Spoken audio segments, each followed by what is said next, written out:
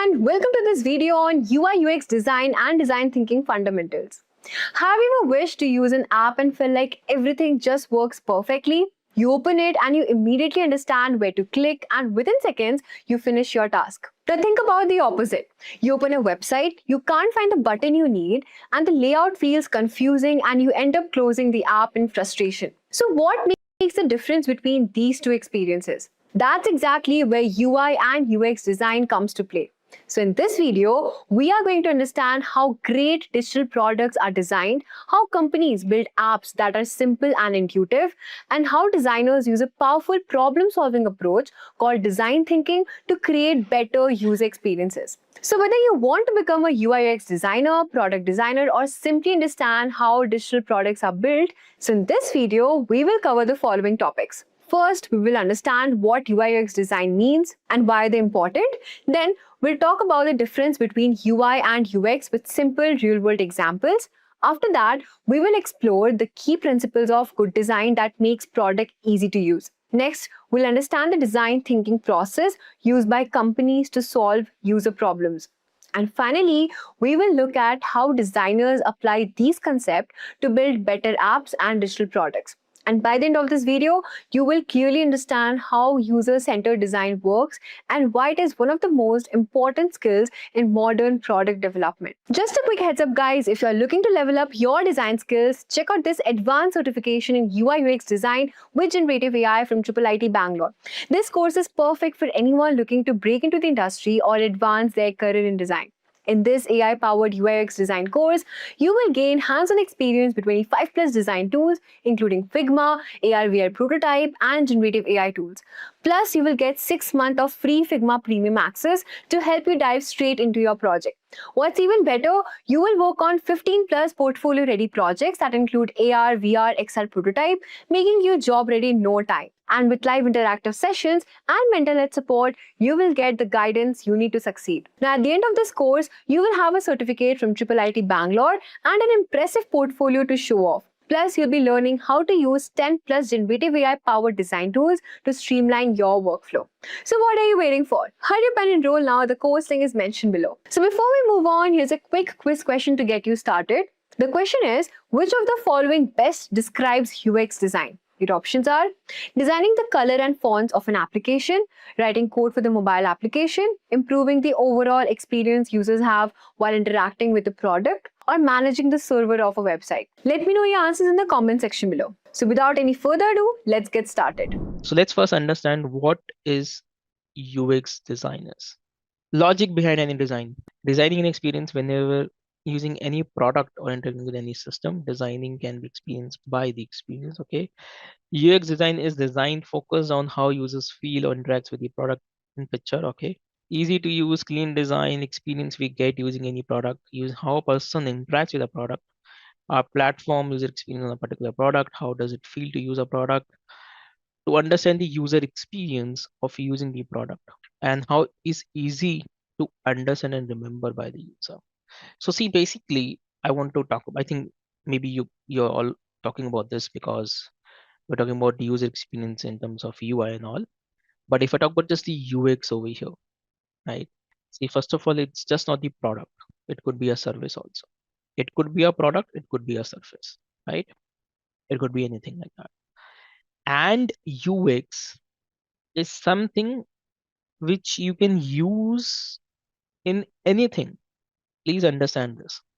If you look at Don Norman, who basically defined, actually Don Norman, if you see sometimes very, very angry about how people describe UX.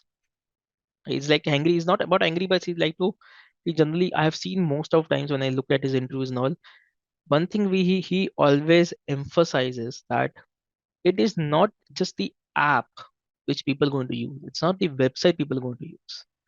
It is about the overall experience of the user, right? It's about the overall experience of the user, which has to be embraced.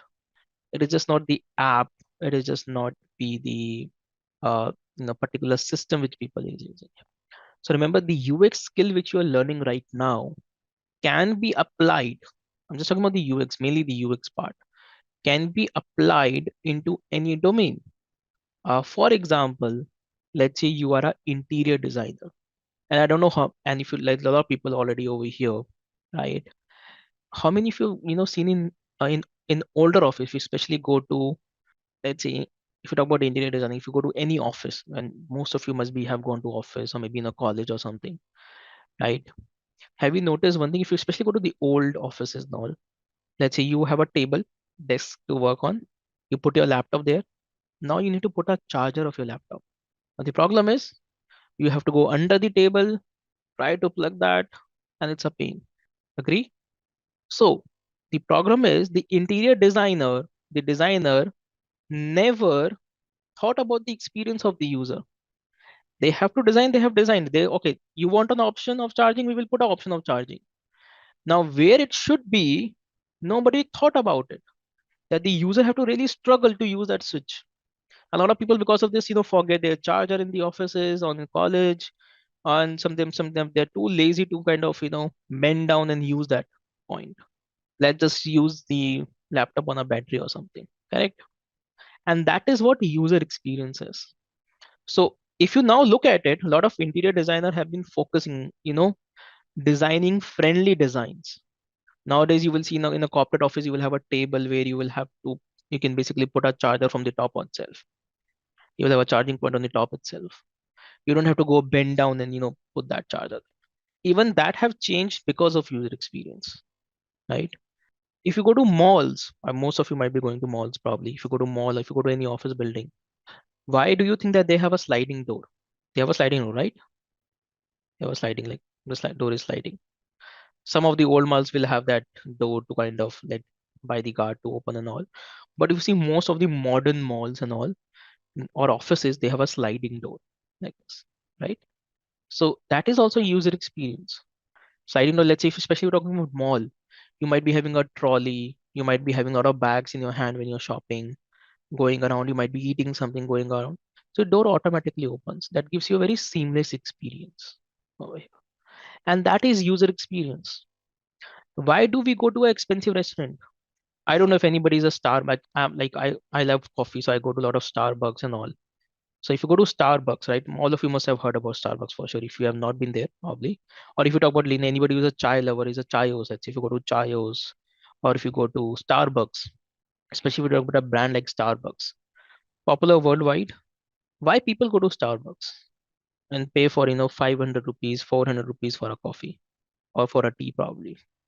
So they are just not serving you the coffee and tea. They are giving you the experience. And have you noticed if you go to Starbucks now, think about the experience and from where your experience starts.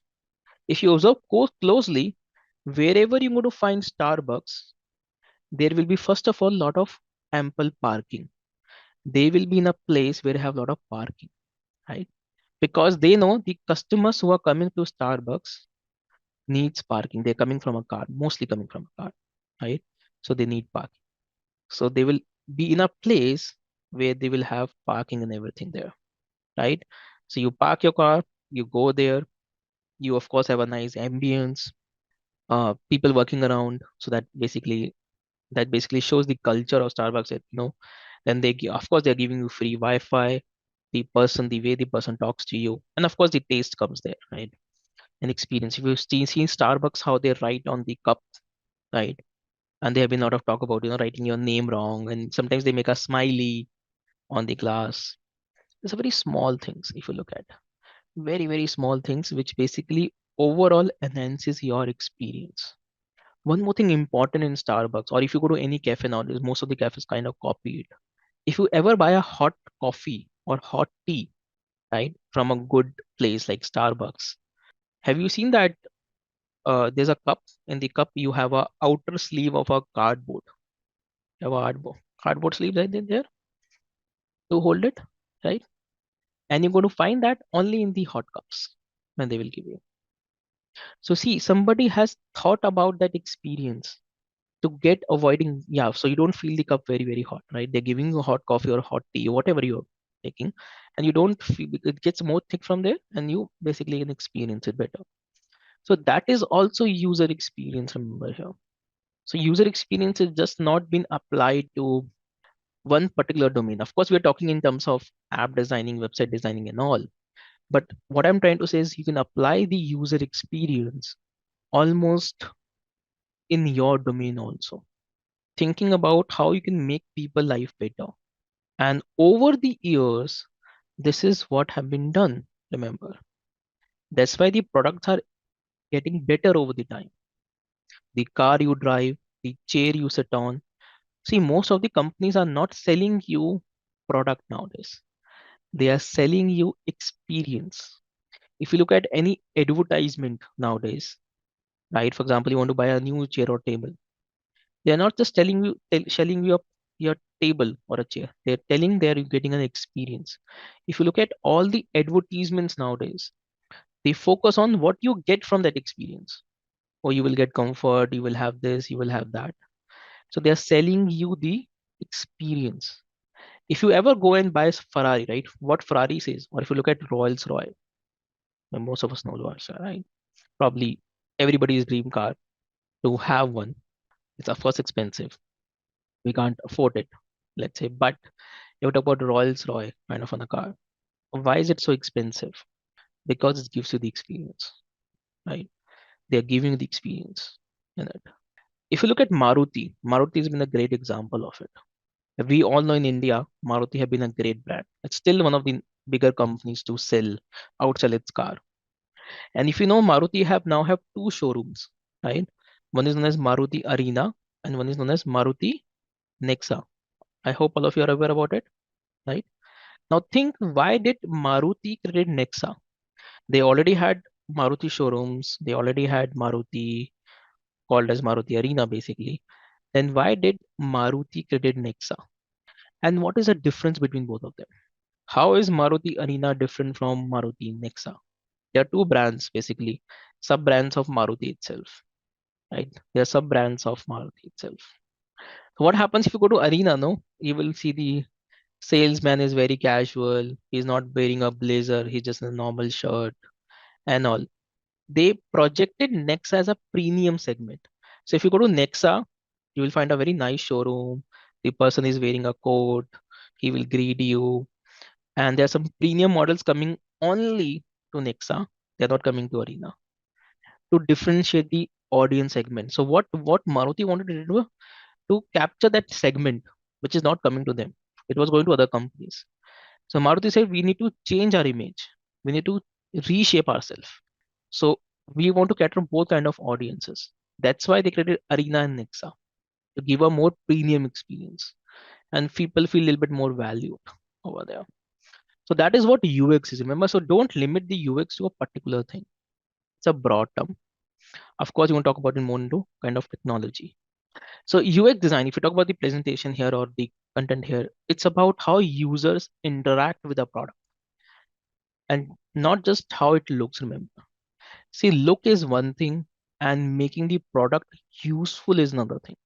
I know we put a lot of emphasis on making the product look good. That is one of the consideration, of course, you have. But at the same time, the product should also work. Very, very important. Should also work in the right way, right? In this. And that's important over here. It is just not about the look and feel, right? It's not about the look and feel. Like for example, personally, if I talk about over here, probably, you know, if I talk about owning a car in India, right?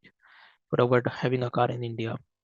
I personally don't like the sedan. You know, sedan class. If you look at sedan, for example, sedan is like um, Desire and all kind of cars, right? I like to have more kind of SUV. If you think even in India, there are a lot of SUV culture now coming in. Why? Because of road conditions. So where and how I can use the product is important. So if in India, if you see a lot of US SUVs are coming nowadays. Even in smaller segments, you have like mini SUVs coming, so called hatchbacks kind of being renamed to mini SUVs. And people only few people like sedan class, which is okay.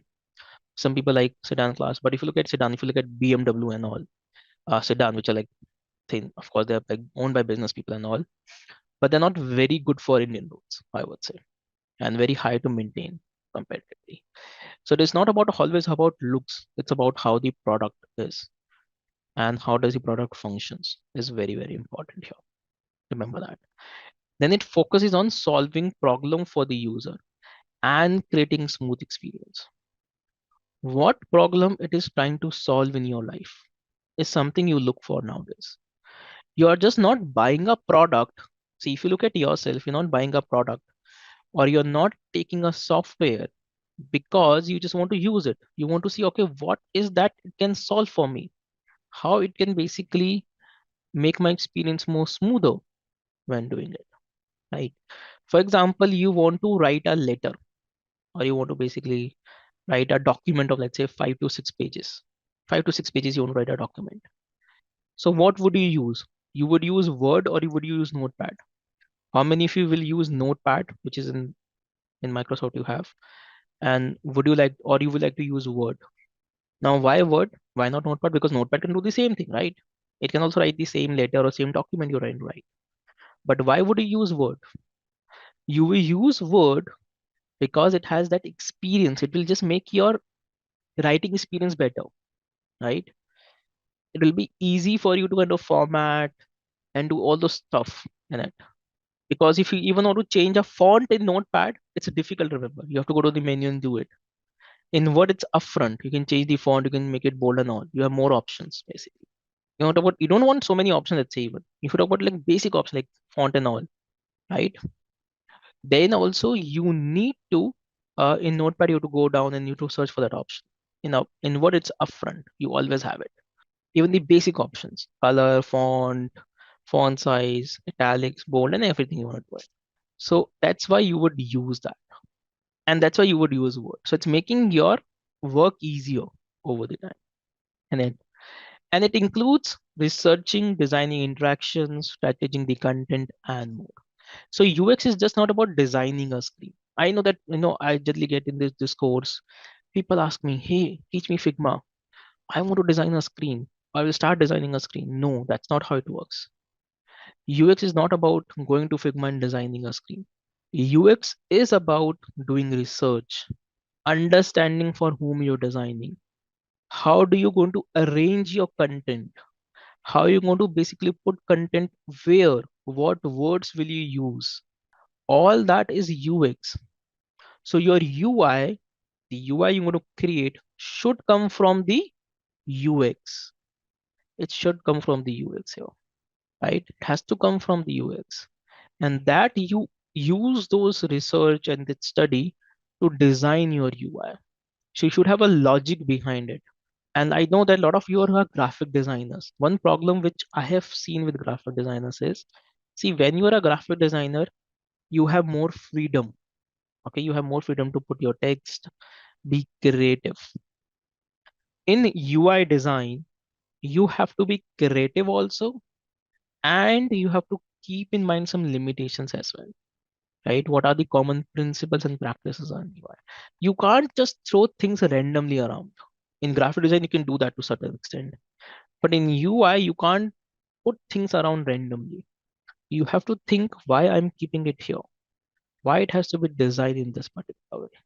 So those who are graphic designers here, just make sure that you have to be creative. You can be creative, but you have to follow the principles of UI design and the UX design here, and has to be based on research. And this is the most time consuming part also here. I know that. And this is what UX says also. If you look at the UX stages and process, the major first three parts of the UX is based on research, talking about content and more. Designing comes later in it.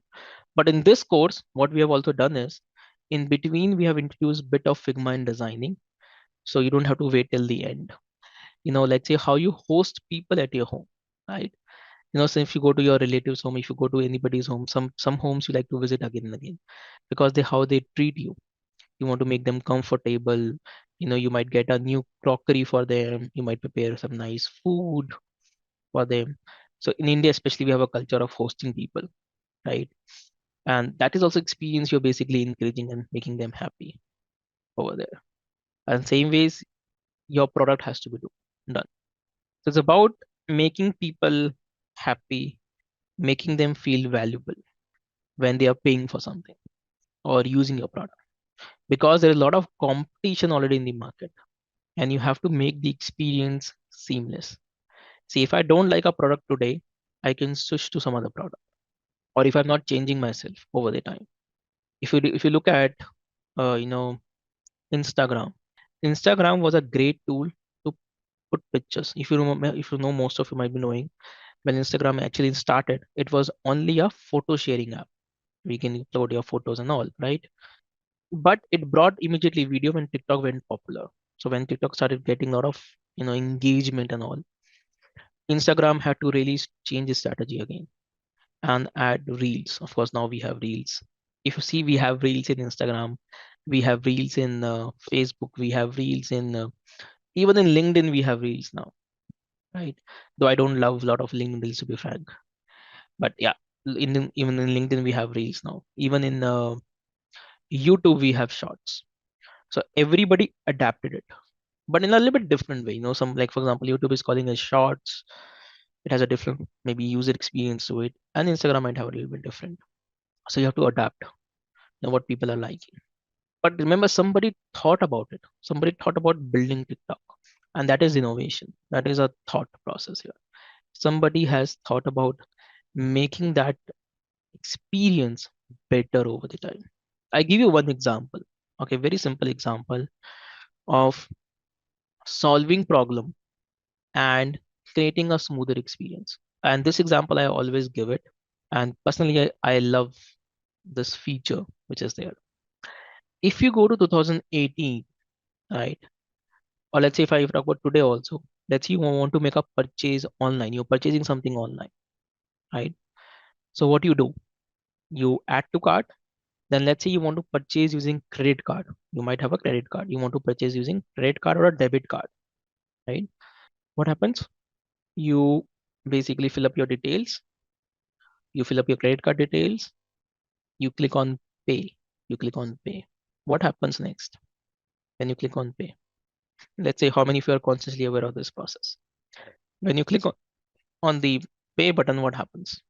You get a OTP known as one-time password, right? All of you get a OTP. Nowadays, you get a OTP even for login into most of the applications and all in banking and another app also. You get an OTP. And if you look at now, what happens? Does the OTP autofills? OTP automatically fills? Yes. If we allow, right, it will automatically fill.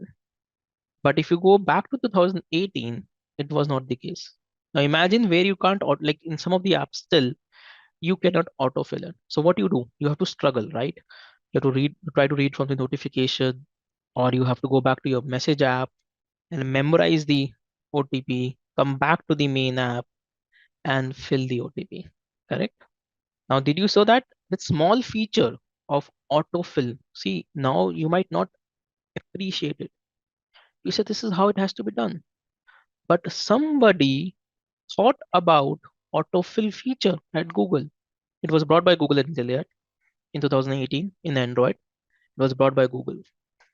So if you think about, somebody have thought about, there is there could be a feature to make this seamless, and somebody build a feature known as autofill or autofill the OTP.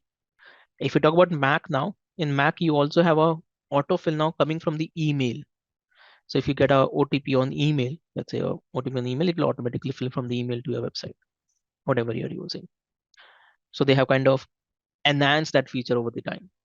Tomorrow you're designing an application, right? Maybe in the future now you're designing a application. If you don't know about autofill consciously, you might miss it out. When you will be testing your application, you might miss it out that there's no autofill feature. So you should know what are the features these people or companies are using, which your app should also have.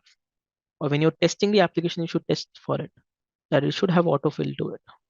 So like very small things. If you even don't know about it, then how will you test for them? How you will build using those features? How will you tell your developer, hey, add a autofill option here? You have to communicate with your developer. You have to tell him or her, hey, do this job. or enable this feature, because this feature is available from the Android or iOS. So that's why understanding technology, what is coming new, and keeping yourself updated into this industry is very, very important. Make sure you keep yourself updated. What is coming new? How the technology is basically making the lives better here into this, right? To be done. For example, we have a case study of Airbnb. I don't know how many of you know about Airbnb. The Airbnb gives you the option of renting your house or a room basically, and people generally do that if you don't know about Airbnb. And Airbnb is a great company over worldwide, I would say. They, if you look at their website, I love them. I love their UI first of all, right? Into it. And it's one of the product which have successfully, have been done a great business over the years and have solved the problems also. So the problem was user felt uncertain about booking homes from strangers, because that was one of the biggest thing which the Airbnb had to solve. So what they did, for example, let's say you live in a 3 BHK and one room is always empty, right? So you can basically rent out that just one room also if you want in Airbnb, or maybe you can rent out one floor for tourists and all. That's what the Airbnb concept is. It's a culture a lot outside India. I have personally used Airbnb even in India and even outside India. Nowadays, if you go to like metro cities, even outside metro cities, a lot of Airbnbs you're going to find out there. So they're not typically hotels. You don't get a service like those who don't know about Airbnb. Not a typical hotel. You don't get that room service. You don't get that room cleaning and all. Some of them have it, but not all of them. Most of them don't have it. So it's like a home. You're renting a home for a few days, 5 days, 6 days, whatever you want to do it. And because to build trust in these strangers, what Airbnb did, Airbnb introduced a review system and verified profiles to create trust.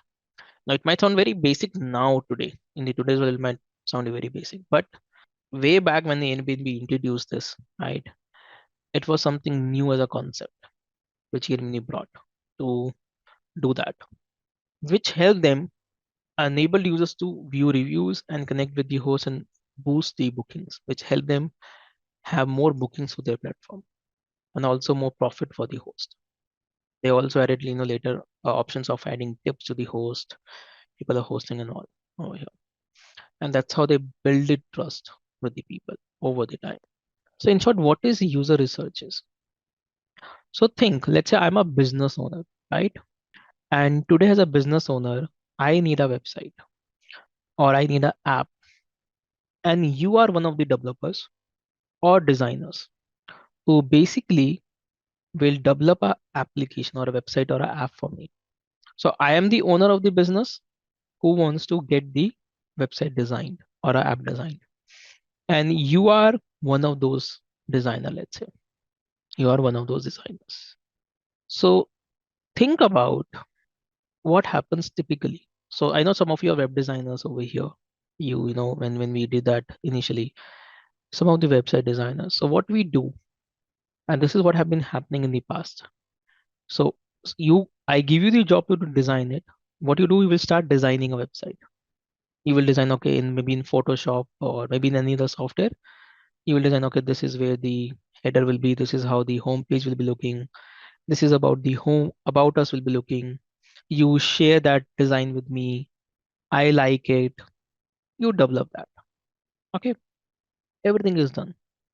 Now tell me, once that website is live, which you have designed, and I am the owner of that business, what is the gap here? What is the gap here?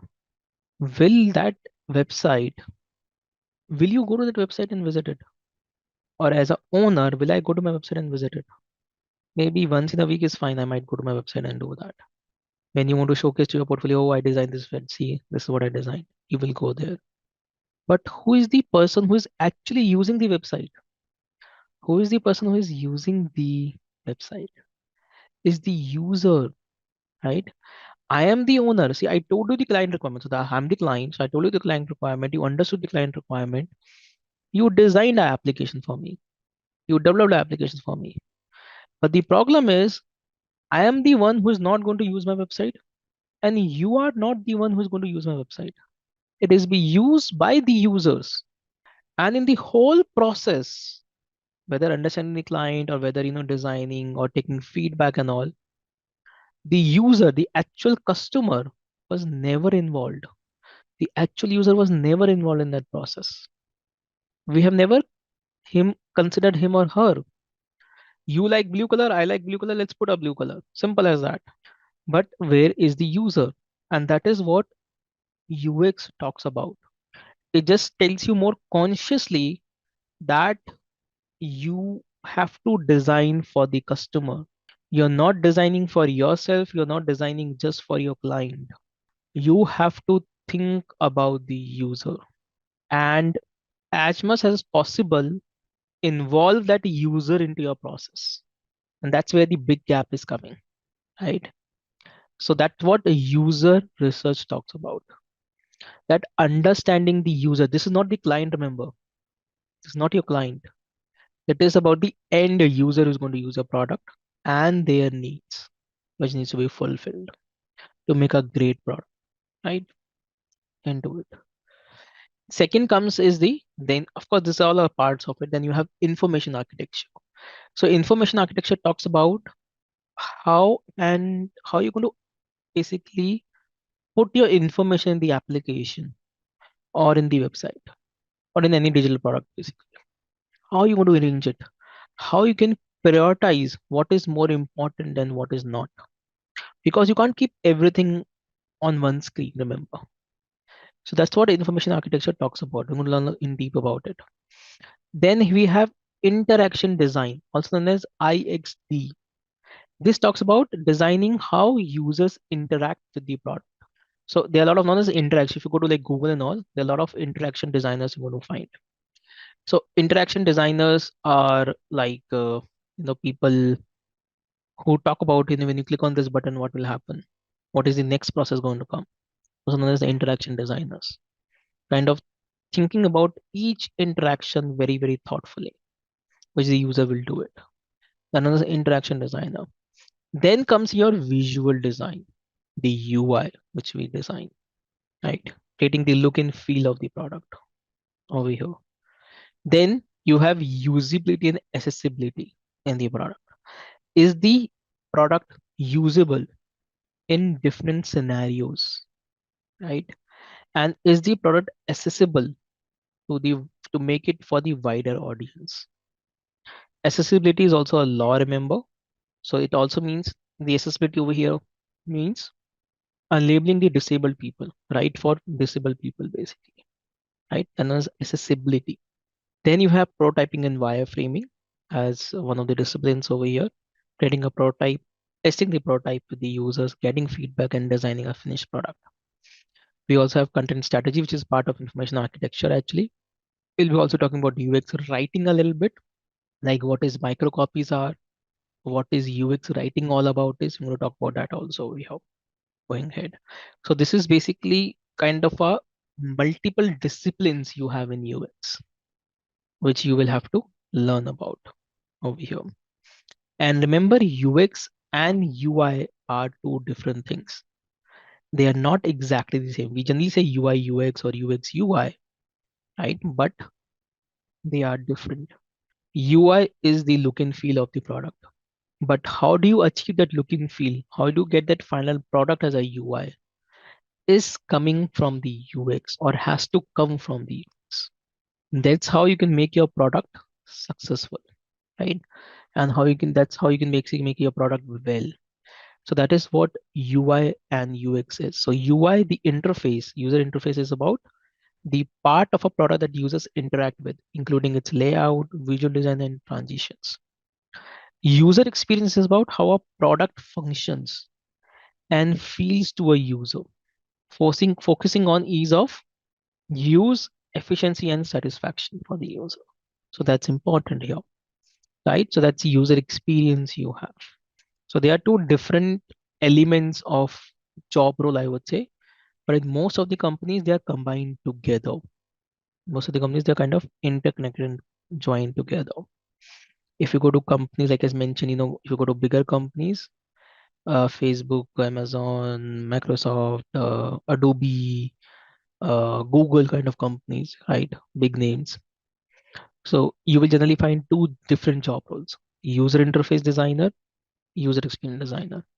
They might not overlap, but depends on team to team also in those companies over there. So there are two different verticals of it, and we are teaching you both the verticals. We're teaching you both the verticals. And initially, to get a job, you need to be good in user interface also, especially people who are coming from non-designing background. You have to really command the user interface part, right? You have to command the user interface part. Important because that's what makes the first impression for the any recruiter and all. Because this is the thing they see upfront. This is they will only able to understand when they will talk to you actually in the interview and all. So user interface is going to be your first impression. Like for example, when we go for a meeting and all, what we do, we dress up nicely. So why we are dressing? Like say if you want to go for an interview, you will dress up nicely, right? Because that appearance is going to affect somewhere in the first impression, of course. Same thing happens over here with the user interface also. And there is a very common law also which checkup intends to say, and which most of you will agree. If a product looks good, let's say if something looks from far away very good in quality to you, and it looks nicely finished product. So what is your thinking? You will thinking will be that it will perform better, right? You think is that this is going to be better. That's a common human psychology we have. If something looks good, it will mean that it will perform better. This is what we think actually. This is our perception of human perception. And worldwide, it's a universal kind of a psychology we have. Yeah. If something looks good, so you might pay a little bit higher price also for it. If you look at unfinished and more finished product, means which is of more high quality and all. So that's why user interface is very, very important. It is a skill set to learn over here. Right. So UI refers to the visual elements of the game that players interacts with, such as buttons, menus, and other graphical components. Whereas UX is about the overall feel and the flow of the game, focusing on how easy and enjoyable it is for player to interact with it. So there are different components of UI you have in any application, right? For example, we have a navigation bar over here, right? So where is the navigation bar? We have the navigation bar at the bottom, you can see here, right? Into it over here. So basically, if you look at it, so we do have the navigation bar over here. You're saying Fortnite, it was covered basically, but I can still talk about it. Not a problem, right? So this example simply just tells you basically about Fortnite. If I just go back for a second here, that how games, if you look at any gaming or any game, basically, if you even play yourself, like PUBG is a very popular game. Fortnite is also a very popular game on your on your desktop and all. A lot of people play Fortnite, even in on your phone you play that. So if you look at any game has a UI concept, right? So how does they put information and how they are trying to arrange information is very, very important uh, as per the gamer mindsets. And what does the gamer look for generally, right? Look at there. For example, if you look at, we have the player health and we have some player information at the bottom over here, because this is the most important information the player wants to look at generally, right? Into it. For example, the other player's health is over here. Means those are basically buddies and all. You have that here, and then you have some other information going around into this game, right? So games are very good in terms of their iconography and how the information is presented to you, right? And we need to basically prioritize what is the most important component of UI that has to be emphasized. For example, over here we have this, you know, if you look at these numbers over here, we have the ammunition over here, which is basically how many bullets and everything left. But that's one of the most important thing in a shooting game.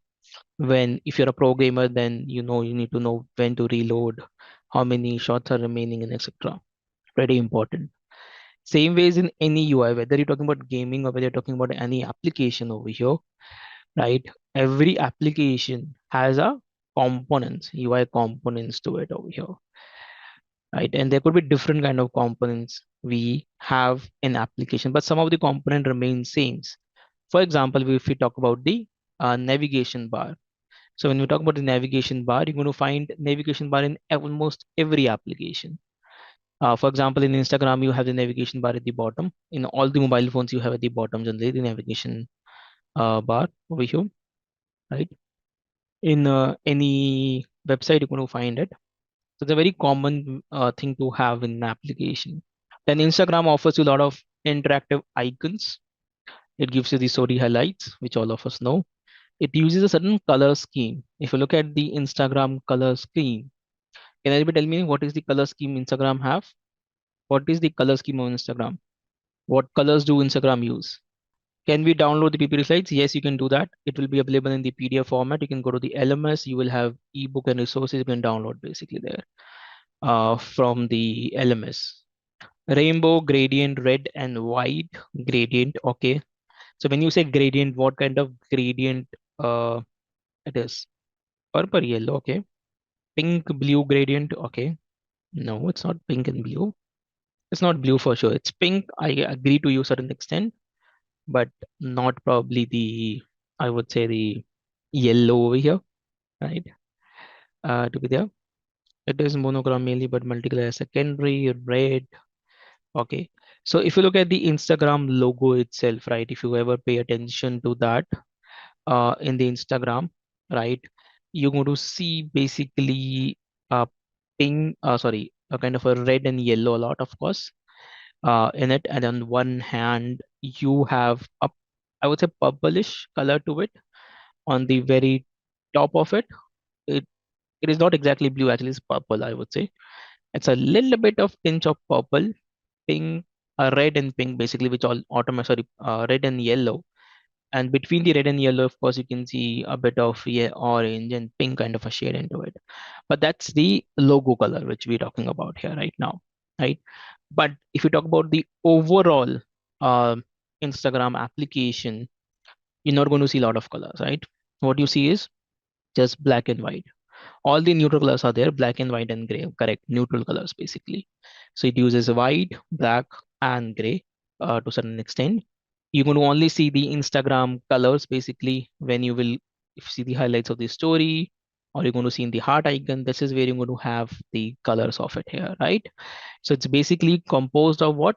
Neutral colors. Very, very important here that it just uses white, gray, and black. Remember that. And depends, how you use it. For example, some of you saying white is more, but it depends because remember Instagram have two modes, light mode and dark mode. So it depends. For example, here we have a light mode. So you're going to see, of course, a lot of white here with a lot of black text and gray text over here. But if you reverse the same thing, it becomes inverted. So it will you will feel like more of black and then less of white over there. Depends, which mode you use Instagram in. It has both black and white modes to it. Or sorry, dark and light modes to it, I would say, instead of black and white. Right. So if you look at the branding of Instagram, so it does not use a lot of colors, though it has a lot of colors, but it does not use it. Remember, that's very, very important. You don't have to always use all the colors because let me tell you, neutral colors are the best. Neutral colors do not constrain the eyes. They make very simple and clean UI. And if you look at most of the applications, sticks to neutral colors. Even if you look at WhatsApp, even if you look at kind of apps like LinkedIn and all, right? So even Facebook, if you look at it, they don't have too many colors to be used everywhere. They are only using certain types of colors basically, which is the neutral color. So neutral colors are always best in terms of designing and at least getting the basic UI there. Then you use your certain colors to kind of highlight it, which is also a color rule basically. We have like 60, 30, and 10 rule. We'll talk about that later, how you can use it. Then you have the text fields in the Instagram, right? So like for example, when you want to commit, it's an input field where you can put something when you're doing search. That is basically text fields we have here. And then we do have the ease of navigation here. We have task flows. So for example, what is a task flow? Basically, let's say you want to upload an Instagram story. So what is the flow you're going to take it out? So that what matters basically here. Then you have quick response, which is pretty good For example, in Instagram, you can double tap to like a story, right? It's pretty easy. You can just click on anywhere in the screen and you can just double tap to do that here. And it has very smooth transitions. You can easily swap and all. So it is pretty smooth app if you look at it. Those are some of the components basically of UX you have in it, remember. So those were the previous was the UI component. Now these are the UX components. So in UX, they have made the transition smoother. So you basically, when you see a transition of that heart, heart flying around and all, you feel it nice when you like a story. So that is basically all coming as a UX component, you can say over here. And that's what Instagram I have thought about it probably when they're designing into it.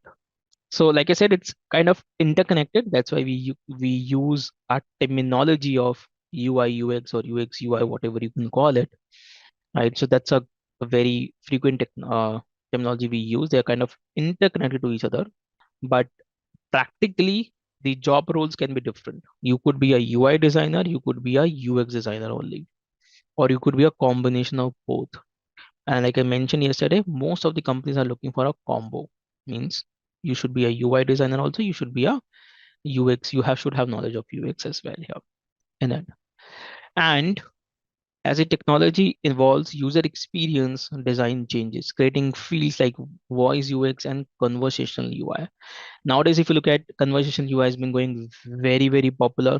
And all of you know because of what technology, because of AI, conversational UI is the new principle. And just not because of AI, I would say, even in journal, a lot of companies are embracing the option of conversational UI. Conversational means that it does not feel like a one-sided. It feels more kind of a conversation you're doing with someone when even they're asking you basic details.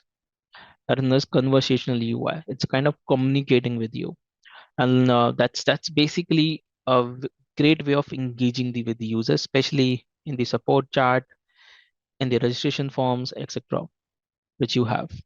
Then, of course, we have the voice UX. If you look at it, right? If you have seen Alexa, Google HomePod, or Apple HomePod, basically, there are a lot of tools and sorry, I would say a lot of devices available with voice UX nowadays. Even if you ride a scooty, if you drive a car, you have voice commands there. In your phone, you have it. You can say, "Hey Google, Siri, etc." Right?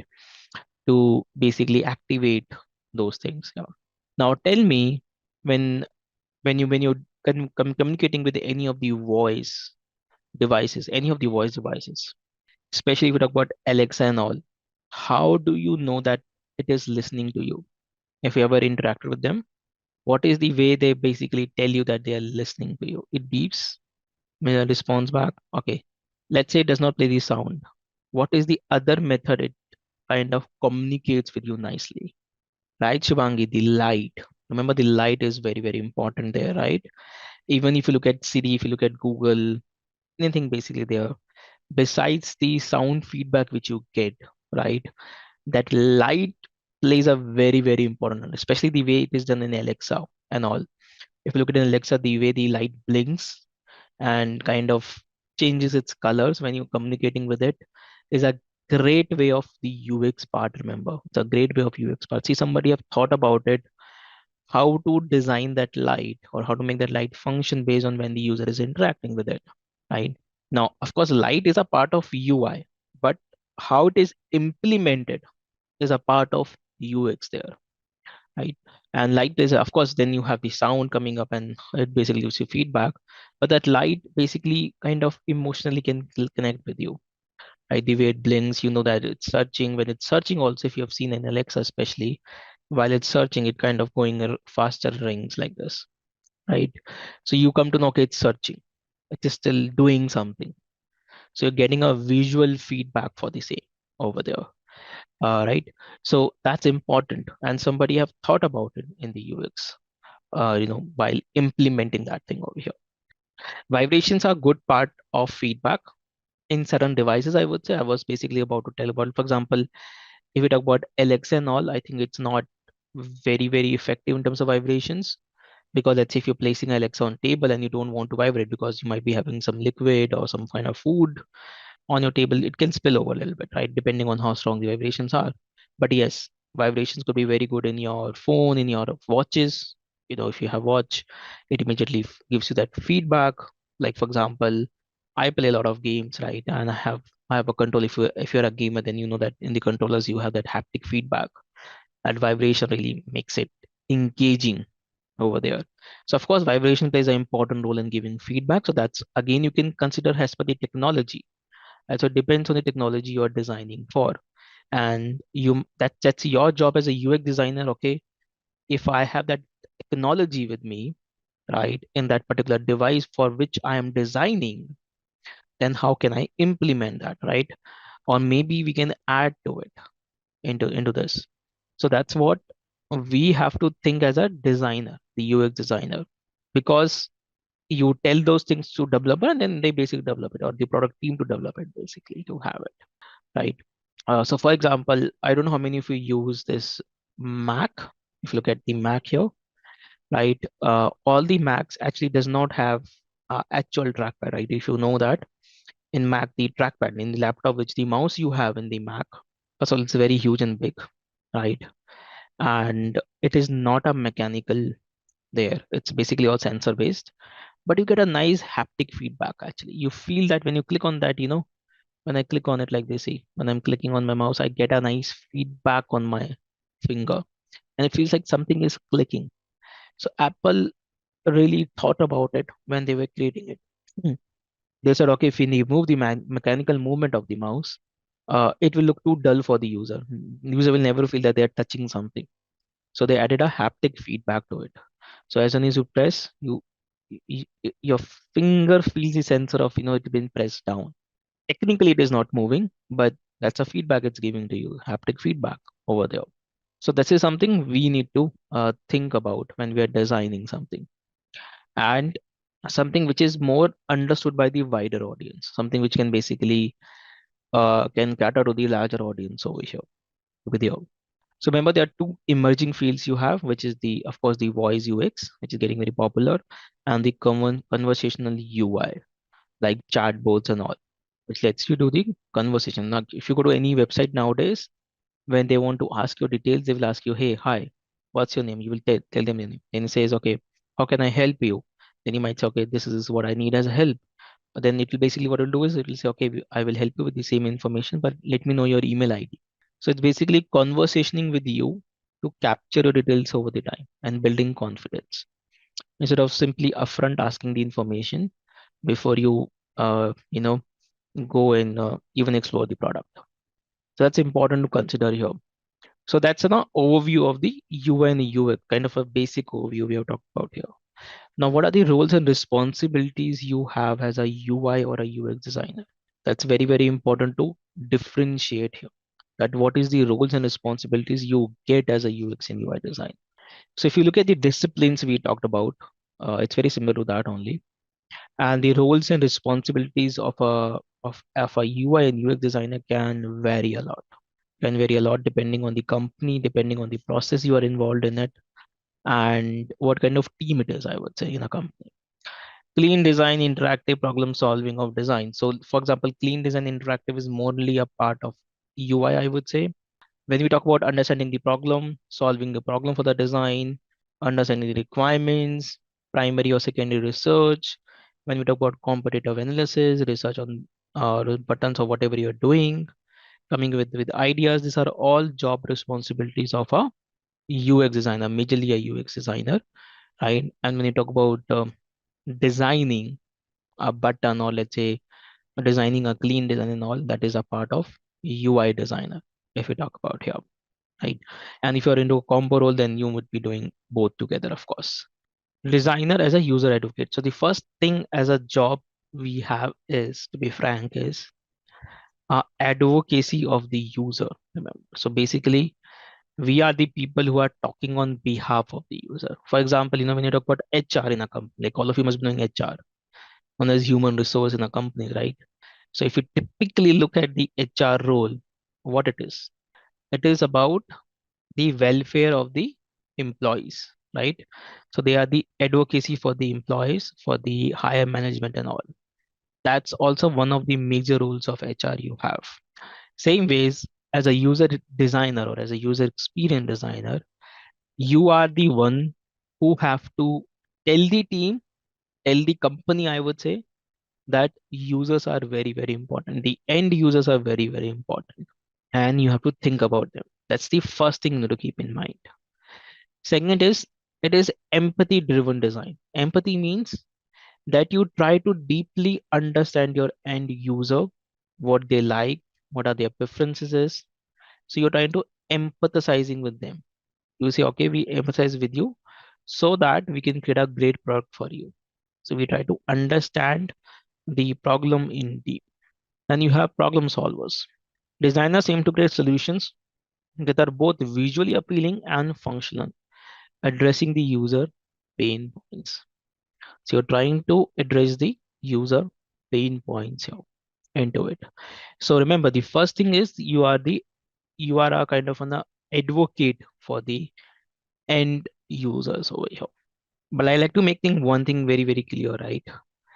You are of course a user advocate, but to be a good UX designer, you need to balance between the user needs and the company goals. Remember, what is the company goals are, what are the budgets we have, and etc. So you have to find a balance between them. You can't always say that okay, user want this and we need to give them this, right? You have to find the balance between it, because business is what pays you, remember. So you have to have a balance between them. You don't go to a company and say, okay, user wants this and we have to do this only.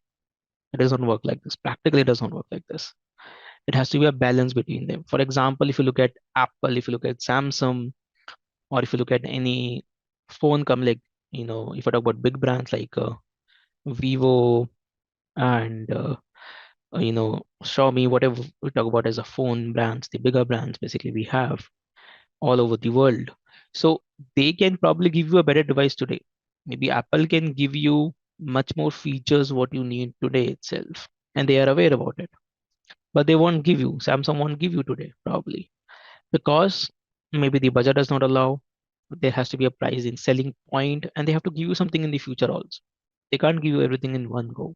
So that's very, very important to keep in mind. That it has to be a balance between the user and the business needs to be there. Then how you do this basically? So you do this by doing different activities of UX. One of them is like creating personas. So designers craft user character that highlight their goals and challenges. We're going to talk about this in detail later. How to build personas. I'm going to do a practical activity also. How to build persona, user journey maps, empathy maps, and research finding. How to do all this here. You also do user journey maps to understand the complete journey of the user.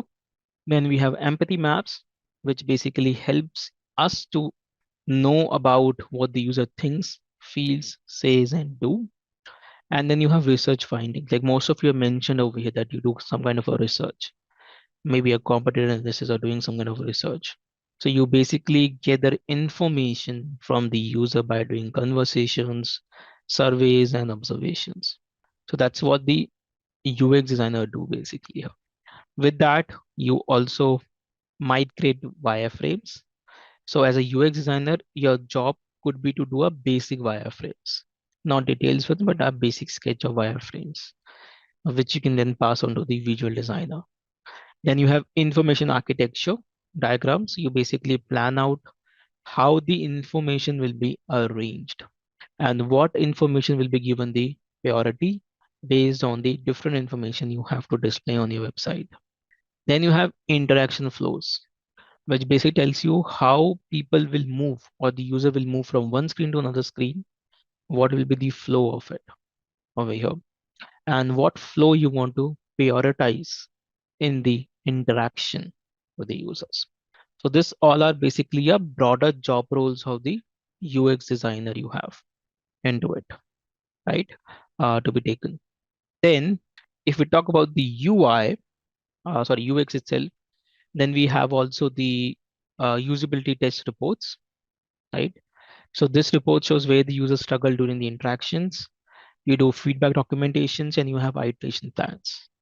So you're doing kind of all the work of the roles over here, right? You also take the feedback from the user once the design is completed. You do usability testing. There is a great tool you could learn about later on is maze.co. So maze.co is a great online tool which can get you feedback on your prototypes you create in Figma. I'm going to learn about that too later on once we go to the usability in detail. So remember, each topic we are discussing over here, we will have a detailed, you know, way of doing it, practicals and everything on based on everything we are talking about here. This is just an overview of things we are giving you that, okay, this is what we all have here. So you kind of have a landscape of the things here. Then who are you going to collaborate with? So product managers or the PMs aligned with the business goals and user needs. So of course, your product managers could themselves could be a UX designers, to be frank. Or I think the higher ladder I would say for a UX designer is to go to a project management or they become product managers, product owners, and etc. here, right? Depending on their domain knowledge they might have. So it could be product managers there. So you have to kind of collaborate with them a lot as a UX designer. That's one of your roles to do that because of course they are the person who deliver kind of drive everything in a particular product, I would say. Right. Then and sometimes let me tell that there is a role known as product designers and UX designers. So they're sometimes in some companies they're kind of very similar.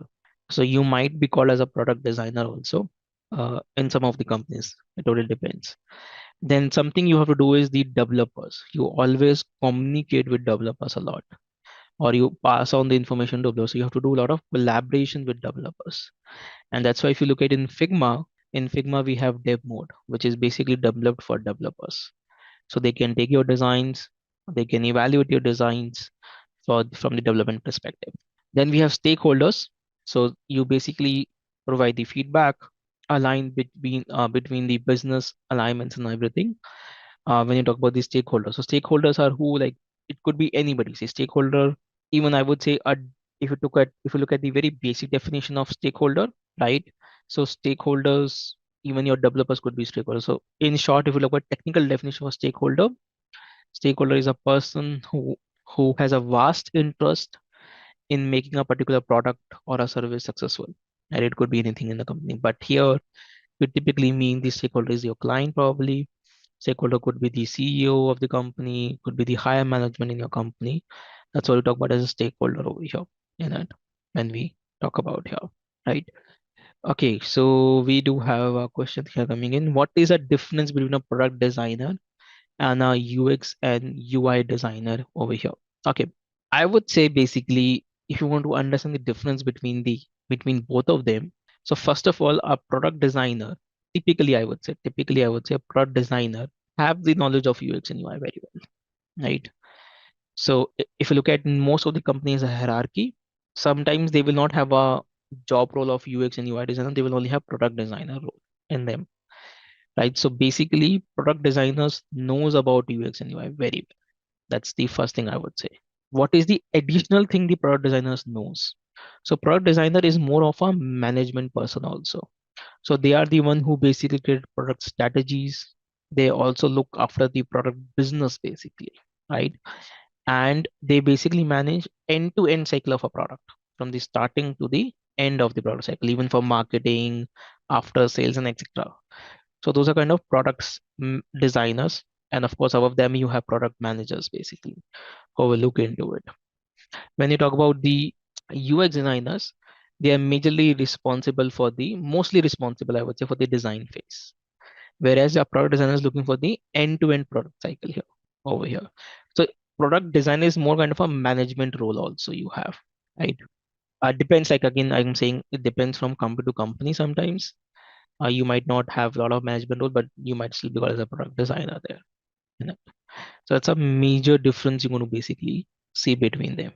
And product designers, by the way, are the people who are also involved in the business goals, creating a roadmap of a product. Basically, they are collaborating with product managers, engineers, stakeholders. They may influence the pricing of the product, etc. as well. So that's what they do. And they look at after a lot of, I would say, analytics.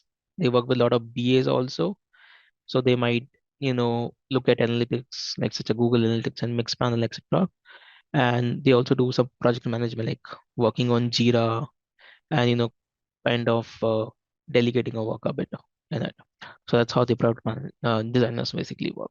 So it's a definitely a bit of higher position, I would say, compared to the UX UI designers in the hierarchy. And of course, they have a little bit of more of management role as well into it. Whereas UX designer might not have a management role in it a lot. So if you have a MBA and then you also have you know a lot of experience in UX and UI designer, you could be a and if you know about project management like PM and you have PMI certification and all, so you can be a product manager or a product designer basically in a company because you can tackle both of them together. So I hope that helps you answer your query. So this is how it works basically. What about the responsibilities? Example scenario given here. Imagine you are a UX designer working on a new version of a mobile banking app. So your job is to make the app easy to use and more enjoyable. To do so, you have to create a different artifacts at each stage of design process. So you start from the basic like user research outputs, then you go to the design outputs, and then you go to the testing outputs. They're kind of different spectrums you have. So you start from the core here about doing the user research, and then go higher and higher and higher into the upper cycles over here. So we will basically go into the each of these roles and responsibility, like I said, going ahead in the sessions, and we'll talk about that, what happens in each stage. Not just more like three cycles, but there are a lot of things happening within each of the artifacts, basically, which you have here. Right. So how do you start understanding your users? There's kind of a little bit of repetition what we talked about previously here, but you create personas. So you create character profiles of typical users like busy Bob or a careful Carlo to help you guide design decisions. You create journey maps to understand the complete journey of the user from start to end. Then you create empathy maps, capture what user thinks, feels, and do when they are using the app, which we already talked about. I'll not going to spend too much time on it. These are all parts of the user research output, the initial circle we are talking about here in it. And there are different activities you basically do in it. With this, you also do like sitemap designing, or it's a part of information architecture as well. You create wireframes we talked about. You create interaction flows, or you could be an interaction designer. Then you do usability testing reports, feedback documentation, iteration plans. We already talked about in the previous slide. So I'm not going putting out of emphasis on it right now, but you just need to highly remember are the major things you do as a UX designer, or maybe one of them. So, for example, in some companies, you could just be a usability tester. You could just be a usability tester. So each of them are very deep roles actually, if you look at them, and you could do just one of those jobs as well. For example, if you talk about creating this one is majorly a user researcher job. So you could just be a UX researcher in a company, and your job role will just stick to researching about the users and creating all this. That's what would be your role probably be, right? And some companies do have some specialized roles, but you need to be really good in it. If you're going for a specialized role, for example, if you're going as a UX researcher, you need to be pretty good in research. You need to understand how research works. And anybody who is a PhD here will understand what research is, right? And how deep you can go into research of it. So now we have talked about the major landscape of the UX. We have talked about what are the main job responsibilities you do. Next thing we'll talk about is the examples here. I'm going to talk a little bit more about the design and concepts of design here we have, right? And how those designs basically makes an impact on our lives. That's what I want to talk about here, right? So we have already talked about the design yesterday. So design is the creative process of involving solving problems by planning and arranging elements in a way that is both functional and aesthetically pleasing. There are two important things to remember in UX. It has to be functional, it has to be pleasing. It has to be pleasing for a given set of audience for whom you're designing. Right? That's important over here. And what do I mean by that? So what does it mean that it has to be functional and it has to be pleasing as well over here? So what does it mean actually, right? I want to show you one example which I always keep with me over here. So if you look at this image here, right? If you look at this image, you can clearly tell this is a chair we have. It's a chair we have here. No. right? It is functional to certain extent only. I would say, for example, if I'm a restaurant owner or something, so I might keep it there for people to click pictures and all with it, right? But I would not buy this chair maybe for my daily desk and all, right? Because it's pleasing, but it might not be practical to use, right? It might be practical to use because there's no back support, occupies a lot of space, like you mentioned. Yes, correct. So this is what we mean by functional and appealing over here, right? So if you just want, sometimes people go very far away to make something appealing, go very far away making something appealing, but you forget the concept of making it functional, which is important over here, remember. So it has to be functional as well as appealing. Both the things matters over here equally. I mean that they are very, very important over here to be there. Otherwise, you might simply be just, it will just become a showpiece, like most of you mentioned, right? It just become a kind of a showpiece, might not have the actual usage to it, I would say, when we talk about creating something like that into it, right? As in a picture to be there. So it has to be a more functional thing plus appealing as well. And that's what we talked about over here. How does the UI design borrow from the visual design? So as a visual designer, you're majorly working with color theories, right? That what colors will go and what kind of emotions you can guide the user's actions to are important over here, right? So you have to, as a UI designer, or even as a UX designer, I would say, you need to understand a lot of color theory and understand how colors basically make impact. And I'm going to learn that in the UI part. You have to understand how fonts works or how typography works and what typography goes with what.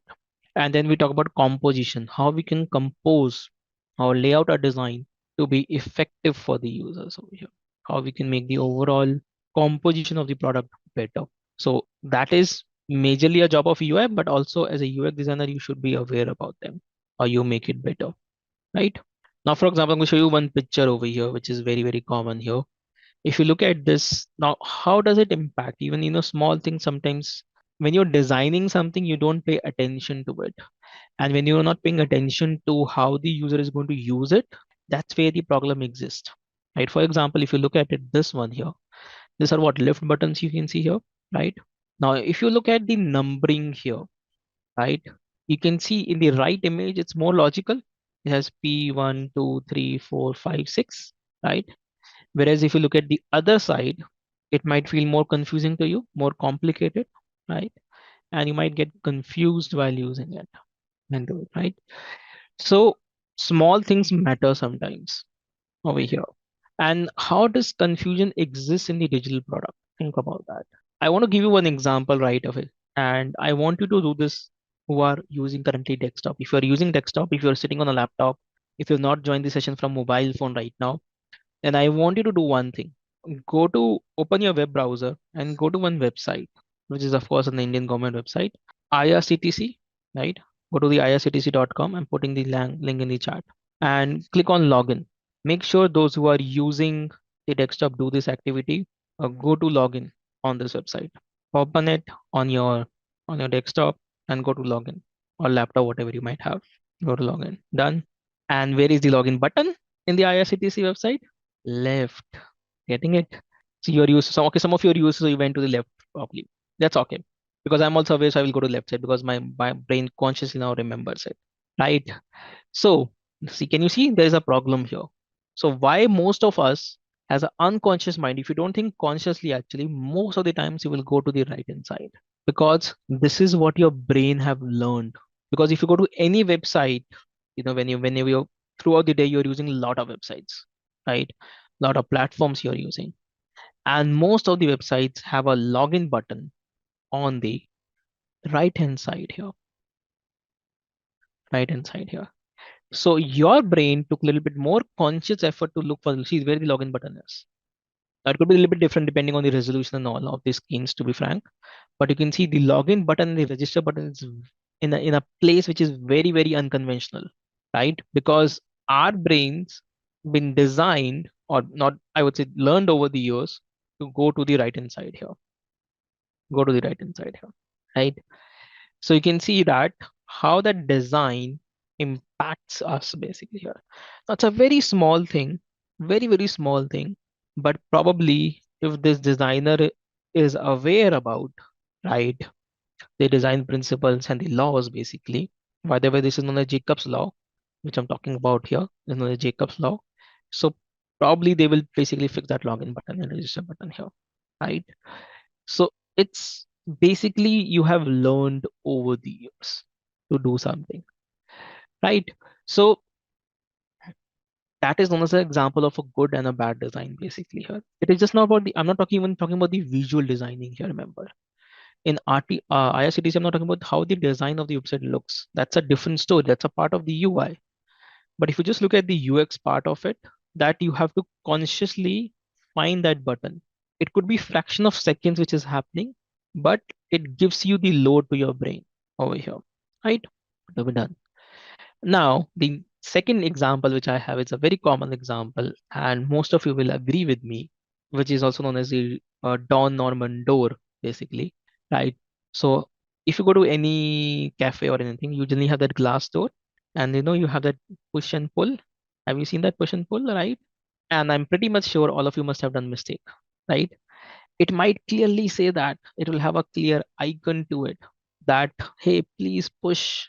It is not pull, or it is pull, don't push it. But you do that mistake, right?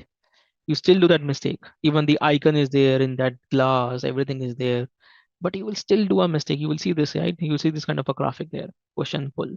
So at daily at office, yeah, even if you have used that don't multiple times, you might still do the mistake, right? You might still do the mistake. It might have a very clear this kind of a sticker which you see there, right? Written there, push, pull. But why do we do mistake there? And you might feel guilty about it. Hey, I did a mistake again, or I'm doing this mistake. I'm so stupid. So let me tell you, next time you don't have to feel guilty about it because it is not your mistake. It is the mistake of the designer there. Let me tell that. It's a design mistake. It is not our mistake. It is the design mistake which is happening there. And that is what making your mind confused here. And think about how it is confusing your mind, how it is the designer's mistake. But yeah, so one of you said, what if the handlism would be less confusion? Okay, I agree with you. That's the solution of it. But yeah, so because you've already really mind works like pull when we have to move out and reverse. Okay, see, what is your mind seeing? You have to understand that. You see a handle. You see a handle, right? You see this handle. Now, as per this handle, your brain, the unconscious mind is working in background for you, right? And saying, okay, there is a handle there, and handle is used for pull. Remember, it's majorly used for pull. You have learned over the years to pull it. If you have a handle in a basket, you pull it towards you, basically pick it up like this, right? Handle that because it has a handle there.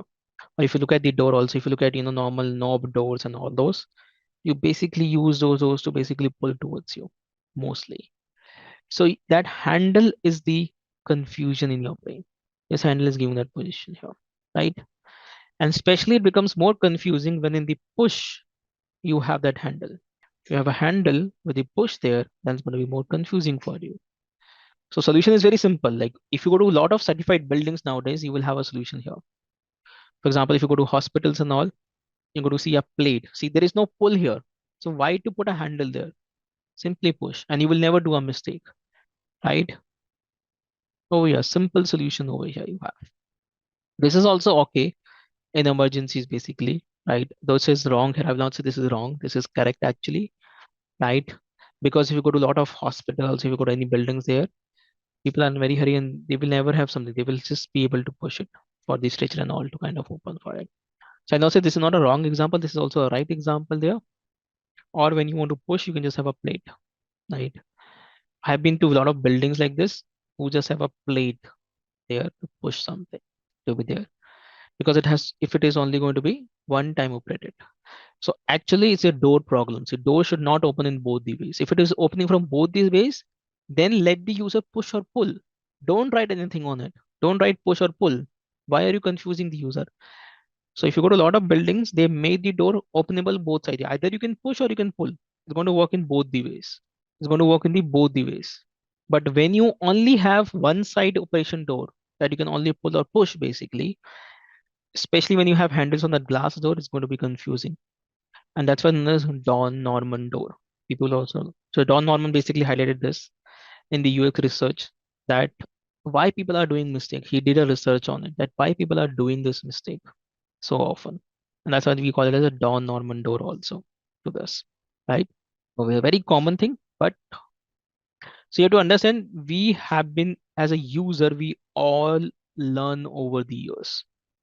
We all learn over the years, and that learning is our cognitive mind, which as a UX designer, we need to leverage. We need to basically make that experience more seamless for the user. That's important over there.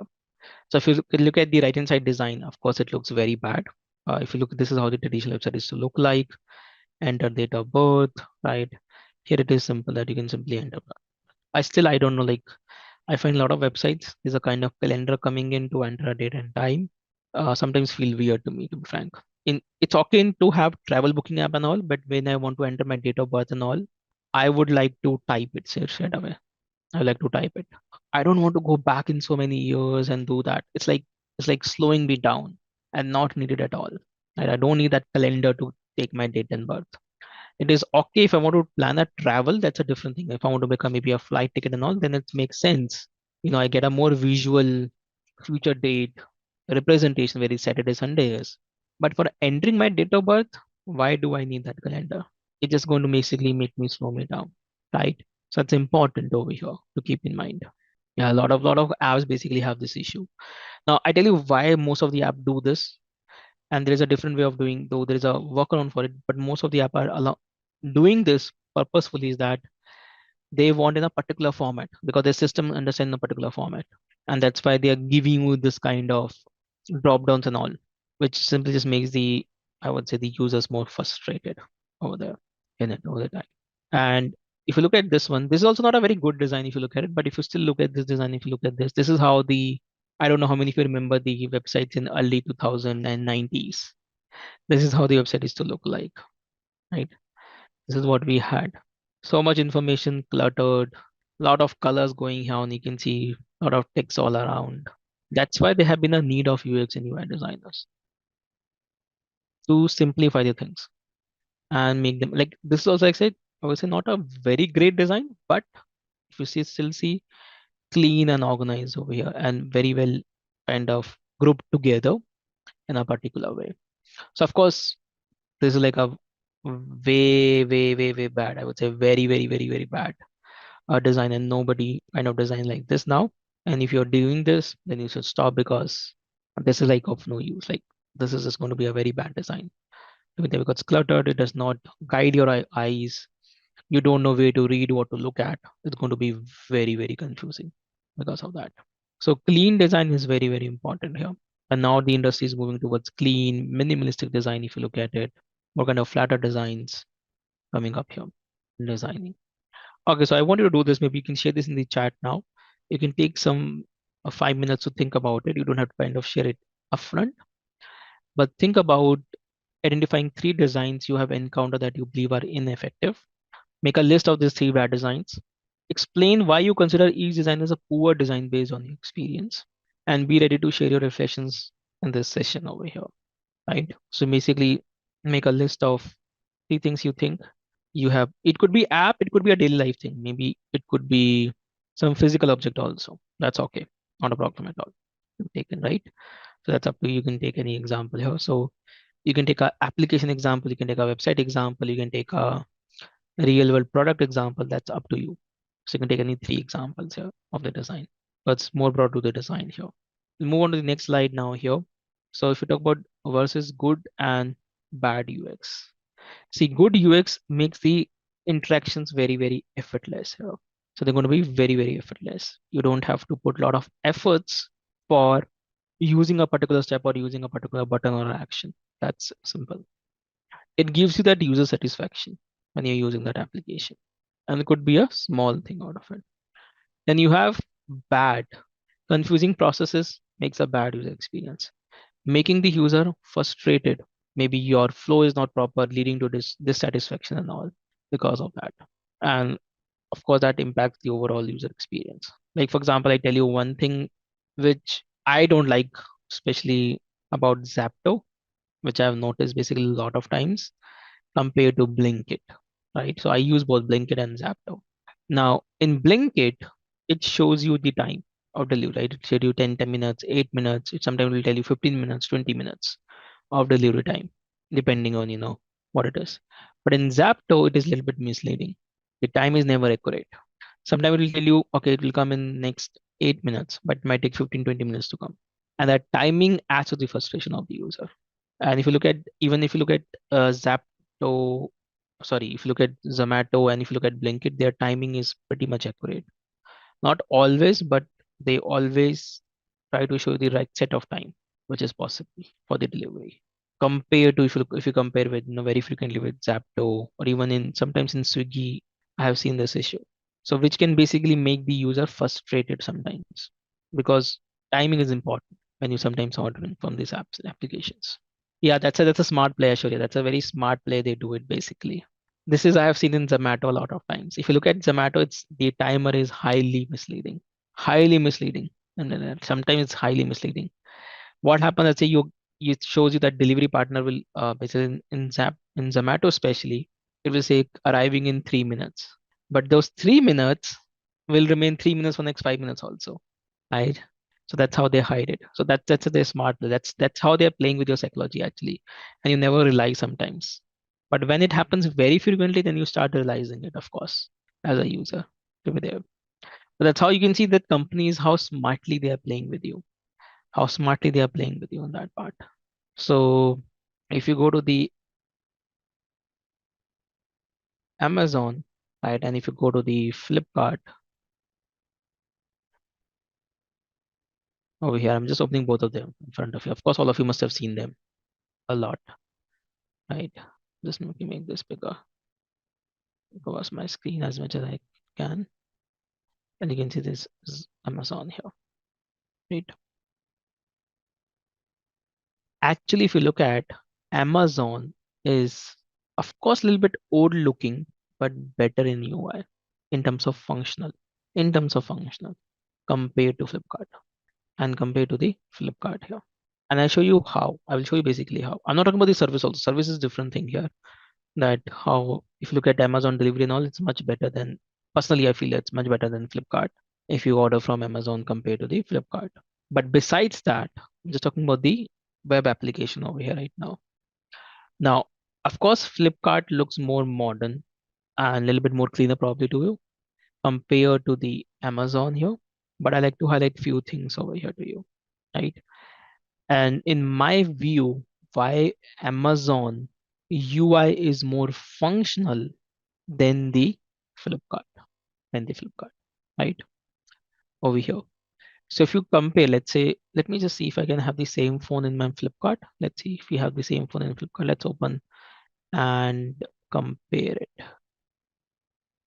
Okay, we have the same phone in Flipkart also. Let's compare these two pages together. Okay, so we have the, I think, same page here, right? Now, functionally, which phone do you, sorry, not the phone, which page are you liking functionally in terms of information? And it could be like true. It's okay if you're liking Amazon, that's okay. So I'm not saying that you are wrong. I will tell you my perspective. Why is Amazon could be better than Flipkart probably here? I tell you a few of the things over here. See, first of all, in Amazon, I have every information over here only. At a very quick glance, I have that information. Whereas in Flipkart, I have to dig into this option here, which is much more below, right? Compared to the top. I have much more upfront information over here because Amazon lets you do that, right? When you're getting a product listing over here compared to the Flipkart, right? Also the structure, I'll talk about the structure also. I'm going to come into the structure here. Now look at Amazon here, right? If you scroll down, you have the same offers and pricing here. Look at the pricing here, right? And look at the pricing here. Almost same, right? But if you look at it, one thing, human psychologically, you will feel that Amazon is offering you more discount. right? Because what it's doing very smart thing here. It's doing first showing you minus 37% in red color, and that is the first information. That is the first information. Also remember that, right? It's showing you minus 31. Your mind is now stuck with 37 minus 37%. In Flipkart, same thing is happening. First telling you 36% off. First of all, in green, that's okay. They are doing in green, but it's that information is coming later. That information is coming later over there. And also, Amazon is very smartly hiding that MRP price. It's what it's trying to show you is trying to register in your mind 37% off. And that 35.7% off could be very small, it could be very big if you compare with the MRP, right? So that's what it's trying to do. It's trying to play with your psychology over here and that. Secondly, if you look at it, see most of the e-commerce website, if you go to Myntra and all, they all have their buy now and add to cart button on the right hand side. Correct? Most of the website worldwide. Even if you go to Walmart, which is the parent company of Flipkart, if you go here. But if you go to Flipkart, the add to cart and buy now button is on the left hand side here. It's on the left hand side. So it is a little bit different in the human psychology. Basically, you have. Plus, it has versions also where if you see color and RAM. If you now look at the Flipkart here, sorry, even if you look at the Amazon here, it has a very upfront option. It's more vertical, remember, and vertical is easy to compare to the horizontal. In Flipkart, it's more horizontal. And we talk about when we talk about creating forms and all, it's generally better to do it in the vertical form over here and this. So there's some small comparisons you basically have if you look at it, right? Into it. And if you look at the page design of if you scroll down, so it can give you a lot more information like this, see, which makes an impact when you're shopping it. Amazon has that option for the sellers to kind of give that information more at a big glance, which you're not going to find. You can find in some of the phones in Amazon and Flipkart, but not on all the pages. And this is more constant in Amazon. Then you have the reviews and other things coming there. All right, that's it. So into it if you see it, right? So of course, Flipkart is also doing good, but not great as Amazon if you look at it. To be there, right? So they are trying to say, okay, this is basically, for example, if you look at extra 7,000 off, they're telling you the monetary benefit you're getting, but maybe not too much emphasizing on it comparatively here in it. Now, every user is different. Some of the users might like Flipkart over Amazon, which is okay. Every user is unique here and doing, but I'm talking about the best practices. Even if you look at the Walmart, which is the parent company of Flipkart, and let me tell you, Walmart is bigger than Flipkart as per its market share. So Walmart is one of the biggest e-commerce if you compare with other, countries, US and all combined together as worldwide. Uh, Walmart is much more bigger over here. So if you now look at Walmart here, see very clean design. And if you let's say go to the buy for a phone, let's say an electronic here, let's say I'm looking for an iPhone here. If I search here for iPhone, if I click here, right, see, it feels very similar to Amazon, right? You have the button over here, add to cart. You don't have it here unconventionally. You have the more options, see, more vertical options here, right, to read compared to horizontal information which you're getting in Flipkart. Well, this is the parent company of Flipkart, by the way, as all of you must be knowing about it. You have much more information coming in, and you have everything always at the glance over here in Walmart here into it. Blue is a very famous universal color, but it depends. For example, these are some big e-commerce. For example, if you look at Amazon is a very big e-commerce. Walmart is a very big e-commerce. Like I said, Walmart is bigger than Amazon actually. If you look at it in the market share, then you have Target in US and Canada. Basically, if you especially go to Canada market, it, I don't know how many of you know about Target. Target is also a very big e-commerce giant, especially in countries like Canada and all. So they use red. So if you look at Target, it's more of red color they use over here. And of course, their design language is pretty different compared to the others. If you look at the categories and all, and how they arrange their what do you say, information into it, right? So example, if this is my iPhone here. So if you look at their design, this is also this. right? Any other? So basically, if you see here, sorry, I was just open something, but now if you see, this is also see, even if you look at target, right? See, all the information is on the right hand side here, and Flipkart is doing it a little bit different. Personally, which I don't think that they have to design this way to give the button in a very unconventional place, and how the information is structured over here into the Flipkart compared to the other websites, because this is very common psychology which we have, which we look around over here for, right? In these applications. And these are some of the very popular, for example, if you have been to Dubai and all, noon.com is one of the very popular companies in Dubai for shopping, as a biggest one of the biggest e-commerce of UAE. And for example, if you go over here also, and if you look at let's say iPhone here, now this is also owned by Amazon, by the way. Over here, now if you go to Noon, basically over here, right? So if you see here in this particular website, you're going to find the button to be on the left hand side over here, add to cart over here. But there is a reason for it. There is a reason for it here, why it is over here compared to the other side here. And can you tell me why this particular website have the button over here compared to the other side? Think. Yes, because of the Arabic language. You are right. So Arabic basically read from left to right. Sorry, not right to left, sorry. Right to left. We read from left to right. Right? We start from left, we go to right hand side. But Arabic read from right to the left over here. Even I don't know if you ever, if you go to any, like if you go to Arabic country basically, and if you look at anyone WhatsApp, right, you will notice one thing in WhatsApp also. And in India, for example, if you look at US and India, if you look at the WhatsApp, where does your chat come? When you put, let's say you're chatting with some your friend, where does your friend chat come and where does your chat come? Have you ever thought about it? Your friend comes on the left hand side and your comes on right, and then why? Because most probably you don't want to read your chat, your own chat, right? You want to read the other person's chat. So that is on the left hand side in English because it's left to right. But if you go to the Arabic countries, it is reverse in WhatsApp. Or if you change your WhatsApp to Arabic language, you will notice that your sides will flip. Whatever you will send will come on the left side, and whatever the other person will send will come on the right hand side in WhatsApp Arabic. So these are like small considerations which you do as a designer, depending on the region and what audience are you targeting over here, right? These are very small things, very, very small things which you have to pay attention to be there.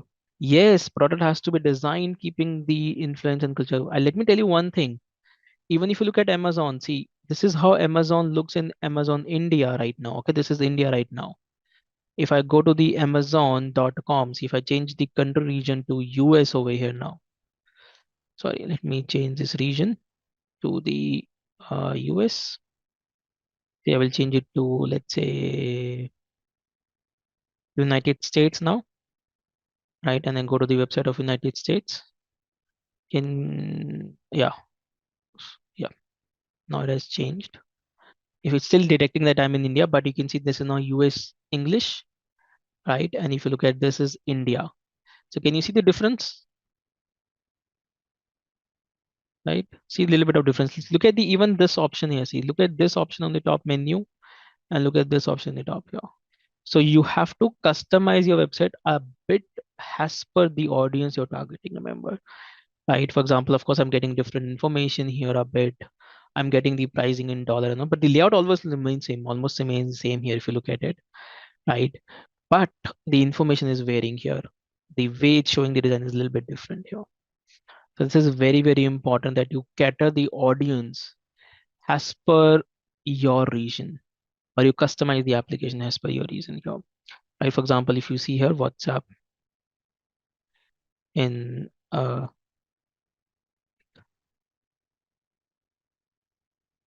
see this is how it looks basically.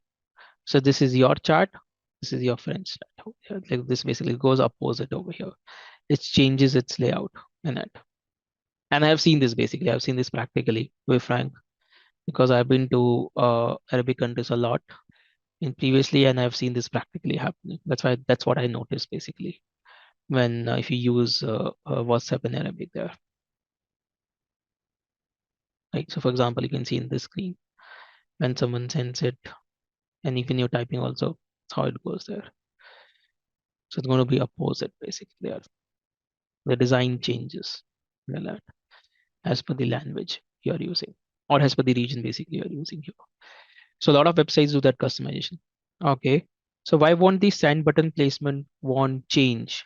So yeah, it does not change because the layout is same. Properly they are doing it right, and they're not changing that button position. That's a good notice you have done here, Manisha. That could be implemented by WhatsApp. But remember, sometimes it could be a technological limitations also. Sometimes I would say because of that in in Arabic they might not change that, or maybe in that particular language they might not change it as a UI design there. Do you think that Flipkart is more appealing for Indian people? It's very hard to answer, but because this is more kind of a research question. To be frank, what Shira you are asking, right? It's more of a research question. Even if you ask me like, it depends from the Indian audience. But if I talk about my personal choice, no, it is not. As a user, if I say Flipkart is not more appealing to me, to be frank, in it. Yes, means they can flip it. I think that with the technology they can flip the button of the send and all to be there, right? When you are chatting and doing anything, but it totally depends, right? Because they might have sometimes these companies have some kind of a technological limitations which you might not be aware about. So it's very easy for us to say that why don't this company change this, right?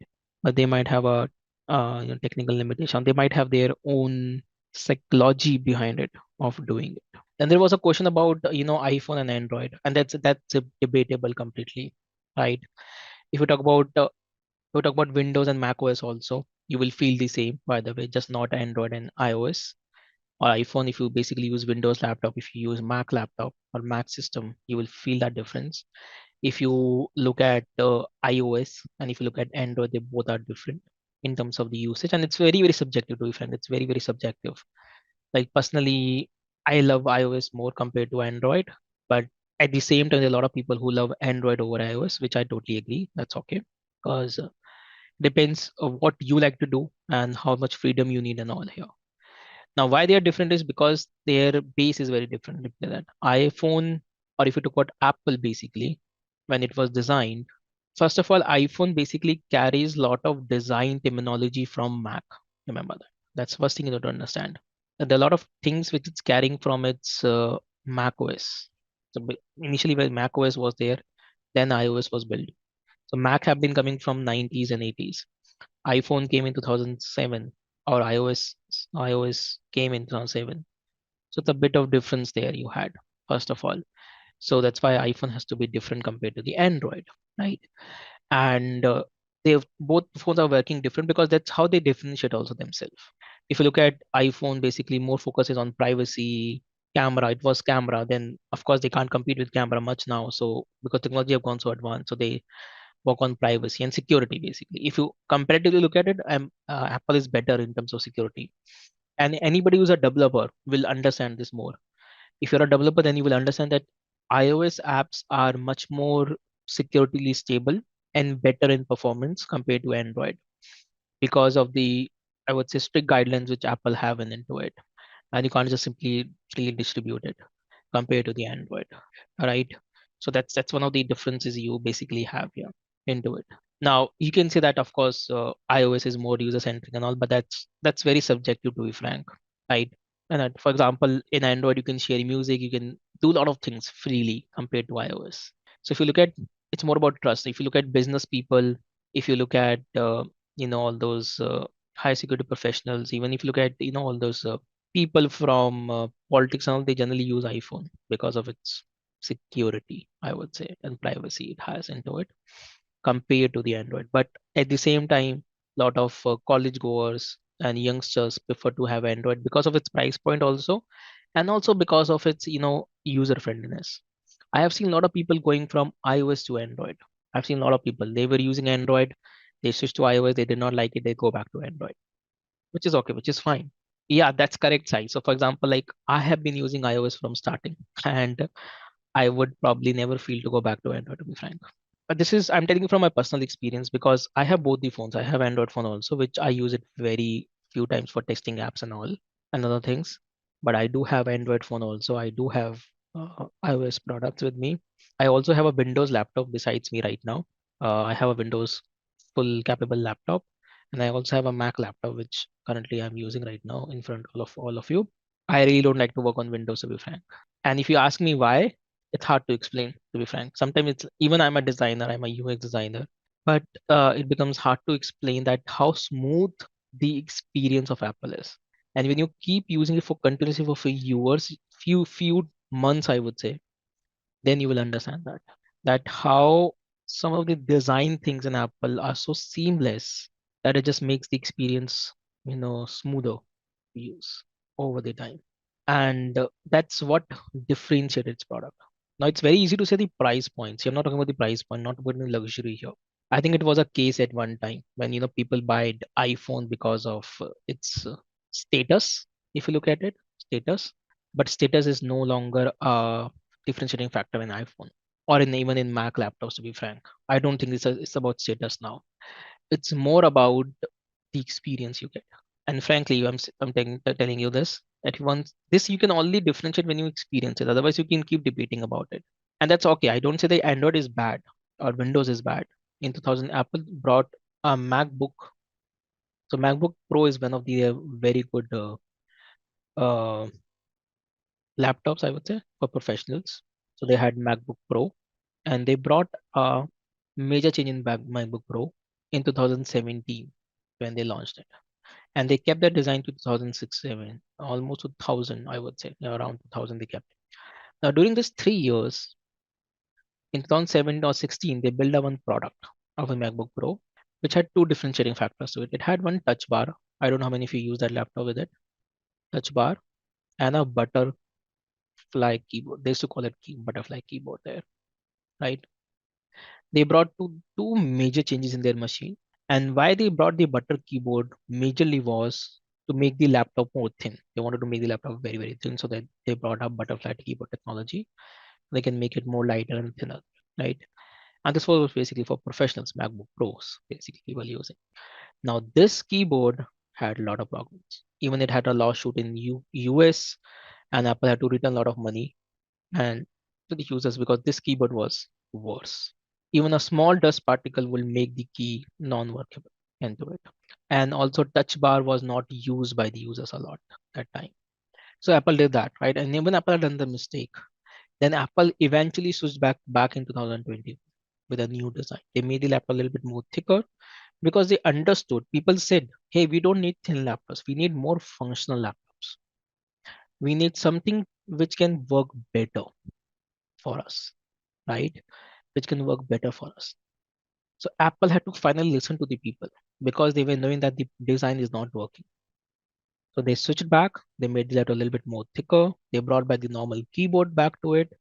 They removed the touch bar, which was not very user friendly for people to use, and they have to switch their design back. They have to ultimately listen to the user.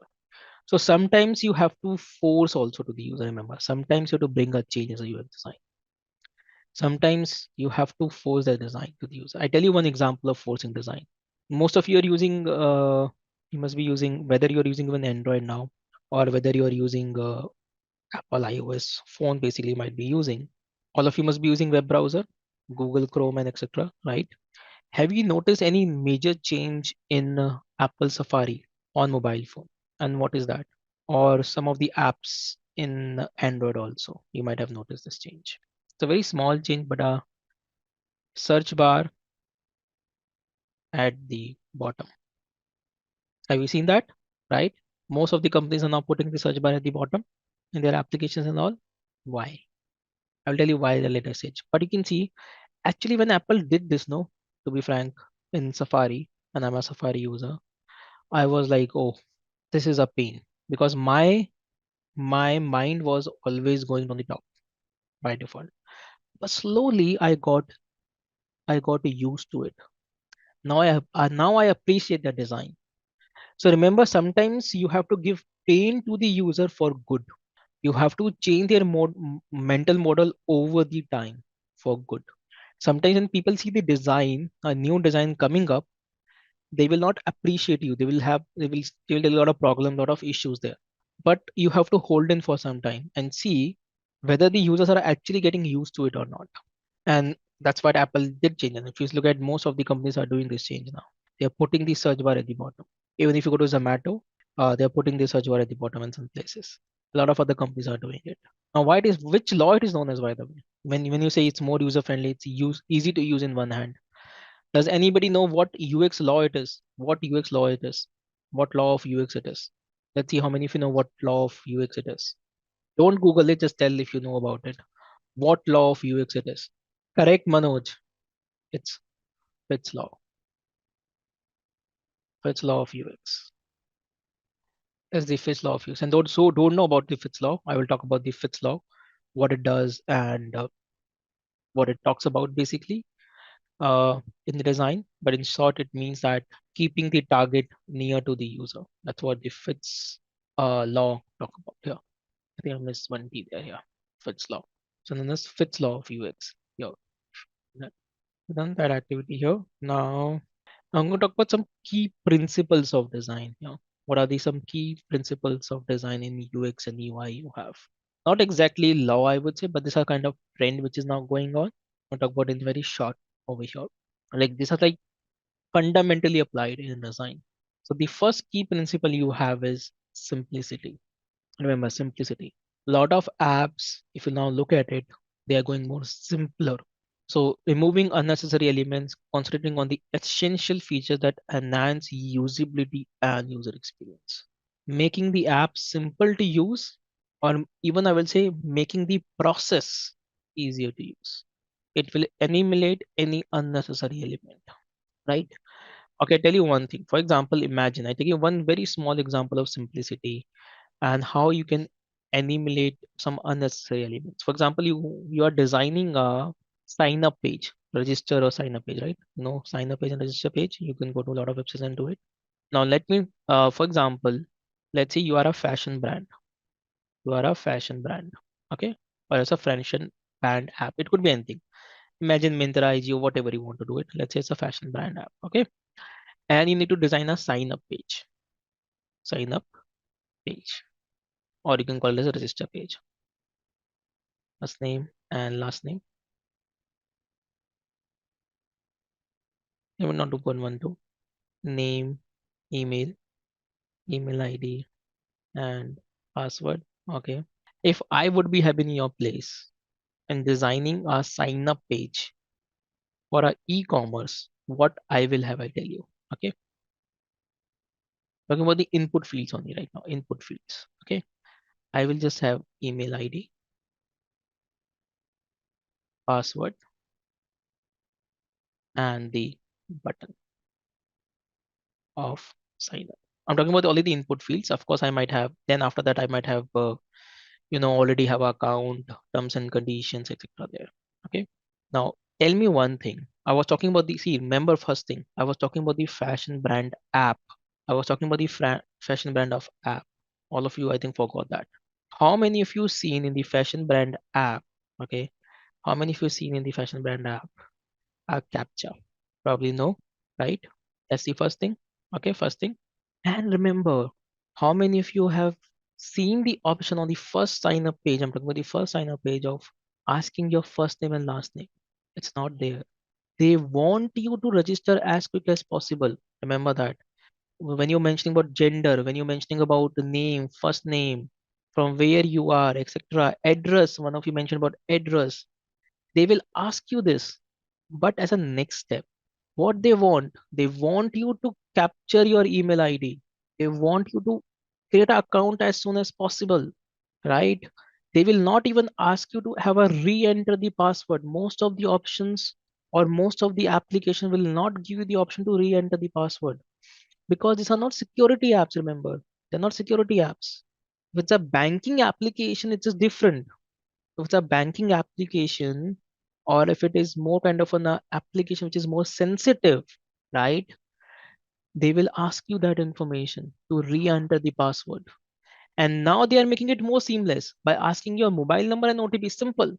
So what I was talking about the previous screen, see, simplicity, removing unnecessary things from there. You can, of course, you need the email of the, so you need the first name and the last name of the person. You need the mobile number.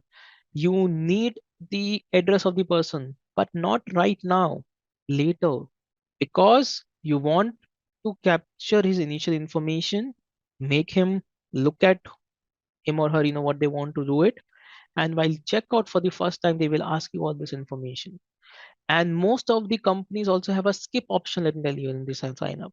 They will have a skip button. So let you explore, like the product, then log in and enter all the information you have. So if you are a UX designer, you have to pay attention to this.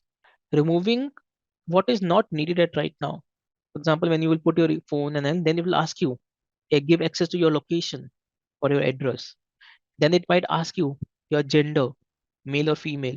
Try logging in, like try signing up in Mentra. Go and sign up in Mentra. Does it ask you your gender? People can get offended. You're just making the sign up process slower. So it's important. Something the important is basically for what is the importance here? Importance is to make the person sign up, because once the person signs up, it's most likely they will order from you, or they will have at least the app installed. They are now the company is having your number and email ID for marketing purpose, right? So nowadays mostly you can sign up using your email ID or phone number. Of course, most of the companies are just asking number nowadays because it's more convenient for marketing and all, and etc etc. So ultimately they need your number, so like they're asking for the number.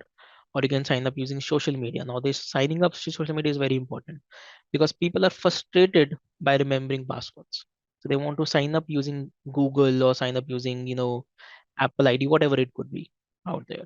That is the feature of simplicity. Remember, that is on a simplicity here, making any process simpler and seamless.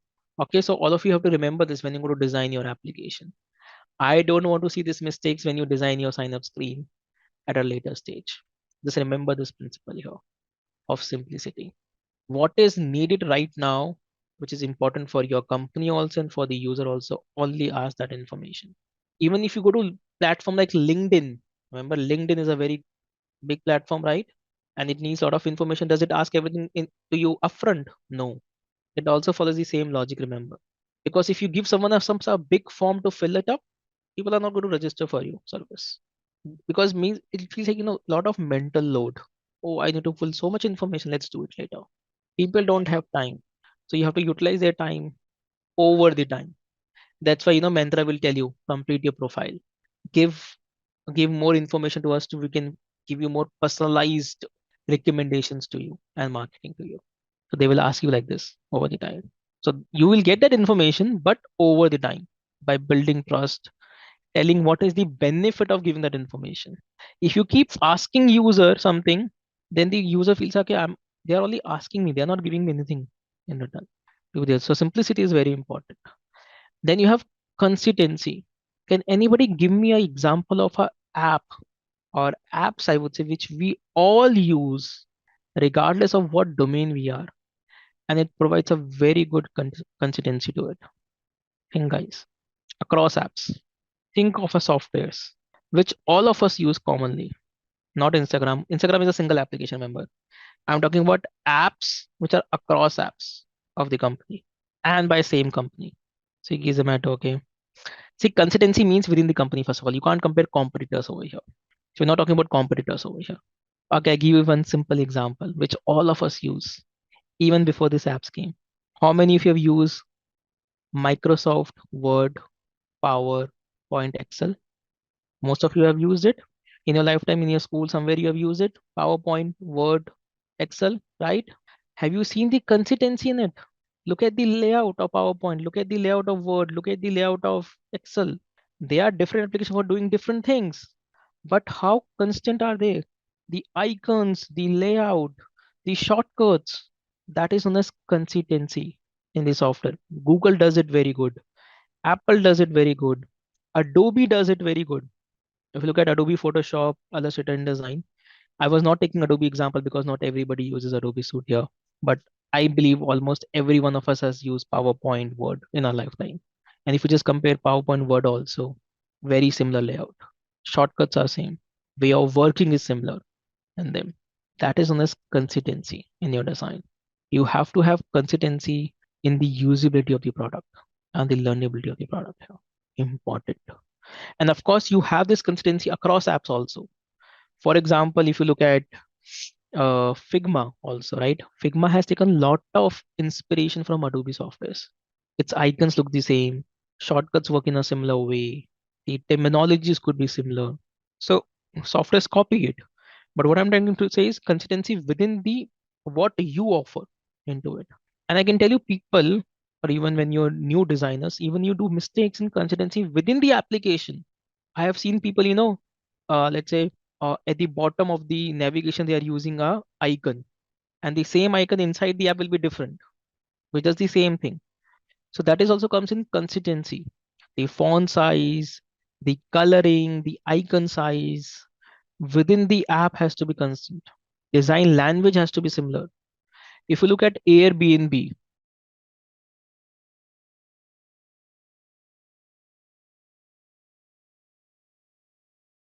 right?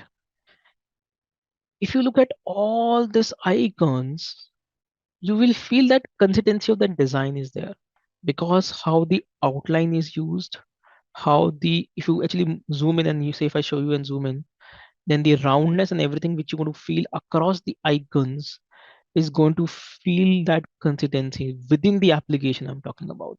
Soft edges, everything I'm talking about, right? So that is known as consistency within the product and across the products as well. So if you use the Airbnb app, it's going to work in a similar way what the website does over here into it. And most of the app follows it, like Spotify, of course, is a great application which basically does that over here. A lot of other applications do that. So that is consistency of design here. Then you have user actions. It focuses on creating interactive elements that guide user towards the desired actions. So good interface always emphasis on the user action. What is important, right? If you go to any application or if you go to any website, let's say, for example, if you go to Apple also, right? Very clear action. See, learn more by now. Simple.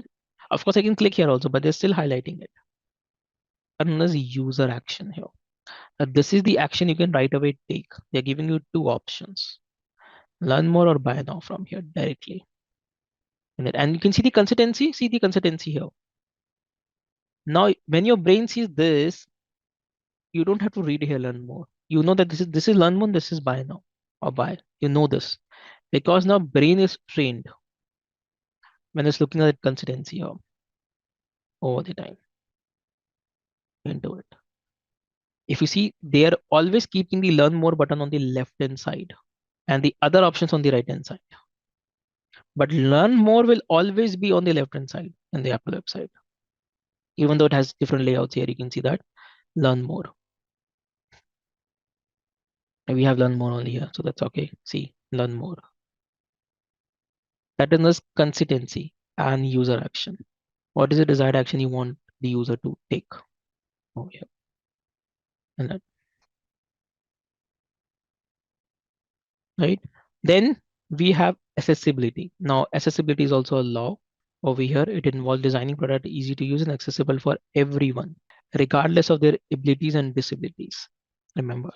So we call it as inclusive design, inclusivity in the design as well, making it accessible. It is also a law. Let me tell you that. It's a law of Section 508 in US. You have European Union law for it. For accessibility in India also we have law. I think I talked about it. I don't know if I for accessibility it was recently revamped few years back I would say by the BJP government. So this law in India is known as RPWD, Act of 2016, which basically says rights of persons with disabilities. It takes care of both digital and non-digital, by the way. It takes care of both. That's the Indian Act, which you have. It was revamped. It was already in the Act in 1995 also. Sorry, 1995. There was an act basically. It has replaced it in 2016. Government kind of re-emphasized a lot more on it now, right?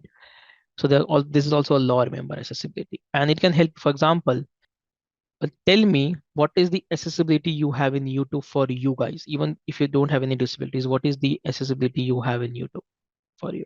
What is the accessibility you have? Voice search. Okay. Captions is the biggest thing, the closed caption subtitles, right? So you might not be a person who is maybe deaf or something. So captions will basically mean if you can't hear and you have deaf, then the captions matter. But captions also matter when you have a language barrier. Maybe the voice is not clear. So captions is the biggest accessibility you have in YouTube. Then of course you have voice search, which can be important for certain people. So I would say autoplay is, I would say, is not exactly. It's more kind of a feature, I would say, there, right? To be a part of it. Video speed is also a feature. I will not say video speed in slower. It could be a feature for some people like dyslexia and all. It can be important for people who kind of understand slowly because of their how their brain works basically, right? Talkback feature, which all of you talking about, is more known as screen reader compatibility, which actually YouTube has into it. People who are blind, they have to rely on the screen reader compatibility, right? So that is there for sure. PIP, picture in picture, is more kind of a feature. I won't say it's more about accessibility, it's more about a feature. Picture in picture, I would say. So simple, see, accessibility means how you are making something accessible to people who have some kind of a barrier. So imagine people who are blind, how will they use your software? People who are deaf, people who have Parkinson's. I don't know if you know, but Parkinson's is like shaky hands. They can't have much control in their hands. So Parkinson's basically. People who have some kind of, maybe like a dyslexia. If you know that Tare Zameen Pe movie, right? So sorry, I need to explain that way, but yeah, so some people doesn't know what dyslexia is. So people have dyslexia, remember, into it. So how you can make accessible for them to be there, right? They have dyslexia. So making design accessible to them. Sometimes you have language barrier. For example, a lot of Indians nowadays, there's a trend going in so-called Gen Z that a lot of people are watching Korean movies actually. South Korean movies, right? So they watch it how? They watch it using subtitles. That's how you can understand, right? Of course, you can understand. Not all the films are in English or Hindi of Korean. So you have to basically rely on subtitles to be there. So these are some features of accessibility you have, remember. And you have to think about the wider audience. And like I said, it's also a law. So you have to compile with it. Especially government websites do that. We'll talk about more at a later stage about accessibility. There are a lot of rules and all we will talk about later. Then you have visual hierarchy. Visual hierarchy here. Helping arranging and presenting information on the page in a manner that corresponds with the user priorities. Visual hierarchy is very important. That how you establishing it. For example, if you want to look at the visual hierarchy, one simple example I want to give you. Look at the newspaper you get at your home. If you get a newspaper or if you've seen a newspaper, look at its visual hierarchy. Then you have responsiveness. I think this is something which has to be there now. It's not a question of having or not having it. Responsiveness means that how your screen size, as per the screen size, how it changes its content and how it is scalable. So that is known as responsiveness over here, which is I think have to be there. Like nowadays, most of the users are using particular application or device or that particular website across devices. Some people have foldable phones, some people have normal phones, some people have tabs, some people have laptops, some people have TVs also nowadays for browsing the websites or your application. So they have to be responsive. They should basically fit the content and change their layouting as per the device they are viewed on, which is important. That is known as responsiveness here. And it's like some very, very basic principles you have to keep in mind, right? These are some very basic principles of design you have here into it, right? Over here. So I'm going to just end, but I've already talked about a lot it. But if you talk about these principles, Google is a great example. If you look at even if you go to Google page, this is what I don't like in Bing. If you go to Bing, it will give you news, it will give you all that information which will distract you. Google is simple. You're coming here to search, search. Simple. Removing all the other cluster there. Simplicity, right? Then if you look at consistency, Apple is a great example of consistency across its applications. Actually, the look and feel. of OS is very similar in means the way I work in iPhone, the way I work in my Mac, and the way I work in my iPad is very similar. So that consistency is there. Like we talked about Microsoft PowerPoint, Word, Excel. We talked about Google has a lot of application which works in a similar way. Adobe, we talked about, right, works in a similar way. We talked about accessibility, right? Like Google have this Google Assistance for you. If you are visually impaired, you can basically use Google Assistance for it to be there. And Google have developed that technology. Even Apple has it. A lot of other companies, bigger companies, have to do it because it's also a law. Remember that. So you have to think about people who are disabled. Then visual hierarchy matters. We talked about, right? How you're going to lay out your page, how you're going to design it, where the options will be matters. Like I showed you an example of IRCTC website, which confused you for a login button for a fraction of second though, but it might have done that for you. Then responsiveness, I think all of us understand. The website should fit into every device and should change its layout the way it has to be fitted. And then the what this workflow is, work framework is learnability, efficiency, memorability, error management, and satisfaction. If you have this framework in your application, it can succeed in usability. We only have one slide for this though, but we'll talk about the 5 key areas you have to keep in mind while designing an application over here. So we are still on lesson number 1, but maybe you can go through this PPT and read yourself also. Though it looks very simple framework, which basically L means learnability, E means efficiency, M means memorability, E means again error management, and the R and S basically CS means basic satisfaction over here into it. That's what the lemmas framework basically tell us over here. Now let's talk about the lemmas framework over here. See, when you're designing an application or when you're designing a user experience of an application or an app, like this is like a very basic fundamental principle or a framework you can remember, right? So the first thing you have is the learnability. So what does learnability mean? See, if you look at, if I take an example, let's say you want to make an invitation. Let's say you have a birthday party at your home, or maybe you have some event at your home and you want to create an invitation, which now is mostly we all of us create, right? Let's say you want to create an invitation, right?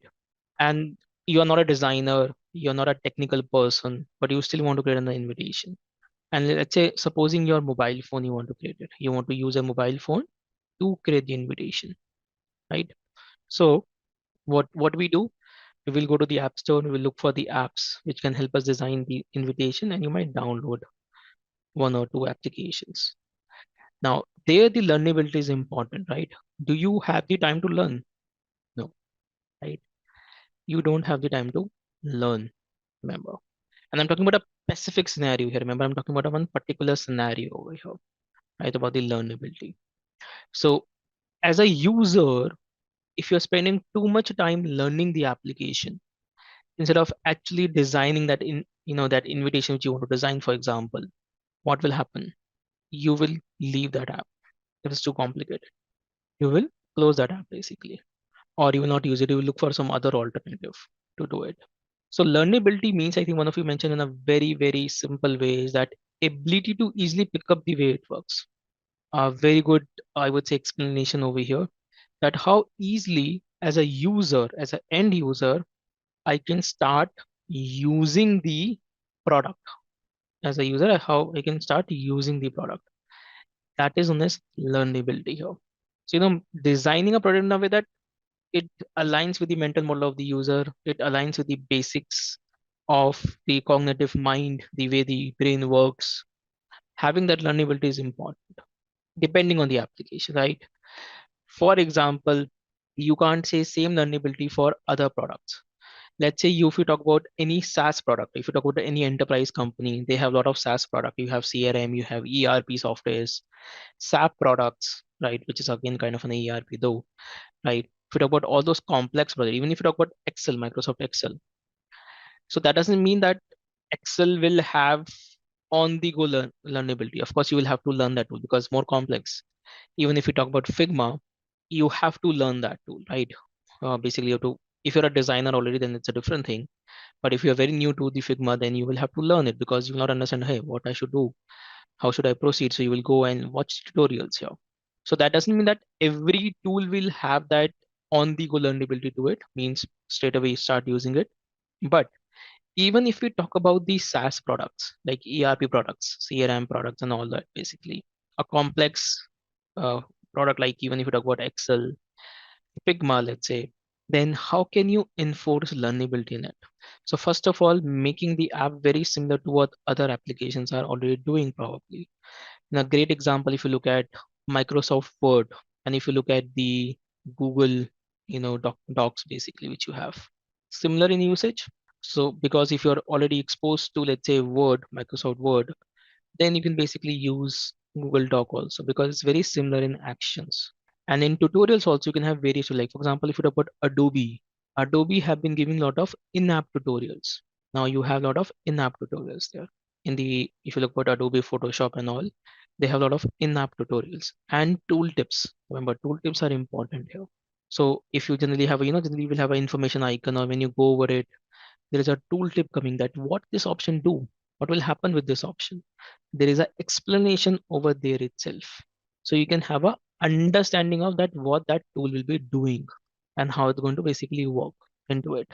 So that is learnability.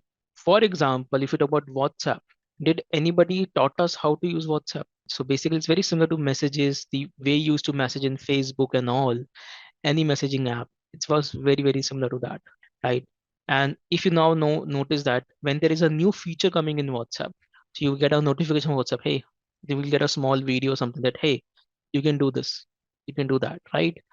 That is learnability. You have to kind of teach users if you're adding new features or something into it, and you have to change over the time, right?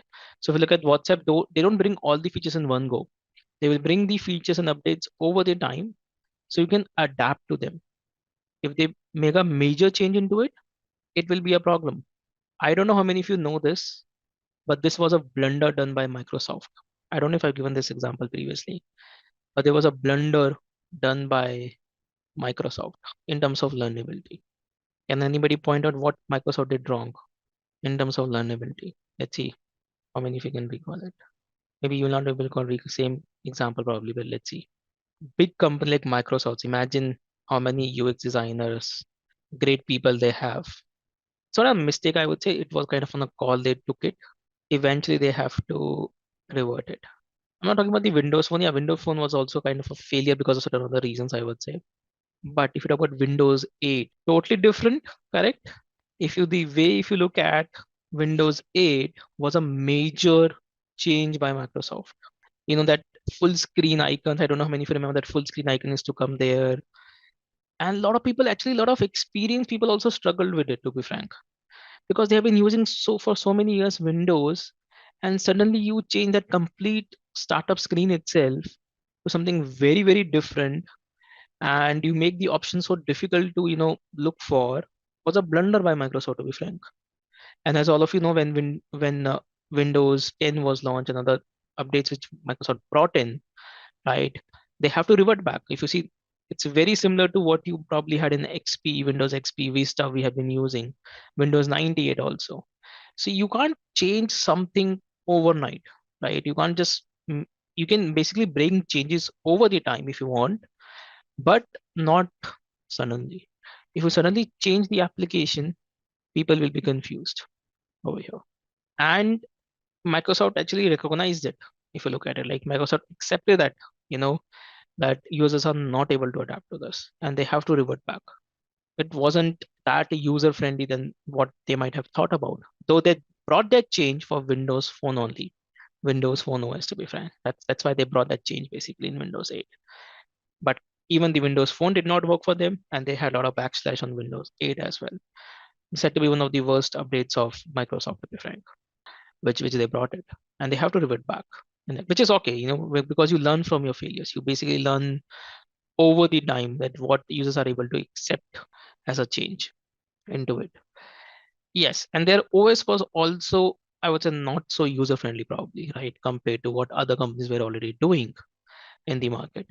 So it has, I think, a lot of other factors to kind of also, I would say, uh, you know, to affect it, I would say. For example, if I want to bring a competitor today of iOS and Android, let's say you are one of the UX designer who want to, or as a product manager, let's say you want to bring a new rival to iOS and Android, then what is the main thing? Adaptability for sure, yes. So of course adaptability in it, but I tell you what is the main thing here. And this is what I think Windows did not focus on, or was not able to kind of prepare in the market. So the very most important thing is to be prepared in the market, to have the common apps. If I can't use WhatsApp, if I can't use Instagram, if I can't use TikTok on Windows Phone, why will I go there? And there were a lot of issues like this because the apps were not ready. They launched it in the market, something for which not all the apps were available in the market. And company like Microsoft would have invested in that much amount to, tell the developers to take their time and develop for it. And this is what strategically most of the companies do, remember.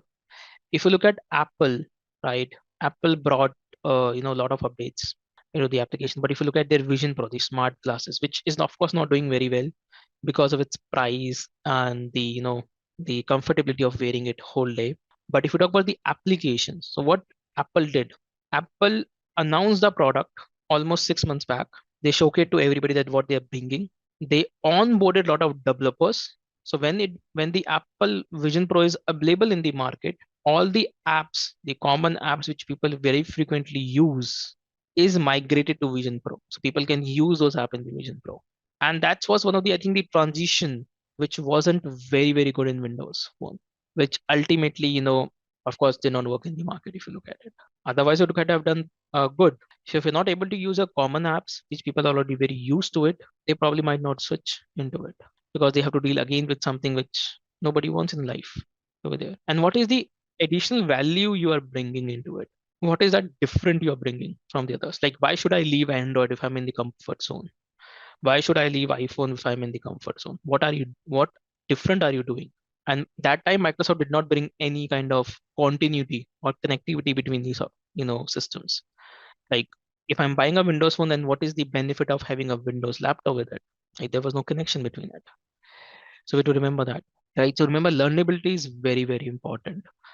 You can't make, in the today's world especially, and if I also call it as Gen Z world now, which we call it, people don't have time to learn.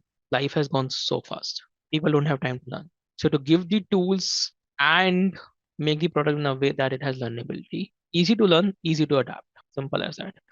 This is what Figma did. Remember, this is what Figma did. People who are in so much comfort zone of using Photoshop, Illustrator as designers, switching to Figma, migrating to Figma. Why people did that? What difference it brought? It brought a difference of collaboration. It brought a difference of working on the web browser. You don't have to download an app. You don't have to use a particular, uh, you know, s- system configuration system to use the software into it. And you can import your current designs into it. And simple to use, simple as that. This is what Figma focused, if you look at it. And that's what made it popular in the market. It offered the right package at the right time to the users. And the timing, I would say, also was perfect of it.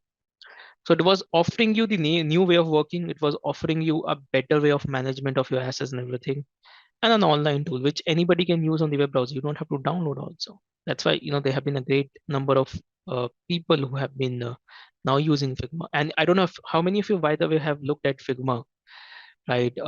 There was this conference of Figma, right?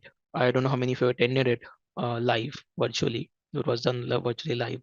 Uh, some great products by Figma now. So Figma has additional. So it was already 4 products, I would say. Now they have additional 4 products into their catalog. They added it, right? So Figma has gone more bigger. That was a little bit more not complex, but I think they have done good changes into it, right? Great if you look at it, right? The way they are bringing the updates, the way they are enhancing the product overall. Yeah, so you have Figma Draw, you have Figma Sites into it, you have Figma Guides into it. You of course have the dev mode and the Figma design mode into it, which is already there, and the Figma Jam into it. So some great products basically brought by uh, Figma now, and huge changes. I think they have done a good job of understanding the market and then bringing the products to the market. If you have not looked at, make sure you go to the YouTube. You can go and watch the Figma updates. You also have Figma slides, by the way. If you forgot to mention that, Figma slides is also there, which is the PowerPoint tool of Figma. We call it. It's very similar to PowerPoint. The adaptability, which I have seen, is not too much in the Figma slides as of now, but they have recently came out of beta, and Figma had done some great job, and also launching Figma Bus. Figma Bus is also there. So some great updates. If you've not looked at it, please look at what Figma is doing, right? And which direction Figma is going actually. Now the graphic design, I think the tools like Canva and all have a very good competition, because now you can do graphic designing in Figma, you can do logo designing in Figma, you can draw anything you like. You can also create sites. So it's going to be a big competitor for Framer, like Webflow and Framer and all. Because previously people used to leave Figma for actual development of in Webflow and all. So they're bringing the ecosystem. So again, if you look at Figma, they understand that they have to bring that ecosystem, which is also helping the user and also helping the company run more revenue out of it. Because the more product they have, the more revenue they can make out of it. So it's like a win-win situation for both users and also for the Figma people there. So have efficiency. That's what Figma is now focusing on. If you look at it, right? Efficiency. Now, efficiency is very, very important. Like what this tool is offering me in terms of efficiency. Why should I leave my current tool and go to the other tool or go to another product? What is the benefit it's offering? So that one is efficiency over here. If you look at efficiency, could be anything. Notion could, yeah, Notion's a great software. Speed with many people can do tasks. Yes. So if you look at efficiency, what AI is doing, right? If you look at AI is focusing on efficiency, right? They say that we are going to make you more efficient now. Though I feel the AI is also making us, to be frank, this is what I feel. AI is also making us dumb, to be frank, right? Because when you depend on something too much, well, we all are doing that, of course. We want that efficiency or easy to work to do it. So over the time you become, I think, because that brain, you're not thinking too much with your brain for everything. But that's okay. I think that's how the humans will evolve over the time here into it. So efficiency, remember, matters. For example, if you talk about Word Notepad, instead of writing a letter on Notepad, I would use Microsoft Word, because Microsoft Word will offer me a better efficiency. The notes can do the same thing. The Word can do the same thing, but Word will bring more efficiency in my daily task to be there, right? Or in my day-to-day life we use. So you have efficiency. For example, why people pay more for taking a flight compared to traveling with the railway, right? Or with the train, I would say, because of time. So time is your efficiency, remember here, right? So just makes probably if you can go from one place to another place in 1 hour instead of spending 6 hours or maybe 5 hours traveling by a train. So it's basically giving you more time, which is of course related to efficiency there, into there as an option. Then you have memorability. What is memorability? So basically that's a great example of memorability. It's more about kind of building a recognition for something. Remember, you can recognize something and you don't have to always recall something, I would say. That's one example of it. Fingerprint longer user know how to navigate when he visits the website. Again, yes, that's memorability. So building the muscle memory, yeah, kind of building a muscle memory. Like I talked about, the login page of, one of you told me that example of login in IRCTC website, right? So as per your memory build your mental model, you always go on the right hand side login instead of going to the left hand side if you look at it, right? So memorability also basically means over here. For example, I would say again the recognition of something. How can you, for example, if you see a red color on a button, let's say on a button you see a red color paint. So majorly that means it's going to be some kind of a danger, right? Call and yeah, alert, danger. It could be anything like delete, cancel, and all. So that is memorability, remember. That is basically trigger your mind immediately to recognize something. Right. So that is basically kind of a memorability. So you can remember easily something over time. Even if you use it after a few days or few time, you can still remember, how that application works. Or you can like green is for correct. Yeah. Then you have error management. Now, it's very, very important that this is one of the things which are generally ignored. Remember, see, you can't, doesn't matter what you do, to be frank, you cannot always have a error proof application. There will always be error somewhere because there's so many users using in different environments in with different mental models, I would say. So there is a very high chance of error. So how are you managing those errors basically? Are you helping the users in something if something goes wrong, right? That is error management. A simple example, if I talk about in most of the softwares, if you see, we have what? We have undo option, correct? So we can always go back. If we did something wrong, we can go back because human beings, of course, make errors, right? If you look at AI also now, AI also makes error because it works with the same kind of the way human brain works to a certain extent. So how are you helping the users come out of that error, or what resources are you giving them to basically that the error does not happen? Probably how you can prevent the errors and all. And then there's error management over here. Then you have satisfaction. What is satisfaction here? Give me an example of satisfaction use. Taking survey. Those taking survey is basically getting a feedback. That's a different thing.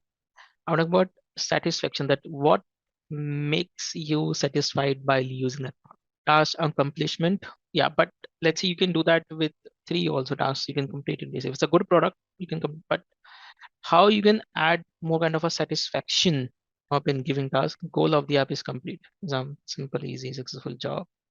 Okay, great.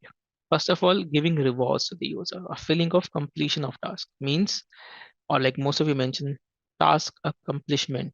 When you complete something, you heard about gaming, right? Most of lot of people play game, and it's one of the biggest industry. If you look at a game, so if you look at the gaming, so gaming is what? It's probably not giving you anything, right? It might not give you learning like lot of knowledge or something there, probably, right? But what is giving you is a satisfaction. You achieve something. You clear one level. I hope all of you play that Mario game in their childhood. Other games probably here. So this is a satisfaction. It's giving you that level of satisfaction. Oh, I cleared this and I achieved this many points. That positive feeling which you have, correct? So the feeling which you give here. Now there are other things also in satisfaction.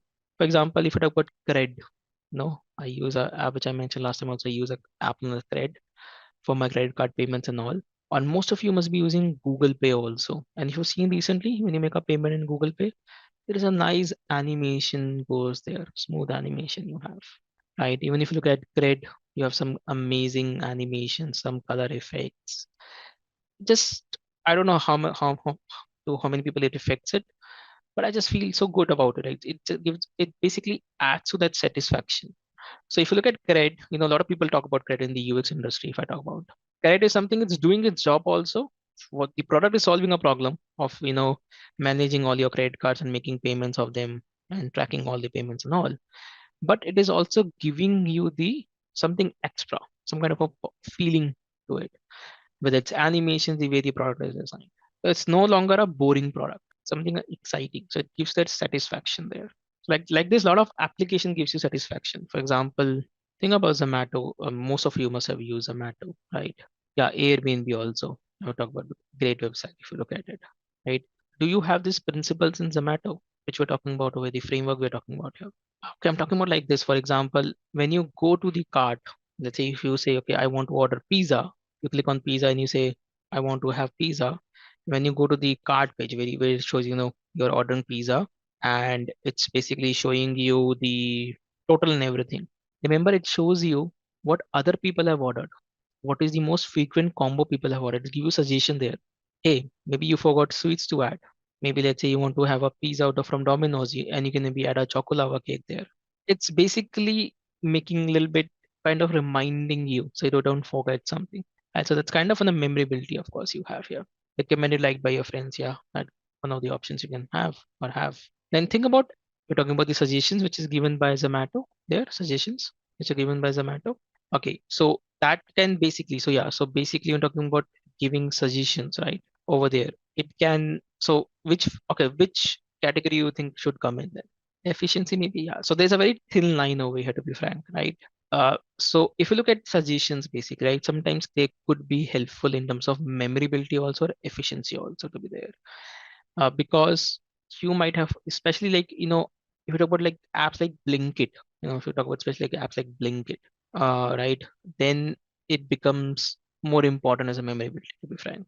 Because let's say if you're ordering, because Blinkit is more kind of, or if you talk about like someone of you talking about big basket, is basically giving you that memorability of, maybe you also want dahi, you also want milk, you also want this and this, etc. etc. What could be. So it's kind of a very thin line between efficiency and memorability, kind of a combination of both, I would say, as a rule into it. Then think about in Zomato, what is error management? So remember, maybe especially if you see this option in Swiggy, you look at the if you look at the option like Swiggy, right? You have 60 seconds to cancel your order. They give you a window of 1 minute, that 1 minute to cancel your order. Because sometimes what happens, you suddenly press enter and someone said, hey, I also want this. Or maybe you thought about, oh, maybe I did something wrong. Forgot to apply a coupon or something. Like it has happened to me a lot of times, to be frank. So that is basically also kind of an error management that you can easily go and cancel that order within, of course, few minutes. Of course, it depends how you can do it, right? Then of course you have customer support. I agree with all of you there. If the payment fails, the order gets played. That's agree with you. Add to the same order option without extra cost. Yes, it's a great option by Zomato, I would say, and that's a great example if you know the user flow, the task flow which they have into it. Then what is the satisfaction? How does Zomato, I would not exactly give you setting, but kind of play with your satisfaction also. Cashback, yeah. So offers, especially giving coupons and all. Or you feel, oh, I got this much discount today, right? So just giving you that most of the discount, if you practically look at it, it's more kind of a marketing thing to be there. And we all know that, but we still get happy because that's how the brain works. Remember, we still get happy, by seeing those discounts there. Yeah, their CEO spoke about I remember that interview of Dipinder Goyal talking about the discounts and all. But yeah, so it's simply just that's how the human psychology works. You as a user might be aware very very consciously what's happening in the background, but if you get that discount, you just feel happy about it, right? You just feel happy about that. So it's kind of giving one that kind of a satisfaction there to you. So I brought this in that discount, or I got this much cash back, or whatever it could be, right? So it's giving that ice cream with a cherry on top of it, I would say. Satisfaction could be triggered by very small things into it. You have in Zomato or any other application, I would say. Yeah. Yeah. So simply your mind basically just, that's how the mind works, and that's how the marketing works basically around anything, right? To be there. If you get a coupon, if you get something, you generally feel a little bit more happy about it than a discount. So it can basically lead to your satisfaction into it. Then of course there could be a lot of other factors you might have. Of course, the way the UI works, the UI animations are there. I think one of the another key factors which I feel in Zomato makes it very, very efficient and also gives that satisfaction to me is the images of the food. Right. I don't know how many of you will agree with me, but those images of food really matters if you look at it, right? If you don't, generally this is what has happened to me whenever I don't, there's sometimes you go to a restaurant menu or in Zomato or even in Swiggy, you might not have a photo of that particular dish and you may not order it. Even it's like basic like paratha, like aloo paratha or whatever paratha it could be. If you don't have that photo there, you may not order it, that particular product. So it just helps me in recognizing what the food is, first of all. Sometimes when you look at that images, it gives you that again a mind effect of satisfaction to you to look at what that food has or that what it's offering, and especially becomes more important when you're ordering a combo, that you're ordering a thali combo or something, so what will come there. You don't have to read through the details of it. You can recognize that. So that really helps you there. And it has a lot of cashback. Yeah, it depends. Slowly they give you only 1 or 2 rupees, to be frank. But yeah, people still feel happy about it. You're getting something. 1 rupee sometimes though feels like, why it's giving 1 rupee to me, but yeah, that's fine. Food pictures and this will make you more hungry. Yeah, also, yeah, that's a good point I think, Priyanka, you made. The food picture also makes you more desire to order something. Sometimes you don't want to order that sweet dish or something like that, but you might see a picture of a sweet dish. And if this happens in the restaurant also, if a lot of us go to restaurant and if you see what someone else is eating, probably, and if it looks good to you, you might also order the same thing into the restaurant. So that happens with all of us. Okay, I think we talked a lot about this principle here. Let's go to the next part over here about this is like a basic case study, I would say, of the Domino's and Pizza Hut apps. Though if you look at, I think recent apps, they have been very little bit different. In the design, I don't know how many of you have used both Domino's and Pizza Hut app. I have used a lot of, I would say, Domino's app, not too much of Pizza Hut app, to be frank. I think I like the way it works overall. The previous app was better. I think Domino's previous app was more better than the recent update. I think it has now gone too much gimmick into it, but I think they have to kind of keep changing. So if you look at both the brands, of course, they are both very big competitors worldwide of each other into it. And I know some of you might be a Domino's fan, some of you might be a Pizza Hut fan. So we're not talking about which pizza is better and all, but we're talking about the application here when it comes to using their application or the apps that you have. So if you look at the Domino's app over here, right? And if you compare this, especially these two screenshots over here. So first of all, remember, it's also about, their audience could be a little bit different. What maybe Domino's catering to, and what Pizza Hut is catering. So Pizza Hut streamlines pizza ordering and tracking for enhanced customer convenience. If you see here, this is what I was talking about, memorability, that desirability which is building. If you look at these images and all, the way I think the Domino's works, to be frank, is they know people are coming for pizza order, and then they show you the other products. So the first focus, very clearly, Domino's have is to order pizza.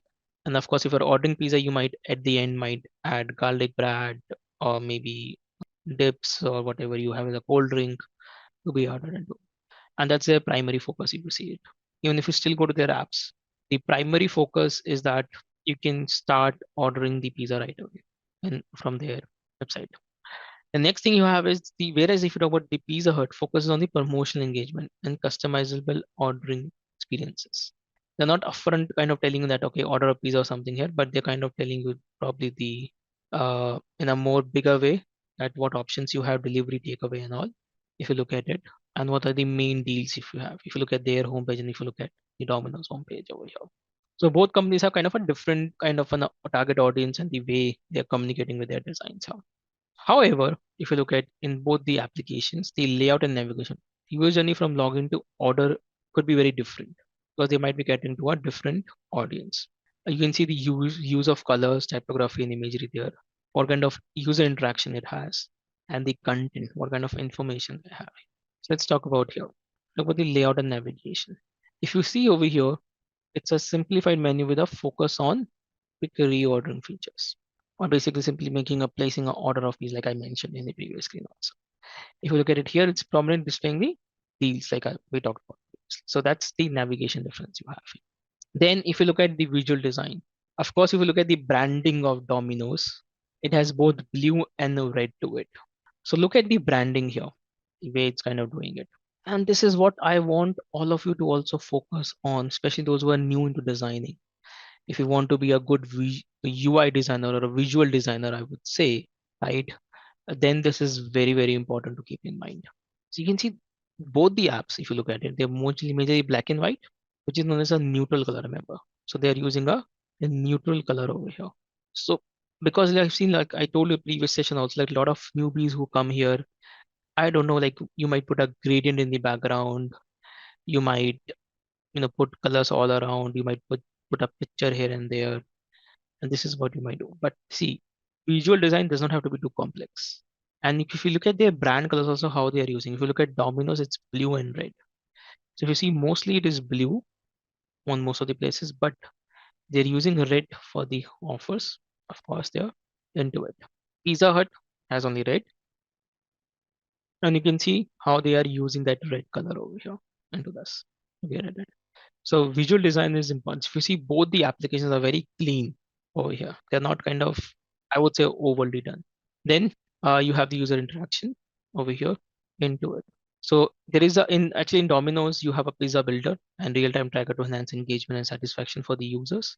In Pizza Hut also you have that. You have customization and card management to improve the shopping experience over here over the time. So of course, the screen of both of them could look a little bit different when you're ordering and tracking the order there, but they offer you a very similar experience to be there or the flow in it. Then you have the content and information architecture. So content and information architecture, what does it mean? How the content is arranged and how much text you have. For example, if you look at especially even in the Domino's and the Pizza Hut here, see what you have. Login. But why should I log in? I should log in for saved addresses, right? Delivery time, how much? Takeaway, select store. So it's giving that small helpful text there. Dine in, select store. Deliver to train, next station. So giving that small help there. Even if you look at Pizza Hut also, hello there, select delivery tracking side. Delivery, let us know your location. Takeaway, find your nearest hut. This is a very simple example of, I would say, information architecture with the visuals and all you have here, which is very thoughtfully done over here if you look at it, right? And of course, images are and everything is playing a part of the information architecture over here. We'll look into more detail about the information architecture at a later stage here. And one thing, if you look at, I just wanted to point it out for the information architecture came to my mind is, if you look at this one, what are you craving for?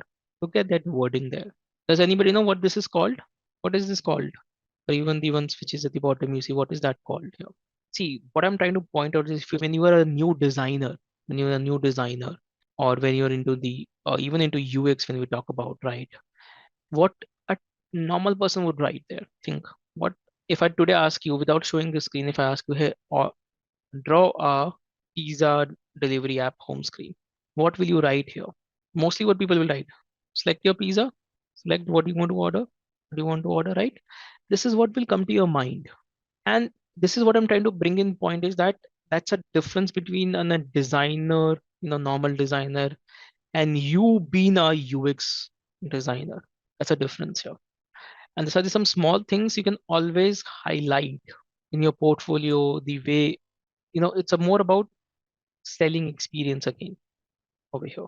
So everything is connected to each other in short. And that's what as a UX job you do. You try to make everything work together in a seamless way.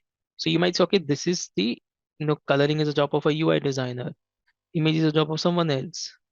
But a proper UX designer, right? Proper UX designer is basically integrating everything in a more seamless way. As a team, you're doing it. Yeah, it's known as micro copies. We're going to talk about micro copy. There's a complete section we have now on it, and for others also. We'll talk about what micro copies are and how you can basically have them. But just wanted to just kind of make it, more information, kind of tell you about that basically, that there's something like this in the industry you have. Then you have the strength analysis, if you see, right? And this totally depends. And both the companies have similar strength. And it's more about taste, to be frank. Some people like Pizza Hut, some people like Domino's. And there could be a lot of, in India, kind of in the country, I think the offers really matter, to be frank. What is giving what to be there into it. So I'll not talk about much strength here because this is more about, I think, overall business also of the companies. Recommendations for improvement, basically, right? So for refining the customer experience and tips for reducing the virtual customer. So of course, we not say this is like, see, no product is perfect. Probably if I ask you, what would you like to change in this screen, which you see, or what you would like to change in this screen, all of you will suddenly become a better designer, to be frank, right? Because as human beings, we are very good in finding other people's, probably I would say, mistakes and all over here to be there, right?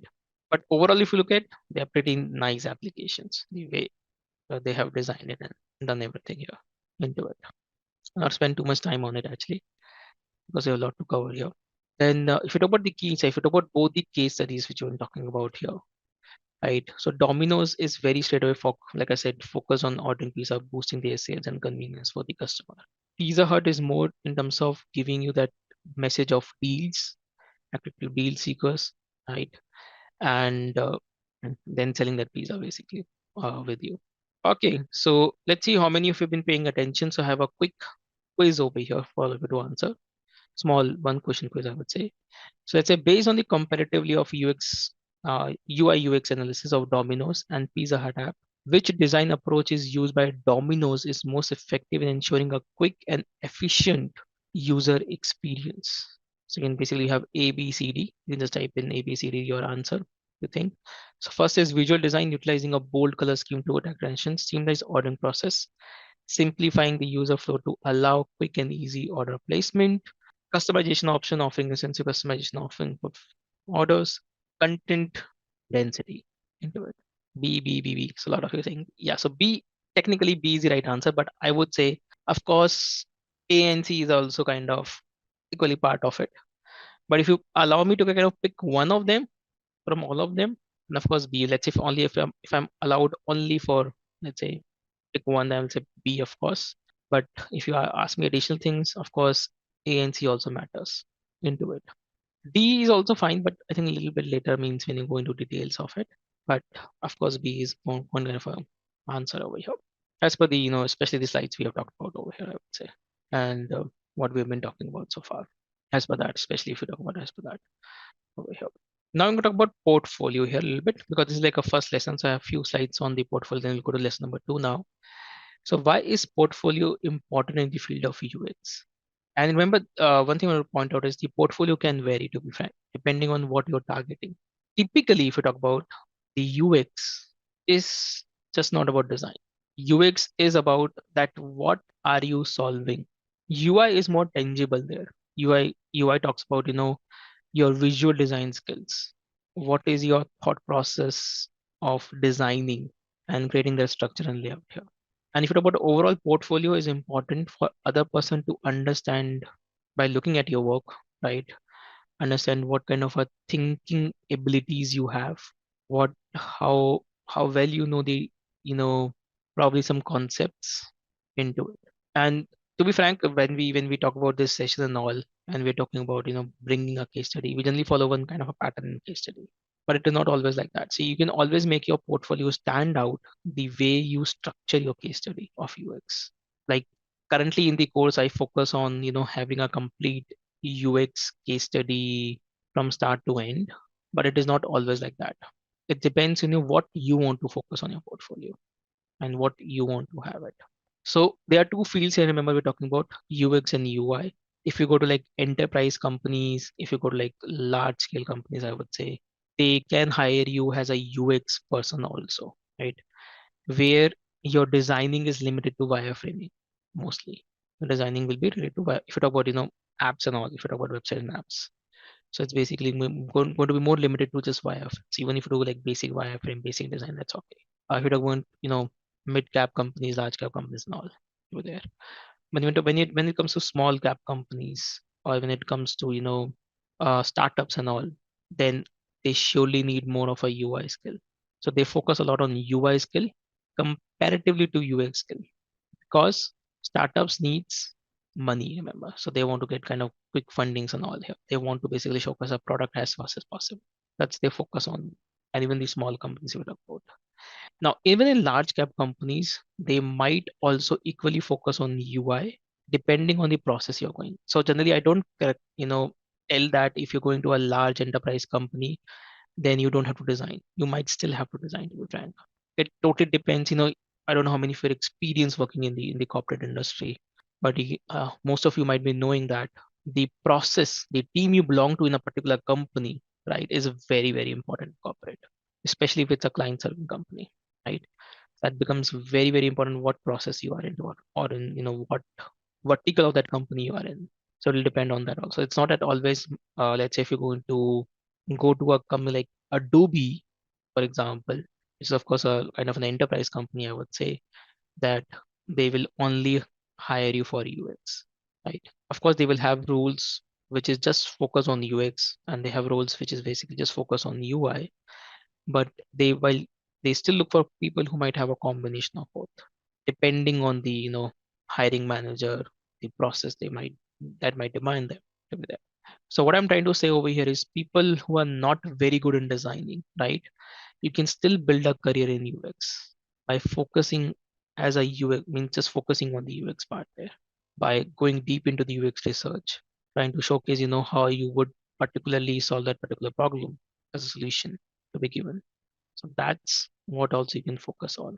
And same thing goes for the UI designers. So basically, you can showcase what you can design and how creative you can build something while following some basic UX principles there. You may not be very good in research and all because not everybody is meant for it, I would say. We as human beings have different skill sets there. So what is the importance of the portfolio here? So of course, like most of you mentioned the points, I'll not go through all of them, but you can see demonstrating your skills in action, practically, basically, illustrating your design process, building credibility and trust, highlighting your unique design style, gaining a competitive edge, and reflecting your committed UX and kind of a commitment you have for it, I would say. And you can reflect all that over here.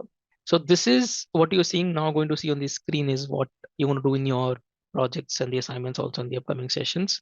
So we encourage you to build a complete case study from start to end, means starting from the UX and all the parts and of the UX, such as research, problem statements, creating problem statements, talking about personas, how can you create personas and all based on the research you have done. We'll talk about that. Then in a portfolio, you can have wireframes. You can have your UI design also on the mockups, then having prototypes into it, and also giving a more detailed explanation of why you have designed in a particular way, why you have layout in a particular way, and what problem you're trying to solve. And you may also add usability to it, like what is the after result of it as a usability over here, right? So you might focus on that also here. So remember, it's not about UI always. I will show you one case study which I really like. At one time, it was very popular also over the internet. I will talk about in a minute over here about it. Let's complete it here first. So this could be a checklist, remember, that you have research insights into it. You have the problem statement that what you're trying to solve here. Then persona, like I mentioned. Persona means basically including details of your target audience in it. Then wireframes, which we talked about, prototypes, and explanation of your design things there, which can basically help you create a portfolio in it. So we have an example here of the portfolio. I'll not go through this one because so comprehensive portfolio could look like this. Let me open this link which is given in your presentation, right?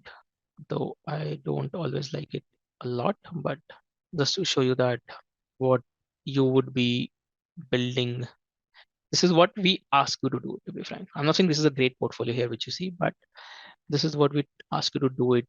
And by the end of the course, if you follow all the assignments and everything, by the end of the complete 6 month, you will have this, which I've shown you multiple times before also. So for example, if I go here,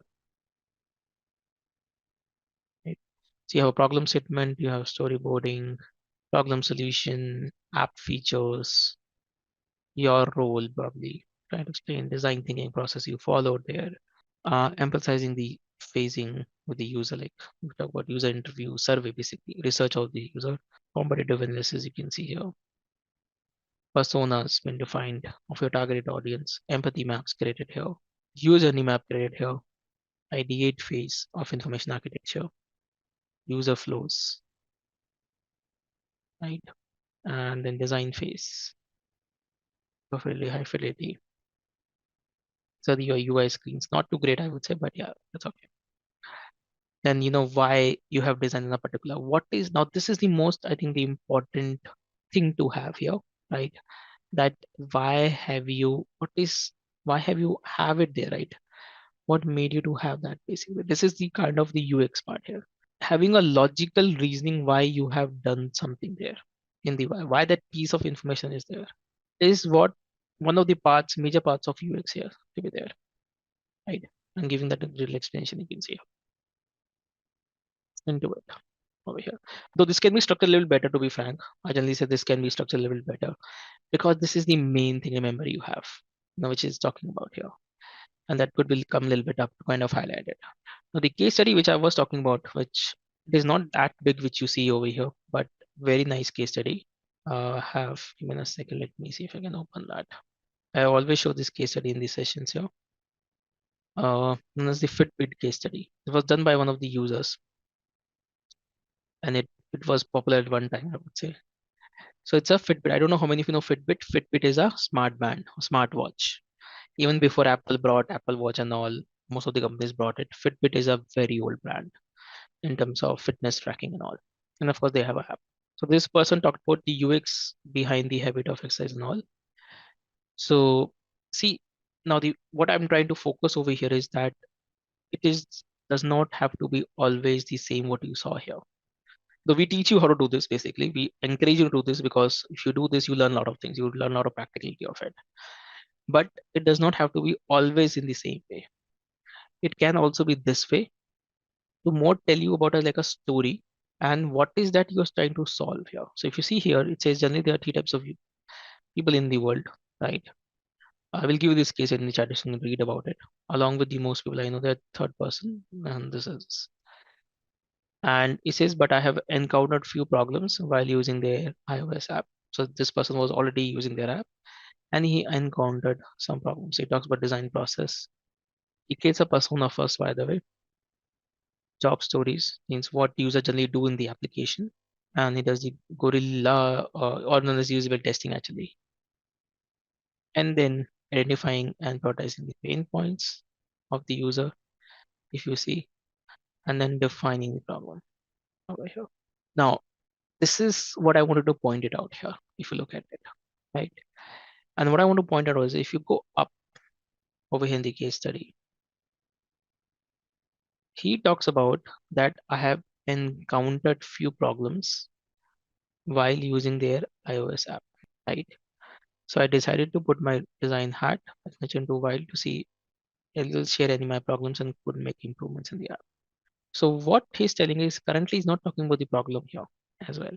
He's saying that there are some problems which I have as user has encountered, but before showing that problems, he talked about the design process, to find out whether other people also have the same issue or not. Like for example, one of you mentioned about it was very hard for me to locate my earnings in the Upwork, right? So how many people have the same issue?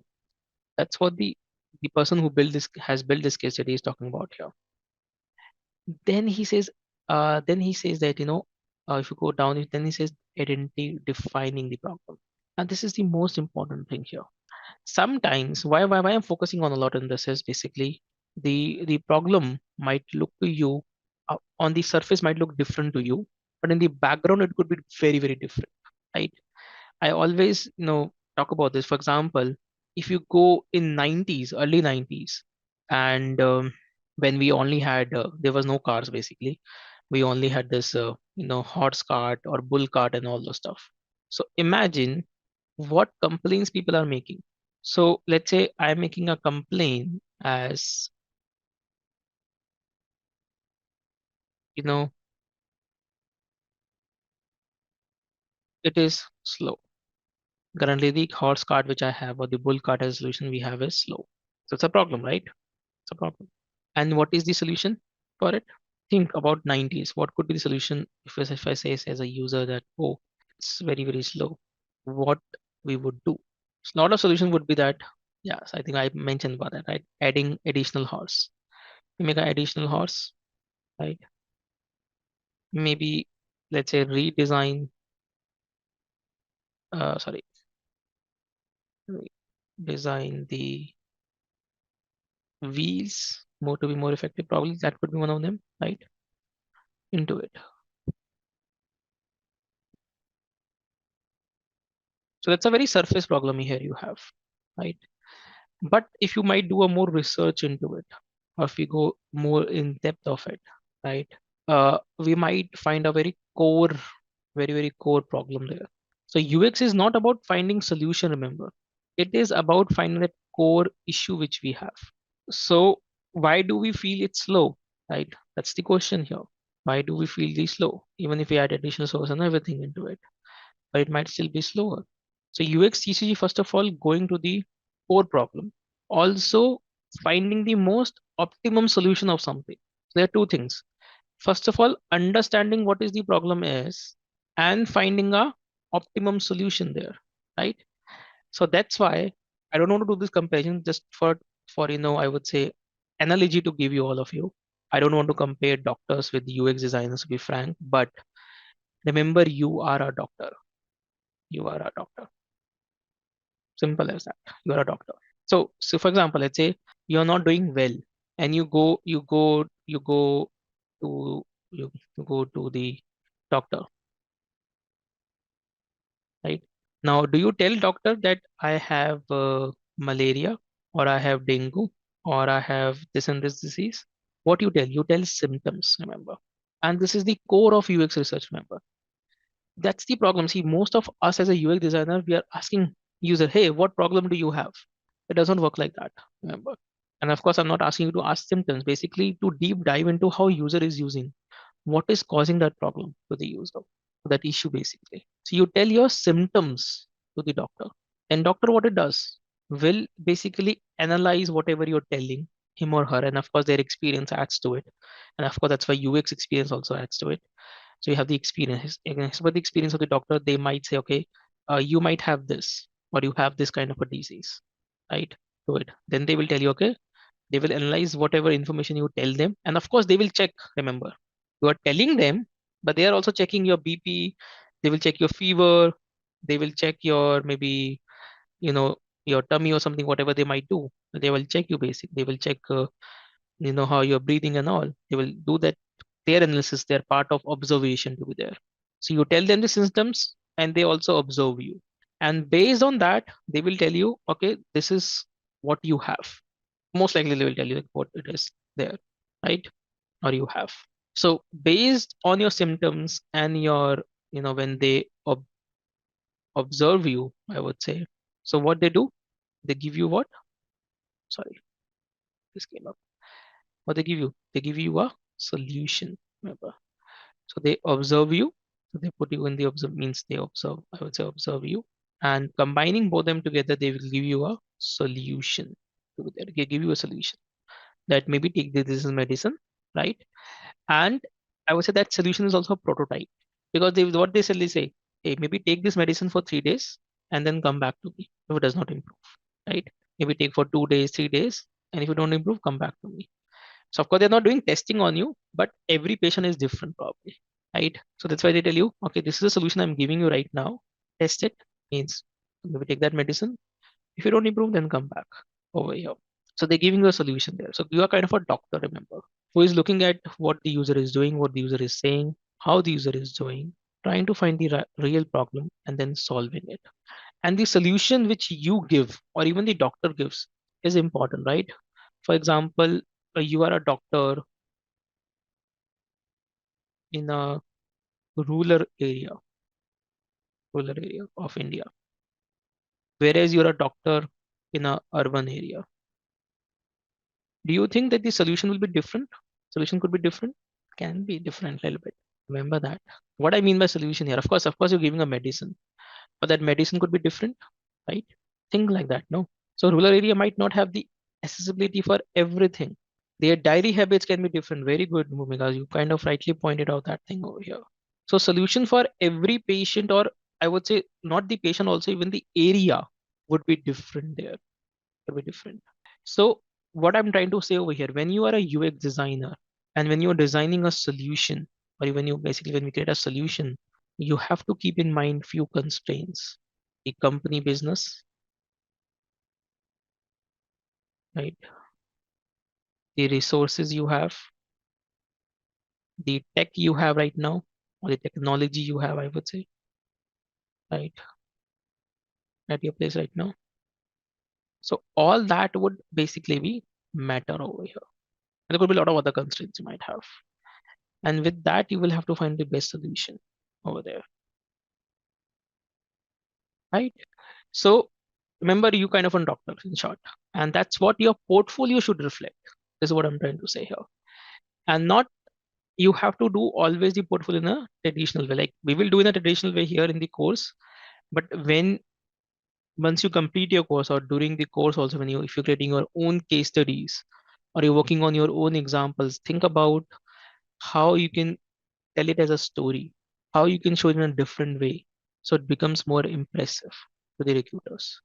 A person looking at that portfolio, that's the most important key over here you have to remember while you're creating your case study, because you can see that almost 50-70 people over here in this session, right? If you're creating almost the same thing in a similar fashion way, there is a high competition. I like to be very, very frank on that, right? So you have to bring that differentiating factor. I have already done this. I'll not spend time again. If you remember, we have talked about comparing Flipkart and Amazon a little bit in the last session. I talked about it a bit about it, to be frank. And this is activity you can do it yourself also on a day-to-day life, I would say. Start comparing websites. Start looking at why do you order from one particular website? What is basically giving you that cognitive load when you're doing something wrong? Start thinking about all that here. So that's how we come to the end of lesson number 1 here. So remember, what we have talked about over here is what is UI, And as you know, the UI basically focuses on visual design, working on the look and feel of the product. Then you have the UX design or a UX person who bridges the needs of the user and the product functionality. You're a bridge between them. Here. And a good UX design enhances user interactions, which is essential for maintaining loyalty and increasing retention of the user. Emphasizing clarity, simplicity, consistency is a key to developing accessible and user-friendly interface. We talk about accessibility also. We talked about a lot, few other principles. What is cognitive load? Okay, very good question. We'll talk about that upcoming sessions. But in short, if I want to talk about that application of that particular product is making you do something consciously, means you have to use your conscious mind to do that instead of using that unconscious. For example, the IRCTC website I told you, right? You go and look for the login button on the right hand side, but then you have to put your conscious back and you have to look on the left hand side. You have to find it somewhere else. That is basically a cognitive load over there. In a very simple word, if I talk about here. And of course, there could be a lot of, if you talk about in deep into it, then you have a lot of psychological principles in it. A lot of things you have mental models. We kind of talk about mental model is basically a part of cognitive load there. One part of it, I would say. There could be a lot of things. For example, if I also talk about, let's say, if you go to this website, which we have known as, let's say if you go to LIC, like India, right? Now, so basically, when you come to this website, this is also giving you a cognitive load over here, right? Now, if you look at it, right? Now, if you look at it here, to be frank, I don't know what to look for, right? I don't know where should I pay attention. It will take some time for me to kind of gather so much of information it's trying to throw on me. It's trying to throw a lot of information to me over here, right? And previously it was worse actually. You had like moving line also, this and that into it. It's still better than what it was before, to be frank. So this is also kind of a cognitive load you have, which is basically causing you to think more or taking time to process something as an information. Let's say, for example, you read daily newspaper, right? Let's say if you look at newspaper on a daily basis, for example, and someday, let's say your suddenly next day your newspaper changes to some other layout, completely a different layout. If you go to any government website, right? And let's say I give you a form which have 10 options there. From start to bottom, you have 10 options there, right? What will happen? You must have a lot of you must have filled that government forms and all. You have like so many options to answer. I also talk about login screen. We were talking about login screen. All of you said, okay, let's have a confirm password also. Let's say have this also. Let's ask username also. That is cognitive load. You're asking user so much information. For example, if I have a big form, I will ask the information into smaller chunks, smaller info chunks basically. So I don't add the cognitive load to the user, right? Then look at your credit cards. I think I gave you this example. Not sure. If you look at your credit, if anybody has a credit card if you have a debit card also, if you have a debit card, credit card, look at those numbers there. They are what? They are put into 444, 4, 3 or like this. There are gaps there. But let's say if you combine all those numbers in one line. So for example, I give you a live example here. Okay. Give me a second of a cognitive load. Tell me how many zeros I have. 8. Now, I'm just doing for the zero right now. Now let's say if I do this. So it might have taken some time for all of you to say 8, right? How many of you counted like kind of trying to see, okay, how many zeros are there? You have to put your mind, right? Okay. Now, if I would have asked you how many zeros are there, so it is about the way you present the information to the user, right? That's one thing as a cognitive load. The other thing was how you're making the task easier. Making the task easier for the user is also comes under cognitive load. The task is too difficult, user will have more cognitive load, right? If I tell you today, for example, if I ask you today right now, create that UX case study which I showed you, that long case study which I showed you, you will be like, oh, I can't do it. This is too much of work. And this is what you must be thinking about. But when you do that same thing in small pieces, it becomes easy for you. So you have the task, you have the information. Then the other thing comes is the mental model, which I already mentioned about. Third thing is the mental model. If it is very different from something else, right, it will give you a cognitive load, which is a mental model. Like I talk about IRCTC website or anything which you commonly do, right? I don't know how many of you, like I tell you my experience of one cognitive load. If you like, for example, if you talk about driving a car in India, most of the cars, if you talk about Maruti and even Hyundai, if you look at Hyundai, Maruti, and even if you look at MG, which is MG kind of a brand, and you have Tata in the India, Tata. You know about all these common brands, so they have a indicator. I know all of you know indicator, right? Or if you have that wiper control, windshield cleaner which you have wiper, it is in the normal Indian side. It's on which side? It's on the left hand side here. So you can, I don't know how many of you drive a car, but if you notice it, it is on the left hand side mostly. But if you drive the same car of a German, like for example, if you go to BMW, if you go to Volkswagen, what happens? They are on the It's on the right hand side actually. Even they are manufactured for India, but they still keep it on the left hand side, right hand side actually, which is a cognitive load for the user because it's very different from the common mental model. Especially if you're a first user of straight away BMW, let's say if you're driving straight away BMW, you will not have a problem. You will have a problem in other cars because you have always used on the right hand side of it. Whereas if you've been driving other cars in the past, and if you let's say buy a BMW today, or if you buy a Volkswagen kind of on a car here, then you will have a problem for a few days because of your cognitive load, because of your mental model, because your past learning of the brain says it is here. And over the time, your brain will retrain itself to be on the right hand side. We'll talk about some laws and all, but I think that's a good question you asked about what is cognitive load. So I kind of quickly talked about it. We have a lot of slides about it going ahead in the sessions here. The learning objective over here is comparing again UI and UX a little bit more into the roles of the product design. Then talk about identifying types of user interfaces, talk about factors that it can influence the user experience of a product. What about implementing the steps involved in the UX design process, and then using correct UX terms to improve communication with the design teams. Because that's also important that you communicate very well with the design teams. So let's first talk about the user interface. User interface, the UI part of it here. And I think all of us know what is user interface. Okay, in a similar terms, I would say basically something which is tangible, remember. Something which is tangible. Simple as that. So UI is tangible. Remember, UX is not always tangible, or you make the UX tangible basically. So UI is an important part because UI is something you can touch. For example, you will have a laptop, you can touch it, you can feel it, right? You can look at the colors, you might look at the fonts. It's an interface, which is more tangible product if you talk about. And UI could be anything. For example, your laptop is also kind of an UI because the keys you have, the mouse you have, the edges of your laptop is very, very important there. So it's also an interface which you are basically working with. Does not exactly call as UI, but it will call as more kind of a human computer interaction of the human being with the physical product. So everything is almost just interface. For example, if you look about your phone also, in your phone you have a body, right? The phone, except the screen which you have the volume buttons, you have the maybe a button to power off or maybe lock your phone. It is also an interface there, which is more tangible.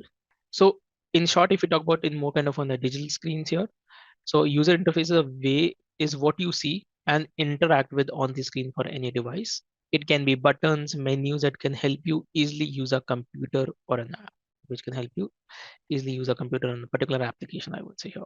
So the interface is built using imaginary colors, fonts, and styles with the intent of creating a attractive visual appeal. So of course it should look good also, means it should look clean and nice. So we as users basically interact with the UI, remember, right? With the UI, with the computers, it could be any application. And I would say nowadays, even if you talk about Alexa, has that UI to it. It has that light blinking, there's that voice feedback to you, right? They're kind of part of interactions which you can do with that particular device there. And of course, it has a physical form to it, if you look at it. And the information in the UI could be anything, right? Like I said, ordinary could be visual, it could be through audio, it could be tactical elements in it. For example, tactical means basically, let's say, vibration in a, let's say in your phone also when you type, you can have that vibration, right? So that is also a form of a physical kind of giving your senses, kind of communicating with your senses, I would say. So what kind of interfaces majorly we have? If we kind of make a very broad category of it, you have touch-based interfaces, you have voice-based, like I said, Alexa and all. You have voice-based interfaces, you have graphical interfaces, and you have menu-based interfaces. So can anybody give me an example of menu-based interface here? And I think I can show you that most of you have used it. a menu-based interface.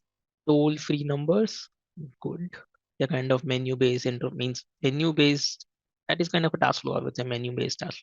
For example, when you're calling a customer care setting, customer care and all that. Someone is saying, Shreya, settings. Yes, settings are kind of menu-based navigation or interface, correct? It's a part of it. There's something more you have, which you might call it as kind of combo of both, I would say. Okay, I'll give you one example, like ATM machines. So what does ATM have? It's basically more step-by-step process you have there, right? You click on something, and you click on something, so you click on something, and click on something over there. So that is kind of an interface, which is kind of we are majorly operating using a menu based over here. That's what you have as a one type of the interface. Then you have graphical interface. So whatever you are using nowadays, I would say, is basically a graphical interface. Like for example, if you talk about when Windows was launched, or even if you look what Mac was launched, right, by Apple, Steve Jobs, or even if you talk about Bill Gates when he launched Windows 98 only, yeah, 98, right? What was different in the what was Windows 98 was called as, or what you call these systems as? You call them as graphical user interface. What is the short form of it? GUI, graphical user interfaces. Remember, so the full form of graphical is GUI here into it, right? Then voice-based, I already told you. Actually, I'm going reverse, I know that. But then you have voice-based interfaces over here, like I like to talk about. One of the interface which is not mentioned actually here, before you had this, you still have it actually, but you majorly had it before GUI came in. Think about it. GUI. Before GUI, there was one kind of an interface you had. What was that interface? You had command line interface. I don't know how many of you remember that. I still remember when we had to use Windows using command line only, majorly using command line, I would say. But that was also interesting thing to do it. And you can still do it in most, like if you're a developer, then you'll be using a lot of command line, especially if you're a Linux user or something. So you have command line interface known as CLI. CLI basically, command line interface. Then came the GUI, which is the graphical user interfaces. Then we talk about menu based or menu driven interfaces. We are talking about over here. Like you have ATM machines. We talk about even what you say kiosks, which you see in the mall and all, kind of more. Like for example, if you go to that's kind of a touch base also, but if you go like MACD and all to out or something, then you have. Can you give an example, simple example of graphical interface? Everything. So you're basically we talk about graphical interface, your desktops, like your Windows, your Mac OS, Microsoft Word, PowerPoint, all these applications. Zomato is basically Zoom. Yeah, thank you, Zoom. So they are all use graphical user interfaces to be there. They all are graphical user interfaces. Okay. Command line. I don't know how many of you command line, but this is command line. I show you the command line. So this is command line, right? Over here. So let's say if I want to look at what is at my desktop, for example, so I can do that from here, right? So let's say, for example, I'll have to actually do the ls here. Yeah, it's a cd. See, I can now using the command line interface here. Oh, it's a D capital. I'm changing the command. See, I'm going to my desktop here. You can see I was at the user level first. Now I'm going to desktop. And if I want to list all my folders on my desktop, I can say ls, showing me everything what I have on my desktop there, right? So command line interface over here you have. And previously command line was very, very different. Of course, if when we used to start Windows also, we used to write, what we want to open, what we want to do.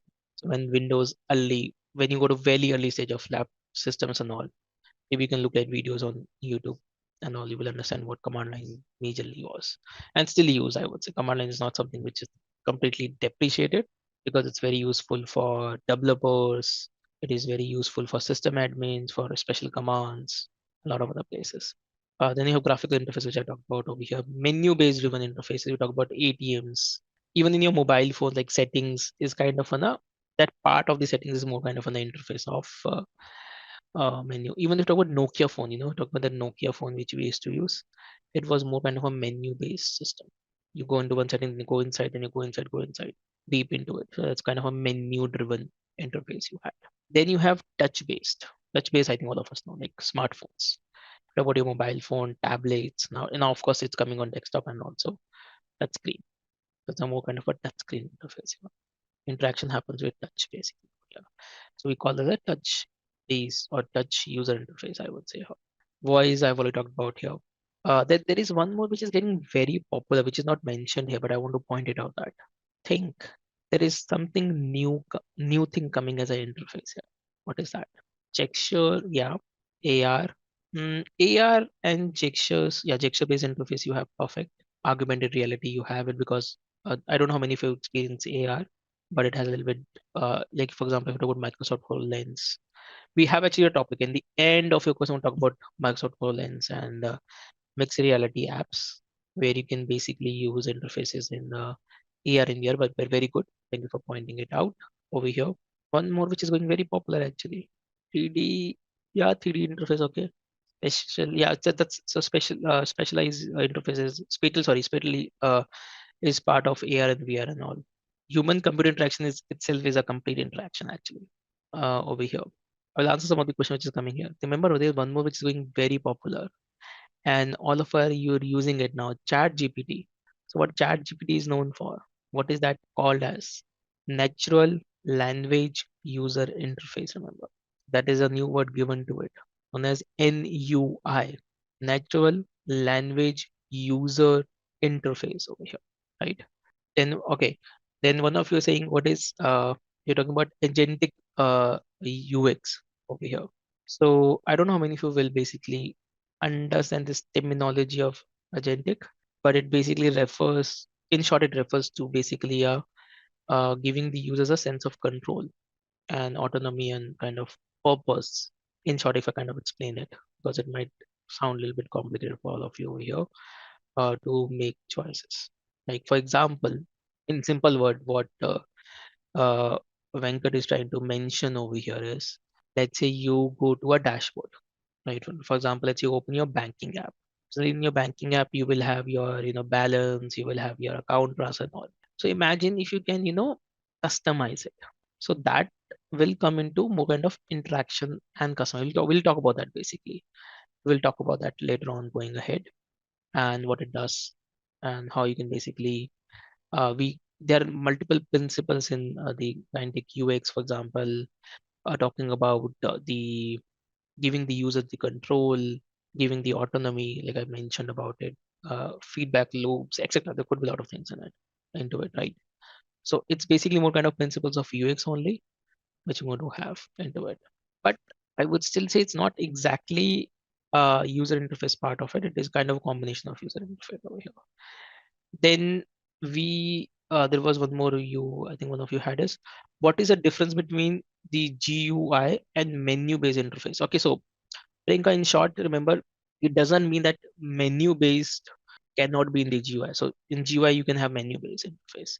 For example, if you go to any complicated software, like if you go to Photoshop, I don't know if you ever use it. If you go to, let's go to PowerPoint. In PowerPoint, you have a menu on the top. So you basically travel through that menu. So those GUI can have menu based interface to it. Even touch can have, like we talk about, within the phone, if you talk about the settings app, especially if you talk about settings app in iOS or even in Android, it's more kind of a menu based interaction you have there. Yeah, so basically, Venkat, I think if you talk about the word, basically, when you talk about, when you talk about the UX or when you talk about even the I would say to be there. So it's more about the word, which is agentic. So what does agentic mean over here? That's we need to understand over here, right? So when you talk about agentic, right, what exactly does agentic mean, right? So it's basically someone taking, in short, I would say what, taking action or basically setting goals to achieve something. In short, if you talk about like a core definition, I would say here into it. So when you're talking about AI agentic systems or agentic AI systems, basically, to be there. So how they can make their own decisions rather than always, following up predefined instructions, I would say, right, to be there. I don't know if you've heard about, though this is a little bit off topic, but I don't know if you've heard about recently there was a lot of advertisement by this company Xiaomi, right? If you know about the Chinese company Xiaomi. So they have built, I don't know how many of you know about it, they have built mobile manufacturing factory, which is completely robot based. there is no human at all. So the robots also assemble it. If a machinery goes, something goes wrong in the machinery, the other robot will come and fix it. It's completely driven by robots. So imagine you're manufacturing a phone that can be done 24 into 7 now without any human involvement. I don't know if you've seen that. Maybe you can go and check on YouTube and all. But Xiaomi has done that. So that's basically a bit part of, authentic AI, I would say, because they can make decisions, giving some kind of empowerment to them, I would say, or doing some reaction basically. So AI is about, I think, I would say, the main part of the AI. If it about the I would say the modern AI nowadays, it's about giving empowering to that AI. That he can now does not have to always follow the desired pattern to do something. You can create your own stuff. You can basically make your own decisions also. Okay, then I think it was something. I think I missed it out. Let's see. ChatGPT given 9 interfaces. You're saying. So we talk about GUI, yeah, we talk about CIL, we talk about voice, we talk about touch, natural user, we talk about, yeah, menu driven, talk about form based. Yeah, form based is more kind of an not too much use nowadays, I would say, but where you have to just fill up a form. Web based interface is similar, I would say. I've not kind of put into a different category of interface there. AR and VR could be very different because the way they interact or the way you interact with the applications. It has a combination of gesture, the spatial of your environment, where you are located, depending on the sensors you have in the device. So it could a lot more. We're going to talk about that later. Like I said, that's the last course we're going to talk. So, anyways, we spend a lot of time here. So we talk about what interfaces are. And if you look at the quick examples here, your smartphones are touch-based interface. Alexa is a voice-based interface you have. It has also some buttons and all if you look at it physically, but of course, when you interact with it, you can do it just with the voice there, and it has a way of communicating. Then you have smart displays over here, right? Which is again kind of, I would say, more kind of touch-based or graphical interface they have basically to it themselves. Even if you look at your televisions, I think I missed it out. This one is a great example here. Televisions, yeah, majorly is your menu-based UIs because you have to go from one menu to another menu. You have to navigate in a certain way in these smart TVs, unless until you have that remote, which is a little bit more advanced. So even if you look at the televisions, is more kind of on a menu-based interface you have here. So let's say you are designing a new feature for a Tesla information system that allows drivers to control various car functions such as climate control, navigation, media playback. As you need minimal recession, which combination of interface would be the most effective? Majorly be easier, and I will explain you why it is. Okay, why it is. I know that you will saying, okay, it could be A also, it could be D also, it could be C also. I will explain you in a second, right? So B is the right answer. I tell you why. Why? First of all, if you see user interface going very popular in the cars, even if you talk about basic cars, if you're getting in India now, you have a user interface. So basically, if you talk about the user experience, what we're talking about in the question, you have to understand the question also here. It's talking about without needing a driver's distraction, right? So in short, if you don't want to, so when you're driving, you just need to speak. Let's say I want to say lower the volume, you know, increase the volume, change the soundtrack. They are like something which I can do very easily with the voice interface there in the cars, and it's going very common now in the cars. And if especially we're talking about here Tesla, but Tesla is an expensive car, so which can of course have a voice interface to it, and it has the voice interface by the way, right? So first is the voice interfaces, which will give you the less distraction. But at the same time, let me tell you, and this is I'm telling you from my personal experience. I have a car which basically have this option of user interface. I can do a lot of things in it with that user interface. Sorry, voice interface, not user interface, voice interface. I really use it. Now I tell you the problem here. I tell you the problem here. It's about thinking of that command. I would say, right? And if you think nowadays, if you see, not generally in the cars as of now in India, especially, this is what I've experienced. Voice interface is not so great that it can just talk in a very natural language. Of course, in Tesla and all, you can do it more actively, I would say, but that isn't how it works in the cars, in all the cars of India, to be frank. So first of all, you have to think properly sometimes, right? Let's say, for example, if I want to lower the volume, I think it will take more efforts for me to even say it with the voice speaking than having a physical button on my steering wheel, right? So if I have a button on my steering wheel to kind of lower and upper the volume, I can do it easily, right? But voice interfaces are becoming pretty common in this kind of you know environments, or I would say in this kind of situations. Then you have the touch based interface.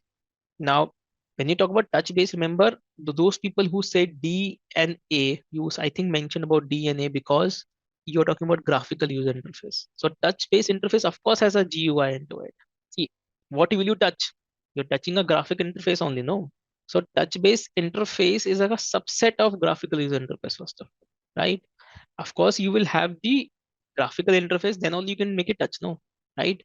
So touch-based interface includes this option basically for you, which you're talking about, the graphical user interface. Just remember that, right? That's why we're saying B is the right answer because touch-based is graphical, right? But I want to bring a very important point here from the user perspective. And even if you look at the voice and the touch-based interface, they are good to have. They are modern. They are modern. They are good to have, but they can't still replace the physical buttons, right? Cars are going very kind of having a lot of touch screen, big touch screens and all them into them. Especially in India, there is a been lot of trend now going into it. But imagine those, I don't know, those who drive a car here, right? Physical button is very, very important in car. Even if you imagine, right? I tell you one example here. And because I have one of these in currently the room I'm sitting here. So imagine in your most, I think most of you are living in your home right now will be having a physical button of your switch, like if you want to on a fan, or if you want to on a light, on and off the light, or you want to on and off the fan. Now tell me the room which you live in, or the home which you live in, and especially the room you will live in. Do you have to look at that button to on it, like fan or light? Or no, right? You can still kind of use it unconsciously. It's simply just on the button there, right? Same thing goes with a car. When the physical button is present, you can easily use it without looking at it. Remember the touch screen. The problem with the touch-based interface is you will have to look at the touch-based interface to operate it. Whereas a physical button you can operate without the touch base, means without looking at it. I remember when we had this Nokia phones, right? I was not one of those, but I've seen a lot of people typing on Nokia phone without looking at it. So they can, they can just type it without looking at it because there has a physical buttons to it. It had as a physical buttons too. But can you do the same thing with the touch base? Imagine looking at some. I have not seen anybody who is not looking at the touch screen still can type it on the phone. Doesn't matter how much you are expert. That's why if you see in laptops, because in laptops we have to like type a lot more. Technology have gone so far, but we still have physical keys on the laptops because you can type in a laptop in a keyboard without looking at it, without looking at it. So remember, with the modern technology, doesn't mean that you remove those essential physical buttons to be there. Now imagine in your home, if I replace all those physical buttons with the touch, but now there's a lot of trend, in modern homes, you have a touch panel which you can operate, and then you have, of course, there is one more benefit to that. You can basically operate it with your phone, and you can on and off the lights, or maybe you can control the home light. That's the benefit you have. But when we talk about touch panel, right? If you will have your in your home the touch panel, you will have to look at it. You will not be able to operate it just without looking at it. And that's a very basic difference all of you should remember as a user experience between a physical button and within a digital button to be there, right? So remember the keyboards. If you're about like typewriters, people had typewriters previously. If you look at a lot of people still who use keyboards, like if you're so used to it, you can type without looking at it. You will be able to type anything you want. So physical buttons are important. Remember that you can't always replace everything with the digital buttons and and it has to be, I think, done even if it happens over the course of time, it will happen slowly. If I bring a car today which have only digital buttons and all, it can give a lot of cognitive load to the user and make it more distractful to the driver as well, to be frank, right? To be frank. I don't know how many for you know driven a car previously with the physical buttons. Like even in the radios, we used to have a physical button. You can just press the button there. Now, if I talk about digital screen where you have to change the song and all, if you don't have the steering control, let's say, then it can be more distracting for the person. That's why if you see now in cars, mostly cars have those controls on the steering to control it. The major function like changing a song, controlling the volume level, picking up your phone call. Imagine the indicators you have, like right, when you want to go right and left, you want to operate the wipers, you want to go from low beam to high beam. Even if you ride a scooty or if you ride a bike, that the physical buttons still has an importance to it, to be there as a user. So that's very, very important you need to have.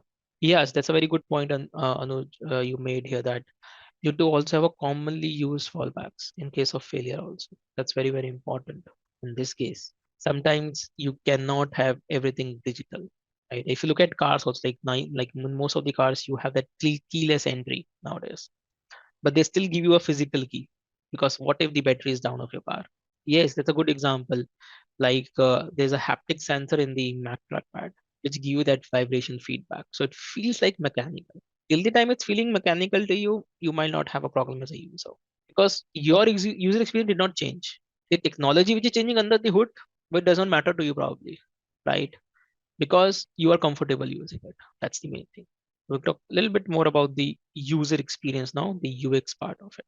And I think I've been talking a lot about it. So all of us know what user experience is. So remember, user experiences are how a user feels when interacting with a product, system, or a service. It could be anything. This is more kind of a definition given by Don Norman. So user experience is how a user feels when interacting with a product. Remember, it could be a product, and product could be anything. Your credit card in your pocket, the chair you're sitting on it, the phone you're having in your hand, the app or you have in your phone. It's everything. So product, that's the product basically. Or you can say system, digital system we have. Or a service. For example, you go to a you go to a restaurant, you go to a hotel, it's giving you a service. So UX designers understand and anticipate user needs through research. What are your needs are? And the UX designers focus on creating products experience that are easy and pleasurable to use. And something which is easy to use and also gives you some kind of enjoyment or pleasure in using that product. Like you have smart animations, like when you unlock your phone, you will see a nice animation into it. Those are kind of pleasure points, I would say, you have in the UX. So UX is a combination of technology, business goals, and user. And I think I mentioned this very, very importantly today when I was talking about, one of the examples, that you have to take care of the company business. As a UX designer, you're taking care of three perspectives: technology, user needs, and business goals. I want to give you the doctor example, remember, of rural and urban areas doctors. So you have to also operate in a constraint. Generally, we all have a constraint to operate in a particular area. So technology, user needs, and business goals. Did I tell you about that Africa example? I don't know if I remember it. Did I? I think I talked with all of you. Did I talk about one of the African examples of carrying a water? Does anybody remember that? I don't know if I discussed with all of you. So it's a part which I want to talk about in design thinking, but maybe I can talk about here because of this here. So let's say, for example, let's talk about, let's say you are in a very I'm using a word kind of very here. Don't know if it's right in the grammar, but I'm saying let's say you're in a very rural area of India, right? And you notice that as a user or as a, let's say, a problem solver, I would say, notice that women and children need to uh, carry water from, let's say, 2 kilometers away from the village,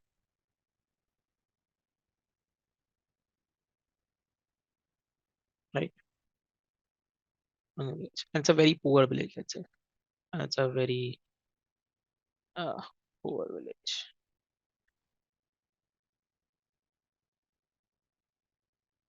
right? So let's say they can carry it without much pain and can carry more water than what they do right now. Think. How many of you are thinking of building a pipeline?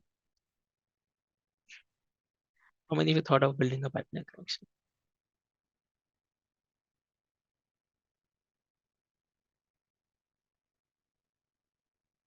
Okay, nice. Water sap. I liked it. Water tanker supply. Okay.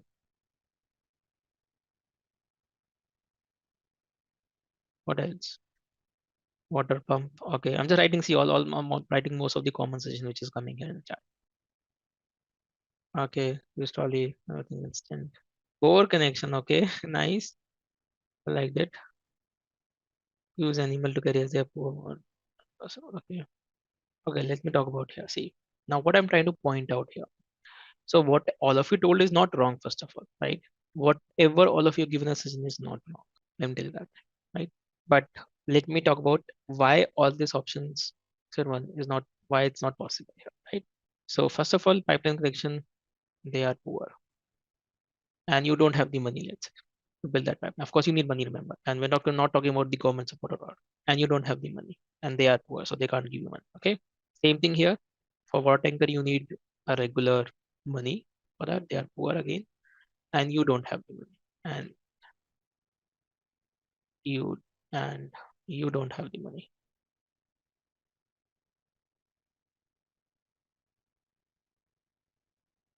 Partner when the NGOs, okay, that also requires money. That's a good suggestion. I would Bhavna take it, but I will prove my point in a second. What I'm trying to say in a second, right? Again, your answer is not wrong, by the way, right? Water pump, again, they are poor. You need a lot of expense for doing that. Over connection, same thing. Let's say the ground, there is no groundwater, no groundwater over there. And I told you they are poor, so they don't have animals. People with animals are a little bit more richer than, so they don't have animals. Rainwater harvest, no rain, no, there's no groundwater, then there is no rain. Basically, imagine of Rajasthan in India. How much rain will you have, right? They can pass on the okay, swing shifts and all.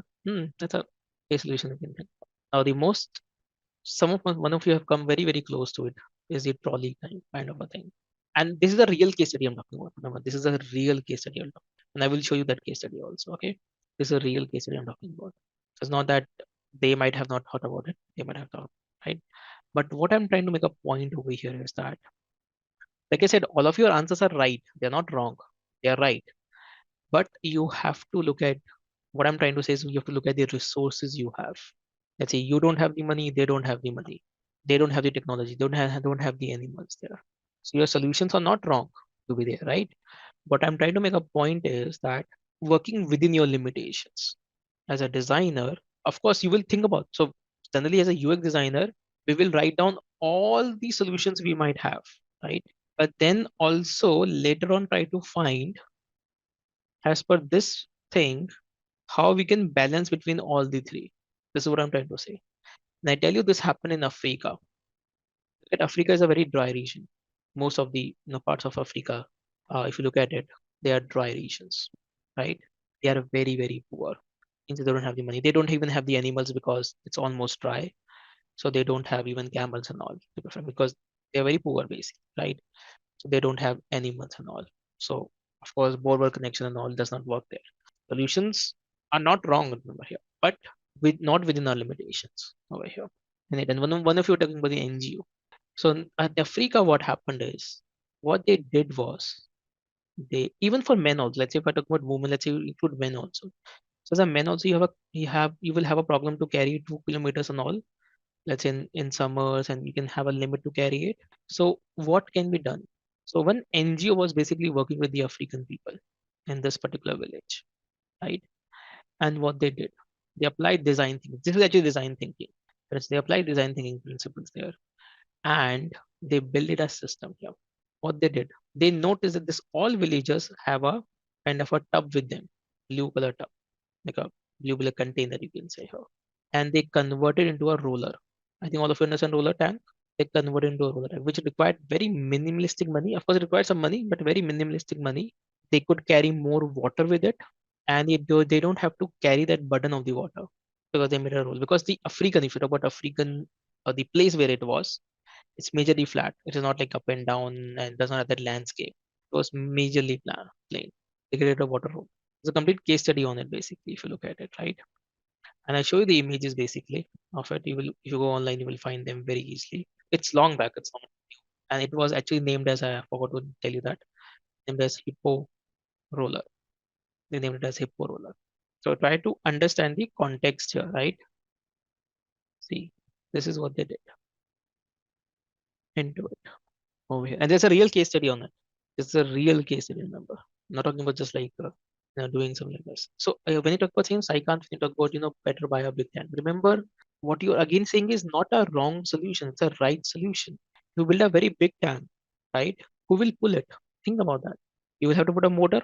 That motor will require oil in it, right? And who will take the responsibility of its maintenance? So again, the idea is not wrong.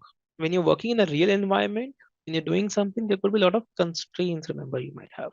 And what I'm trying to mention and talk about is that the importance of operating within those constraints. You can still bring a solution. There could be many better solutions than this, but given the resources, given the amount of money and everything, and still individuals are working so they can carry more water. So previously, how they used to carry water? They even did not have proper buckets. So basically, I show you the image here. So they have to carry the waters previously. So you can see the amount is very less comparatively, and they have to walk a lot. Compared to, you can see now they can carry more water and more easily comparatively to what they were doing before. And this is the case. You can kind of read about it. You can just search in the Google the hippo roller. The hippo roller. You can search about it. It was covered with a lot of media and all, basically, and was also praised a lot, known as the hippo water roller. They could carry more than actually 5 times more water because of this, given their constraints. Cost, it only costed $35 one time, remember. $35 one time, which will go for over, multiple days. But you talk about, let's say having a car or something, which will require fuel on a daily basis. They don't have that money. It made a very big impact. It's also been covered by Wikipedia and a lot of other ways, basically, the way it was. Of course, you have, I would say, you have critiques in it and all those stuff. That's a different thing. You might say, okay, this is not maybe you can think about something more better in this. Maybe you can also add wheels to it, right? Even in this one, for example, make it roll a little bit more effortless. But remember, we have to keep in mind the cost and for a larger population. So this is known as design thinking. So they basically applied a principle of design thinking to do something like this and improve people's life. And this is what I'm trying to make over here. Like a lot of people come to me and talk about, we don't have time, we don't have the technology to do it. How should I do it? It's all about working with your culture. So as a UX designer, you have to balance between the things, remember. This is what I'm simply trying to say over here. That's a key component of UX over here. You are a person who is finding a sweet spot between the user needs, what the business is trying to say, what the product manager is trying to say, what the technological constraints we have from development side, and what user is looking for. You have to kind of mix it together and deliver that. So in the user experience design, when you're talking about the UX part, when we talk about the UX part here, right? So we should always consider why, what, and how of a product use, right? So why, what, and how. Basically, this is very, very important here. So why motivation and opinions of the users, right? What is the functionality and usability of the product will be, and how accessible and statics of the product will be. So we need to answer why, what, and how. If you look at, even if you look at business terms and all basics, this is a very common thing to have in any product, I would say. So why means for why are you designing that first? I would also say that, what is the motive, make why, what is the motivation of behind it, I would say over here. So you have the UX then consider why, what, and how of the product usage over here in this. And that's something we should always answer when you're designing a product or creating a product, I would say, into it. I'll not spend much time onto this slide basically here, but there's something which is very good, which is the hierarchy of UX. We have hierarchy of user design here. So on the top, if you see, it says begin by being useful, right? Begin by useful basically. So what is the utility it's offering? See, first of all, even if you look at, if you go below the pyramid here, the first thing you have to look in the product is utility. Even as a user, right? You buy something or you own something by knowing its utility, right? Anything you might have with you, how it is useful to you. That's the most important thing. So making the product market fit, or making your application market fit, it's very, very important over here. So we have what is useful, right? Then okay, it's useful, but then you have the usable by people. It must also be usable by people. Means you create something which is which can be useful for people, but let's say they can't use it, then there will be a problem, right? So it has to be useful and usable by people. Very, very important here. One thing is utility and the other thing is the usability of it, right? Now think of any example which you think can be useful but not usable by people. I give you one very simple example here, right? For which there, you have to think about in this way. Like for example, if you look at Google Maps, right? Google Map is something useful, right? We all use Google Maps for directions and all. So we use Google Map for directions and all, and it is also usable. I would say it's also usable. But what if you don't have an internet connection? So it is the Google Map is still kind of useful, but it is not usable, right? That's why Google brought that you can also download the map offline. You can download the map offline basically, right? But that's something you should be pre-prepared. Like you know that I will be going into an area where I will not have the internet. So you can download offline. So they have thought about that usability. But at the same time, if you don't have the map offline, it is a useful app, but it might not be usable by people in that particular scenario, I would say. So it does not become usable, right? So like same ways, there could be a lot of product which might be useful for people to do something, but may not be so usable. Usable means, for example, like banking apps are not so great sometimes, right? Or even if you talk about any website which is web, no, not very well designed, it can have usability issues to it. And to the same, you have desirability. It must look and feel pleasing, right? And this goes very much true for all the banking apps and government apps if you look at it. So they will have, let's say for example, if you talk about any app which is of bank, for example, it is useful, also usable, I would say, to some extent, but they may not be desirable too much because of their look and feel. They might be too basic, might have some issues in it. Especially, for example, if you look at government bank applications, right? They are not really desirable, right? So utility and usability is there, but they will not be desirable. And then you have the brand experience. It enhances the overall brand experience, right? So basically, if you have what we're trying to say, if you have all the three together, it will create a brand experience. Like for example, if you look at Zomato, so it has the utility which is useful, usable by people. It is desirable. It has some nice images, some nice animations to it, some nice coupons coming sometimes to it, which overall creates a brand experience into it, right? So that's the kind of a very basic hierarchy of UX which is there into it, right? So if a brand offers all this to you, right, it becomes a good product. It becomes a great brand experience. So we have a small activity here. So this demonstration explores Airbnb experience design, showing how the platform effectively serves guests and hosts. It also highlights how Airbnb builds your confidence and shows a smooth, secure experience for all users. So I'm going to just talk a little bit about it. We have talked about Airbnb a lot previously also. When I talk about it as a brand experience and as an overall brand, Airbnb is one of the greatest, I would say, platforms to look at it, right? Into it. And that's Airbnb here by default. And see nice animation which was happening there. And those who don't know about Airbnb, I think you should be able to see what it is, right? Now, when you go to, this is the homepage of the Airbnb. If you look at it, India page, I would say this is basically for the India. So what you guys notice as experience over here? Tell me. Maybe you have never used this brand, which is okay. But when you look at their website as of now, which I'm showing on your on the screen, so what do you think about this website? And what kind of impressions is? Looks very neat, right? Very, very minimalistic and neat. Not, I would say, very free of clusters over here. Very, very clean design, right? So all of you think all of you will agree that it is a very clean design and direct to business, correct? Easy to understand. Nice images and clean information. Yes. Description is good. Good overview of information first glance. Yes. Filters. A lot of filters you can see up front here. Neat icons and better replace. Yes. To the point options are available. Minimal color use, very important.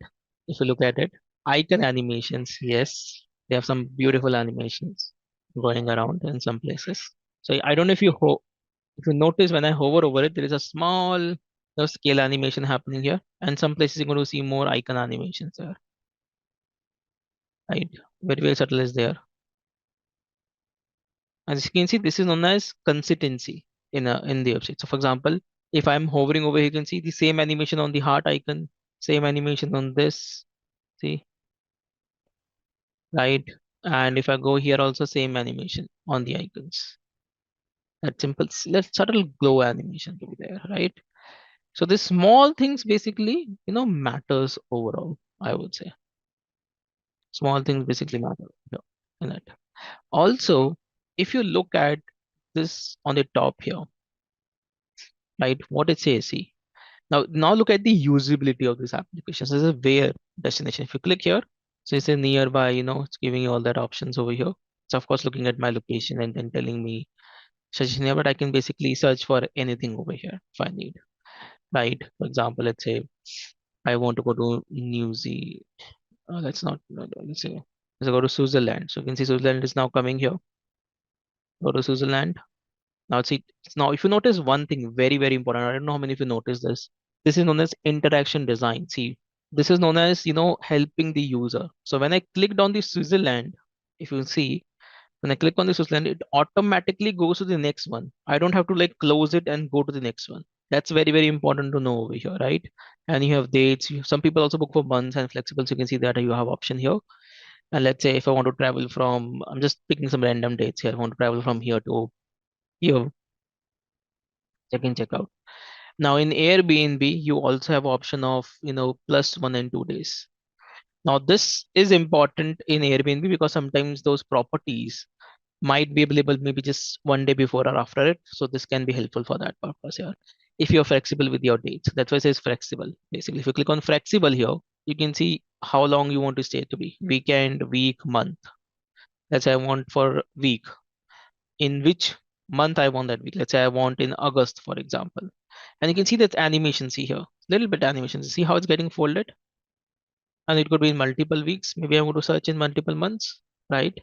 Then this flexible option is there. And you can see still very clean design, very not. They don't have the color everywhere going and all over here. So they have very clean design if you look at it. Then you have guest. Say who is the guest? You can basically say ages above 1, 2, right? Children between 2 to 12. One, let's say for example, 2. For example, I'm just doing that. You can have infants basically, which is under 2, and then you have the pets. And I love this option here because why I love this option, especially these two options is if you have children at your home, so this is the most difficult time sometimes makes you slow down. So because under 2 is almost free and above 2 is like paid. So that's why you have two filters which is given very separately. Most of the websites, if you look at it, right, will ask you how many children are traveling. They will ask how many children's first and then they will ask their age, which basically makes it a little bit more slow down action option here. And also if you look at default state, we call this as default state. See, if you like this is like I'm talking now, this is something which you have to observe very nicely over here. Look at this option of infants and look at the option of pets over here, right? Do you notice something here in terms of interaction, right? Look at the minus button is grayed out, is disabled because you can't go below 0, right? So it is not in the same color of black, but only if you make it 1, then it goes into that color. If you look at it, this one is default states of the button. If you look at it, precise highlights, Prachi, yes, very, very precisely highlighting. So not over if you look at it. And then I can simply search. So you can see I can search. As you can see, it shows me the map, over here, which I can also go full screen and can hide it. And you can see that, and showing you always this information. Price includes all fees. So you're seeing a complete price over here into it. And you can see I can simply just look through the images. I don't have to open it to look through the images. I can just go there, go there, go there, look through the say favorite guest favorites, over here super host, right? So I can see it. And if I click on it, by the way, you can see that I can see the breakup also over here. Nice pop-up. So I don't have to go in depth, means I have to go in depth if I want to do it. Plus, when I'm interacting with it, you can see that it's highlighting on the map. See, it's highlighting on the when I'm doing that. See which one where it is located, right? It's showcasing that here and do it over there, right? Over here. And then of course, if you click on it, let's say if I click on one of them, say I can click on one of the images also here. You have translations giving that information to me. Close. And you can see the images in its favorite guest over here. And see these icons over here. This is what I love in Airbnb, to be frank. It feels like you're still in the Airbnb website when you look at these icons. It has that design language to it, right? Clearly highlighting what is available, what are the dates I've selected. Rating you can see here. If you look at a lot of nicely used of colors here, very nicely used of colors over here if you look at it, right? And where you will be see, and then it's talking about the host, where I can message the host over here, over there, right? And I can simply reserve and says you won't be charged. So this is micro copy. You won't be charged. It's in revert, reserve basically, right? Into it, and still giving the same information again. Prices includes all fees, and I can see the breakup when I click on it. And if I say click on reserve, and this goes to reserve here. Right. So you can also it also detecting my email ID automatically over here because of the cache in the browser and all. Because I've used Airbnb this one. Oh, yeah. And I can reserve it. So you see, very minimalistic, very nice, simple, I would say. And if you look at the animation, see whenever you reload it, see how the animation plays over here. Rare fine. Now seeking they have a different animation. Rare fine. This place is usually booked, right? And if I refresh it, see, then it might have something else. Okay, it might change after a few times probably when you change it. And you can see that it might change the information also a little bit depending on what it wants to convey to you at that point over here. And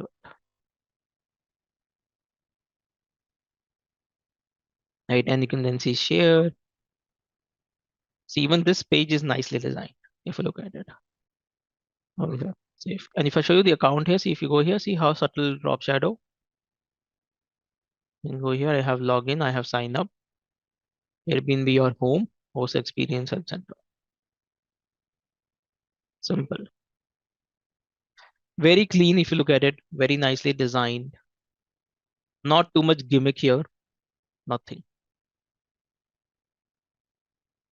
And you are very clear, homes or experiences you want. So you can choose between homes and experiences as well, right? To change it. And then you have nice filters which are coming out. We given.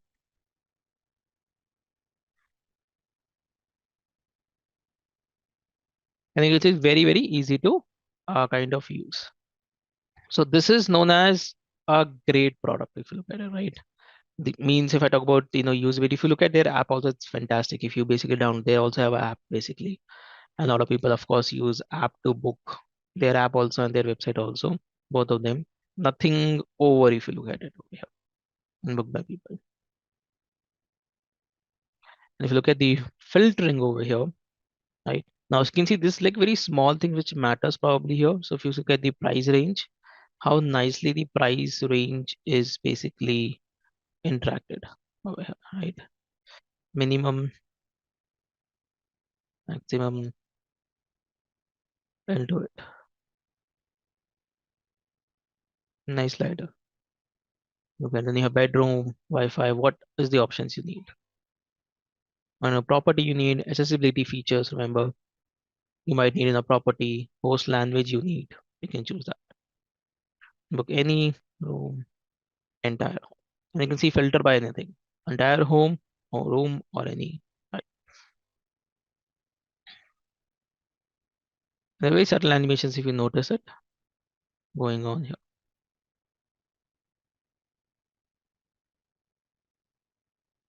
See,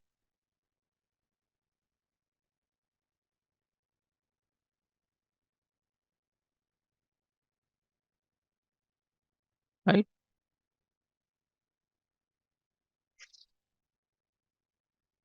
So that's how you can basically look at how Airbnb basically helps you look at and I would say do the look at the user experience of it. In short, just give me a second, guys. So next thing we'll talk about is the factors influencing the user experience here, right? What are the factors that basically influence the user experience over here? Though we've talked about some of them, but so I'm talking about actually the factors which is defined by the honeycomb model. I don't know how many of you know about the Peter Movell's honeycomb model. So there are 7 factors given by the Peter Movell, known as the honeycomb of UX. Generally, the honeycomb looks a little bit different, but yeah, here the diagram is different here. But this one known as the 7 factors of honeycomb, right? It was originally given by Peter Movell, who basically kind of said if your product has these 7 factors, then it can become a great product or a service basically, right? We have already talked about useful and usable in the previous slide, if you see that, right? So useful, you already know a product or service must fulfill a use need or purpose of a user. It should provide value by solving problem or making a task more manageable, right? Over here. So this you already know about useful. Like I told you, Google Map is useful basically if you look at it. Then you have usable by people. A usable and intuitive product allow users to fulfill their needs without getting frustrated. Means it's easy to use in short. You can easily use it. Like for example, we saw Airbnb. How small interactions basically matters, which makes the product more usable. Which makes the product usable here, right? Into it. So usable and intuitive product allows users to fulfill their needs without getting frustrated. Example is Dropbox. For example, a simple interface for users to upload, share, and access files without requiring technical knowledge. Actually, if you look at Dropbox, has been a very popular tool for online backups and online storage. A lot of people use Dropbox actually. Now, of course, OneDrive and Google Drive have become very popular, but Dropbox is still a lot of professional choice, basically to have storage and to share the storage, especially in the media field and all. People love to use Dropbox because of its service, speed, and reliability of its servers to be there. It has a very simple interface to use actually. If you look at it, the Dropbox, right? Then the product we have is should be desirable. We also talked about this in the previous slide. So I'm going through this a little bit quickly, then I'll talk about the other points a little bit later. So desirability is about the product emotional appeal to the users through design, whether design, branding, overall user experience. It should create a positive emotional response. So for example, when you look at Airbnb, like if you look at the interface also, you find it more desirable. The nice, small, quick, nice icons, nice animations they are going on, the way the information is coming, how this website is structured, it just makes it more desirable. The images you see on those, property listing which you have there, it just make it more desirable. You start feeling it to be desirable there. So that was creates a desirable, the emotional appeal to the users. So these are the 3 ones we have already talked about: useful, usable, and desirable. Then you have findable. Let me talk about desirable. For example, okay, there's one more. You have Slack. So by the way, if you're part of this course, then you must be a part of a Slack community here, right? And a lot of you must be using Slack. If you work in a company, a lot of you will be using Slack. So if you look at Slack, it has some vibrant colors, some nice animations, custom emojis over here, which can also help in kind of fun communication between the teams, and also have some personalization options there for themes, notification, something similar also goes with WhatsApp if you see it. So making the product more desirable overall here. Then you have findability or findable, I would say. A website or app interface should be easy to navigate, and users should be able to find what they're looking for the information quickly. So whatever information you're trying to find in that particular application, right? You should be able to easily find it out, that information. That's important. So a website and app interface should be easy to navigate, and users should be able to find what they are looking for quickly. Important, remember. Now we also say one more thing. This is the more kind of a marketing thing, but your app should also be findable to the users when they need that. So we talk about doing marketing or improving your SEO, so the product is also findable. A lot of times you might go to a website, you might not be able to find a particular information. So that means there is an issue with findability or findable. So that should be quick over here. And one of the examples which I like over here for this one is like YouTube you have, if you look at it, right? If you look at Instagram also, though it's not a very big app. So if you see YouTube interface is optimized for quick content discovery. The search bar is prominent position at the top with recommendation, trending videos, and categories clearly highlighted. And users can navigate playlists, channels, and related videos. And if you see, YouTube have recently improved a little bit more in terms of its UI. So it can basically make the content discoverable easy. A little bit have they changed. I think they were planning to bring up one major update long back, but I think did not work for YouTube. I don't know how many of you tested that new workspace, which YouTube was planning to do it. I think they have depreciated that now because even I did not find it means it was nice in terms of way to look, but the usability was way difficult than what the current interface offers over here into it. So making the content findable is important, right? So whenever you go to YouTube, it will show you the duration, it show the perfect information. See, title, the thumbnail, title, duration, right? And you have how many views when it was uploaded. You get all that information at a glance when you look at the YouTube. And that's what makes the content discovery easy. That's why it's one of the very popular platforms all over the world. Then we have another principle which is known as accessible. Involves designing product easy to use and accessible to everyone regardless of their abilities or disabilities. Remember, abilities or disabilities. If you even look at the YouTube, right, it has this captioning subtitle option to it.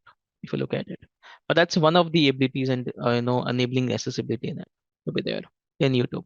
If you talk about accessibility, for example, if you talk about Mac OS or if you talk about your phone itself, Android, iOS, or even Windows, they have accessibility features to them, which allows users with disability to interact with their computers using screen readers, voice commands, and high contrast settings. And you're going to find this setting in almost in good, like all this OSs, the good OSs which you have, you're going to basically find it, right, this information over there. So it offers that flexibility and accessibility to you. Now you may have never used them probably here, but they could be important. For example, if I talk about in Mac also, see, if I go to my Mac and if I show you, I have this accessibility over here as a tab. So I have voiceover. That's a person who are blind and all, they can basically use voiceover to read where their mouse is. You can zoom if your eyes are too weak, then I can basically zoom the content if I want. I can hover the text for reading, etc. I can talk about display changes. I can kind of change invert the colors of my display. I can reduce motion of the display. There are a lot of options you can see which Apple has given here for accessibility. Right. Then I have spoken content. I have audio descriptions. I have hearing devices, audio, RTT basically.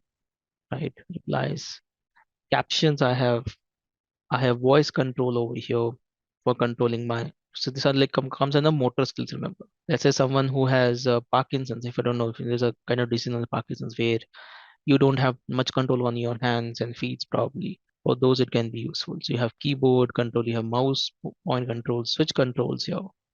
You have speech controls over here. You can see, and you have then general options here. So this is known as accessibility. You're going to find similar things in Windows also. If you go, or if you go to your phone also,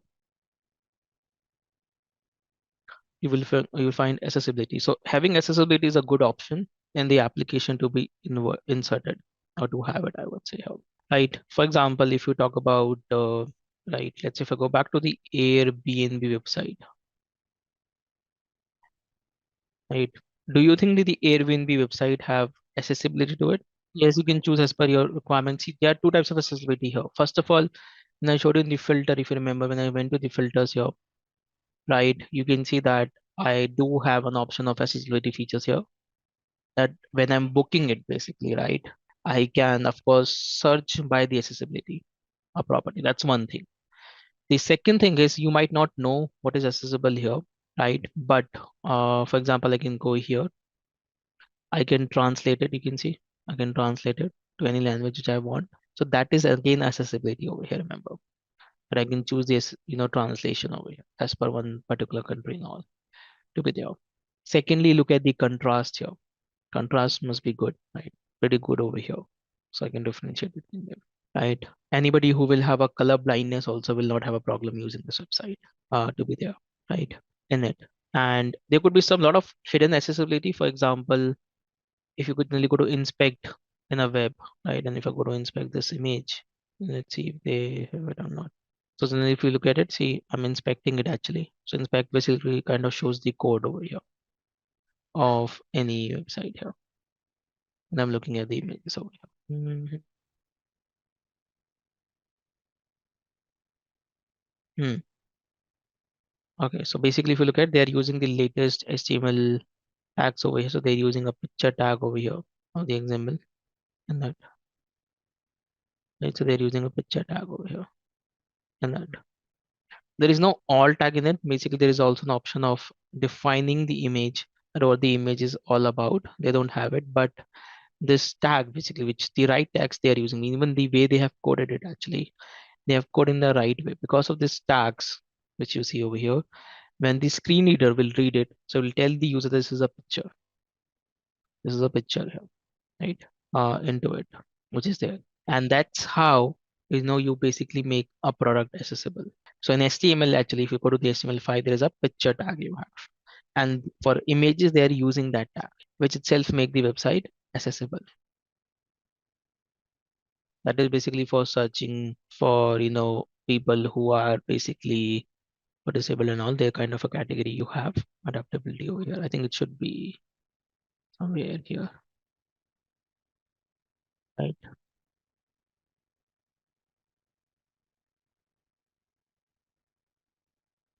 It's better to basically do a filter over here for that.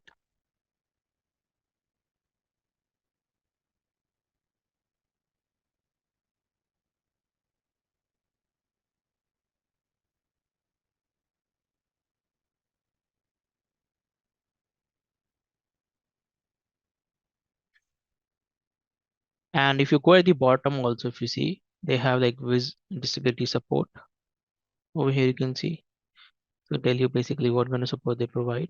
Disability area, see category adapted. You can see here, which Priyanka was talking about, enhancing search filters.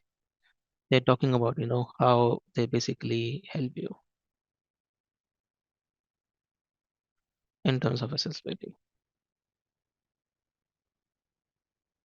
when you're booking through the website. So basically making accessible by everyone. That's known as accessibility. Then we have credible, right? Credibility leads to the trustworthiness and reliability of a product or a service. User must feel confident about the product, right? Over here. So first of all, I think over here I like to point out one thing. Credibility automatically comes if a particular website looks nice or app looks nice, right?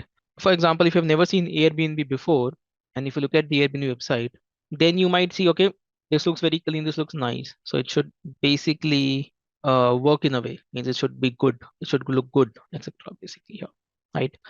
That is known as credibility over here. Sorry, yeah, making credible over here. Now there are a lot of ways you make the product credible. For example, in Airbnb, you have reviews by people, it says verified reviews and all, and you have images basically being given there, which might make the product or service credible. That's credibility, right? For example, like PayPal. I don't know how many of you have used PayPal. PayPal was very popular once in India also, and still popular if you basically take international payments and all. So PayPal is credible because it offers secure transaction and has a well-established reputation in online payments, basically, and has built trust over the years for the users. Like PayPal, we don't use it much to be frank in India, but if you go to UK and other countries, PayPal is still a lot used. Or for example, in India, right, a lot of you must be using some different application to be there, right? Maybe I give an example of credible, and I'll give you a live example of credibility here.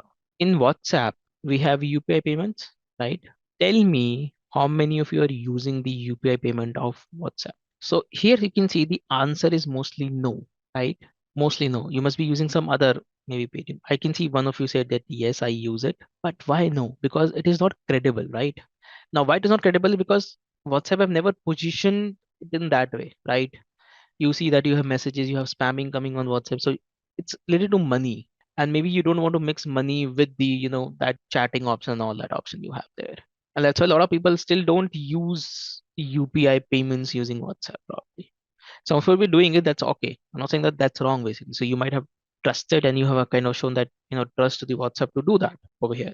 And it's not a dedicated platform. That's perfect. So it's not a dedicated platform to do it. And especially because it's related to money. Remember, it's related to money or money. And when it comes to money, or basically it comes to, storing that money or making a transition through that money, you have to kind of build that credibility over the time, right? Maybe the WhatsApp basically maybe launches a dedicated app which is just for payments of UPI. People might use it more than comparatively to use within WhatsApp, right? And if you look at it, WhatsApp UPI has not been so did not got so popular comparatively than what other features it has into it. So you might have in somewhere in your mind you might have a trust issue basically going in your mind, I would say, when it becomes to use UPI payments using WhatsApp. Yeah, that's correct, Manoj. So that's what I'm saying. So basically, you may still trust company as a WhatsApp, but still, you might think, okay, I might do a mistake. What, something happens, someone hacks my account. There's a lot of things, what you don't want to mix two things together, in short. And WhatsApp is something which you access throughout the day, whereas UPI payments you might have to make maybe 1 or 2 times in a day or 3 times in a day, depending on how you're using it. So if you look at it, basically WhatsApp has all the other things which we talked about, but it may not be credible for particular feature to be there into it, right? Or to be edited into it. That's important to be there. Now, when you talk about, let's say, cred, I don't know how many of you use cred. So, how do you think that the cred has basically built trust? Also, if you're using advertisements, okay, credible security, cashbacks, yes. But what else maybe this particular app would have done to build that credibility? Encryption policy, okay. If you look at the application, also first of all, it becomes I would say the application, if you look at it, first of all, the application itself, the interface, right, looks very innovative and also it looks like a big company. So when you might open it, it might feel like a big company to you. That's I think the most important thing, first of all. So which itself kind of build trust, right, into it. Then actually if you go their app page, then basically it tells you that we are compliant with this is government policies and all here. And they are also kind of providing you insurance basically, right? So they also have kind of an insurance that when you're making a payment, let's say of a credit card from your account to the credit card, right? Then they're providing some kind of insurance there. So that what has built over, that trust basically with any application. Then we have valuable. QCheck is a competitor. There are a lot of them. If you look at Bhumika, it's not there is one this app which what do you say this one? Sorry, IND. It's called as IND, right? It is also very nice, by the way. Very similar to something similar to Cred, I would say. IND Money. Maybe you can check it out, right? It's also a good website or basically an app to have. And it's decent, I would say, decent in terms of design. It's more simpler and has a more simpler interface compared to Cred over here. But I think Cred also has that first move advantage to it because when people have started trusting it, and now there are a lot of people already on board with Cred. So that's one of the best things you have there in the Cred if you talk about. So you have valuable now. So how does the product become valuable? The product must deliver value not only to the user but also to the business. It should contribute to business goals while satisfying the user needs. So it should be valuable to the user as well as the business basically. Like Spotify, if you see it, right? Provides user access to the vast library of music podcasts while generating revenue through subscriptions and ads. If you look at it, if you see Spotify in India has been very popular because of the way it has the interface again. It has a very nice interface. The kind of recommendations of the music that it can make to you. A lot of other options basically you have in the Spotify. And it's a very specific app for doing that only, if you look at it as a music library or a music application on Spotify. Okay, so this is the seven honeycomb model. Remember, this is the like seven factors of user experience, which is basically it can influence the user experience of the user to be there, right? So you have to just remember that. And if you look at a lot of product, basically focus on it. Like if I talk about brands like Haldiram in India, if you find basically, you will find that they will have all these factors even in their service, basically. Or if you look at any other good chain of food, I would say they will try to basically offer you that user experience through this. That's important. Next thing we have is overview of the UX design process. Now we have talked about so much of UX. We talked about factors influencing the user experience, right? But what is the process of design? What is the UX design process you have here? There are a lot of processes, by the way, in UX. Let me tell you that. So when it comes to UX design processes, you have a lot of processes. One thing you have to remember in UX design is that the process is not linear.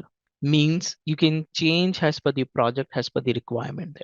When you're basically working as a UX design process, when you're basically implementing the UX or trying to do the UX over here. There are a lot of frameworks available for it, but commonly you're going to find the stages in the UX process. Doesn't matter what method you are using of doing the UX, I would say. So what you have is generally research in the starting. doing some kind of a user research, right? Defining the user research means taking the main points from the research you have done. Then defining your problem statement. So define also means defining your problem statement. That what are you trying to solve? Once you've defined your problem statement, you ideate. You try to find the best solution of it. So whatever solutions you have thought, you will design them as a wireframe. You get a kind of rough sketch, you can say, of it, right? Then you will create a more finished product of it, which is known as prototype, which could be a workable prototype for them. Then with that prototype, you basically test it with the users. Remember, we're talking about testing with the users here. You test with the users, take feedback, make changes to it if needed, right? And then you go to the implementation stage. This is where your developers or other things will start working, remember, into it. That is known as implementation of the design process to be there into it. Right. So start from research, define, ideate, wireframe, prototype, test, iterate, and implement over here into it. So they're different basically. Now the stages, remember, which you see over here, the glance which you see here is almost same in most of the methods. Whether you're doing design thinking, right? Whether you are kind of doing the UCD, known as the user-centric research, centric design, basically, sorry, right? Whether you're doing that, whether you are doing the a double diamond, lean UX, they are almost same. Now I know so I'm taking a lot of words over here. Lean UX, double diamond, design thinking, and all. We'll talk about design thinking in more detail in the next module, to be frank, which is your lesson number 3. We're going to talk about, and we'll start a little bit more of that today also, talking about it, right? And we'll talk about double diamond also. Like you have double diamond, you have also the IBM Enterprise Design Thinking modules. We'll talk about all those basically here, right? But overall, what I'm trying to say is that the structure of it remains same. The structure means remains the same. It is going to be similar. So just remember those stages here. Research, define, ideate, wireframe, prototype, test, iterate, and they can be a little bit shuffled, remember. You can shuffle it, right? Over here. So research also includes testing, by the way, here, remember. Research can also include bit of wireframing, depending on what stage the product is and for what purpose you're designing here. So research is about researching the user, right? Understand the user needs, like doing interviews, surveys, and doing observation studies. Define is analyzing your research findings to identify the user persona and clearly articulate the problem to be solved, right? Then you have ideation. Now you brainstorm, you generate different creative solutions within the team, and you basically find some solutions. Now, when you find those solutions, you will create a rough wireframe or a rough sketch of them, basically, in short. That's what wireframing means. And generally, if you go as a UX designer only, if you go as a UX designer, then this is your major job. This is your major job, right? Because prototype or a mock-up with a prototype will be created by the UI designer, generally created by the UI designer, right? Over there. Then again, your jobs come as testing, usability testing or testing, I would say over here. So you basically conduct usability testing, get the feedback from the users and make changes based on those feedbacks. You will refine your product a little bit over here. And then you implement. You collaborate with the developers to ensure design integrity, and during the building phase, you basically get it built, right? So it's not a very kind of a rocket science kind of I would say stages as a process, but that's the overall process of the UX design you have here, right? We'll talk about the stages. Don't worry, a little bit more. What is there in every stage? I will also talk about it once we go to the next module of design thinking here. But remember the overall stages over here, what you have. Now, this might look very simple in stages, but you have a lot of different processes or different activities to do under every step into it, which we'll talk about later over here. Now, as a UX designer, we want you to know some of the common terminologies of UX, right? Which you might be aware, but I just want to kind of clarify those. Few of the terminologies which we use, right? Over here. For example, what is wireframe? What is wireframe? A very basic layout or a structure of a page or a app without much design details. That is known as wireframes. What is mockup? A detailed visual representation of a web page or a app showing how the final design will look like. That is known as mockup. And what is prototype? A same mockup when made interactive, means you can click on it and do it. That is known as prototype. For example, people who still work in Photoshop here, I don't know how many of you work, but if you work in Photoshop and all, you can design very good there, but you can't make the website clickable, kind of test the flow and all of the app, which app like Figma can do it, right? If you look at that here. Then you have call to action on the CTAs. Basically, something which basically encourages your users to take a action, like a button or sign up. That is call to action over here. And if I just stop it here for a second, and if I talk about quick visual differences between all of them here, is this. Let me show you. I think you can open Figma and talk about that. Because that's a very common terminology which I think people generally get a lot confused with, when we're talking about prototype or designs and all here into it. Let me show you if I can. Just opening Figma here. Give me a second. Yeah. So this is a wireframe you can see here. This is a wireframe of an app you see here. So this is, I will call this as a wireframe. And if I show you the mockup of the same thing, for example, if you look at this screen here, and then I show this screen here, see, that's the mockup of the same screen you have. So the wireframe, you have the mockup. This one is mockup, which is a finished design of the same thing. That is a mockup here, remember. So you will call this as wireframe. This is called as mockup. And this is all mockups here. Then what is prototype? You basically show the basic functionality of these buttons and all. So for example, if I select this here, and if I go to the preview into it, see, I can click on login. I can maybe go back. So I can do those basic things you can see over here, right? It's not a complete function, not a coded app, remember. It's a basic app, which is known as prototyping here. This prototype.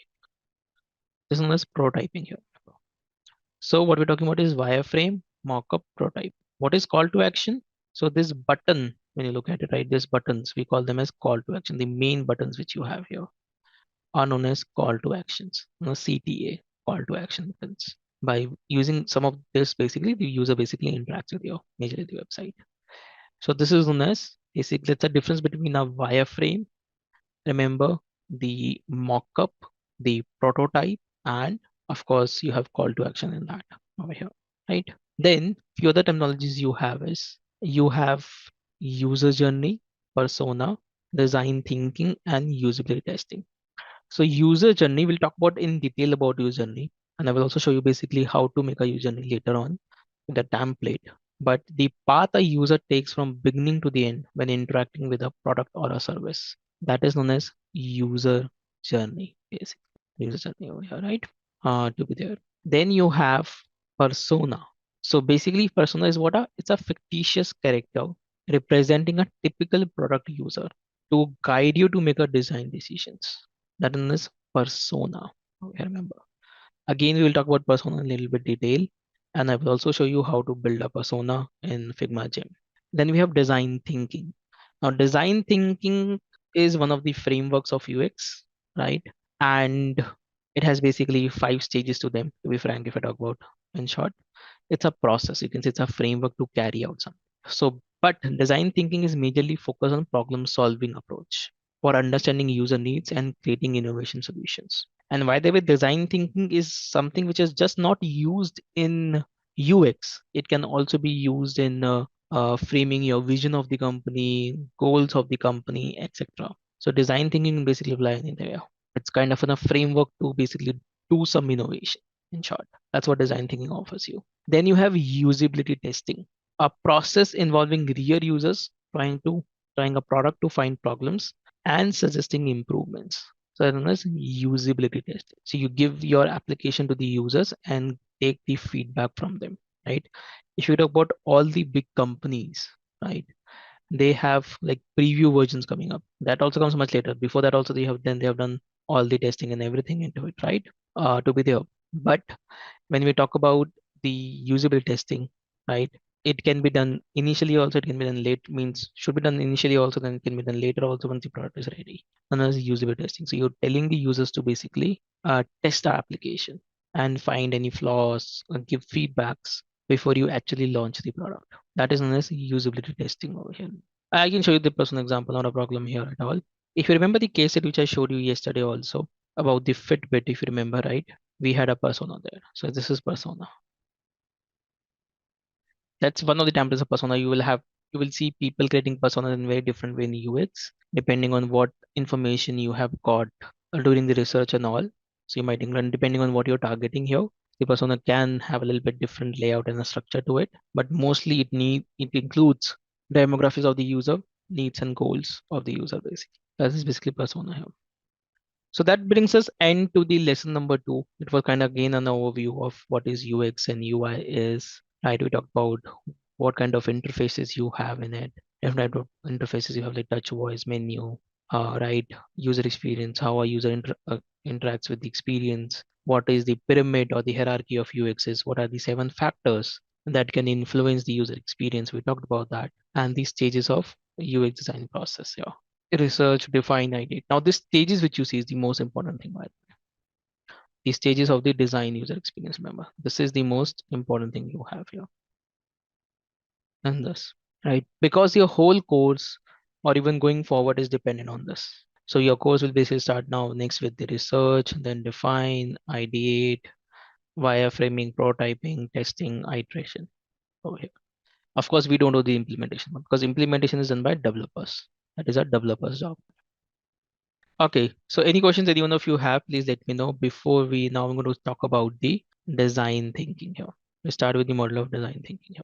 What is design thinking? So you will understand the process of design thinking, how you can formulate a clear problem statement, generating some creative solutions, and evaluating the prototypes by gathering user feedback. Right? That's what we'll talk about here. And this. So look what the design thinking market as of now. It's been growing. Let me tell that, right? So global design thinking market reached 6.9 billion in 2021 and expected to grow to 14.9 billion by 2032 with a projected annual growth of 7.25. So that's the global design thinking market you have here. It's growing every day, day by day here. Because a lot of new product has to come, a lot of new innovation has to come, and because of that the market has been growing for design thinking. And if you talk about in terms of software and services, you can see here, so you can see the share in the software which has been applied more in the software and all than you have in the services over here in the service segment. So design thinking is something you can apply in service segment or in a software segment or in any product, basically I would say in a physical product also you can apply the design thinking principles here. That's why we say when we talk about the UX, right? Remember, when you look for a UX job, it is just not about UX being about digital. Remember, you could be a UX designer for the physical product. You could be a designer for a digital product. You could be a designer for both physical and digital integrated, basically, as a user experience, right? So there are a lot of opportunities basically you have because of this. And design thinking is a tool for creativity, innovation, and problem solving. So it has 3 major principles: creativity, have some innovation, and problem solving. Or I would say the main thing is problem solving, involving creativity and innovation into it. So designers use it to understand users, habits, behaviors, frustrations, needs, and wants over here. Managers apply it to foster culture of the user centric across the business. And the team leverages it to create innovative product that users truly desire. The user, something which basically users desire. So remember, so there are basic principles you have for design thinking. Now, what itself is design thinking? Design thinking is a user-centric approach to problem solving that encourages innovation solutions by deeply understanding the needs and challenges of the user over here. So what we have, design thinking is a user-centric approach. Problem solving that encourages innovative solutions, deeply understanding the needs and challenges of the user over here. And one thing which is very, very important, you have to understand that this is not a linear process, not a like one flow process, I would say. It's a circular process, right? So what do we have here is stages like all of you mentioned about. We have empathy, define, ideate, prototype, and test, right? And remember, it was basically developed by the Stanford's D school. This process is iterative and does not need to follow a strict sequence. Means the sequencing which you see over here does not have to be same. It could be a bit back and forth, remember, when you're doing it, right? And I can give you an example. So first of all, what does empathy mean? What do you think is empathy mean here? So it's majorly understanding the other person, or basically, thinking, you are beginning that user to kind of think about that. That's the main thing. Trying to relate, yes. Or basically, I would say also empathizing with that particular user of the account. So that's the building empathy, means building understanding around that the users for whom you're creating that product over here into it. That is empathy over here. And empathy is just not about knowing the problem from the user. Remember that. Understanding people's feeling, thoughts, experiences, something which also goes unsaid is something you're trying to understand with them, right? Because remember, I told you, define is what? Define is defining the problem statement. And remember that doctor example, which I talked about, right? Think about the doctor example and think that process in the doctor example here. So if you are not feeling well, you go to a doctor. So doctor does empathy with you, right? They will basically ask you your symptoms. They will check you. They will observe you, right? So they are basically empathizing with you, and that's what you do in the design process of design thinking. Then the doctor defines it, right? Or define what is the actual problem you have, what is the disease you have, right? Same ways when you empathize with the user, you are the person who define the problem statement. That's the most important thing, that you define the problem statement, right? So you define the problem, that what is the actual problem is, right? Then you go to idea, then the doctor gives you some medicine based on their research, thinking about, they will give you some medicines basically. Same ways you will think about solutions over here. What solutions I can have, right? What solutions I can have or I can build basically. That is known as ideation. For example, doctor will also not tell you maybe medicine directly, but they will ask you, if you have anything allergy, or they might discuss a little bit more about the symptoms, the solutions, what doctor is trying to offer. Maybe they will give you the option to pick that particular solution. They will say, okay, see, I can put you an injection, I can give you the tablets, I can give you the syrup to take it, right? What will you like to pick? So they might sometimes give you more solutions there, right? So that's what kind of ideation you're doing.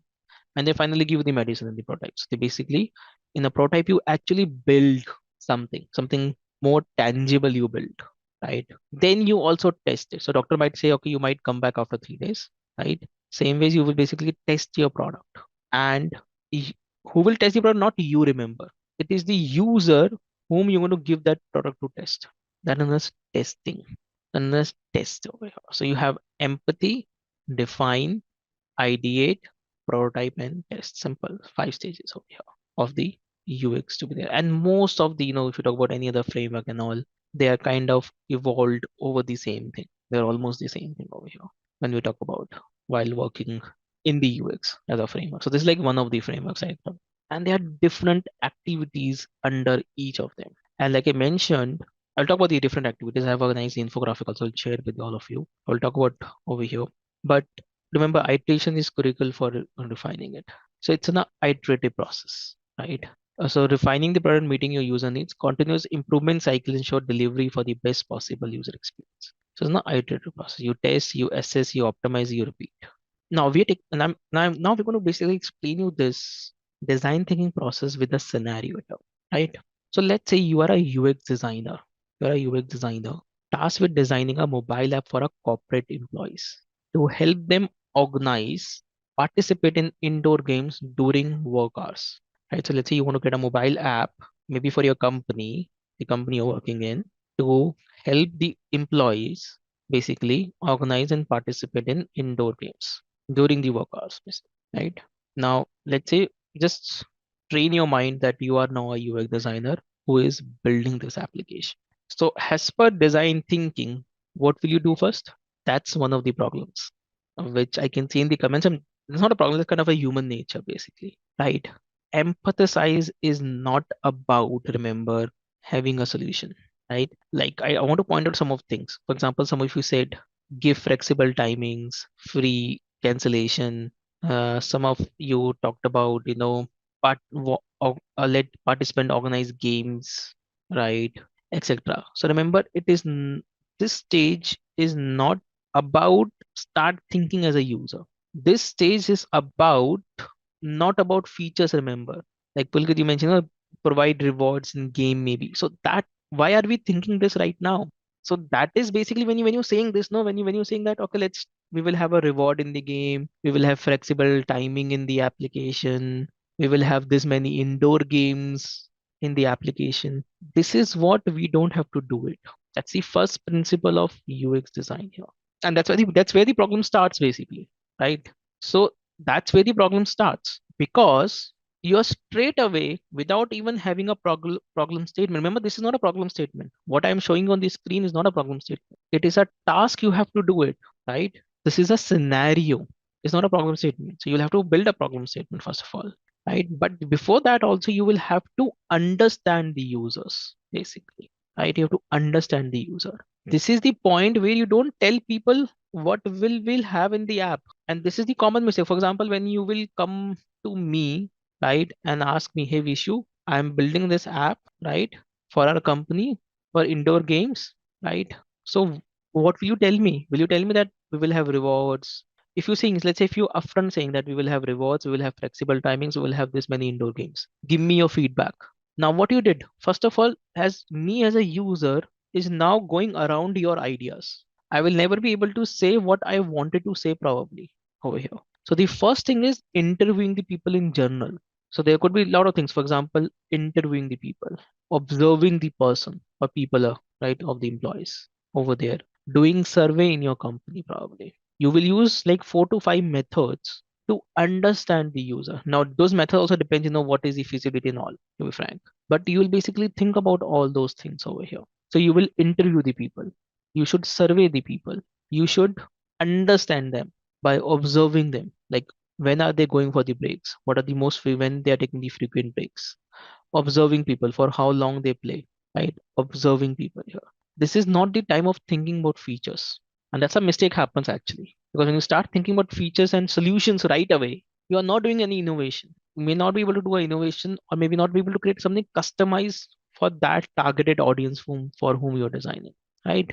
So I'm not saying the features probably most of you suggesting is wrong. They're not wrong, but there will be a stage to do that. First you have to understand the user over here. That's what design thinking says. Empathize with you. Remember yesterday I talked about that hippo roller example, right? A lot of you say that we can do this, we can do that. And like I told you that all the solutions are fine, but you have to build a solution as per the audience and what is most feasible to them, right? Give me a second, right? So that's very, very much. So empathizing with the user means you're planning let's say for example, you're planning a neighborhood barbecue. Maybe you want to basically host a barbecue at your home, right? So before deciding on the food, you ask your neighbors what they like. Some maybe prefer burgers, some might prefer hot dogs, few are maybe vegetarian. By asking them, you know what everyone wants. So maybe you already know them, probably, right? Of course. Let's say if you have some new people coming to your home, so you might try to understand their preferences if you're inviting someone probably to the home, right? So same ways you try to empathize with the user, you try to understand their perspective, what kind of background they are coming from, what is the culture in the company is probably. A lot of things can go into it. So you will empathize with the users there. And for empathizing with the user, there are different activities, to be frank, a lot of activities. One of the activities could be known as empathy, creating an empathy map. Very common activity in the I would say UX known as empathy. Like, this is a little bit later stage because you will interview the people and do survey and all, but you will also get an empathy map. So for example, the group of users, what they think, what they say, what they does do basically, and what they feel. So you'll get an empathy map based on some user interviews and all basically over here. Like I said, this will come a little bit later. I'll talk about empathy map a little bit more about it. But in empathy map, you have 4 quadrants here: things, says, does, and feels. So you're now trying to think based on the people you have observed, based on the people you have interviewed, survey them. You try to get an empathy map, that what is the common says they have, what is the common thinking they have, what is the common do they do basically, and what is the common feeling they have basically. So you map that in the empathy map to be done. Remember, it's common means group of people over here we're talking about, and create a empathy map for them. So empathy map is not done for a one person generally, it's done for a wider audience basically you will have. Then in empathy you also build, this is also one of the stages that you might build a persona, right? An empathy, so you build a persona, so you might build persona Now, persona is a fictitious person. Now, remember, let's say you interview 5, 10, 20 people, or you do survey with a lot of people, right? You can't always refer them. So, what is persona? Persona is a fictitious character which have some common traits of the people you have interviewed. So, you're trying to put that common traits in one person. So, you can always refer to this person when you're designing at a later stage. You know, like what is the common frustration this user have? What is the goal this users have? What is the bio of the user is? And you might not get one persona, you might get multiple personas, maybe two, three is generally created, depending on what you're doing here. So you create a user persona, remember over here. So once you have done this, right? Now this is a time you try to define the problem state. You define the problem state. So let's say after talking to your neighbors, you realize that the problem is everyone wants to eat, but they don't want to wait too long. The challenge is to plan a barbecue so that no one has to wait too long for their food. Now remember, this is the problem statement, right? So remember in the starting, what you might thought. See, if you go to the emphasis, the analogy we're giving is you want to understand people what they like to eat as a food. But when you talk to them and do all that, you might realize that the actual is not about just food. The actual problem is also about the wait time could be very long, and we have to reduce that, right? So this is where you have defined the problem statement here. So remember, if you look at your original scenario here, right? If you look at your original scenario here, your task is to build an indoor game app, which is okay, and you interview people and all. Now you will define the problem statement. And for example, problem statement could be that. So think about what could be the problem statement. The problem statement could be that I give you some examples of problem statement here, right? So for example, one problem statement could be that they might not have time to, book for the indoor games, probably in it. There could be time issues, right? Commonly there. What could be the other problem? Think about that. Think about problem statement, which of course we are not currently talk to them and all, but think about, just hypothetically if we think about in a problem statement, because we all work in a corporate and all, right? Some may be tired, meetings, work pressure, okay, no interest, okay, introvert, nice, I like that. See, there could be limitation of space also probably. You might later recognize, oh, we don't have that much space in the company, right? Also there could be a problem of regularness in it. Others should not get disturbed probably. So there could be different problems. And currently we are kind of thinking hypothetical over here. When you will actually do, there could be a very different problem setting which might come to you when you kind of trying to create something like this. When you're trying to create something like this here, right? And that's important to keep in mind that the problem statement, see, the scenario which you have is not a problem statement always. The problem statement could be different. Means you have to define the problems. What are the basic main problems you have to solve in it? Okay. Then once you have the problem, let's say if we talk about, someone is introvert, that's one of the problems we have. Timing could be one of the problems there, right? So then you will basically ideate. But before you go to ideate, so basically you define the problem set like I want. Example, employees need, let's say we have a problem set. Employees needs a seamless way to book indoor game slots without scheduling conflicts. A system that allows them to team up with colleagues easily, right? Facilitate managers require a efficient tool to track and report employees' engagement, right? That's a high level problem statement we have. Then you will ideate, remember, you will ideate. So basically, if you talk about the barbecue example we've been talking about here, you think of different ways to solve the problem. Maybe to set up two grills, right? One for burgers and one for the hot dogs, or you decide to prepare some food in advance and you come up with ideas to keep everyone feed and happy.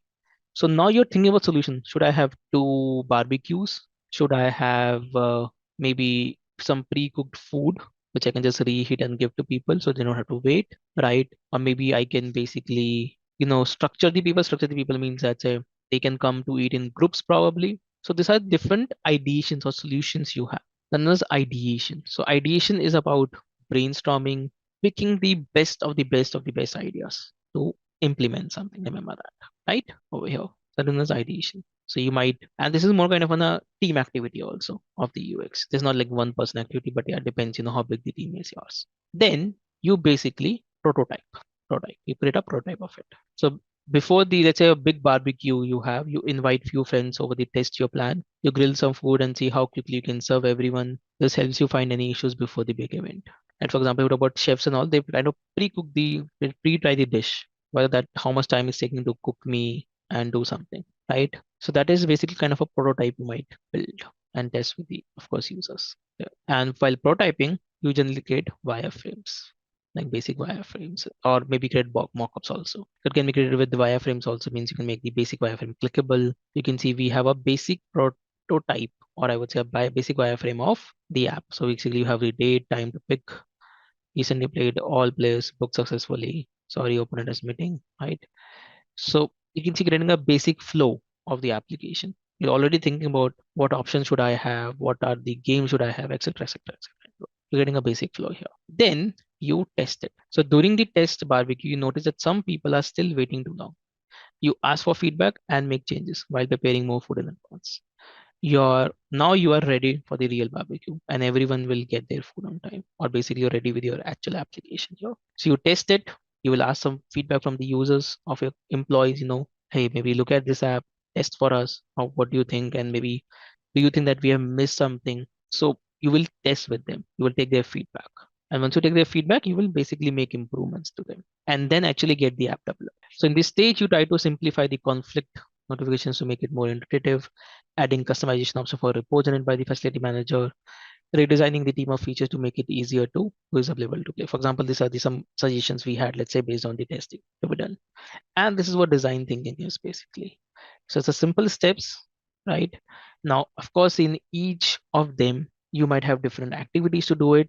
Like, especially, let me tell you one more thing here is in UX, what we say is that in the initial, you will see that you might feel, okay, why are we wasting time? Why should we empathize? Why should we define? Because they take time actually. This research initially takes time, but your process will become more smoother as you go further, and it will require less time over here actually, right? So remember that this takes time. And I told you one more thing here, that this is not a linear process. Now think how this is not a linear process. Think about that. In the same example of for example, when I talk about the example of this scenario here, think about, can you reshuffle the process properly? Think about it. Okay, explain in a very short way here, right? See, we talk about you can host a barbecue, then to understand the issues. Yeah, okay. I'm talking about let's say the app example here, Manoj, right? So I give an example here. Let's take this scenario only, right? Of corporate employees who want to design that app and all that here. So remember, like I told you, this is not a linear process here, right? So as a UX designer, what can you do? Instead of starting with empathy for the user directly, I might start with what? I might start with some ideas and prototype probably. I will talk about ideas probably, right? Get a basic prototype and then go to the empathize stage. Because let's say to properly connect with that audience, I maybe want to show something to them, right? So I might start with ideation probably, and then I might get a prototype of it, and then I will show to the users, empathize with them, and then follow the structure probably. So remember, this is not a linear process, and you can kind of customize. What if you have a very defined problem statement already? Let's say you already have a defined problem statement. So you may start from ideation directly probably, right? Or what if the app already exists? Let's say, for example, app already exists. There is already an app which allows you to do something like this, but maybe not too good, and you have to redesign it. So you may start with what? You may start with testing. And if you test with the user, it's again empathizing with the user member. So you may test it, which is already there. You will test it, feedback, you then try to emphasize with the users. Then you define the problem. What are the problems we have in the current product? And then idea, then prototype. And again, then test it basically. So what I'm trying to say is that it's not like 1, 2, 3, 4, 5. Remember, it is not about 1, 2, 3, 4, 5. Maybe you will start with empathy. When empathy, you understand, okay, I need to show something basic to the user. So from empathy, you may jump directly to prototype, and then you may go back and do it. That's why we say this is not a linear process. Remember, that's why this is not a linear process. It's like interconnected process here you have. Whether you talk about design thinking, whether you talk about UCD, the user-centric design process, any of the framework when you talk about, that's why in UX we say this is not a linear process. Just remember that. Very, very important for all of you. Just remember that it's not a linear process here, right? Into it. And that's not overall of and we will go in depth of each stage. So don't worry about it, right? We will go into each of them. We will talk about empathy map, what is persona, what is user interview, what is survey, what is user journey, what is task flow, what is information architecture. We'll talk about everything into each of this process. So don't worry about that, right? Currently, we're just talking about the overall, what is the process of UX you have, simple as that. Right? I think I'm already late for the break, but before we go for the break, you can do a quick knowledge check. As Jenny has completed her user research and defined the core problem of the mobile banking app design. She now gathers her team for discussion to generate creative solutions. Based on design thinking process, which stage is Jenny currently in? I think easy to answer for all of you. Which stage in she is if you read the question carefully. Read the question carefully, guys. Yeah. So C is the right answer. Ideate, remember, because she already has a problem statement as per this, the core problem you can see here, and then the user research. So she is in the ideation stage or ideate stage over here. So C is the right answer over here into it. Now, like I said, design thinking, if it was a framework, right, is not something which is applied. First of all, let me clarify that design thinking itself is a process, or it's a framework, or it's a terminology which a lot of companies apply even when not doing UX, to be frank, right? Even when not doing UX, it can be done for innovation, quick problem solving. It could be anything basically they might use design thinking for. And that's why design thinking is one of the frameworks which is used in the UX process, I would say, right?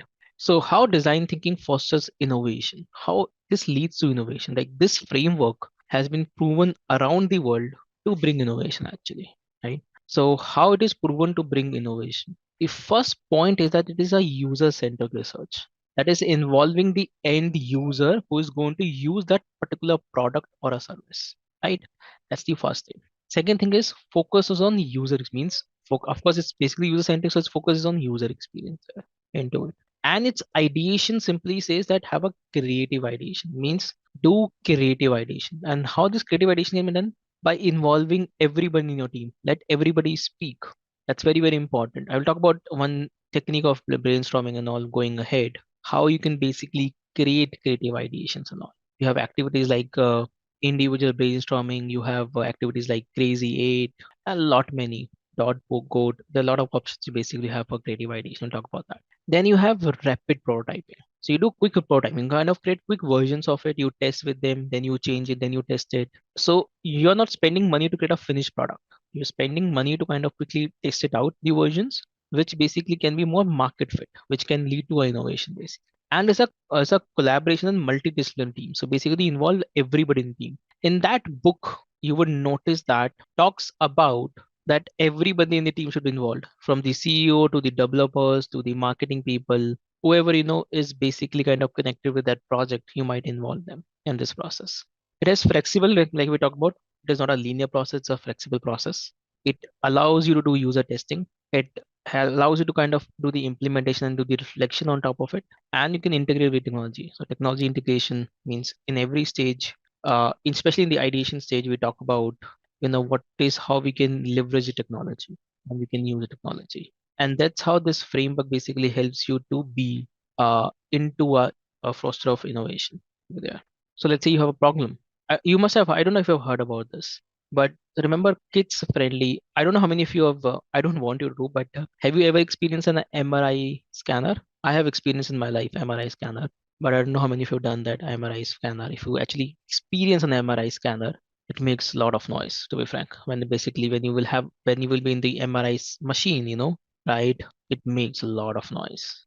And people get anxious, like people might start feeling, I would say young people might feel like what's happening with them, to be frank.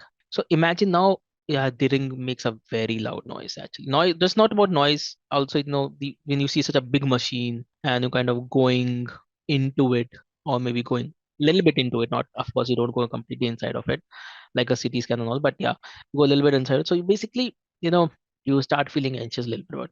Now think about the kids. Think about the kids going for an MRI scan. Maybe imagine a toddler, maybe a 5-year-old kid, 4-year-old kid, 3-year-old kid, right? Or any of that age if you think about. Now or maybe even if you talk about, maybe a 9-year-old kid, basically, right? 9 to 10, I would say. So this age group, kids or children's, I would say, getting an MRI scan is a big problem, right? And this is a problem we're talking about here. So the problem was that MRI scanners scared young children, causing them to need sanitation, resulting in postponing scans, right? So what was the challenge? A new challenge emerged. How could someone create a scanner experience that children would love? Now think about MRI machine. I don't know, maybe this is a very popular case study actually around the world. You might have read, but imagine that you have to make that MRI scanning experience for the kids to be more welcoming and loving. So what would you, let's say you apply design thinking into it. So what solution like would you think that could be a part of it? Making like a kids room, okay, color, color the machine, put design on it. That was basically, I don't know if you've seen that, but that was basically a basic thing which was done. So subdivided a lot. So remember here, the problem is, I again want to point out one thing. You might think, okay, now why don't we create a MRI, different MRI machine? So if it's coming to your mind creating a different MRI machine, you can do that, but that's not so easy. See, first of all, these machines are very expensive, very heavy, right? And hospitals are not going to just change the machine maybe for kids because it's going to be expensive for them, right? So maybe design thinking is about thinking a solution within that constraint, first of all, right? So of course you can have softwares and because that's easy to do it, of course. Even I think softwares might be possible only if they don't have any metal into it. So as you know, in MRI machine or in MRI room, you can't have anything of metal. Maybe headphone to reduce, very good, very nice. Distracting the kids, we should explain them about the process. Headphone screen, right? I agree with you on that. So maybe the headphone will also have a magnet to it, let me tell that. So they may not be able to wear it because MRI screens in screens you cannot have a magnet basically, or you can't have any metal. Otherwise, you will stick to them because that's heavy the MRI machine itself is a magnet. I don't know how many of you know, but it's a magnet in itself. It's a huge magnet itself, basically over there. So what these people did, what they did is simple solution. See, they did this. A kids-friendly MRI machine. So created a theme. We can see kind of a wallpaper. Of course, you can stick a very nice wallpaper or a kind of a sticker to the machine. You can see, like most of you mentioned about coloring and the making the room like kids, right? And what interesting they did also is that when the machine starts, it plays a nice music, which is related to this theme, right? So of course that noise is still there, but it gets a little bit suppressed because of that music or that thing there, which you have in it. So if you see simple solution, cost effective also if you see comparatively very cost effective and no rocket science required in that, to be frank. So sometimes the solution could be very simple. The problem might look very big, but at the end the solution could be very simple when you design it. So the solution does not have to be complicated here. And this is a real case study I'm talking about, right? This is a real case study of using design thinking to solve this problem. And there's a complete case, what they tried, different things, they interview, like you can go and read about it actually. Yeah, that's correct. This is what done by the GE, right? Solution worker it's friendly. Correct. You can go and read about it actually. I think a amazing case study to read about on again on design thinking, I would say, to be there. So now if you look at it, see, as a UX designer, you could be a UX designer for a physical product also, right? Which also known as, of course, that is known as product design though. So if you're coming from a background of product design, if you know about those CAD softwares and all, who can design those product. So, for example, you have SolidWorks, CATIA V5 and all. I don't know many if you're aware about that. You can also apply your skills of UX there. So it is just not that everybody is just sitting and building a website or building an app or building a dashboard there. Of course, maximum number of jobs are there, but you also have jobs in other domains for the user experience or the design thinking if you apply it. Okay, let's do a quick check before we go and talk about, let's say, again, we have the same user, Jenny. Team has been working on mobile banking app, redesign, remember, to ensure that the solutions are innovative and effective. They follow the principle of design thinking. How should Jenny's team apply design thinking to foster innovation in their product? Some of you are already answering. Simple as I think very simple to answer here. The next thing we'll talk about is about the design thinking methods over here. Remember, what are the design thinking methods? So what I mean by methods over here is that in short, when you talk about design thinking, we talk about empathy, we talk about etc. research and all that, right? So under it, what are the activities or methods you basically have, or different methods you have of design thinking? We'll talk about that here. Right. Not I think we'll not talk about under it, but we'll talk about also the other methods of UX, you can say, or within design thinking also. I would say there are kind of different tips. I would say, instead of saying empathy and all, people have their defined definitions. What I mean is, for example, the Stanford's D school design thinking process, the original one is this, the when we talk about it. That's the original one. Then you have ideas design thinking process. Then you have double diamond design process. Then you have IBM enterprise design, right? So what I'm trying to say is that there are some other methods of this. Anybody have, by the way, have heard about double diamond? Because double diamond is also very popular. Remember, they are almost same. It's just again kind of some method of design thinking you have here. Otherwise, they are similar. They're kind of similar. right? Kind of companies, like for example, IBM has its own design framework, which it think that it can fit right into their company, in short, to be there, right? To be there in this. And I'm going to talk about each of them here. So first we talk about the Stanford's D school design here. Talk more in terms of converge and diversions. Correct, Manoj, that's correct. So double diamond actually talks about conversionist and diversionist. Basically, we'll talk about that, what Manoj have pointed out here. But let's go about the standard default design school. So this is the same thing, which we talked about, are not again repeated. This is the original method, you can say. This is the original method. It's how the design thinking was created, right?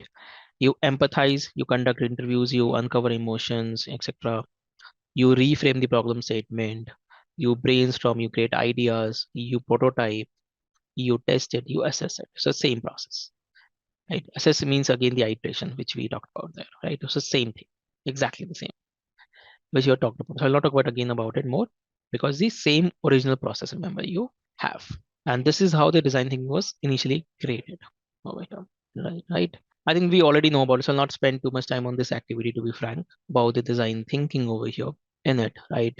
Let's say you will go into 4 groups. So you go to empathy, define, ideate, and prototype, and then you test it or create a solution, basically. This is what design thinking talks about into it. I'll not do this activity because we'll have more activity based on it at a later stage over here to be done. And we've already talked a lot about empathy, define, ideate with some few examples in the past over here into it. So that's your standard one. Then you have the IDEO's design thinking process. Now, IDEO's design thinking process is also kind of similar to double diamond, by the way, because here also, if you see, there's a something of diverge, converge you have. So what does, first of all, here, if you see, what does diverge, converge mean here? So what is the meaning of diverge and converge? See, diverge is basically, in short, if I put in a very simple way, right?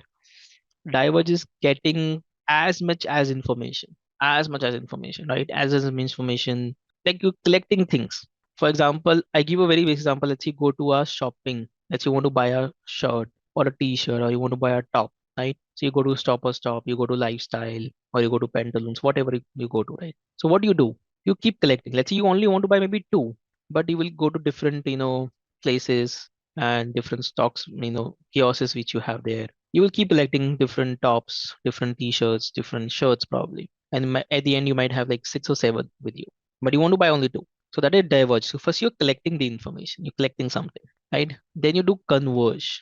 So what you do, you go to trial room, you test out, which one looks better, which one is that. And ultimately you select two of them. So that is what diverge and converge simply means here. Diverge is gathering as much as possible, right? And then filtering out that information, or filtering out that idea, you can say. It could be anything. Okay, this is what it means over here. And if you look at the ideas designing process, it's about inspiration, understanding user needs, brainstorming, conducting, creating persona. So it's basically inspiration. So you're trying to understand the user in a greater sense, meaning as much as you can, right? Getting a lot of information about the user. Then you converge that information. You kind of filter out that information. You will analyze the research results. So you will filter out that information, right? Then you will start the ideation. Then again, you will diverge. You will create multiple ideas. You get as many ideas you can. Then again, you will converge depending on the feedback and etc. Which ideas to actually implement. This is what it means. So you have basically diverge, converge, diverge, converge. That's why you have this kind of multiple times coming in into it. And a simple step: inspiration, ideation, and implementation over here. Right? Simple approach over here. And it's also a very popular framework. Majorly, I would say, not followed in UX too much, to be frank. When you're creating apps and websites and all, it is majorly used when you want to do a more, I would say, what, observational research of the users, or want to do some kind of an interdisciplinary teamwork.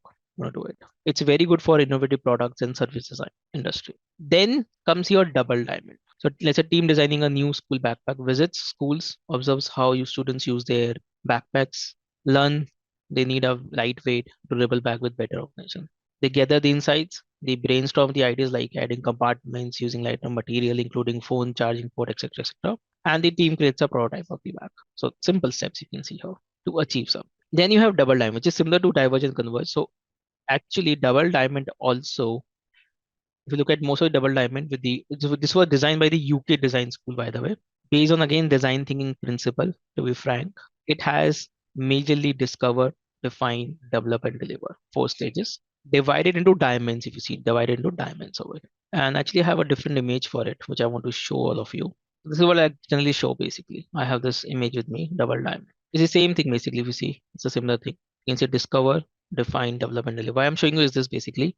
Because in double diamond also we say diverge, converge basically. Okay. So you can see you have a problem to, sorry, where is my image gone? So if you look, if you compare both the diagrams, they're kind of same. This is what I'm trying to point out here. Kind of, so you can see you have a problem, define, solution. This is what you have.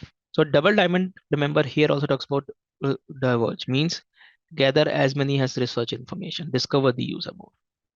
Then converge, get insights from it, define the insights. And based on those definition, define a problem statement.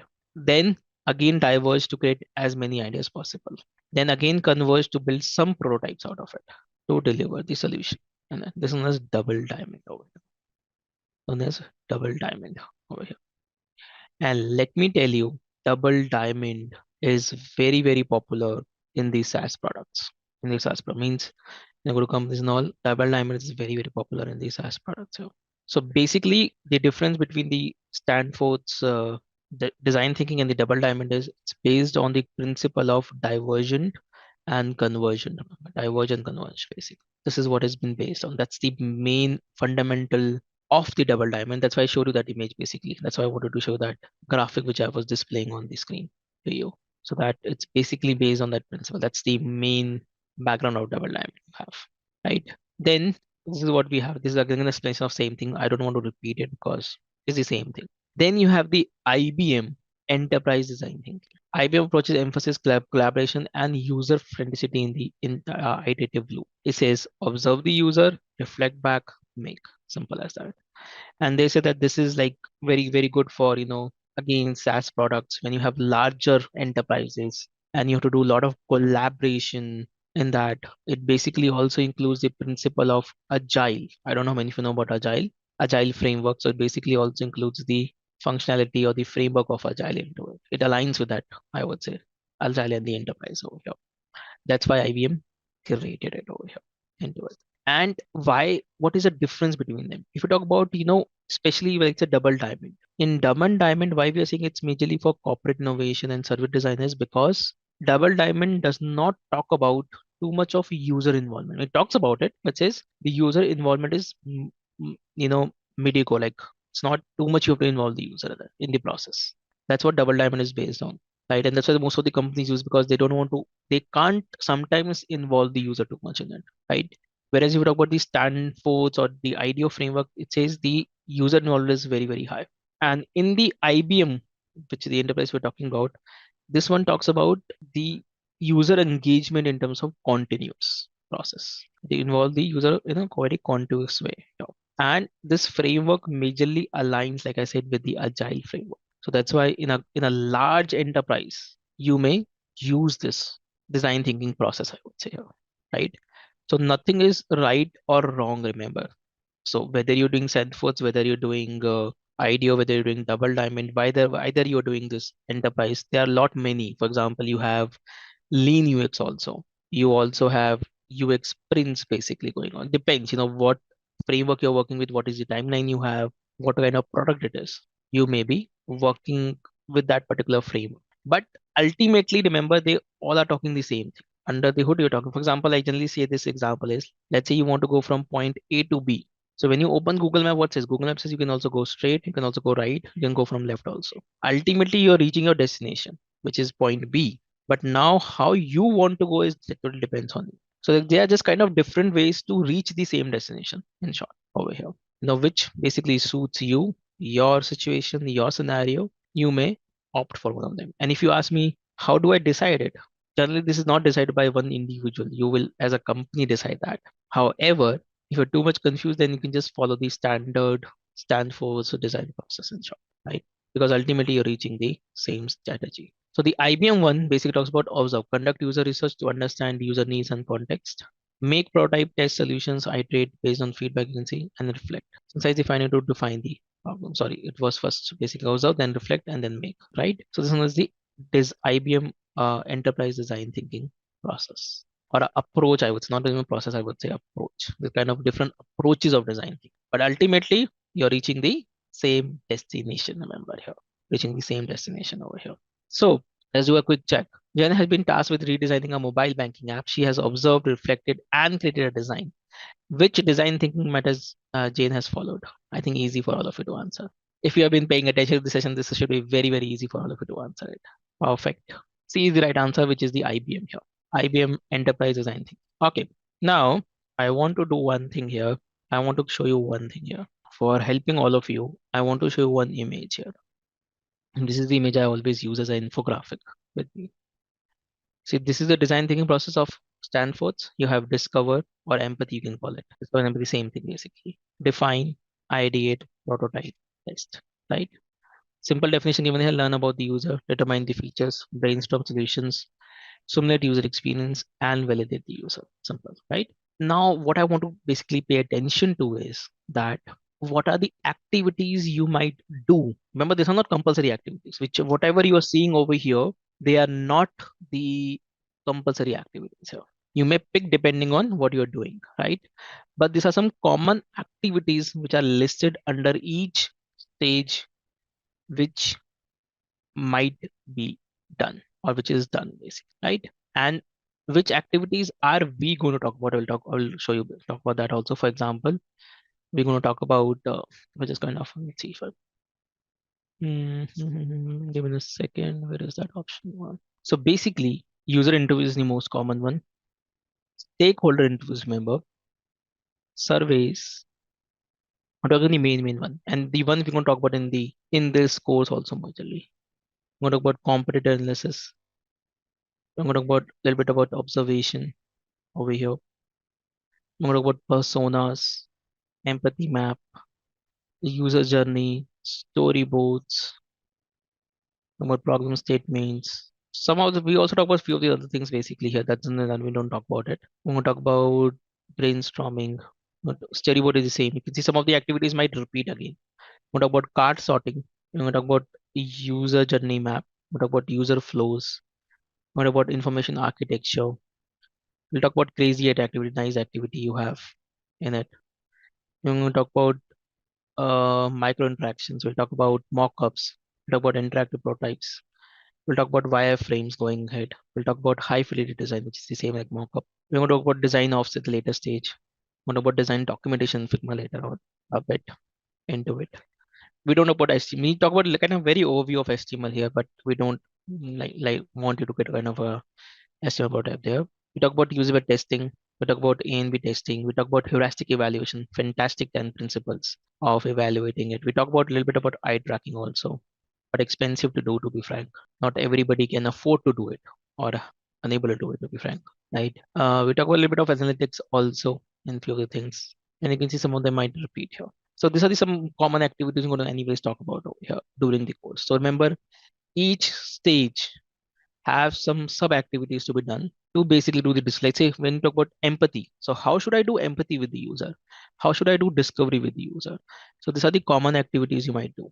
How should I define something? Then this is the some common activities you might do. How should I ideate? Then these are the some common activities you might do over here. So I will share you this graphic with all of you here. If you can keep it, whenever you want to refer it, you can do that if you want to into it. I'm just going to undo all the sticks which I've done here. And I don't want to keep this edited. Just to let you know one thing, that this is not by me, this is given by NN Group. This is a research of NN Group here, right? The most frequent UX research methods are listed over here, like what companies do in every stage. What are the most common activities these companies do? And this is a research driven infographic by NN Group you have here. You can see that. This is about requirement gathering, user interview, you can see diary studies. We'll talk about diary studies also, task analysis, journey mapping, design review. See, it talks about most common activities people do. And almost we'll talk about all this. Don't worry. We'll talk about almost all this basically over here. Right? If you want to just look at, what are the common activities done during this process of UX. Yeah. As a reading material. I don't know if you were able to see that, which I was sharing. Yeah. Not the way this was I was sharing here. In that. And in a very short way, if you want to understand design thinking, if you just want to read it a little bit casually, then I'm going to give you this book also about design thinking, what like. right? It is given by the Institute of Design 420, right? And this talks about design thinking every stage. This talks about over here. It's basically just a 90-page book, which kind of quickly talks about the overall process. This is a homework I'm giving you, right? So when you come next week, you have a little bit more knowledge. Just read about it. Just read it, right? I want you to read this basically. Understand this. What is designing? How people carry. So they talked about some few things over here in it, and how the actual activities are done. Because remember, this is the base. This is the fundament. Those who are very, very new over here, this is the base. And that's why theory is important in UX.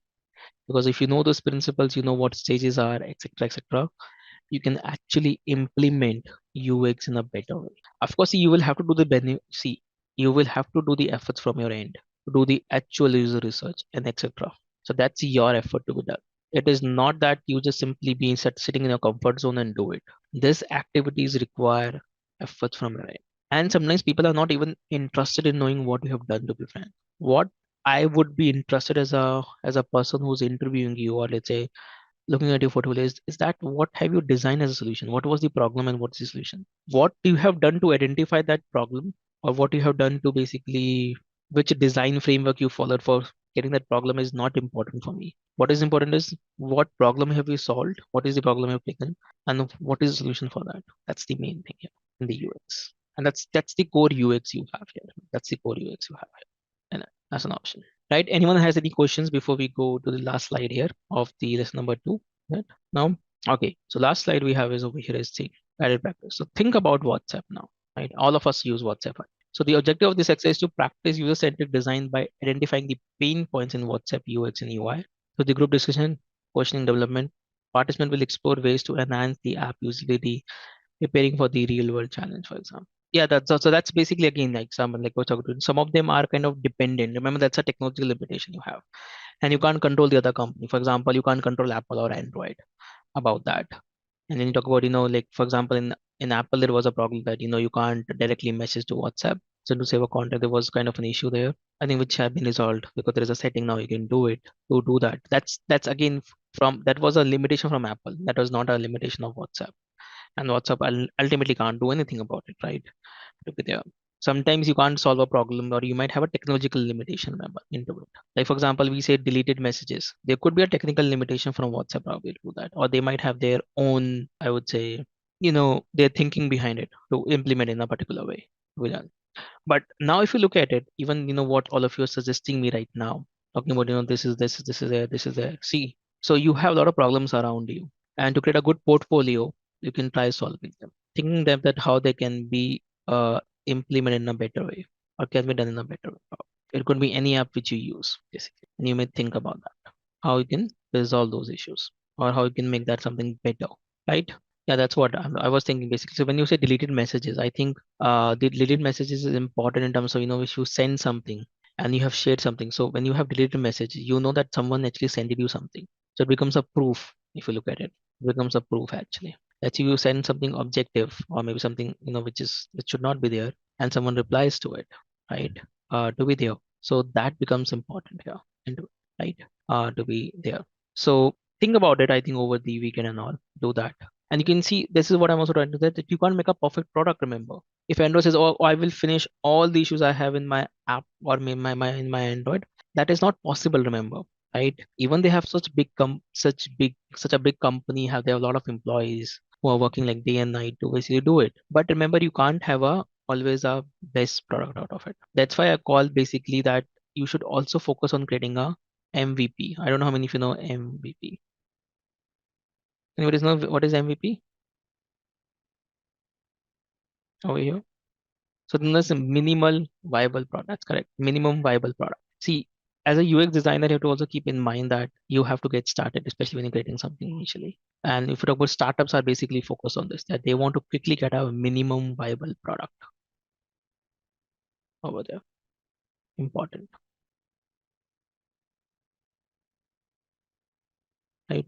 So there's not a minimum viable product. Now there are two things I want to quickly talk about. The next module, the lesson you have is based on Figma. So from next Saturday when we'll be coming, And next week we'll be coming. I will also talk about Figma here, right? We'll talk about Figma, some basics of Figma. We'll not go into depth of it, remember, just kind of introducing you what tools you have in UX, right? What are different tools you have and all. We'll talk about those. We'll talk about Figma a bit over here, into it, and how you can basically just the basics of Figma I'm going to talk about here. And one more thing I want to point out is that I know on your basically on your LMS or Engage, it's 17 is the last date. I might ask for extension to be frank. So be ready for 18th also, right? Because I think the lesson number 4 generally takes a little bit more time from my end. So your date might extend from 17 to 18th also means you can have a session on 18th also. You will get that information during the week only, right? And you will have a session on 18th also. So 17 and 18. I know currently showing 17 there in your LMS, but I might look for an extension for one day, which is on 18th, right? I will just see if I can reach because initially when we start with Figma and talk about it, so you might have a lot of questions, especially a lot of you are new.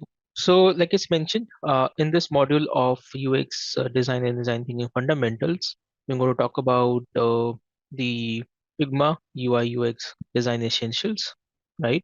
So remember, this is just going to be not in depth, just kind of in a baseline of Figma because a lot of you are new here, probably I would say. So we kind of talk about some basics, some very basics of Figma, and then we talk about in the UI module. So you will have the UI module also going ahead. There we will talk about a little bit more in depth about the Figma, right? So this is just to introduce a Figma because so that you are you start also doing some self study in it, right? So you also start doing some kind of self study. That's why we are kind of introducing Figma here for you. I will not go too much into theory because this presentation has a bit of theory about it, right? So I'll not go completely into it, but I'll just kind of walk you through quickly about it, and then we'll go into the Figma part practically here. If you've noticed, so far what we have done is we have understood the design thinking process. We have talked about, what empathize is. We have talked about what is UX is. We have talked about what is UI is. We have discussed all that and some of the frameworks of UX, right? Then we have also talked about some techniques used in design thinking, though we haven't done any practical on those activities because that is what you will be doing in the next modules. This was just an introduction. There's some terminology like this which you should be aware about. So the today and the I think the tomorrow's I would say the learning objective is that we're going to basically just compare Figma with other tools and all. We're going to talk about implementing real-time collaboration in Figma for efficient teamwork. How I want to talk about some of the features of Figma Gem as well. How you can use Figma Gem and how to apply Figma tool for enhancing the collaboration on how to design it here. Figma has brought a new update, right? Which basically has now new code tools into it. So Figma is going bigger, but remember the main design software is one only, right? The main design software we talk about is the same. It's not different to be frank much. And as a UX designer or as a UI designer, majorly you need to focus on Figma design, right? Figma Gem and Figma Design, I would say. The other tools like Figma Slides is basically for making PowerPoint presentations and all, or presentations, I would say. Right. So that's kind of optional. Then you have Draw now. Draw is also optional if you want to go into more graphic design and all, then you can use it. Then you have this Figma Sites, which can be, I would say, a little bit can be useful if you want to basically use Figma to design and kind of publish a website to a certain extent, right? Because that is generally a developer's job, but yeah, now designers can do it because it can write the HTML in the background for you in a proper way. And you can publish a website using Figma. So what you can now do is, in short, is if you have the Figma plan and all, then you can also publish a website using Figma. It means that you can create your own portfolio website using Figma if you want here. Then there is Buzz, and we have few more options in Figma. We'll talk about that later.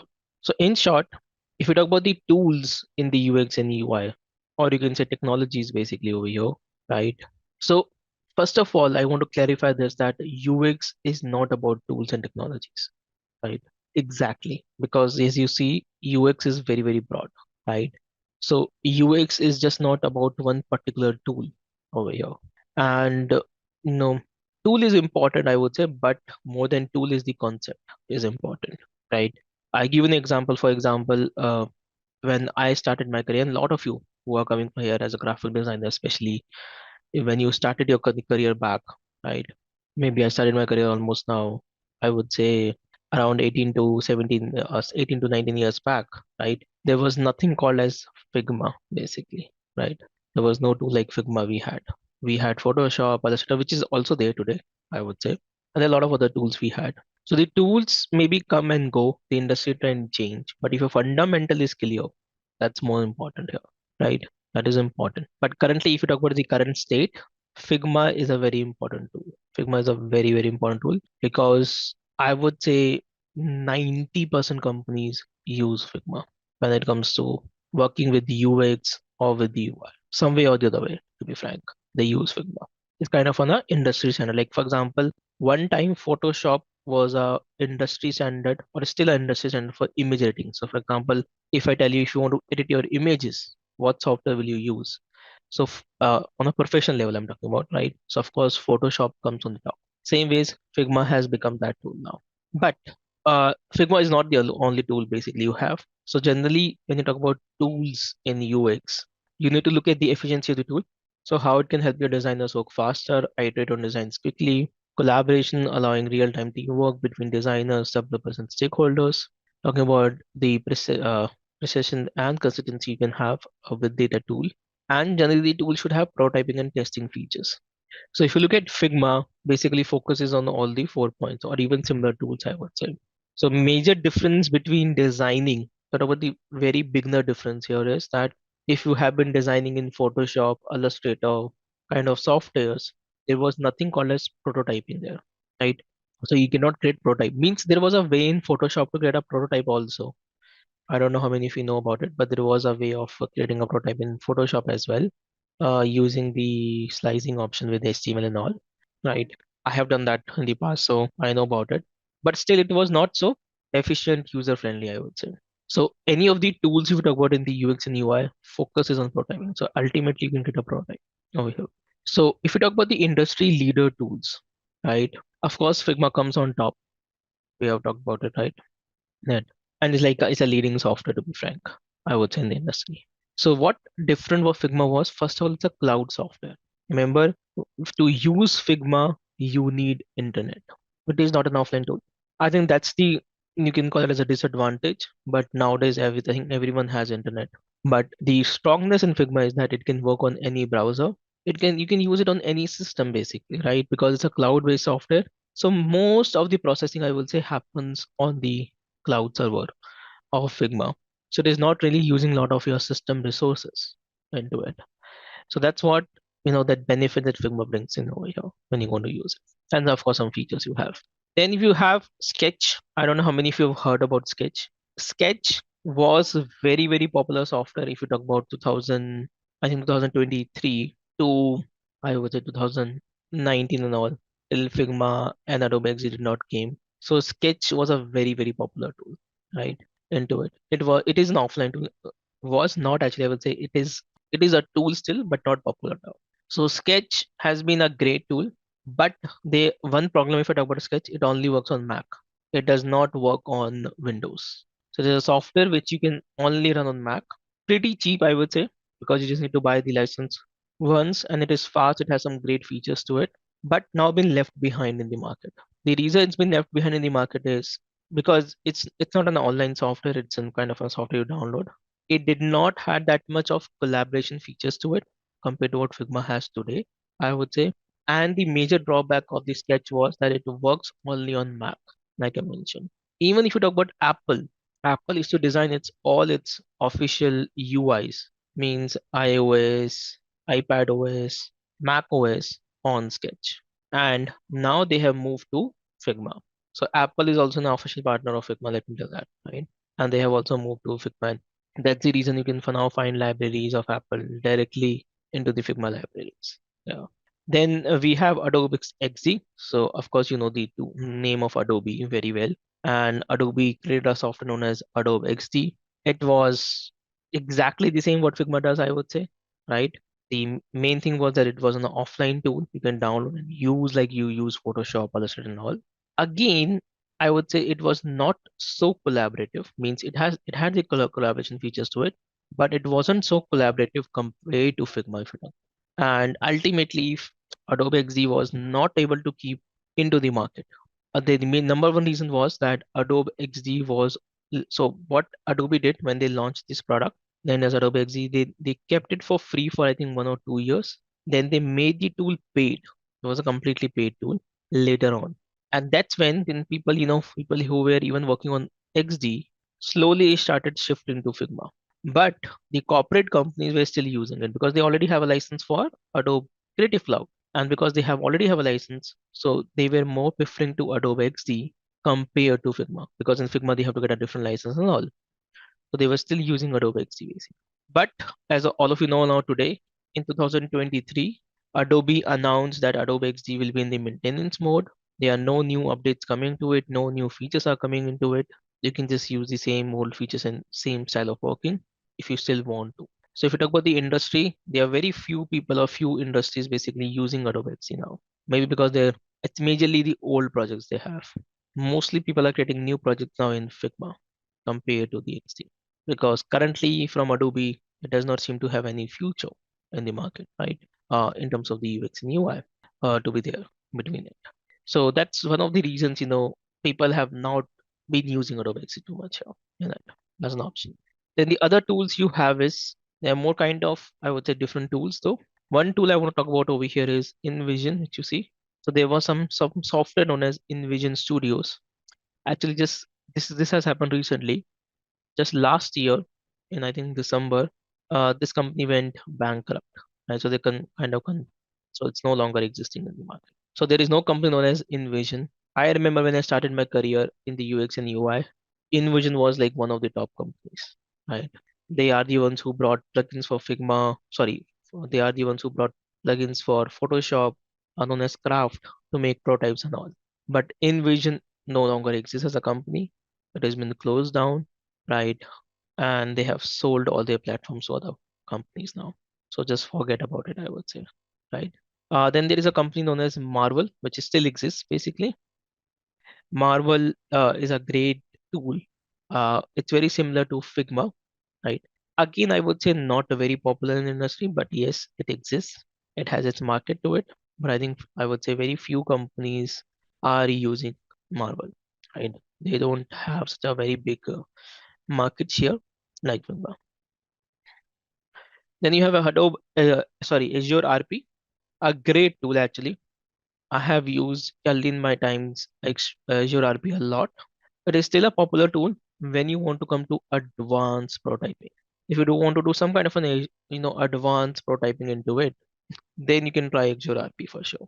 What I mean by advanced is because it can have variables, a lot of other options you have in Azure RP, which makes the prototyping a little bit more advanced over here. But again, this is also an offline tool. You can download and use it, right? But I think good tool, I would say, when it comes to advanced prototyping. Want to create it in this. Though in advanced prototyping, there are some more tools which have come up. Recently, this tool is getting very popular. Let me introduce you to that tool. It's not mentioned in the PPT here, but there's a tool known as protopie.io.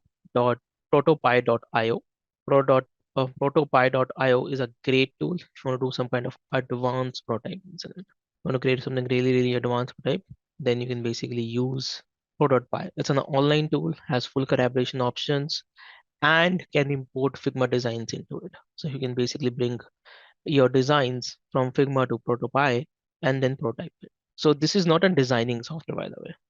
So they don't focus them as a design software. They say, okay, you create a design in Figma, you create design in some other software, import it over here. You can do basic designing, but it's not really a design software. It's majorly a prototyping software, which basically works with, I would say, so to an extent with Figma. Similar to this prototype software, there's also one more software you have, which is popular in prototyping, just in prototyping, I would say. Actually, Protopie is a copy of that tool. So you have proto.io. Now, if you see the name also is very, very same. This is proto.io and that is protopie.io. The funny thing is that proto.io was one of its kind of tool, I would say, in terms of prototyping. Protopy just kind of copied most of the concepts from Proto.io over here, but it's also a very advanced tool when it comes to prototyping and creating your prototypes. And you want to do something more advanced, then you can basically use it. Again, not a design tool, I would say. You can do basic designing, but again, you can import designs from Figma and all to kind of make it a more interactive prototype here. So these are the two tools basically you have. But if I talk about in terms of ease of use and all, right? I would say Protopy is a little bit easier to use and has more features in terms of drag and drop compared to Protopy, so Proto.io. I've used both of them, to be frank, and to me, Protopy looks more user friendly. That's what innovation they have done, compared to what you had in Proto.io. So this is for advanced prototyping you have. Another great thing, just to let you know about this software, which if you go deep into it, right? If you go deep into its tools and resources, basically, then there is also one more tool they have known as Protopy.connect, which can basically connect with the third-party softwares like Unity 3D.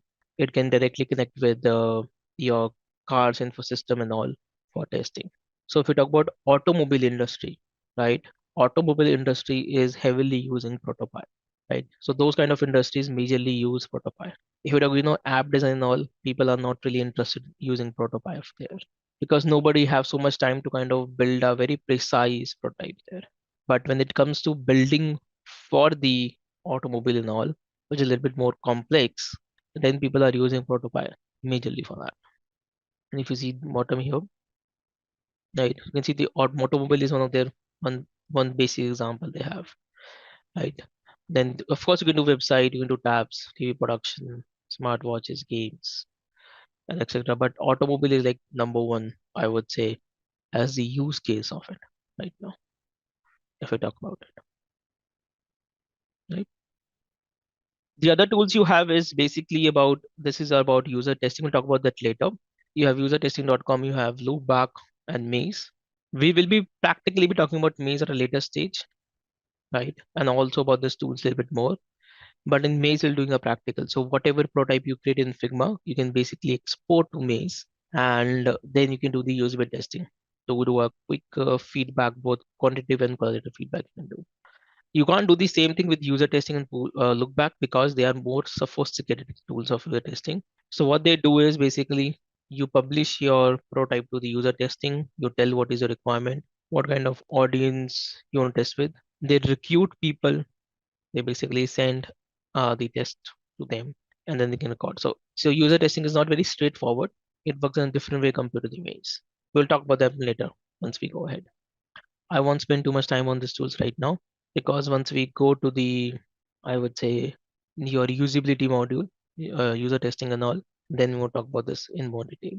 Then you have some whiteboarding tools and some communication tools. Miro, I don't know how many of you know about Miro. Very, very popular tool in terms of whiteboarding, organizing your ideas and all. I think there is nothing to learn in this tool much. It's a very simple tool which you can basically, talk about how to use and all. So not a very complicated tool to be frank. So like all of you know, you are already a part of a community of Simplilearn also, I think. So Slack is a communication tool which is used by most of the corporate companies. To be frank, it does not have anything directly related to UX and UI, but it's more kind of a collaboration option you have. Then there's a tool known as Zapply, which works uh, majorly with Figma. Zapply is still used decently, I would say, by most of the companies. But there is one more software which is coming up in a Storybook, right? So this tool is basically a collaboration tool between the designer and the developer, right? So these tools are still popular because Figma, now if you look at Figma, right, Figma has a dev mode. Figma has dev mode or development mode, if you know it, right? Developers mode, basically. So Figma brought that much later. So before Figma brought the developers mode, Zappline and similar kind of software were used more for collaboration with the developers. But now you can use Figma dev mode also if you want. So that's the overview of the tools I just want to talk about here. Any one of you want to talk about any tool here, like from your experience, maybe some of you are already working, right? maybe you have used something different and you talk, maybe share with all of us. I have also personally used a lot of tools, to be frank, in different tools in UX and UI. I also keep trying different tools basically. Framer is one to explore. Yes, Framer. This sorry, one more thing you said before that.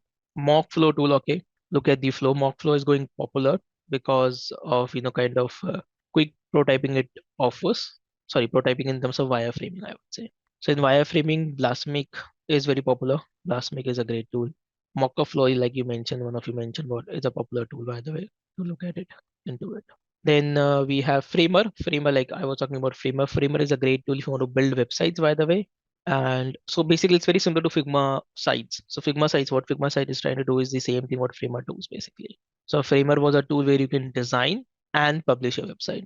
And you never know how Framer will go now because Framer has a competition now with Figma sites, to be frank. But of course, Framer is a much more mature tool, has a lot of other options to it. I think the time will tell, which one will win in the industry, I would say. Rive. I don't know how many of you seen this. I would say still people use a lot of After Effects or motion graphics and all, and for micro animation. But Rive have been going very, very popular, right? It's a web-based tool which you can use for animation. Previously, there was a tool, not I would say previously, still there. Principal. I don't know how many of you have heard about Principal. So Principal was a tool which only works on Mac, which can do basically animations, and a lot of companies were focusing on it. If you want to have some stunning animations, micro animations, and etc., even character animations to be frank, right? Then Rive is basically, I would say, a motion graphic tool of Figma. So like in Figma, you have designing, same as in Rive, you have for animation.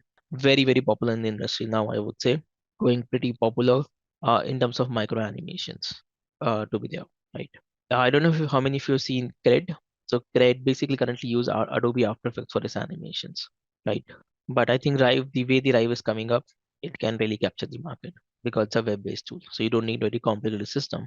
When you talk about After Effects, it does not have native HTML and CSS or JSON support, export support to it. You can do that with the plugin, of course, which is there for After Effects, and it requires certain resources to basically create micro animations. But Drive is really a good tool when it comes to creating animations and creating micro animations, I would say.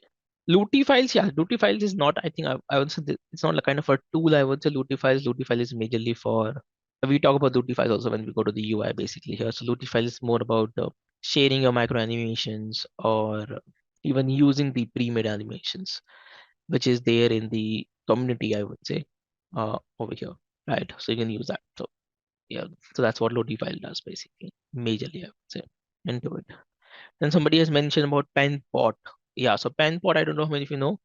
PenPot is more kind of an open source software for designing, and you can also self-host it. The best part in the PenPot, what you can get kind of download that software and you can install that on your own server, the PenPot software. So the PenPot, I think, can be useful for those industries where they don't want to share anything online, right? Or they don't want to basically trust any other server. Probably, for example, in India, if you talk about security agencies, right? Let's say DRD or something, for example, I'm talking about, right? Maybe if they want to create some kind of an UI and test it, they might, I'm not saying that they are using it because I'm not sure, but they are the kind of people who can take advantage of PaintPot because you can self-host it. You can host in your server. You don't have to depend on the data server of, I would say, Adobe or Figma or anybody else, basically. That's kind of an option you do have with the option of PaintPot to be there as open source. And code is more collaborative, I would say, of it.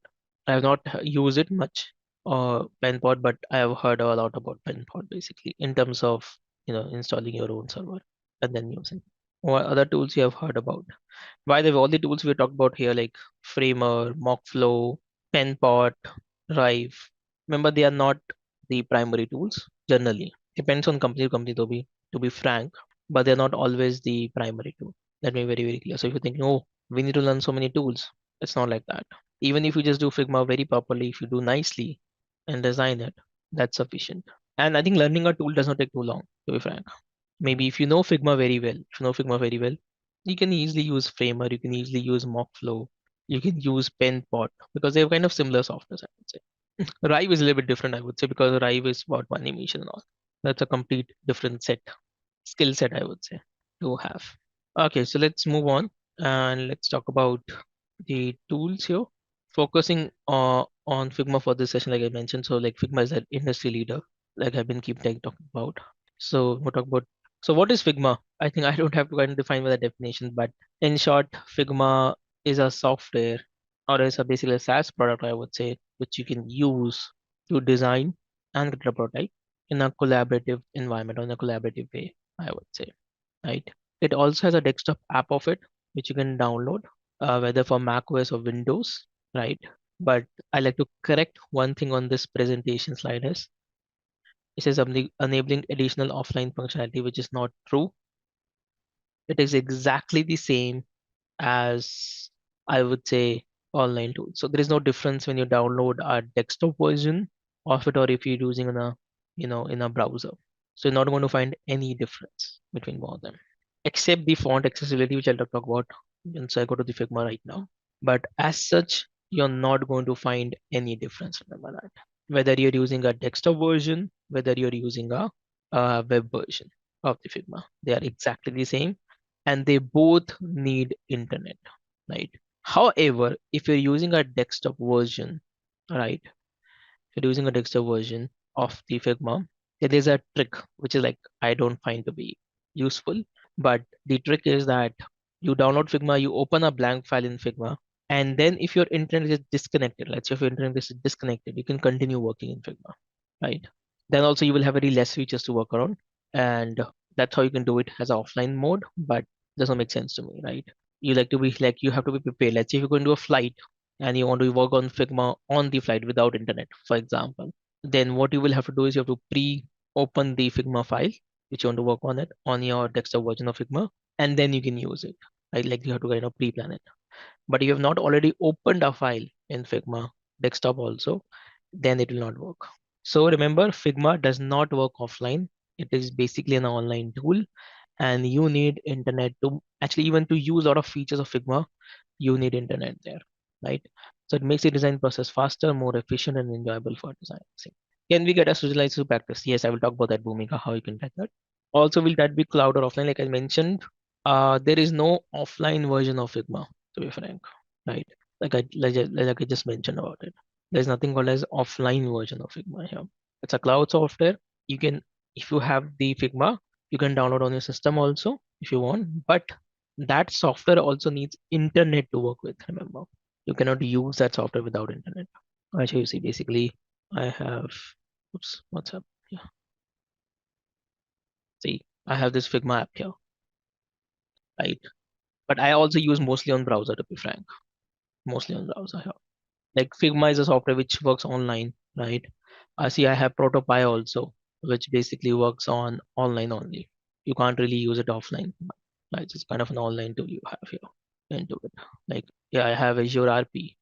So Adobe XD and Azure RP, both you can use offline if you want. They do software which you can basically work offline here if you want to use.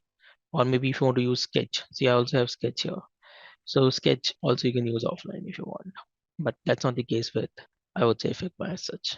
So when it comes to building and benefits of using Figma, so basically it offers real-time collaboration. It is a cloud-based software, like I mentioned about it, comprehensive in design and prototyping. So it has both the features, design and prototype. It has a system and component system or component-based designing, which also enables you to create a design system. Now remember, a lot of companies are nowadays focusing on design system, which makes the collaboration easy in the company. It also makes the, I would say, consistency across the app to be followed. We'll talk about design system later stage because most of people get confused. But if you know how to use very, very effectively Figma components and now variables in Figma and other things, so that really makes the software efficient for design system. Talk about that later, what design system is and how design system is used. It has cross-platform compatibility. What it means is basically you can just use any system, whether you're using Linux, whether you're using Windows, whether you're using Mac, you can use this software because it works on browser, right? So it doesn't really matter whether you're using, like, even maybe if you're using Chromebook or something, you can use this software format. So that's the power of Figma in short. It's an online tool, can work on any platform, any browser, to be frank. However, when you're using on the browser, Google Chrome is recommended. If you're going to use a software, then Google Chrome is recommended. But personally, I have used in you know Firefox, Google Chrome. I have used in Mac Safari. I mostly use in Mac Safari. It works great overall, I would say. But Mac users are going to face one difficulty, which I'll talk about later, and that's some of the reasons I have to sometimes use desktop app. And I'll talk about that later. Now, when it comes to other tools and Figma, you can see you have all the tricks over here coming into Figma here, right? To be there, and then it gives you collaboration. It has accessibility to it, storage, right, and design product. It is not an open source software. It belongs to company Figma. See, open source software means something else. Remember that. So Figma is not an open source software. Let me clarify that, right? See, for example, you have Blender, right? Blender, I don't know how many have heard about Blender. Is a 3D software. Like PenPot, right, is kind of an open source software, which you can download, you can host and all that. So Figma basically, of course, has a free version to it, but not open source. See, open source software means that it is built by not a single company, it's been built by a community of developers. That's what the open source means, or a kind of a software which is like completely open source into it, right? Just to kind of clarify on that part here. And that otherwise you would see that Figma, will have that into it. So like PenPot, I would say Inkscape, AppSmith, they are more kind of, I would say, open source softwares you have in the industry, right? Now, when it comes to kind of Figma, and talk about open source and all, it's more about, I would say, having a free version to it, but I'll not say exactly an open source software. So setting up Figma, it's very easy to do it. We'll talk about that more in detail as a demo. We'll just talk about that only here. We'll talk about different features of Figma here, what you have in it. So let's now do the practical. I'll go through the slides here. So there are a lot of slides which talks about, how to create a frame. They're kind of theoretically given here, how to create a frame. This is how the interface looks like. Then how you can create shapes in it. It talks about that, adding formatting to it. I'm just going through the slides so you just are aware, what we're going to now cover up into it exactly, right? I'll talk about Figma component in a very basic here. So what all of you can do is you can just open Google Chrome or a version like this, right? To be there. Yeah, so you can just open the browser, basically. Any browser you can use, and all of you can, let me just go to private window actually, because otherwise it will just lock in me for there. So go to the figma.com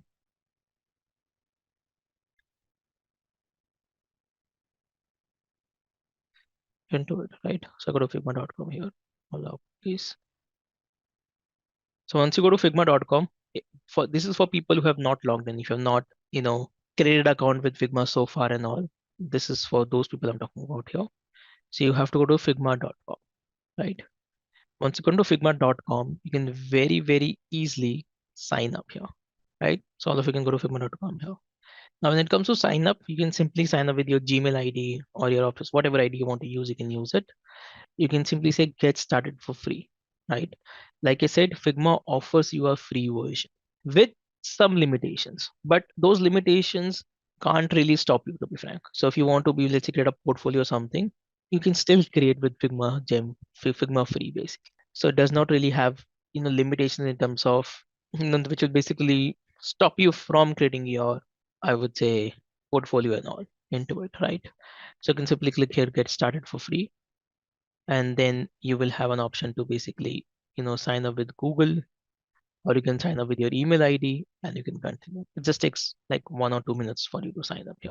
Not a big deal to do it, right? So you can do that here. So those who have never used Figma in the past, please go here, click on get started for free and create account, maybe with your Google ID or whatever ID you like. That's up to you, right? I would recommend that, I think most of you must be aware and matured enough for this, but don't use your company ID generally, right? Because it can have, I don't means what you don't never know what is the company policy and all this. This is why I recommend that you use your personal ID to kind of sign up for Figma instead of using your office ID or the official ID, I would say. When it comes to pricing, I will go to the pricing here. Right now, the pricing have gone a little bit more, I will say, complicated, because they have launched a few more tools, as you know, Figma Design, Figma Draw, Figma buzz and all into it, if you talk about it, right? Because of that, the pricing has a little bit got complicated in terms of what you need. So this is the what you're signing up for, remember, into a starter plan, which will still give you all the features and everything into it.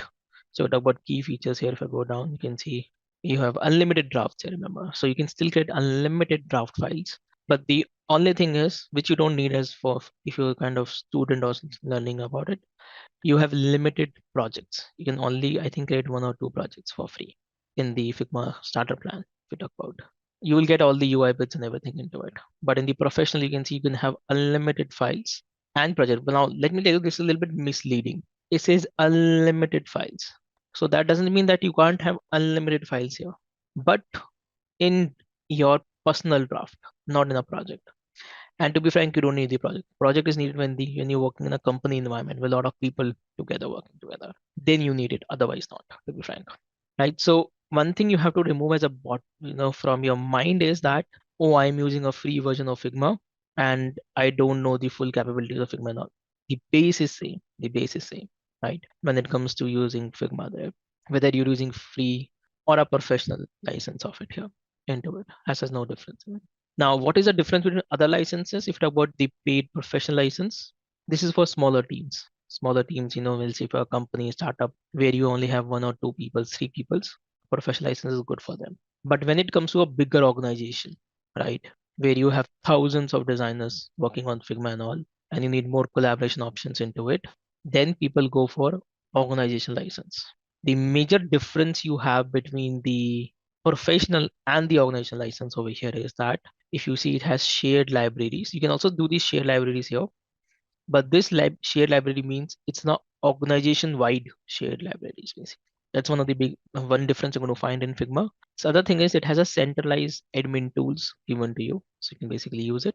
But under the hood, there are some more differences. Like in professional mode, you only can have 4 modes of variables, only 4 modes of variable. And if you don't know, I'll talk about that later. You can only have 4 modes of variable. But if you go to organization or enterprise license, you can have up to 40 modes of variables, which is a lot, too many, I would say. And I don't find to be very practical to be used. Generally 4 is sufficient, but yeah, you have that 40 option here. Plus this both licenses gives you access to the branching for a bigger environment. I don't know if anybody has used GitHub. It's very similar to GitHub that kind of gives you branching options and version control options in these 2 licenses, which you see, organization and enterprise. Then it also gives you an option of design system analytics. So you can also have a design system analytics into it, right? Another big difference for companies is when you go to the enterprise level licensing, you can customize what people can access and what people can't. That's why for a corporate company, it's very, very important to kind of limit what plugins people can use, what kind of online resources they can use within Figma. So in enterprise license, you can control all that. That's why they try to understand the requirement and a little bit customize Figma for you. That's as a contact sales. That is for an enterprise level organization. Enterprise, I will talk about, probably if you talk about enterprise licenses, more kind of bigger companies like, if you know about Deloitte, McKinsey, right? You've probably been knowing about Siemens kind of companies. So they're kind of enterprise, like Intel is an enterprise company, Nvidia kind of companies.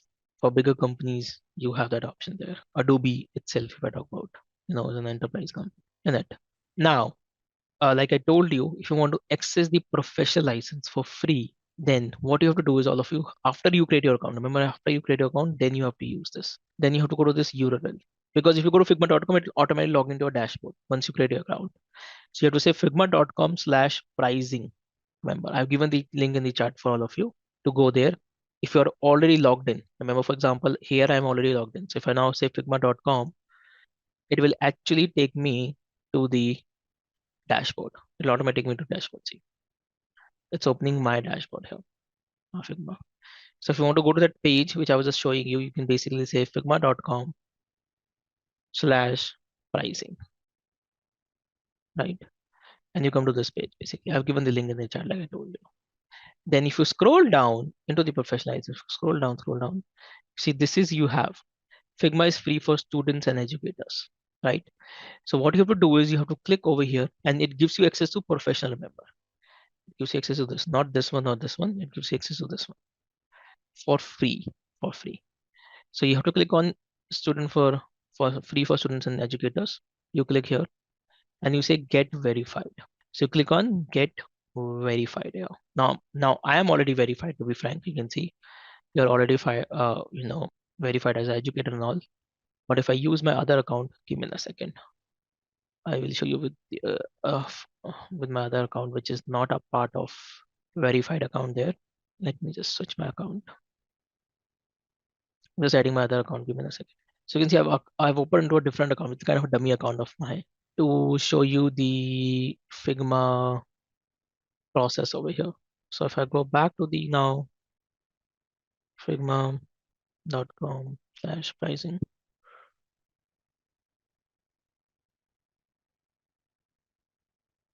and now if I click here, because this account is not the one I'm using now, see, you can see now it's giving that you can sign up here, right? So what I can do is you can see that you can simply say I am a student, right? Then it'll ask you what type of institution you want to attend or work. So go to drop down here. You can say bootcamp or online. You can say bootcamp or online here. Just tell that you're doing a program, right? You're learning about UX and UI over here. And you can simply say your school is not listed. It'll also be there. So you can just put simplilearn.com here. You can simply put your simplilearn.com here if you like, right? Name of the company, and you can put the website also if you like over here. Then it says what is your primary field of study. You can just choose UX UI here like this. I don't think uploading is compulsory over there. You can just share the URL of your course and expected date of graduation. So you can basically put here, I think I think October, November, it's around October, November, you can put it here. The month and year you can just put 2025 and the month. Say yes, yes, yes, and submit, right? You will get access to the most likely, I won't say that compulsory you get it. Remember, it's not dependent on Figma to be frank, but most likely you will get access to the education license of Figma, right? Most likely you'll get access to the education license of Figma. It's asking to upload the bootcamp receipt. Okay, then what you can do is you can just, you must have got a confirmation email from Simplilearn that you have been enrolled to this course, right? You will have that email, Vivek. Just take a screenshot of it and upload there, right? Or if you want to even bypass that, then I tell you one more thing. You just go to K2, just get to K12 and submit it. That's the most simple thing you can do. Just say if you don't want to do anything, if you don't want to do nothing, just say K12, yes, yes, and submit. That's it. This is the most simplest way you can get access to it.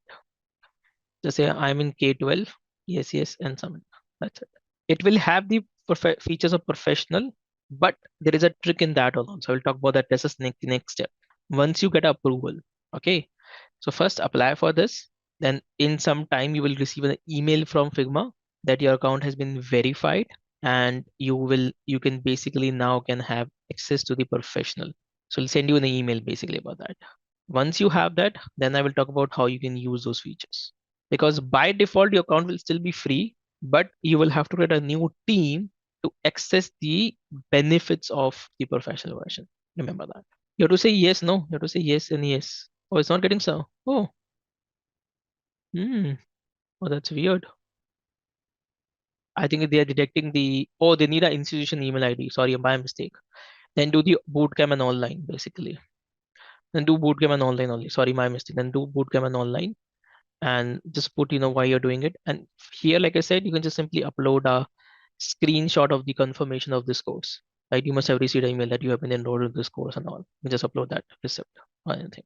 If you have the receipt, upload that. I think all of you will have the receipt, of course, right? You have paid for this course and you're coming in here. So you can upload that receipt, or you can even upload a confirmation email, which you have got from Simplilearn, that your payment has been successful and you will be a part of this course. You can upload that. I got this email. What about school names and not listed? So yeah, you have the access now, Mishra. Nidhi, right? It says you welcome to Figma education plan. So that means you got access to it. This is all what Nidhi have shared here. This is what email you will get as soon as you apply for it, right? In school name, what you can do is you can simply learn. See, that's where you're doing the course, right? You can just simply say Simplilearn. And here it says not listed. It says school name. You can simply go to drop down and say not listed. And then here you can simply specify your school name, the website of Simplilearn, right? And just fill up the form. And I think within 5 minutes or so, you should receive this email. Welcome to Figma Education Plan. In case if anybody has already a professional license, then you can't apply for it. Remember, if you already have a professional license into it, you can just give any URL. No, you can go to simplilearn.com. So you can find a URL of your course. No,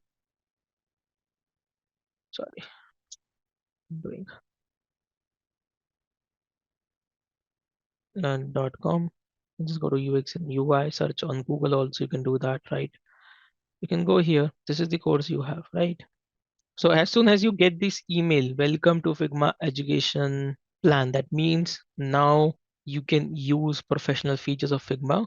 Like I said, there's only one condition which I will talk about next step. Now, what the next step? But all of you will have the professional license now. Means not professional license, I would say, but educational professional license, I would say. That's correct, Nidhi. That's why you have to kind of choose a team and then you have to build a team. I'll talk about this process.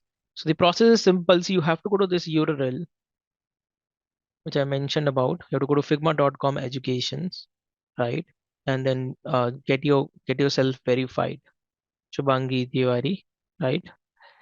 You have to just get verified, and over here choose online bootcamp program, and then just say student here, online bootcamp program. Just fill up. Now why you're applying, what is your school name? You can put your school, Simplilearn website, field of study UX and UI, right? You can upload your receipt here or a welcome email you got from Simplilearn, and you can put your course URL over here and then expected date of graduation. Say yes, yes, submit. That's it. That's correct. So now basically, Mohammed, once you basically click on that option, right, upgrade to the one, you can do that and it will upgrade your license to the profession. That's what I was saying. There's one more step involved. Once you get verified, you have to say next there, which Mohammed have shared there, and then you will get access to the professional part of it. That's the second step you have there, right? You don't have to select in the school name, Prabhu, like I mentioned, right? You will keep it here not listed and you will type Simplilearn over here. You say school not listed and you will type your name of the school here, Simplilearn. In this drop down list, you're not going to find Simplilearn there. Remember that. What should we upload? Like I said, you can upload a receipt, like it says you very clearly. See, of course, you have paid for this course, right? So you can upload that copy of your receipt or course confirmation. You must have got an email from Simplilearn that you have been enrolled into this course. You can put that screenshot of that email over here, or you can upload your receipt of the course here.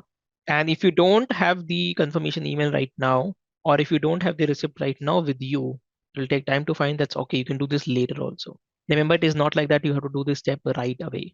Anyways, we are not going so deep into Figma that we're going to talk about the paid features of it. Whatever today and tomorrow we're going to talk about is mostly is kind of free, available in the free version also of Figma. And throughout this course also, most of the features are going to use majorly free only, to be frank, right? But because there is an option here, I told you all of you to kind of subscribe for it, right? And to do it, but this is not a compulsory step. But if you do it, it's better. You can basically use the paid features of Figma. So if you don't have the receipt right away or something, it's okay. You don't have to panic. You can do that later also. You can still use Figma and you can later on also update it. That's okay. That's perfectly fine. So those who got an email, by the way, if you have seen the Mishra Nidhi, I think, have given the screenshot. If you see here, once you go there, you are verified to education. You will give this option. Say choose team. Choose team. If you click on choose team, it will ask you which team you want to upgrade. So you can upgrade your current team which you have basically have here, and then your team will be upgraded to professional license of Figma. Those who got it, already got a confirmation here. And this thing you will have to choose every time you create a team. I will talk about this later as a next step, but I'm just waiting for everyone to subscribe if they have any questions or something. But I think the process is very, very simple. In case for anybody the verification fails, let's say Figma says we're not able to verify and something like that. In case if that happens, then you can try reapplying it, or you can use a different Gmail ID in case if that happens. But that will not happen. But in case if that happens, you can try a different Google Gmail ID basically to sign up for Figma, and then you can again try applying. But most likely for all of you, it will get approved and kind of approved or verified, whatever you call it. Usually you might have done something wrong.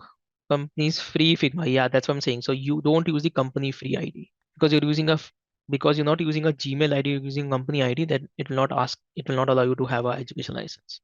So people who are applying for the education license of Figma, use your Gmail ID. Do not use any company ID because see, if you're using a company ID, then it is like you are a working professional, right? You are not a student. Please understand this, right? And they will not approve you. It's more kind of an automated process. They form checks everything you have filled in. It's kind of an AI basically being used to kind of process this. It's not done by a person manually to kind of check whether you're a student or not. Just remember that. So you have to use a Gmail ID, Yahoo ID, or maybe whatever live Microsoft Live ID you might have. Use that, but do not use your company ID to sign up. Means for this verification, you can still sign up for the company ID. That's not a problem at all. But for education license to be verified, use your Gmail IDs, your personal ID there, not the company ID. And if you again submit, Yojita, you should get approved if you just sign up with your Gmail ID. Okay, I will go to the next step now. So those who have already signed up here, right? Like I told you, most of you when you log in, you will get this screenshot. So you will on your left hand side, you will see this option, choose team to upgrade, right? And then you can upgrade, or I tell you the process. Like in my one, it'll be a little bit different because I already have a lot of teams in it. But if I go to my other license here, this is a verified one. You can see that I already have a lot of teams here, right? So let's say if you're creating a new team, maybe you want to have a different team. Team is like, sub projects you can say here. So you can click on create new, right? You don't have to do it because you already have one. So you just upgrade it. You can give a team name here. For example, I say test, for example, I'll not be going to create this, say create team, right? Then it will ask you to add members. I will say skip. And you can see you'll get this. You can say education, free for educators. You can say upgrade for free. So you'll get that option, upgrade for free. You can click on upgrade for free and I say agree, and then you can complete the upgrade. Done. You will get the team with the with the education license basically, right? I'm not creating it because I already have not many here. So I don't want to create one more here, but you will get it. And how do you know if a team is a part of education license? I just cancel this process. Okay, they actually created it. I will have to see. It says education, education. So if it says edu, edu, edu, education, you can see those are all the upgrade teams. Wherever it says free, that means it's a free license of starter plan of Figma here. Team name could be anything what you want to keep. Remember, it could be anything. Like I named it test, to be frank, right? It does not have any meaning to it, to be frank. I will delete this actually.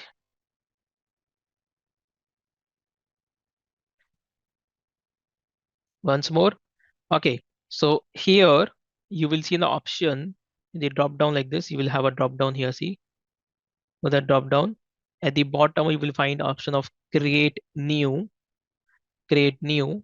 Click on create new there. Give a team name. You can give any name you like. That's up to you, right? What you would like to name. You can say yourself or your team basically. It could be any name, X, Y, Z, A, B, C, D. It could be any name, whatever you like to keep. Okay. For example, I'm keeping test here. Okay. Then you say click on create team. In the next screen, it will ask you to add members to your team, right? You can say skip for now. See at the bottom, you will have skip for now. Skip for now. You click on skip for now. Then you will come to this screen where you have starter, you have education. So go to the education option and say upgrade for free. Click on upgrade for free. Once you click on upgrade for free, you can say I agree to Figma terms and conditions, and you can say click to upgrade, means complete to upgrade. That's done. Done. Simple as that, right? And remember, so then once you create this, you will always have to use this particular team to access the paid version. So if you have two of them, let's say I have this demo free, you can see here. If I go to demo free here, right? If I already have a free team already with me in Figma over here, right? Let me show. I think it will not come for me, but I will check basically into settings, right? I will go to the settings here. See settings. There at the bottom, it says ready to go for beyond free plan. Click on view plans and they upgrade for free. If you already have a free account, then you can also upgrade like this. So what you do, you select that team, basically the free team which you have, go to drop down there in the name of it. click on view settings. And at the very bottom, you're going to find this option, ready to go beyond the free plan. Click on view plans, click on upgrade for free. And then you have this screen you're saying, okay, just click on got, so click on got it, right? And see, it's asking you to choose theme here, giving that option. Click on choose theme, and then you can choose this UX UI Simplilearn theme to upgrade yourself to the paid version. Okay, guys, so click on, see, it's giving you very clearly on the screen itself a message. So you can choose theme and upgrade yourself. How to read a team, Yogesh? You can simply go next to it. See, drop down is there. For that drop down, then delete. Delete it. And if you just give the same name, whatever your team name is, let's say this is demo. So I type demo here, and then I can delete the team if I want. And your team will be deleted.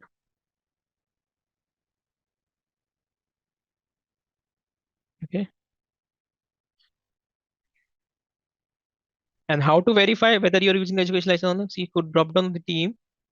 You will see here it says free. That means a free license, the starter plan. And if you see the education, if you say EDU next to your team name, if you see EDU next to your team name, right? If you see EDU next to your team name, that means you have the professional license in that particular team to be used. Remember that. And because you have education license now, you can create as many teams. In a free license, you can only create up to, I would say, 3 teams with one project. Now you can have unlimited teams and unlimited projects within the team over there in Figma. Next thing we'll talk about is what is a team and all. Let me start with some basic introduction over here of Figma, right? I think it's a simple process. What is Figma is saying? It's not that complicated, guys. It's very simple, right? It's not that complicated to kind of get an access to it. Just read the instructions. I would say apply some common sense when you're seeing the instructions, then you should be able to create that team. It's not going to be difficult for all of you, right? Okay, so I will tell you what is the difference, basically what is the benefit here. So let me also create a team here now. So I will again create a new one here. Let's say for your batch, I'll say IIIT B, right? May 2025, for example. I'm creating a team. So like I said, team name could be anything basically, and you don't have to create this. I'm just creating for my reference basically here and tell you a few of the things basically into it. So I'm creating one IIIT B, 2005, for example. I say create a team. Then it will ask me to add team members. Of course, I don't have any team members to add. But just to clarify one thing, if you're going to use an education license, then the collaborators you can add over here, they should also have an education license or a paid license. You cannot add a free person if you're going to upgrade to education license, just to let you know. And in case if you're going to add, if anybody is going to add the collaborators there, just to let you know about that, right? I say skip for now. And then I will say education for students. I'll say upgrade for free. I say agree to the Figma, right? And complete the upgrade. So you can see I created another team with the IIIT B. And you can see I have another thing created over here. So I am the admin of the team, right? I can see thresh and drafts. Now, this is like a bigger team, remember. So the one which I just created, IIIT B, which you can see May 2025, is like a organization, you can say kind of on a higher level. Now within this team, I can say, or in the organization, I can have multiple projects. You can see here. You don't have to create multiple projects to be frank. You can mostly work with draft, but you can have the option to create projects here. So by default, you will have one project, which is team project. You can see here. It by default has one team project. This all of you should be able to see on your screen now. You will have one team project, right? I will tell you the difference between a draft and team here in a minute. But if you want to create one more team under your main organization, you can do so now, right? You can do so. How to do it? You will go to the drop down. Sorry, let me go to back to my all projects. Let me go back to all projects here. And it, right? You can see this is the team which I have here. I can go to the all projects and there is a icon see add project plus project here, right? So you can add one more project. Now I'm telling you this just to basically when you go further in the jobs and all, this can be helpful for organization. So remember, for example, let's say you are working in, I give an example why how this is used and all, right? Just to kind of clarify it, why Figma has created in this way. Let's say you're working with ABC, sorry. ABC company, for example. Let's say you're working in a company, right? And your company, you are a UX designer or a UI designer, whatever you can call it. And you're working for a client. Let's say your client is uh, XY, XYZ is your client, is your client. So this is your client. So what you will do in your company, you will create a project. You'll create a project with the, sorry, you will create a team, I would say, sorry, you will create a team with the name of XYZ client. You will give that name. Okay. Then that client can have multiple projects, remember. So let's say for that client, you're also building a website. Maybe you are also building a mobile app. Maybe you are also doing some kind of, I would say, the HMI, the interface of mobile automobiles and all, for example, you're doing that here. So you may create different projects just to be organized. Just to be organized, you will create different projects. And each project can have different team members to them, can have different team members to them or access to that. So basically you have all projects and this is just for organizing, remember, this is just for organizing. So what I can do is I can click on projects. I can click on plus, right? I can give a project name, let's say website, for example. You can be now again the project name could be anything, remember. It could be any project name here. You click on continue, right? Now you can tell who people in this, remember they have to be a part of team. And in that team, how many people will have access to the edit to this particular project? You can give that, right? You can basically put that email IDs over here, but this is not compulsory. I will say create project without giving that. You can see I now have two projects. So within that team of the IIIT B May 2025, which you see, now I have two projects. One is the team project and one is the website project. And if you want to rename the default project, you can right click on it. Sorry, you can go to the drop down here, my mistake. Go to drop down here, go to settings, and you can go to the name, team project. You can change the name from here. Let's say I'm going to name it for mobile, for example. I'm not going to use this team to be frank. And you can basically say rename. So you can see I have now mobile and website here. So I have now two sub projects, you can say, within that team to be there, right? Into it. Now, what is the difference between a project, which you see, and draft? So what does draft mean? What is the meaning of draft and what is the meaning of project? So you can create a file anywhere. For example, I can create a new Figma file into the mobile here, or I can create a new Figma file in the draft. You can see. So they are exactly the same. The only difference is if you're creating something in draft, then the other people in the team, people who are part of this team, right, will not have access to this file. They will not be able to see this file. This is your personal file. Remember, this is a personal file you will have. So when you say draft, draft means it's your file. Currently, nobody else can see that file in the team or does not belong to any project. But if you're creating a file within a project, that means people who are part of that project and the team can view it and maybe also edit it depending on what access you have given to them. So that's a difference between them, remember. That's a difference between a draft and the project here. All of you should know about that, right? So currently in this course, it does not matter what you use. Like mostly you will see I will be using draft only here because I don't have any team members into this in this particular team, I would say. Right? So I'll be using draft here. So it does not really matter what I'm going to use basically here. So practically right now for all of you, it does not matter whether how many projects you have and all into it because you don't have any team members to it. But when you will go to a company and work together, I just remember this structure. That's important for you, right? Now it's adding people is not compulsory, Yogesh. Like I said, it's not compulsory to add people into it. You can just skip that step, right? Adding people while creating a team or creating a project is not compulsory at all. Can I move a file from one project to another different project? Yes, you can do that. That is possible.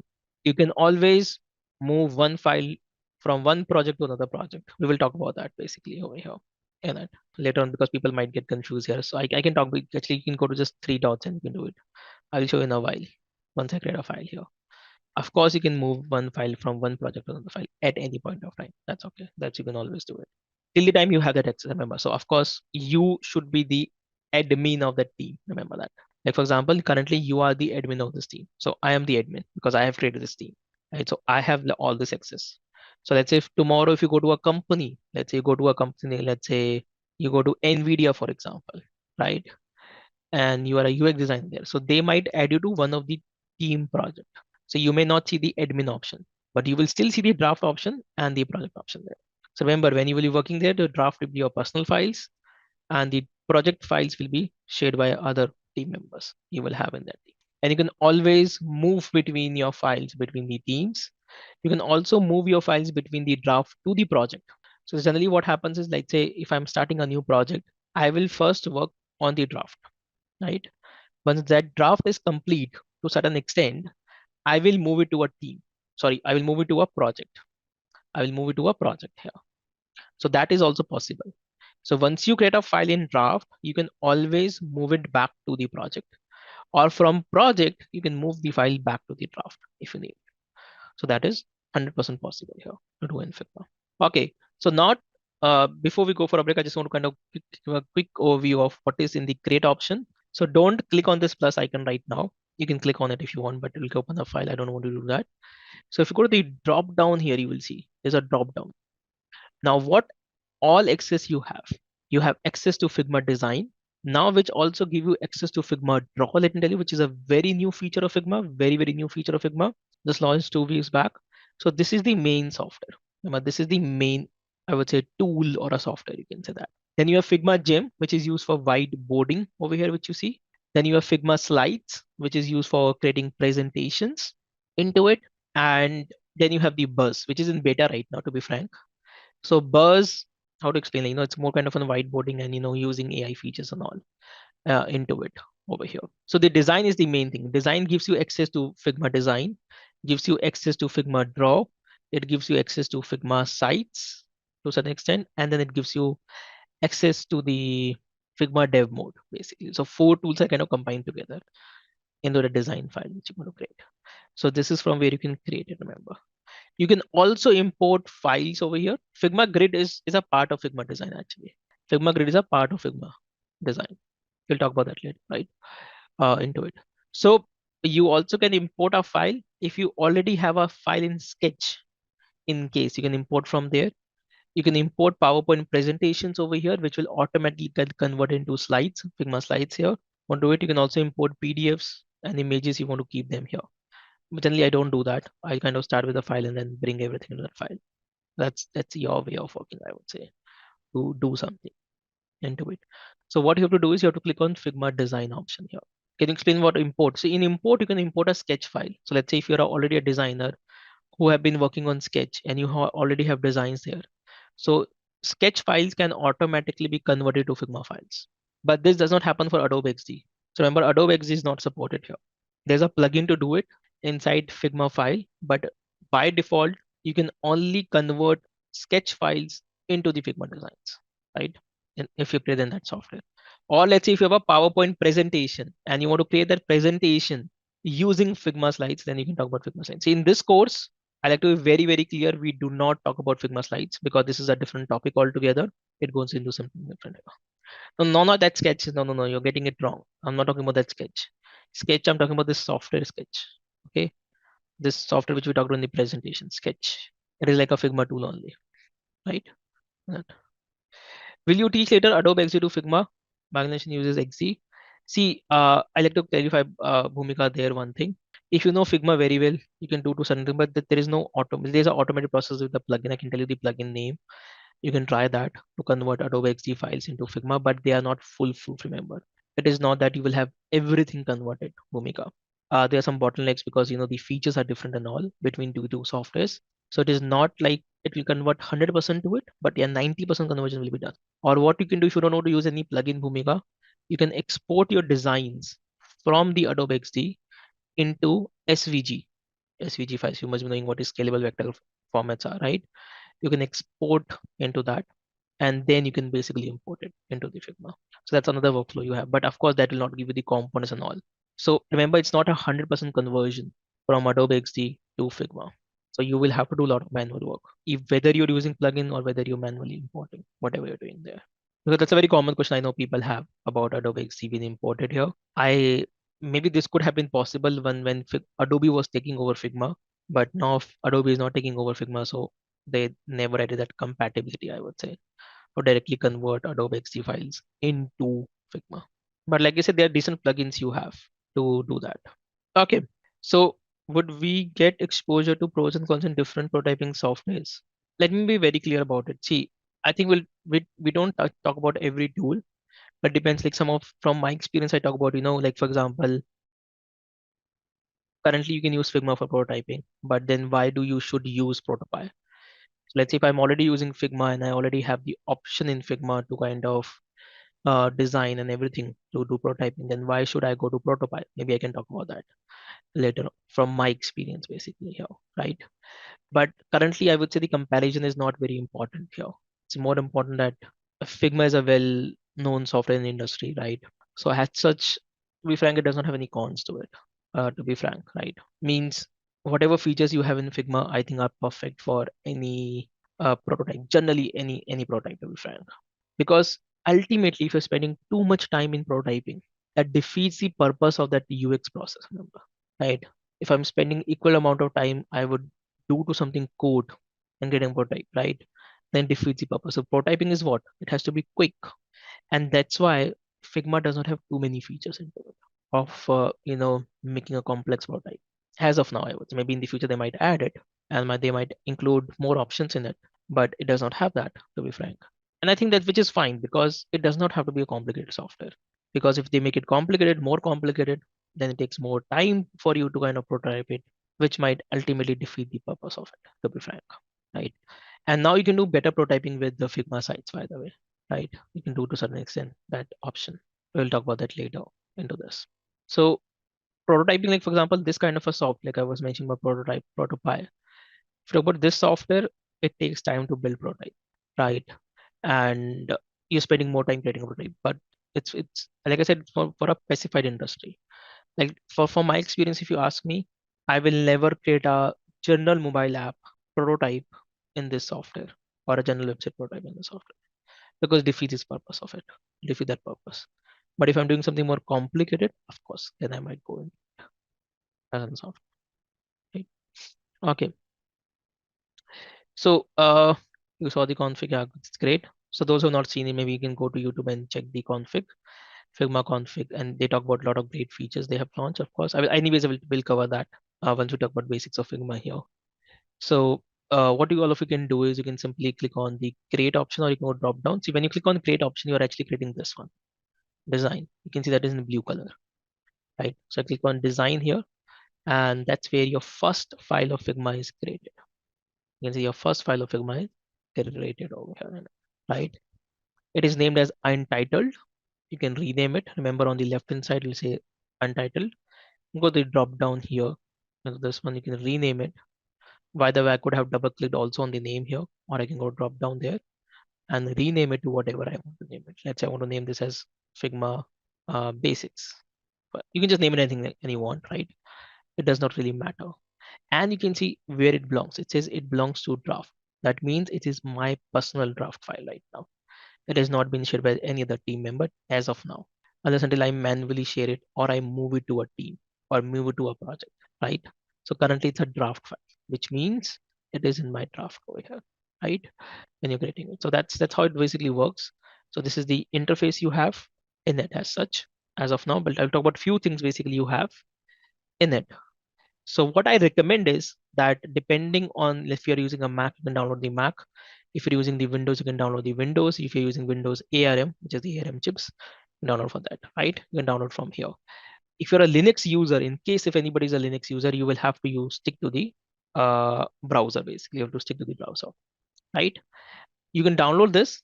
Plus, addition to this, you can also download this. If you're a Mac user, download this.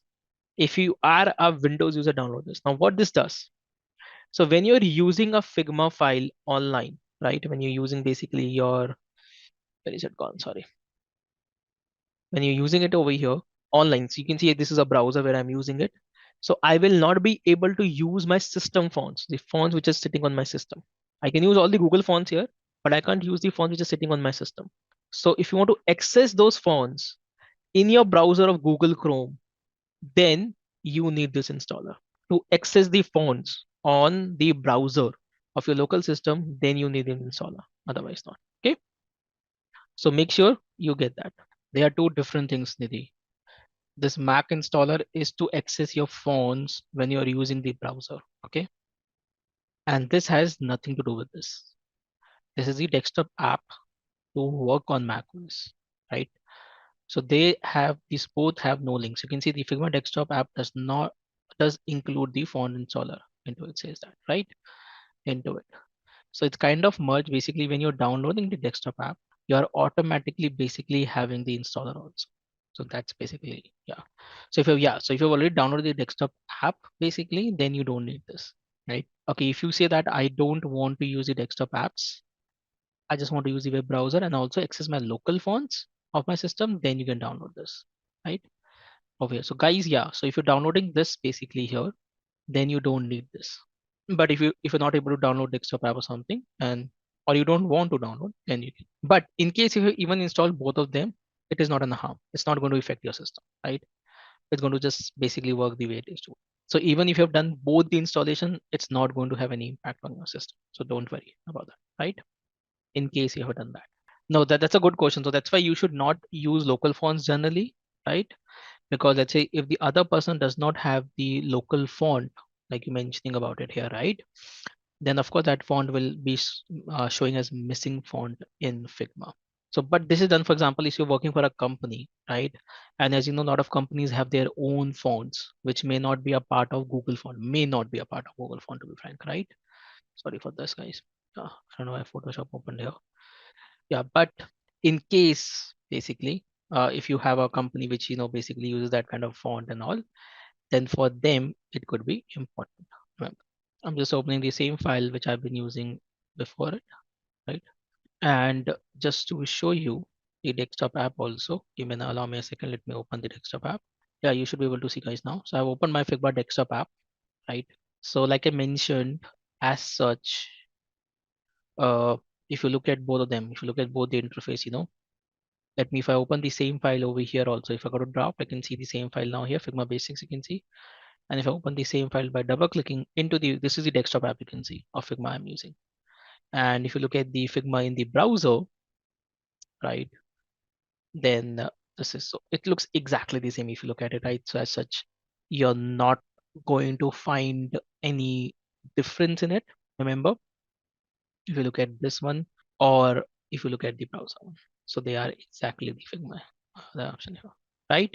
So like I said, in terms of working, in terms of interface, in terms of features, as such, there is no difference between the Figma using in the browser and on the desktop here, right? So there is no difference in it. There's one thing I just like to point out over here though. This is only for people who are using Figma on Mac OS. If you're using on Mac, anybody who's using on Mac Figma, this is a common thing I have seen basically, right? Is that in the browser, the copy paste between the files does not work too good, right? And this is only for the Mac users. In Windows, it works perfectly fine because I've tested this multiple times in Windows. It works perfectly fine. Only for the Mac users, I don't know what's the issue here, but mostly the copy paste does not work. What I mean by copy paste is I'm going to demonstrate that this is, let's say, like I'm saying, this is only for Mac people. If you're a Mac user, okay.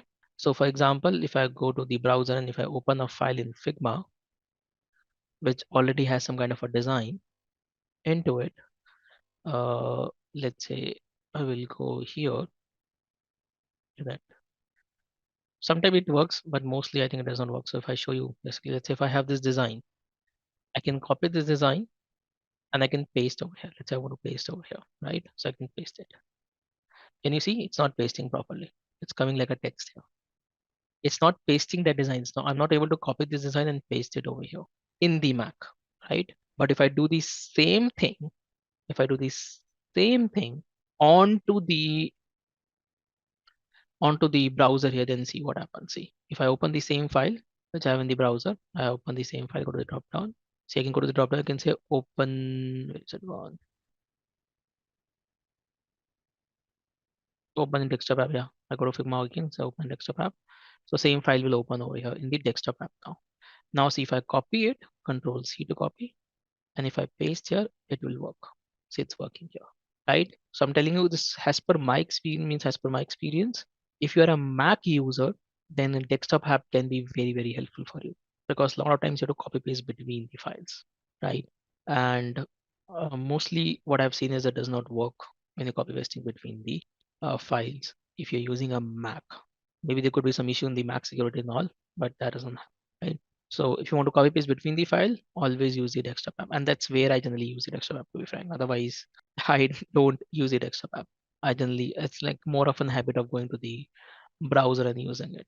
So for Windows user, again, remember there is no difference when you're using on the web browser or you're using in the desktop. It's your wish, whatever you feel like into that. So as such, no difference in both of them.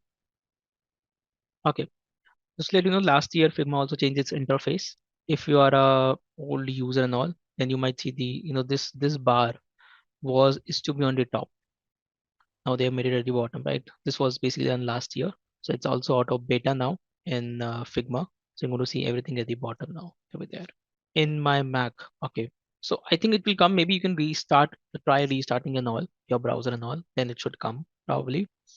So I think you're talking about this one. You create a text, you can talking about this one. Awesome. You're talking about installed by you. See, for me, I'm able to access it, right? So maybe you just need to restart once, probably your browser and all, then you should be able to access it in the browser.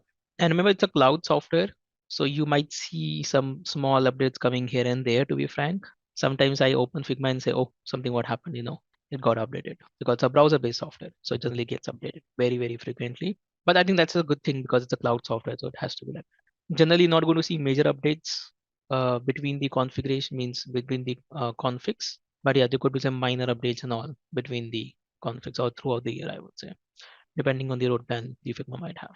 Okay, there are a lot of talking here, so let's now start with some basics of Figma here.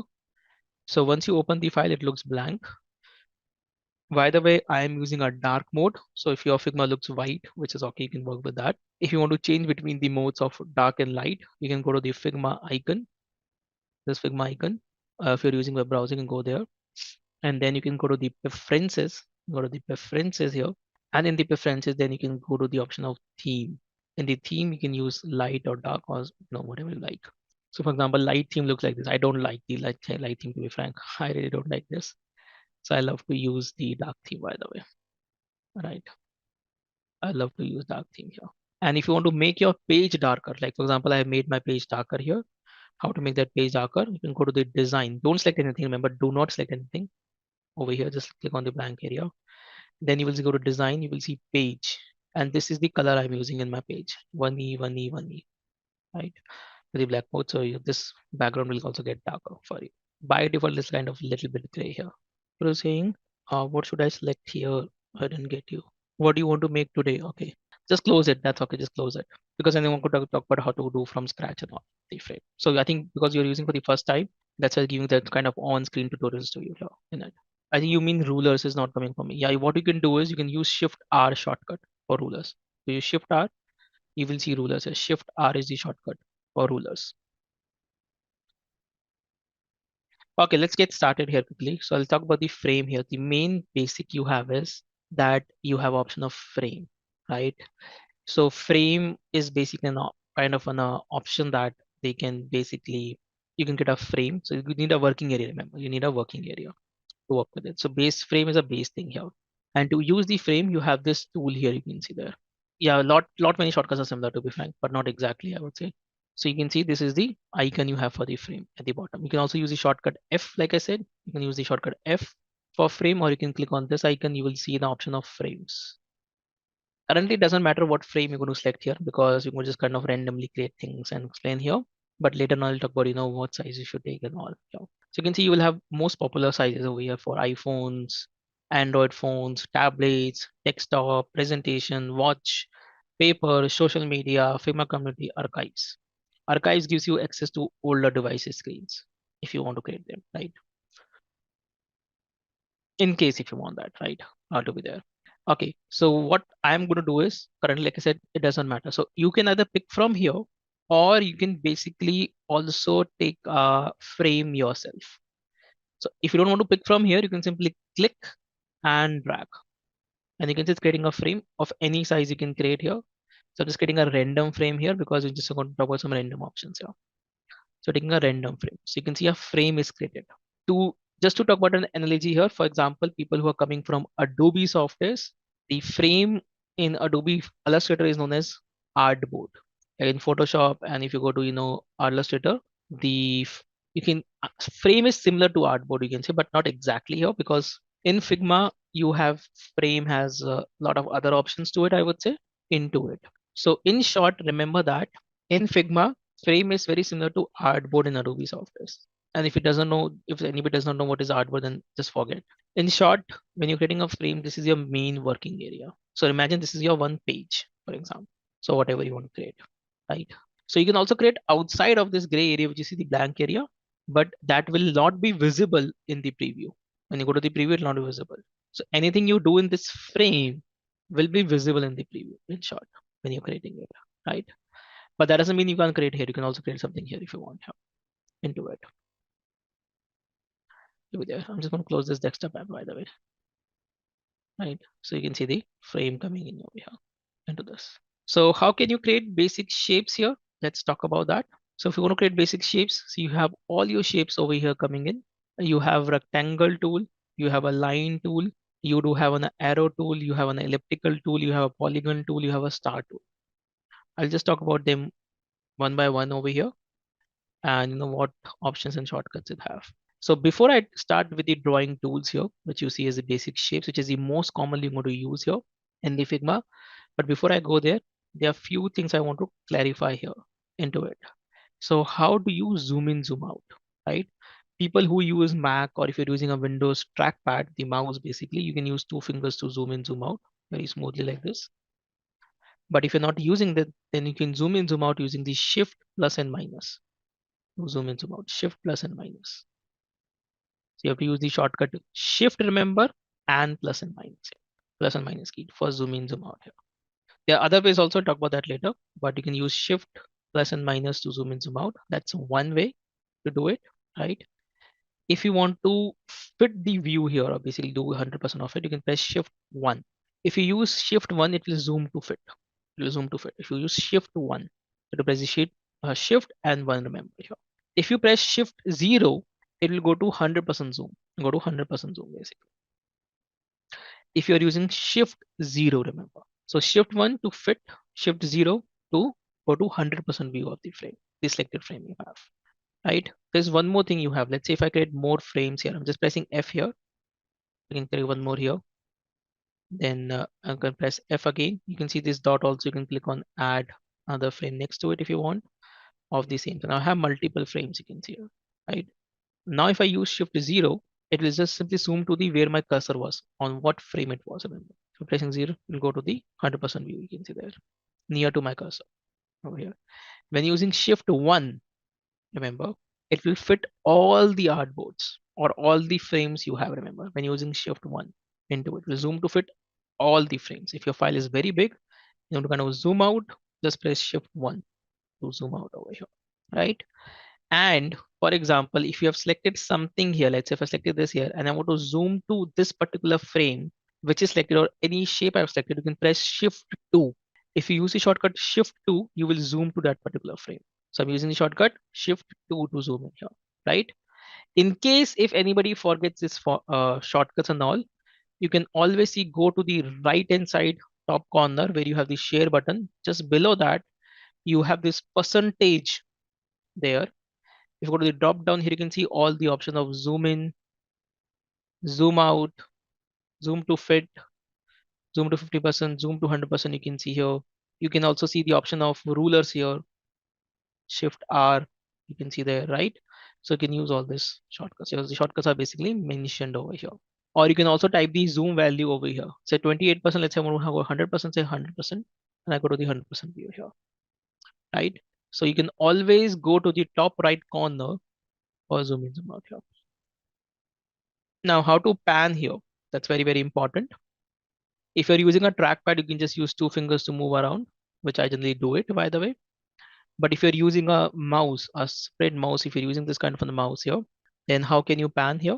You can press space bar at any point of time. You can press space bar, and then you can use a left mouse button to drag around. See, like this. Or you can use the scroll wheel also. You can get the scroll wheel. See, if I zoom in, you will get the scroll wheel here. But this is not very efficient, I would say. So you can always use space bar and move around. Just press the space bar. Space bar will only not work when you're typing. Remember, you'll have the spaces added there. But except when you're not typing, then you can just press space bar at any point of time, and you can use a left mouse button to move around. So you can pan around in your file, right? So you can zoom in, zoom out, and you can pan around this way over here in Figma. Now, talking to the drawing tools here quickly. I will not spend too much time, but I go to rectangle here. You can see at the bottom, so you can take the rectangle. You can also press the shortcut R. And if it's a simple thing, if you click and drag, you can get a rectangular shape like this, right? If you, and anybody who is coming from Adobe or similar tools, you can press Shift to make a perfect square. If you want to make it, you can use the Shift to make a perfect square, or you can just, make it like this. That's one thing basically you have. And once you're done, just leave it. Just leave it. And your rectangle is now created over here. Some basic options. I'm going to say what some basic options in the rectangle you have here is, once you have created it, you're going to see these white dots. This can be used to give roundness. See, just use it for roundness over here.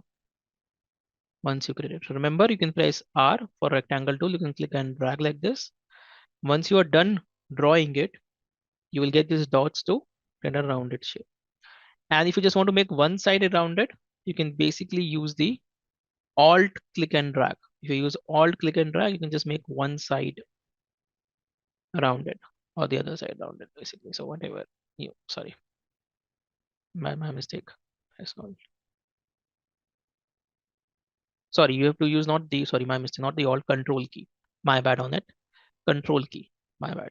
You have to use not the Alt key, the Control key. So again, repeat. You're a rectangle. You see those white dots. Press Control key. Sorry, for the first one you have to press Alt, drag it. Then for the other ones, if you want to do it, then press Control key and then do the other ones like this. And you can get a shape like this. And if you want to change the color, select the shape. You will see an option of fill here. You can click on it and you can change the fill here, right? So if you need anything, you can basically do that over here, right?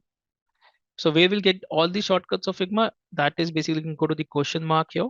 Alvin, you can go to the question mark here, and the bottom right corner you will see a question mark icon. Click on it. You will see keyboard shortcuts. Click on keyboard shortcut. It will show you all the keyboard shortcuts here.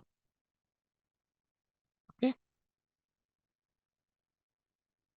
as you can see, and you can also change the layout. By the way, if anybody use some different keyboard, maybe if you're using maybe a Korean keyboard or Italian or something, let's say if you're using it, or if you're using a quadrant keyboard, then just remember that you might have to do that change over here in case if you're using, but mostly we use Android, right? All of us in India use Android. So you can change that. So whenever you go to question mark, you change your keyboard shortcut. And if you want to do that. By the way, if you want precise values of this roundness, then you can go over here to appearance. You will see the roundness values here. Let's say this is 92. I want to make it 80, so I can make it 80 over like this. Make it 80, right? Or if I go here, I can now, it says mixed. So I can click on this box here. See this box here. I click on it. I can change the roundness here and here to whatever. Let's say I want to make both them same. So I want to make it 180 here. I want to make the 180 on the other side, for example. So I can do that if I want here, right? Then let's look at the other shapes here. Then I'll give you one small tip at the end here, which is very important. Go to drop down. You can basically go to a line tool. Line and arrow is same. I can tell that. In line also you can have arrow, and the arrow you can have a line. So it's same. They're two are same. So if you go to line here, if you click and drag, you can get a line, as all of you know. But if you press the shift key, those are new here. If you press the shift key, you can make a straight line. So if you press a shift key, if you hold and shift key, you can get a straight line, or you can get a 45 degrees angle line. So line is a line which have a stroke option. You can kind of give a thickness from here if you want. And if you want to give it an arrow, let's say you want to give it this an arrow, go the drop down here, you can give it an arrow also like this, in case if you want it, right? So you can change the arrows from here. So that's a line tool. And the arrow tool is exactly the same. So go to the arrow, the by default in the arrow tool, you have an arrow. That's the only difference you have. between the line and arrow. You can see by default has a arrow to it. That's the only thing. So as such, between both of them, there is no difference. In arrow tool, you already have an arrow. In the line tool, you have a line. You can basically add an arrow if you want to. So they both are exactly the same in terms of the tools here, right? Then the other tool you have over here is, if you go to the drop down, you have a elliptical tool. You can see elliptical, which is a shortcut O, which can help you create circles. If you just click and drag, you can create any elliptical shape. But if you press the shift key, you can make a perfect circle. See, I'm holding now the shift key. And then remember, you have to leave your mouse first and then leave your shift key. You will have a circle here. Now in this circle, you will again see a dot. So if you go to that dot, you can click and drag to create a semicircle, right? Over here. Or you can use this to create a donut also. So if you now, once you kind of move this, right, you will see a center circle. If you now move the center circle, you can get a donut shape like this. And then you can close this back if you want on the screen. So you can see I've created a donut over here. You can get a closed donut or you can get an open donut as well, or a semi donut, whatever you like. That's up to you, right? So remember, the same circle can be changed to this ring, kind of a ring or a donut, or the same circle could be like this, or a same circle could be like this. Let me just make it a semi Pac-Man kind of a thing, like this. So this is how you can get different shapes over here from the same circle. It's very easy. It's on the screen controls. Once you play with them, you will get used to it over here. So remember, those who are new, it might take a little bit of time for you to get used to all these options. But the more you play with it, just check here and there, what that dot is doing. It's about more about playing with the software here. Then if you go to the drop down here, you can also use a polygon tool. So polygon tool by default lets you create a triangle, if you see. But after you get a triangle, see, you will have a dot coming in here. If you take this dot up, you can increase number of sides. So you get an octagon, you get a hexagon, whatever you need basically over here. Right? And you can use this dot to make it soft edges, if you like, right? So you can increase and decrease the sides as per your liking. And you can do that with this one here. You can do an outline circle again, yeah, sure. Let me tell you one more thing, guys. When you're too much zoomed out, you might not see the dots. You might have to zoom in a little bit to see that dot here. So go to the dot here, right arc, click and drag to open like this. Then you will see a inner circle dot here. Click and drag. Then you can just close this back. It will get a ring circle for you. And you can just change this anytime you need, basically, right? That's how it basically works. Arrow, there's nothing in arrow actually. So arrow is arrow. Now you can go to the arrow tool, right? Just click and drag with the shift key, make an arrow. And then you can change the properties here. Remember the stroke properties on the right hand side. You can change it from here if you like. Over here, right? So you can see you have the arrows and all here.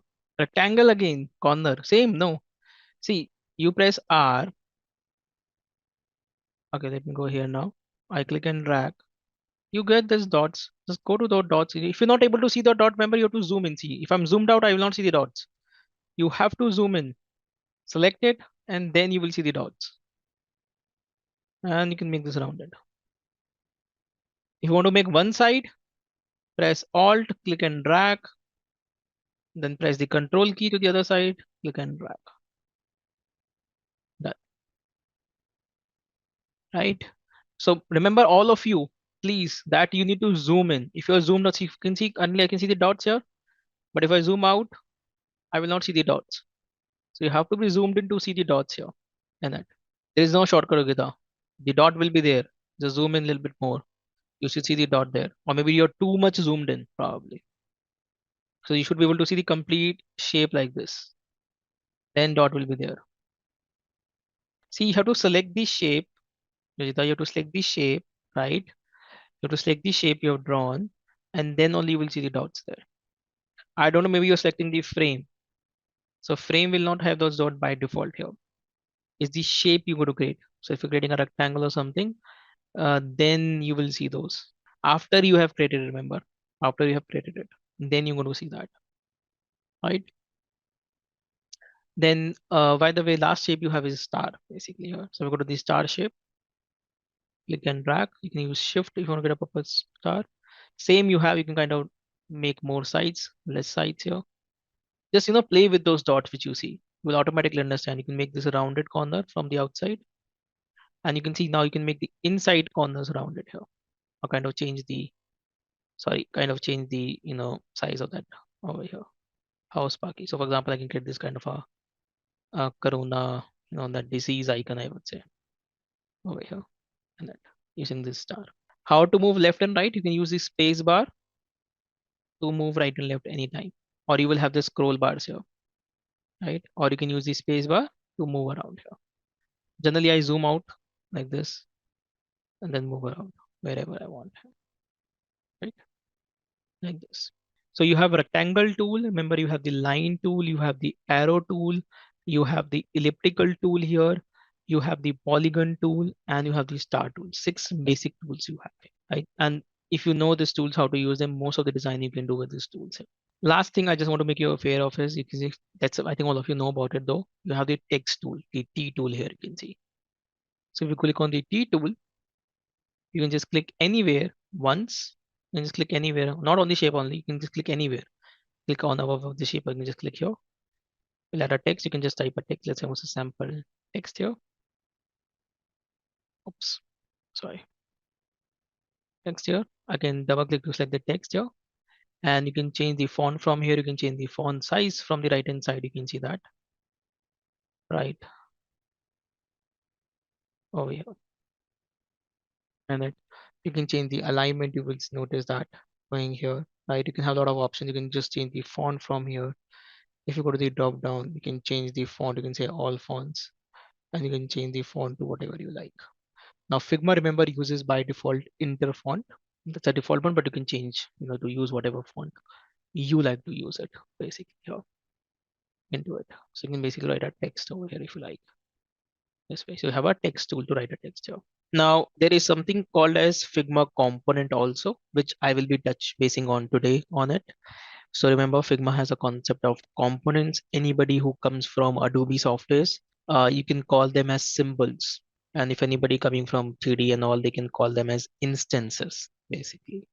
So you can use a word instance, you can use a word symbols, or in a short, component as like parent and a child, you can create with it. So we'll talk about the components today here as well. And component in Figma is what enables you to create, I would say, design system in a larger scale. You can get a design system from this once you understand it. So component in Figma can be used generally for creating buttons, icons, textiles, or you can create textiles, though textiles are a little bit different, but component can be a part of textiles here. You can have layer styles, frames, components for UI elements, which you want to use very frequently. You can create a component out of it. And then a component can have a variant to it basically in this, right? So in the PPT or in this ebook, if you look at it, right, there's a step given. I'll show you this practically, how you can actually create a component uh, in Figma today as we go ahead. And then, generally for icons, you create a component. Or if you're creating a UI element like checkboxes, then you will create a component with variant. So this is actually known as component, which you see, and this is another variant, or you can do vice versa basically over here. So component also in Figma has an option of variants to it. Just to let you know about that basically. And in Figma you can have components with that here. So remember, you can basically also create an interactive component if you need, especially for hover stage and some basic interaction if you want. Then you can use the Figma variants with the interaction to create an interactive component. We also call them as micro interactions, you can call them, right? When it comes to creating the interactions over there in Figma. I will not go through the complete presentation here, but let me just start with the fundamentals here again. And also this, what I'm covering today right now, is what you have to do in the assignment also. That's the what the ask is in the assignment is. And just to let you know, because one of you asked this question in the starting of this session here, and a lot of people have joined after it. So remember one thing, in the education license as of now, the license you are using, you do not have access to Figma slides. You do not have access to Figma slides, and you do not have access to Figma Make. So these are the new two products which was just launched again 2 weeks back by Figma. So these two things will not be visible to you in the education license or in the starter plan. So they are coming soon. So Figma will basically give you an access of Figma slides and Figma Maker, most probably in the upcoming days. But as of now, they are not available in the education license or in the free version of Figma. Just to let you know. If you go for the professional license of Figma for the full seed, which basically costs you 16 USD, right, for a month. Sorry, for an annual monthly. If you do so, if you do 1 month, it's 20 USD actually in Figma. So if you pay 20 USD monthly to Figma, then you will have access to these slides, Figma slides and Maker also. Just to let everybody know about it over here in it. So basically, which is approximately, I will say around 17 hundred uh yeah 1750, I would say, approximately, I would say, in INR monthly. Basically you will have to pay, just to let you know about it, right? In case if you want to access it. Give me a second, guys. So that's what we basically have. Just to kind of wanted to clarify that. Now see what your assignment is asking you. Your assignment is asking you to create any fashion app design. Okay, any fashion app design. It could be a copy also as of now. So let's say you go to Mentra homepage, you might create a Mentra homepage or anything. Basically, it's a mobile app, remember. And just one screen we are asking you. You don't have to create multiple screens, just one screen you have to create, right? And I tell you one way, basically, this is also very good option for people who are very new to design. And if you want to develop your mind of designing, how to use colors, how to use fonts, how to use spacing and all, then I recommend this. Even whatever trainings I do, especially when people are not coming from the visual design background. So you can go to website like Mubin, right? So Mubin is a website will basically give you the access to screenshots of the most popular apps, right? It has a paid version, but in free version also you can get some basic screenshots. So for example, if I log in here, I'm giving this link in the chat in case if anybody wants to subscribe for it. Yeah. So basically now if you go there, right, I just log in there. I already have account with Mobin. Currently I'm going to access my free account. So you will basically, once you log in, you will get this search bar here, right? Let's say you're looking for fashion apps. So you can basically search over here for fashion apps. Fashion apps, right? So it'll give you the screenshot of the most common fashion apps you have, right? You can see that around the world. You might not get one specific here right now, to be frank. And you can basically get a pro version, which will give you access to many more companies you can see here. So what they have, they basically have kind of latest designs of the app given to you there, right? So for example, we can just take any of the app here. For example, if I go to, let's say I go here, for example, or I can go here. So let's go here. Basically, let's say if I click on this shop, just if I click on it, right? So you can see this is what we're asking you to create, right? So you just need to submit one basically page over here, just pages. It does not have to be scrollable, actually. That's okay. You can do without that also. We're just asking this kind of a design to be submitted, which you see over here for any fashion brand, or it could be fictitious. It could be your own brand, to be frank, right? It does not have to be a copy of something. It could be on, but this is what the ask is. Simple ask that you create something like this in Figma and submit as an assignment, right? So you have this. I think if I go, there's one more app which is similar to this, is known as App Shots, App Shot design. So App Shot design is also similar to what I kind of just talked about is Mubin. So like you have Mubin, the same ways you have the App Shot over here. So the App Shot also, once you log in, let me just log in with one of my IDs. So it's a similar one. If I see, if I also search here for fashion app, I can basically find over here. I can say I always search apps. I don't know why it's not filtering properly, but yeah, you can see that I have Mentra. I have few options coming in here. Yeah, in that. Yeah, you can go to Dribble. You can go to Dribble and Behance. That's okay if you want to do it. But this is basically has a more authentic. See, in Dribble and all, you will find screenshot which is designed by some other designers, which are not live apps. Remember that. These are all live apps, basically. which is already running by the company, right? So for example, in Behance, if you're a new person, then you might not be the right person to evaluate whether the design is good or bad, right? Generally, I would say this designs which like Myntra or when you talk about some good companies, they have some proven designs. So that's the benefit you get. And when you are new to it, then if you basically follow them, or if you design for them, right? If you just even copy them, your mind will get trained over the time. How to use colors, what should be the icon size and everything. So what I'm trying to say is that if you want to learn UI design, and if you're very beginner level, just copy the design. And you don't have to use them. Maybe download the app on your phone, right? You can take a screenshot of your phone also. You can use it. That's okay. You can download the app and you can basically use a screenshot of that. That's also perfect. But I'm just talking about this app because they're available to you, right? And you can basically see these screenshots and everything here, multiple screenshots and all for doing it. For example, if I click on Myntra, you can simply show me the most common screens the Myntra has basically here, right? Over here. And then I don't have the full access, but of course you can get a full access also if you basically subscribe for them here. Same is for mobile basically, which you saw. So we looked at here. And then you can have a lot of others brand coming in here for the fashion industry, right?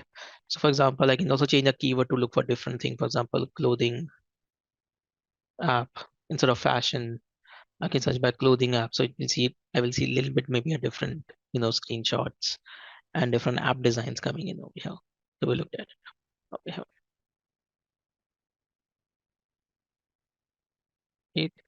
So you have those basic designs here. I already have one which I will be using now, basically, but you can just take any one of them if you want, right? So what I will be doing is I will be showing you that I will be taking one reference here of one of the designs. Then I will show you basically how to replicate the design over here now. So I'm just trying to find, where that is because I already had one sample which I wanted to basically. Okay, so let me show this image basically, and I will be recreating this, which you're going to see now, right? So this is what I will be recreating now, right? Which you see here. This one screen I'm going to just recreate here in the most simplest way, which you can see over here. While talking about most of the features of Figma over here and how you can use different things in Figma. So this is not completely a step-by-step training, remember, in Figma here. And this is not about explaining everything in Figma. We will do that later on. But this is just basically to get a understanding how things works in Figma and what are the different techniques you have over here to design something like this, right? So that's what will be my focus, remember here. So what I will do is I'll go to the Figma here, right? You can basically go to your project which you created yesterday in Figma. I'm also opening that now here. So you can see this is one which I created, right? So I'll be creating my draft. I generally don't use themes and all here. So yesterday I covered some basics of Figma, which you know, right? I will delete this by the way. Uh, this is what I created. So what you have to do is you have to go to the drop down of the create option, right? And I'm creating a design one. I'm creating a design one here. Let's see, design file. So we click here and create a design file here. So I'm opening a blank Figma file here. I will rename it as double click here to rename it fashion app page, for example. Just kind of just naming that over here. And that let me make this a little bit bigger.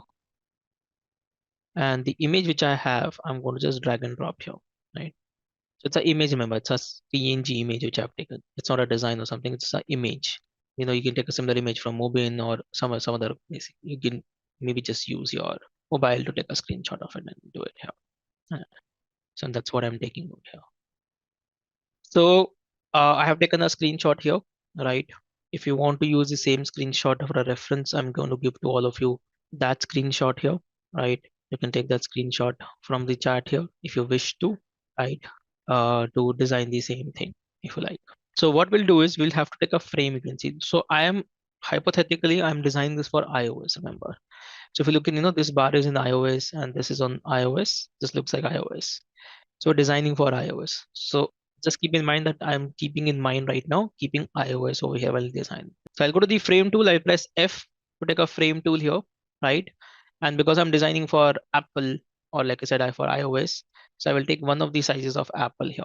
Right now I can take any of the size of Apple, doesn't really matter here. To be frank, what you want to get started with. In short, whatever device you have, you can take that, right? For example, generally I find iPhone 16 to be standard, like mediator between the smaller and the upper sizes of Apple. So I'm going to take iPhone 16 here, right? So I'll click on the iPhone 16 option here, click once, and you can see that I have iPhone 16 frame coming up over here. So I have the iPhone 16 frame coming up over here, right?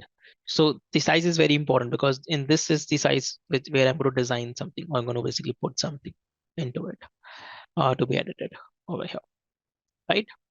So I've taken the basic frame over here. You can see that in this to be taken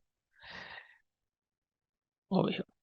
And this is my reference picture. You can see the reference image we have here in it. What I generally do is also is while I'm this is like my personal preference, I would say. When I'm doing in Figma, I also create one more frame. So I go to the frame tool, look at a big frame like this here.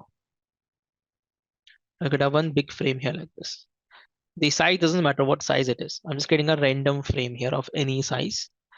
And this is where I will keep my master components. So whatever component I'm going to create in Figma, the main components, I will be keeping them here and then be using into the design here in this. So I'll name this frame as master components. Master component here, right? And this is my page. So I can just name it as home. Now it's not compulsory to rename it, but you can double click on the frame like this. You just want to kind of rename it to anything you like, right? Name could be anything. Remember, currently it does not really matter what you're naming the frame, but you can just keep the standard name also if you wish to, right? No, good end. No, that's what we have in this. Now, if you look at it here, majorly, I will be using three colors here, not many. It's more of red. You can see there red, black, white, and gray. Majorly, if I talk about it, this is the colors I'm using here. So before generally, that's again my preference, and this is how generally in practically also it works. That I will define my colors here. I will define the colors. So I don't, while designing, I don't have to choose the colors. I will basically take the colors over here, right? And then put it over here and do it. So I can just pick the colors from the screen only, which you see here, right? And I can just basically define it. So for defining the colors, it's better if you're using the now updated version of Figma, you define the colors in variables of Figma here. So what I will do next step is I will go to this variable option you can see here, and I will create variables of colors over here. For the white, black, the primary red color which you see over here, right? And one for gray basically into it. So we're going to just basically work with 3 to 4 colors over here, not many into it while we are working into it. So, and if you want to do the same, you can do basically with me. So what I will do is go to the variables here. Right, I click on this icon member. You don't have to set anything, just click outside. You will see variable option here. And you click on this box. If you click on this box, a flyout menu will open for you here to create variables in Figma. These are also known as design tokens. Indirectly, you can call them as design tokens in Figma here. So what we do, we click on the plus create variable of color. You can see color. So we click on color, right? And I'm going to name it as white right now. It's already white, you can see, so we don't have to do nothing. I click on plus again here. I take the color again, name it as black. Now, generally, you don't take always the complete black, but I'm taking black here, so I'm going to make it 0000000. That's a hexa code for black. See, white uses FFFF and black uses 0000 basically, right? Then what I will do is I'll create another one, color gray. And currently we're not talking about, color shades, tones, having maybe gray color in multiple of increments from 100 to 900. We're not talking about that right now. We'll talk about that later once you go to the UI part in this. So I will go to the gray. I'll click over here and you can see I can just use this pick whip. This picker sample color, and I can just pick the color from here, that gray color. So I'm picking that gray color over here. Same ways, I will take the red color, the primary red color, which you see. Take the color here. Generally, we can name this as primary color because this is going to be the main brand color, I would say. So I'll go there again, pick that color over here like this, and the color has been picked over here. So we have I would say all the major colors which I wanted it to the variables here into it, right? We have in this, right? Now, once I've taken this or I've basically added those colors into it, next I will do is I'll start designing and putting the design onto the frame we have here in it. Now, let me tell you one thing. There are few things which come as a template. You can use them. For example, you can see on the top you have a time and the bar here. That's a standard iOS thing you have. So this is available to you pre-made, and we'll add them later over here on the screen here, right? To be kept. But what I will do is I'll first design the top. What part you can see here, the banner here. See this still here. It's coming like this. So what you do, you take the rectangle tool, press.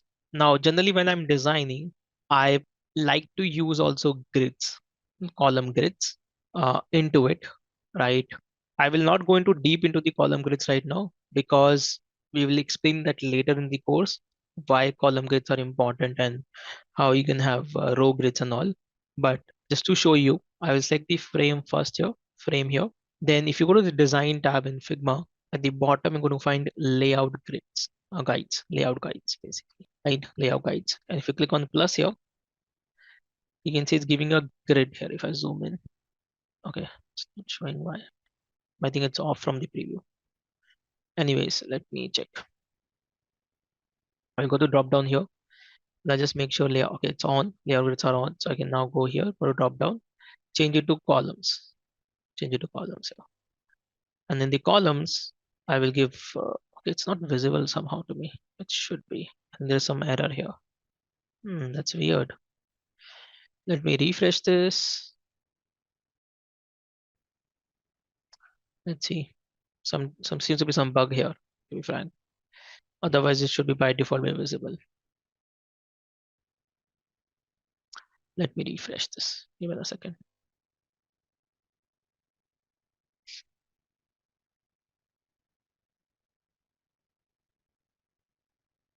Okay, it's still not showing. Let me just open the app. Maybe it's some issue sometimes. So let me just open the app. Go drop down. I will say open in desktop app. Let's see how the same design looks in desktop app. Sometimes desktop app is a little bit more stable. I'm just guessing so, right? So this is a Figma app. I have just opened in the app now. And let's see what is the issue. I will go here with just 10%, maybe make it 20%. Somehow not visible in my one. Let me show and hide.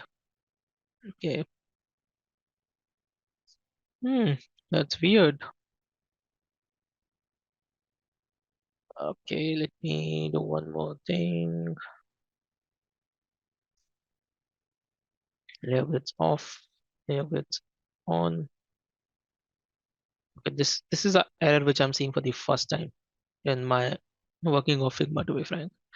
Okay, let me just try creating a new file here. Give it a second. And then just try there.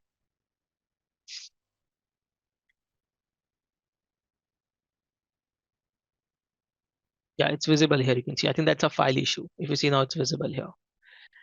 So it's visible here, but somehow not visible there. Let's see why. Okay, that's weird. Seems to be an issue of this file.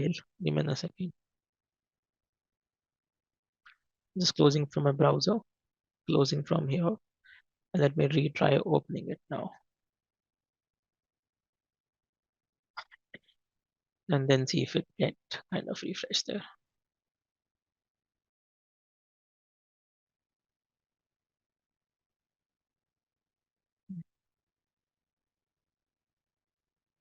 Okay, seem to be some problem in this file. I will just ignore this file right now. Maybe some bug in Figma. Let me just put the screenshot here. And I will just again create the frame here quickly. So go to the frame, 16, right? I'll add one more frame, which will be for my components later on. And let me select this, go to layout options, go to columns, right? How many columns you want to take totally depends, to be frank, depending on what you're going to design for, to be frank, right there. You're saying just delete and recreate it. Okay, let me try that out. So it's a good suggestion you gave me. And I like your suggestion. Let me just do that. Maybe it's visible now. Oh yeah, it's visible. Thank you so much. Yeah, that's a good suggestion you gave me. I think I'll just use that and great. So what columns you want to take totally depends. I'm going to take a 8 column right now because as per this app. So I'll go to the columns, drop down, just take 8 columns here now, 8 columns. Over here, I'm going to give margins on the side. So margin, I'm going to keep it as 16. This is a recommended value, minimum recommended value by Apple and Android both. 16 as margins from the side you see, right? And then you have a gutter space here. Now gutter space, you can keep usually whatever you like, to be frank, and whatever value you want to keep it. Generally, I keep this gutter space also 16. Some people might also keep it like 18, depending on, but if it is multiple of it, it's better. So gutter spacing is this, the space between the columns you see.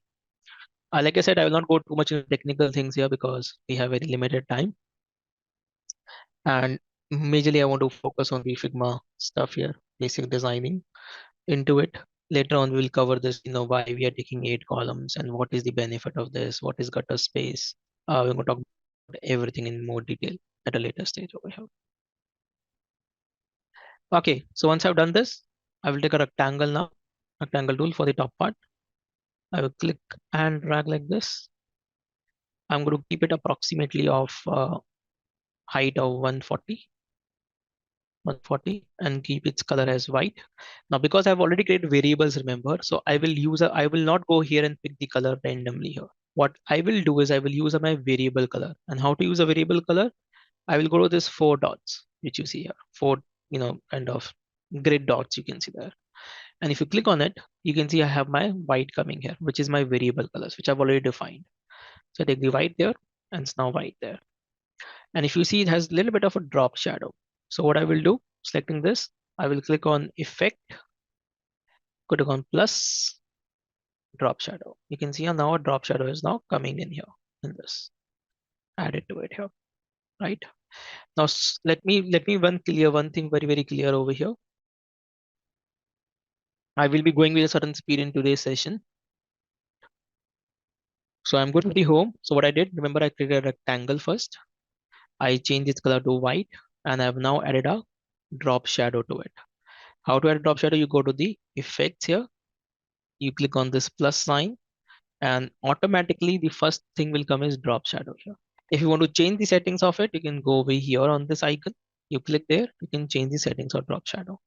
I'm not changing it right now because it's decent as of now by default. I can change them later. We'll talk about that, what settings you have there and that to be given, as you can see. Then I think I want to basically first create my logo here, which is very simple though. It's a text logo. So I can take text tool, click here once. I'm going to name this as D, D small, you can see P O P. And here I'm using a Poppins font. So I'm going to select this, Control A, go to the font here, change it to Poppins. Go to drop down, make it bold, and make it, make it around 32 here, I would say. And I'm going to change its color. See, again, go to the 4 dots, make it primary. So it looks not 100% same I'm doing it, remember here, but it's almost same if you look at it here. Then I will also on my grids to see where it is lying. We'll just make this a little bit more bigger. Be 40.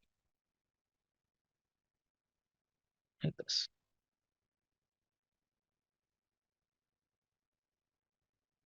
I'm going to just make the height of this rectangle a little bit more, 150 now. Right. So we have a little bit of more breathing room there. Yeah, that looks better to me, to be frank. So I have that, add it over there in it as an option. Generally, when you have a logo like this, you will convert into a component, right?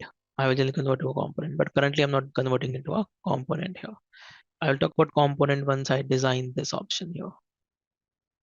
All these options here, and that we looked at it. Then you see, if you look at the design here, I need few icons. I need the home, search. Search is also used here. You can see I need a camera icon. I need a add to cart. I need this chat icon. I need this icon. I need this shopping bag icon. I need this heart icon here. So let's get all the icons first here. And for getting all these icons, what you can do is you can use Figma plugin over here. So what you can do is you can go to the option of actions. This is the icon you're going to find here at the bottom. You can click on actions here, and this is where you can basically go to plugins. One of the plugins which I like is Hero Icons. For you, it will not be coming. You can search here. Search here like Hero Icons. There are a lot of plugins. Of course, I think everybody has their own favorite plugin for taking icons and all over here. But I personally like a lot of Hero Icons here. So I'm going to use Hero Icons here. It's a plugin, remember. It's a plugin for Figma we use. So if you click on Hero Icons, I will be able to see all the icons which are available over here. It has around 332 icons you can see here. So what icons I need? I need a heart icon. So let me take that first. I need the home icon also. You can see I have the home icon available here into it. And I have the heart icon also. I need both filled and unfilled. So I need the filled heart icon. I need the unfilled heart icon. They're coming on top of each other. Let me just move it. And see, I'm keeping on a different artboard. So I can, convert them into component and all. Then I need the home icon. Like I mentioned, I'll take the home icon here. I can take the home icon again here. Then I need the search icon also. Let's see.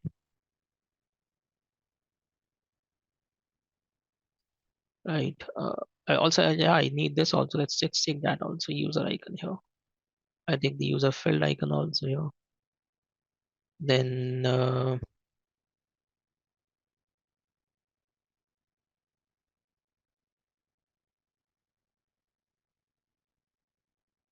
I'll take the search. See, search is coming here. So I take the search icon here. And this. Then I need the chart. Let's see, chart. Okay, this I'm taking, let's say, I'm taking this one here, chart. Like this also chart icon over here.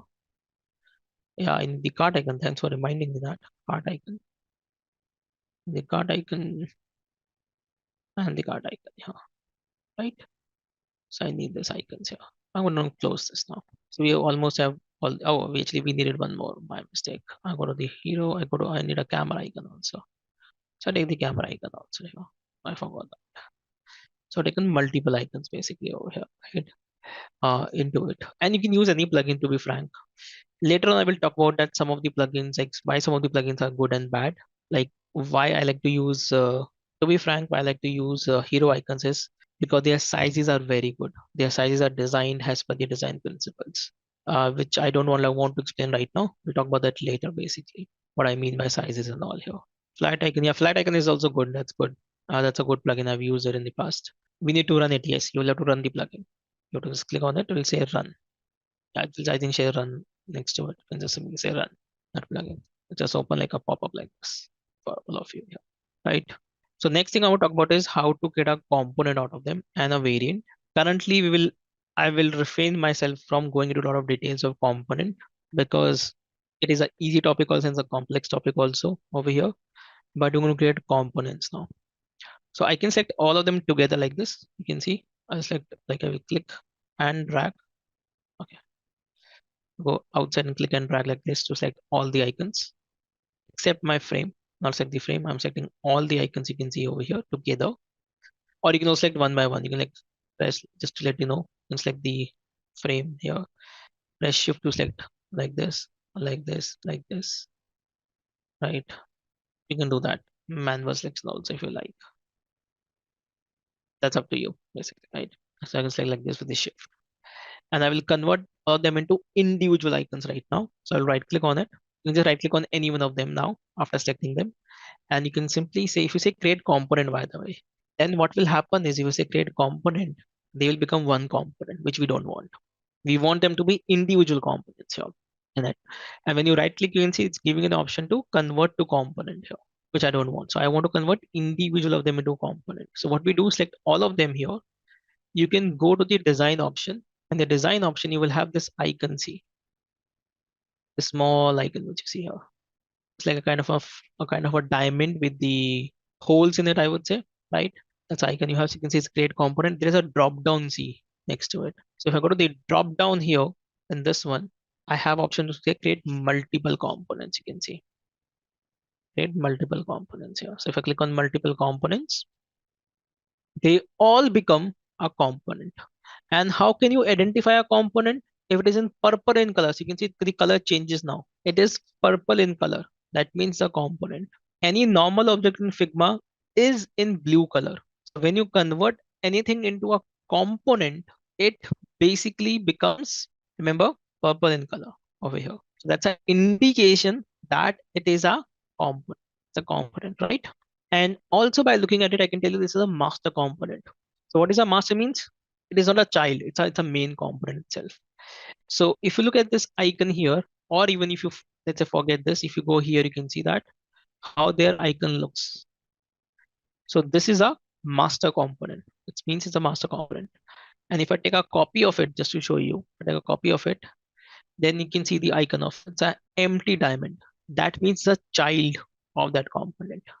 So this is a master component and this is a child of that component here. Remember, that's a kind of a one way to identify which is child and which is the main component, or you can say instance here, right?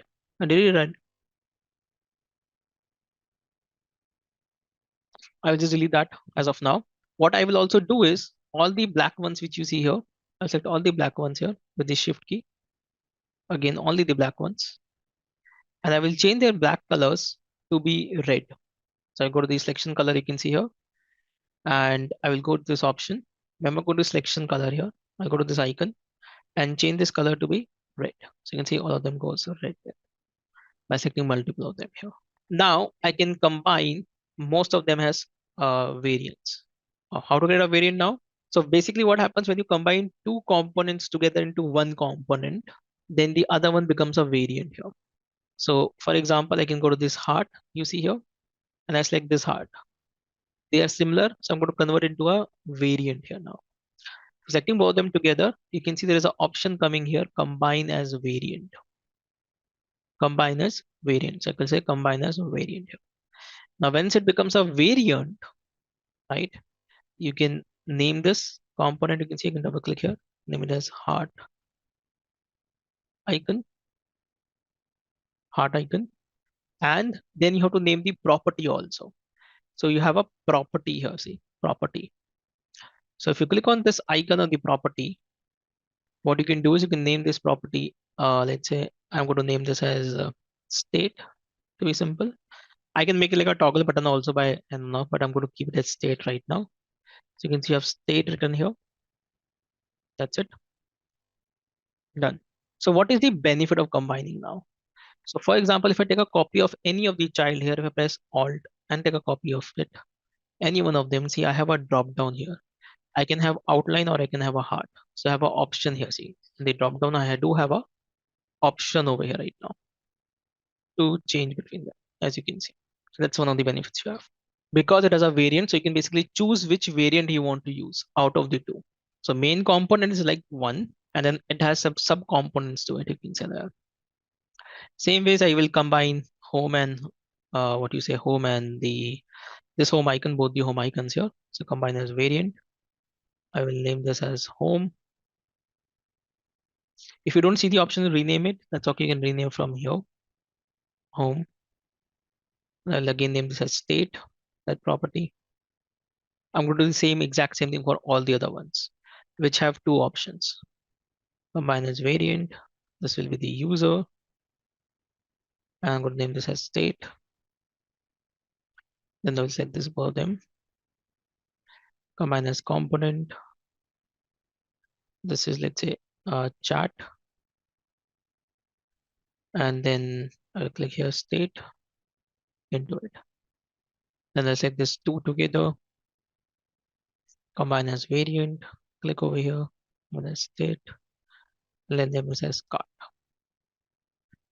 Then it's okay. So we can see we created some kind of combined the variants together over here into it, and we have named as state. So I can, whenever I need to, whenever I'll be designing, so I can just use them whenever I need it over here in my design to be done in this. For example, I need I've taken a cart icon this time. Here I'm using a bag icon, which is okay. I can basically use the same bag icon. I can also draw icons by the way here if I want to in a similar way. And currently I'll not touch base on that, but you can also design your own icons if you like here.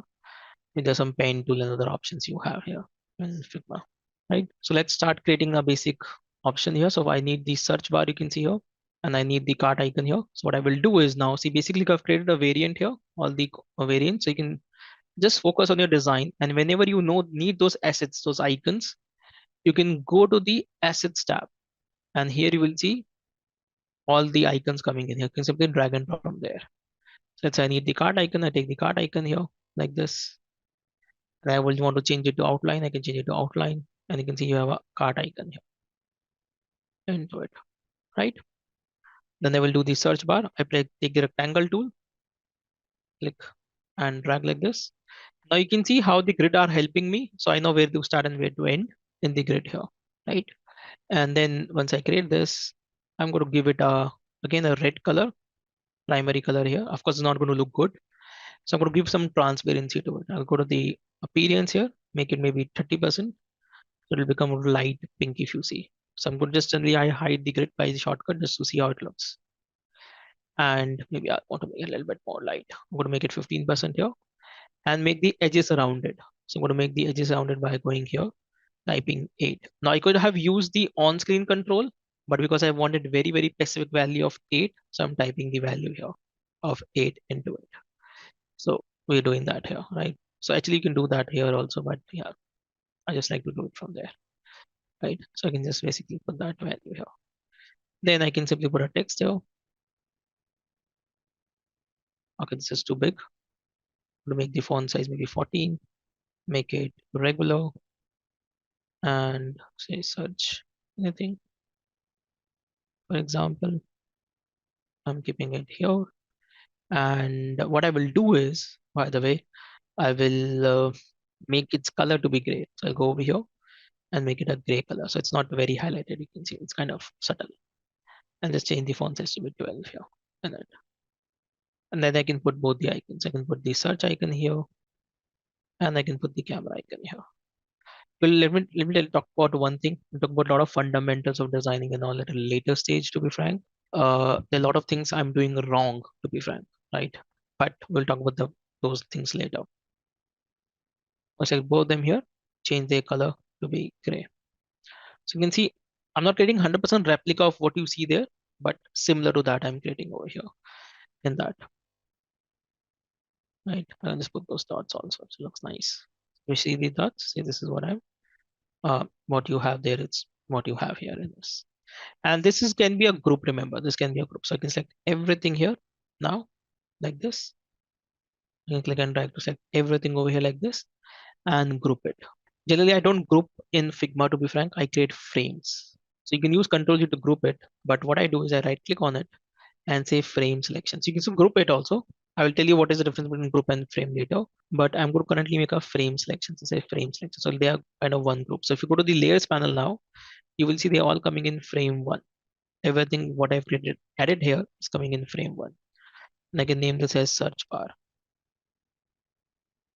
just for my reference. I can name that frame as search bar here. And how do you know it's a frame? So you can see you have a frame icon here. So you can always have a frame inside a frame basically here if you want to use it. And that's why I was using hero icons, to be frank. That's the reason I was using hero icons. And I will, in short, if you can understand, what I'm trying to say here, and maybe most of the people will not be able to relate to what I'm going to talk about. Just going to tell you that why it is like that. It's about visual weight. Remember, it's about visual weight. So when you have something in outline, it has a less visual weight. That's why the size is bigger. And something when it has filled to it inside of it, then the visual weight becomes different for it. That's why the size is smaller. In short, to answer your question here. So people also call it as, there's something called as optical alignment and visual weight. We cover this fundamental in terms of going ahead in UI. What is visual weight and what is optical alignment? So one is mathematical alignment and one you have is the optical alignment there. That's why by default in hero icons, the size differs between them. And second thing which you mentioned about the auto layouting part, yes, there could be a problem in the auto layouting, but there is a way to overcome that challenge. I will talk about that also later on. Know how you can do that basically. when we actually go into the Figma more into deep in course number 3, basically, model number 3, I would say. Then we'll talk about that here. But in short, the answer to your question is that it's about visual weight. That's why Hero icons have designed that, and that's why they are one of my favorites because they have designed that way. So I don't have to worry about the sizing and all. Okay, so I've taken this. Now it's suggested for you. You can see all. This is like normal text. I'm going to put it here. So I will go here, put the text here. I say suggested for you. I know it's a very bold font. You can see here. It's a little bit bigger in size. To be there, something similar to this. Now what I've taken now, you can see. I'm going to put this here. I can take the text here. I will say see. Sorry, see all. Make this. I think I will make this regular. Font size to be smaller, maybe 12. Change its color to be red, like that. Okay, and that. Something similar to that, basically. You can see that, right? I select both of them here. If you want to align them, you can see it's coming a little bit down. So I can basically align their centers over here using the side. They're kind of coming in straight line. You can see that. So this one is kind of a hard alignment or mathematical alignment, which I'm doing right now in this, to be frank. But that's okay. Yeah. Right.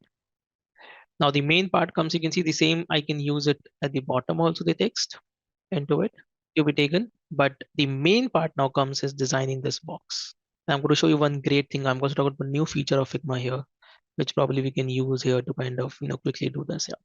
But one card we will design. So you have to design only one card, remember. Then you can replicate the cards here. I'm going to just focus on designing one card here. So what I'll do, take a rectangle tool, I can drag. So if you look at it here, basically, so it depends how many columns you want to span through. So over here, currently I'm spanning through 3 columns, basically. 3 columns here. I'm going to give it a height here. So whatever height you need, you can basically take that. But depends, what you're designing for. There could be a lot of factors, to be frank. Like I said, we'll focus upon that a little bit later once we go ahead. We'll keep this, I think, 130. Let's see how it looks. Yeah, 130 looks decent to me. Then selecting this, I will give a same radius of 8 to it. So it's rounded there, as you can see, right? And this, then it will have some image you can see here. So let's put some random image here. So what we'll do is select this rectangle which I created. I'm selecting the rectangle which I've created.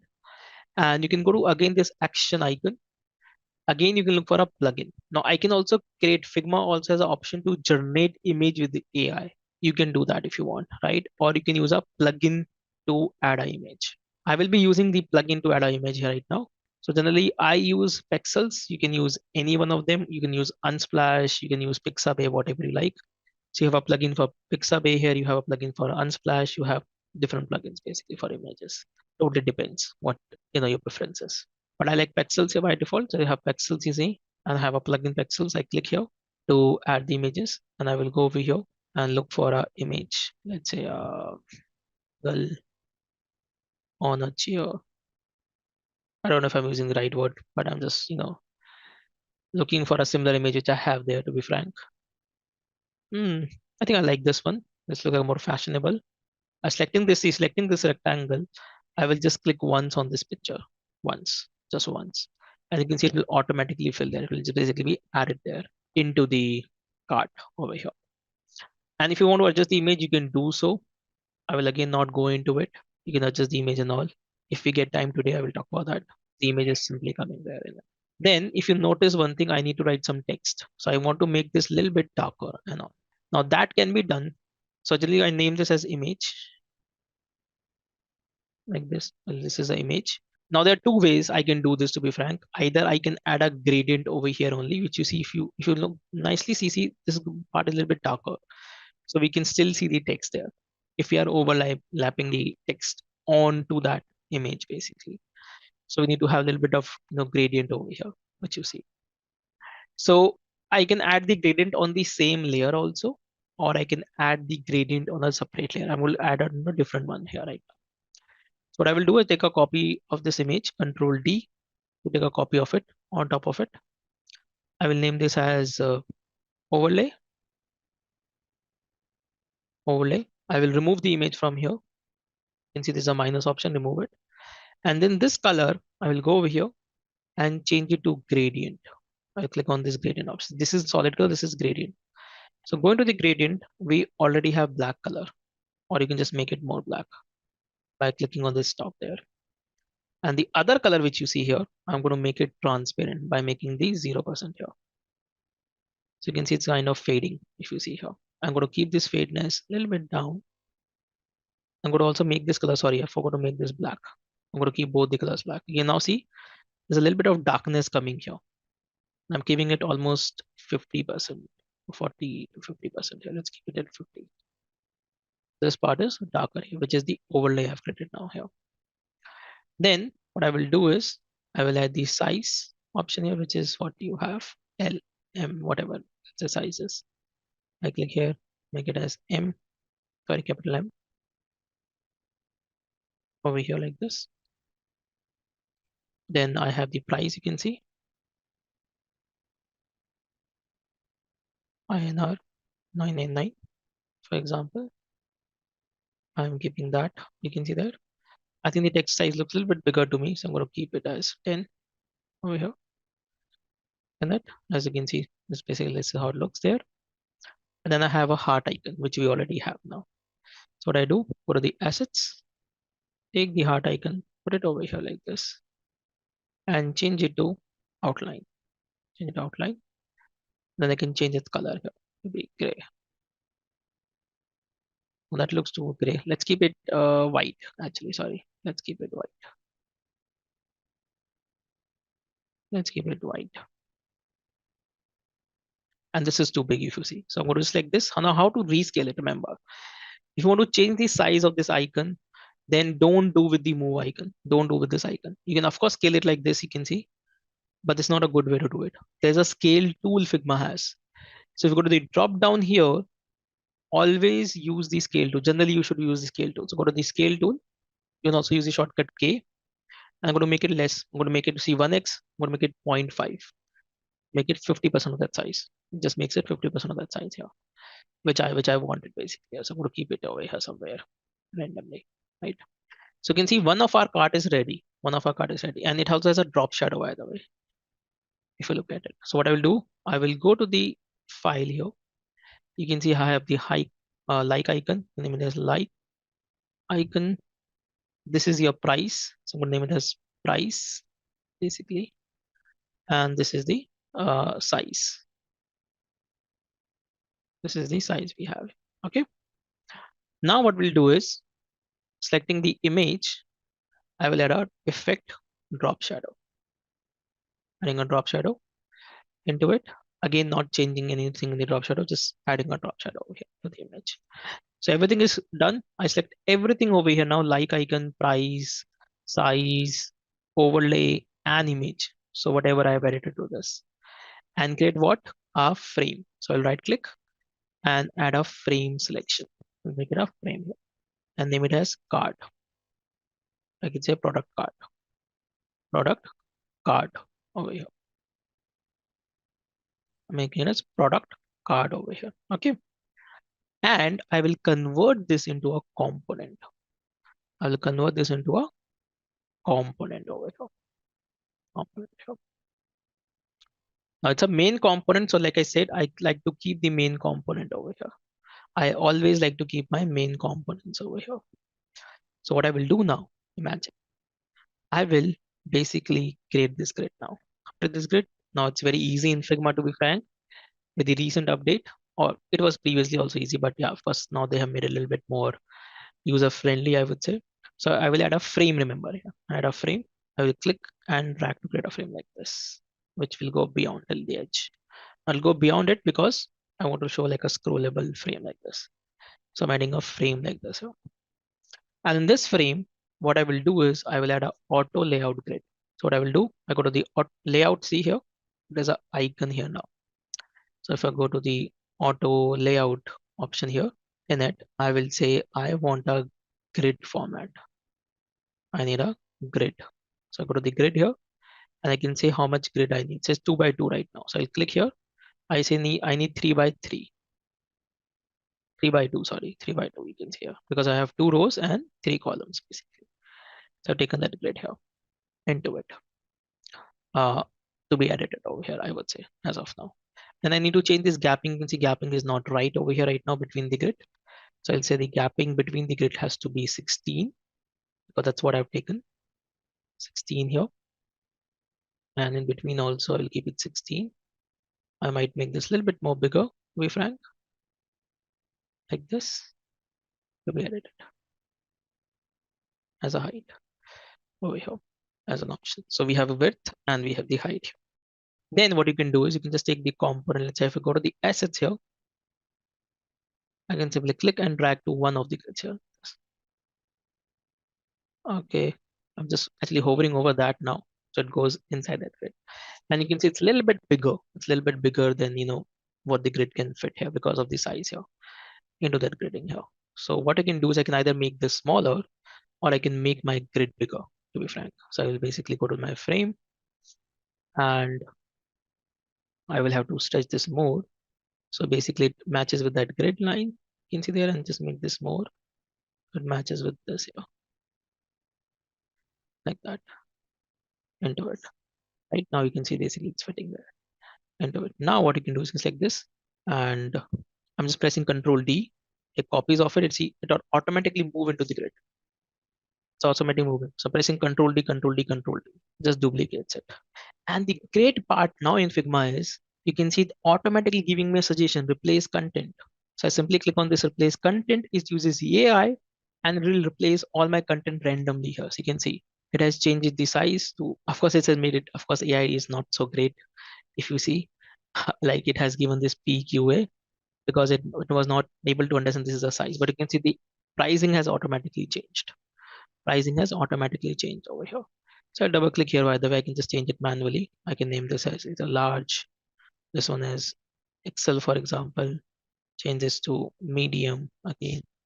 I might change this to large again. I might change it to triple Excel, for example, like this. And if you want to change the images, you can also change the images now over here. So there's also an AI part to kind of change the images, but I can simply select the image here, go to the icon into it. Oops, sorry. You can basically, what you can do is, just to let you know, find more like images, basically. There's a AI option. You can click over here if you find similar photos, right?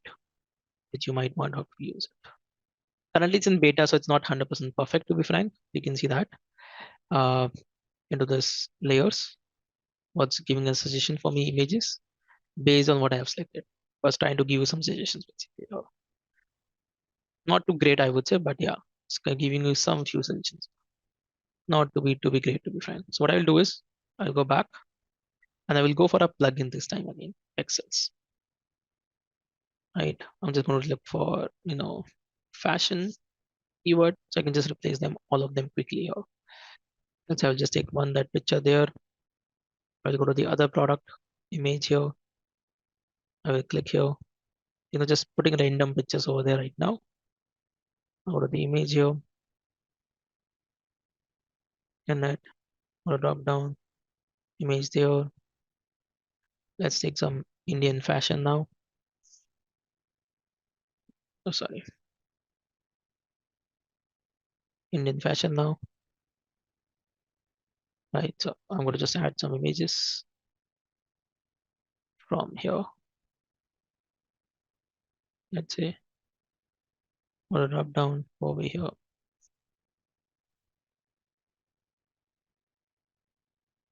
And you can just add it again. So now you can see the images have changed and we have that section now ready over here in this. And just to show you what is the benefit of using a component. Now you might be wondering till now, why those who are new, especially, what is the use of this component? If you make any changes over here, they will reflect here. For example, just to show you as an example here, let's say I want to keep this pricing and this one over here, for example, right?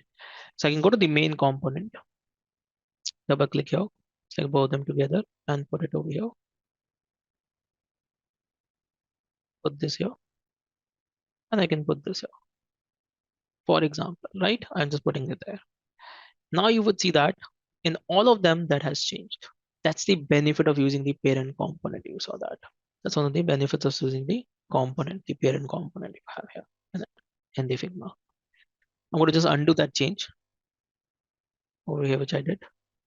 So whatever you changes you will do, they will reflect to the child automatically here. Then I can just take a copy of this one, right? I can just name this as what? Uh, sellers to watch, sellers to watch, for example. And that then I'll take the same text actually, copy it here. I know it's in gray color there, says the shop. Okay, the shops you should know about, for example. I will make this as gray in color.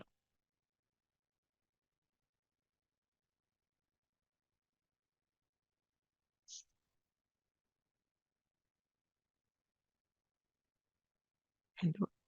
Then you have some top sellers and shop for men and all basically here into it. So I'm going to create a rectangle.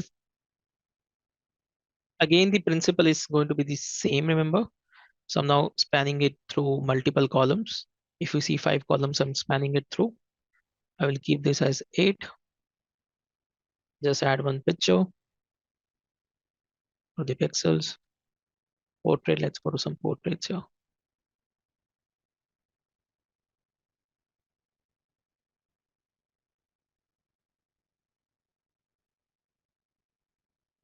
I don't know what we have.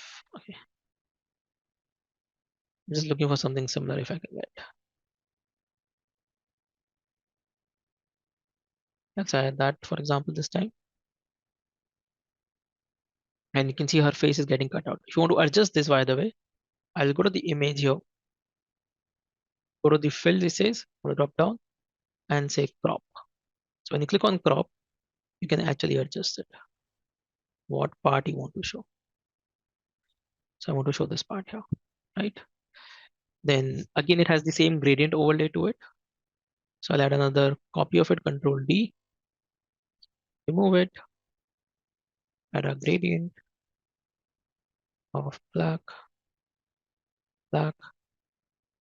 make it 50%, make it 0, and make this bottom also, let's say, some point of 80%.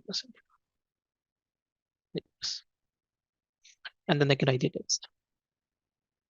Top sellers. I want to make this bold.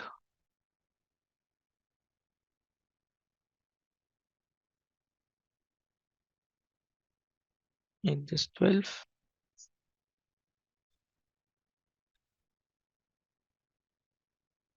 And do it. Select both of them. I'll combine them as a component. So say create a component.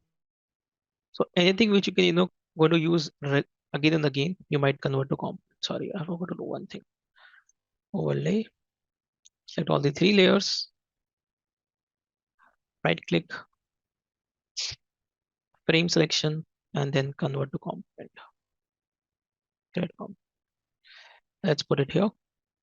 I'll take a copy from here, put it here. And then just take another copy.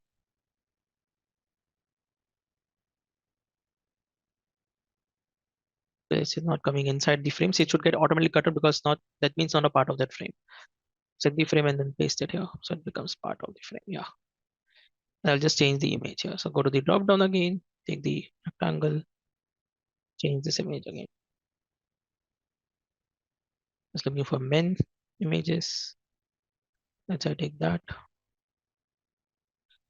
over there, right? And if you see here, shop men. I should keep this caps.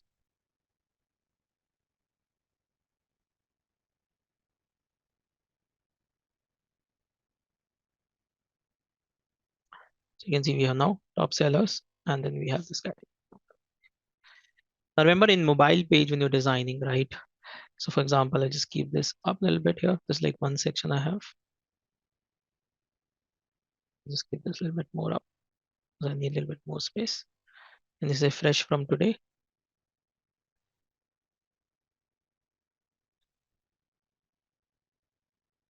Um, um,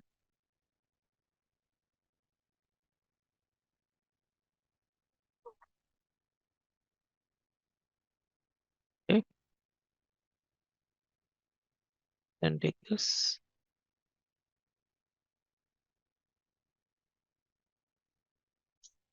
And I will say new items you love updated daily, right? Just keeping the text, you can see I'm not showing the scroll and all. So let's say we have nothing there and we'll not talk about it. We'll just keep it that. So that's, which means basically you have something there. What right now, we don't know, but we will have something there. Then we have the bottom bar. So what we do, we take a rectangle, click and drag it like this, give it white. Sorry, I will change the color to white. Take the effect of drop shadow. Now this time I want the drop shadow to be up. So I'm going to go to this y-axis, make it -4. So it comes on the top side, not at the bottom. So I'm saying -1. That's the only change I'm doing here. That's the only change I'm doing. Right? Then I can just put all the icons here. I go to the assets, component. See, I have the home icon, which is the active icon right now. I'm going to keep. Then I will have the cart icon also is there. I'll go to drop down, change it to outline. I will go to the man icon here. Then I have the, what icon I have? Search and chat. Okay. So the chat icon coming in here. Then I have the cart icon here, which is again outlined here. Right. So selecting all of them like this, I will actually create an auto layout. So they are properly aligned and kind of distributed among them right now. I would say this is not perfect right now, right? But we'll talk about that later, how to make them perfect and all. But I can just simply take this till here, take this till here, do it, and I'm going to keep this center line. So just make sure this is center line here. So it's now aligned here. You have a bottom basically option here. Oh, I think I have the card icon multiple times. Let me just change this to search icon then. Search icon there right now. Then we need the bar. So you don't have to design this, remember. So what you can do is in Figma assets, if all of you will go to Figma assets here, you can go back here and you can add more libraries. So it gives you the access to Apple official kit and also for Android, depending on what you're designing. So if I go to add more libraries, you can simply go to the UI kits. You can go to the UI kit and you see you have Apple, you have Android, and you have the Figma design system for websites. So go to the Apple here. I will click over here and say add to file. Once I add to file, it will be added over here. Simple. So you have a built-in UI kit for Apple. And I can go here. I can look for the status bar. See the status bar, which is the top bar. Just click and drag it over here. Put it over here like this. Give it a second. Let's align it properly. And you can see the bottom bar. And I need the home bar. So I go to home. So like this, you don't have to design because not everything you have to design. You can see I have a home indicator. I can just put the home indicator here. And I need for iPhone portrait. It's already iPhone portrait. I just make the size proper to do it and put this up. Now some of the sizes are not perfect for me here, but that's okay. I just put this a little bit more up actually. So, the home icon have a little bit more space. Done. And you can see my design is now complete here. And just to show you basically, if you want to do some basic functionality here, let's say I want to make this heart icon clickable here. So what I can do, because I have a component variant here, so I can do micro interactions here. How? I can go to the prototype. select the heart icon, this one, sorry. I say if I click on this, then it will go to this. I say on tap, change to heart icon with smart animate. So let's dissolve basically. And if I click again on it, then go back to this one. Go back to this. Simple. So what I just did, I just connected, remember, from here to here and from here to here. That's it. Now, if I go to preview, if you select this home icon and if you click on the preview here, preview, then you will be able to preview this. You see. Okay. Second time to load basically. First time will take some time to kind of load the cache and all. You see now it's loading, and there you go. So you have your design, which is visible in the mobile layout. And you can see if I click on that heart icon, I can make it on and off. Can you see that? It got on and off. So I have a micro interaction here. This one is micro interaction over here into it, which you can add, as you can see, right? For example, I can also make this scrollable. This is overflowing, but it's an auto layout. So I go to the prototype here, make the overflow scrolling. I will say horizontal. That's it. Now, if I go to preview, it will also have that scroll feature to it by default. So see, currently it's going to scroll both of them, just not one, remember. See, not doing it properly, which is okay. I'll tell you why that is happening, but it does have that complete scrollable here. It's currently, you can also make one line scrollable if you want. We'll talk about that later, how you can make that by dividing into two frames here. The effect process show. So what I did basically, see this heart icon you have, go to the prototype option, right? Select this outline heart. They have to be, remember, a single component with variant. So they are variant here, remember. They are not two different components. They have to be a single component with two variants. One is the heart filled and one heart drawn. First thing. Then you just go to this plus icon, click and drag it to this heart. Or no, you might drag it up and down wherever that is located for you, to be frank. But I just like, for example, I will click and drag it over here, which I've already done it actually. Let me just remove that. So I can show you again. So I click here, I drag it up like this. I say on tap, change to heart, means that's my name is, and say smart animate. You can change it to smart animate here into it. And then you're going to go here, click and drag it here, right? And change it to this one. Simple. Over here. Yeah, it's kind of a node connection, you can say, basically. Or people call it as a flow collection. You can call it anything you like, basically, Frank. Over there. And your design is now ready. So this is what all of you need to submit actually. So this is what we are asking you to create. Now you may not get exactly the same thing which I have done, to be frank. You can just create it for anything, but this is what we are asking you for this assignment, right? Like to be very clear, this is what we are asking for this assignment in this, that you design one screen. So you get used to, little bit of Figma here. So you do that little bit of practice. And it is not necessary that you create components, remember.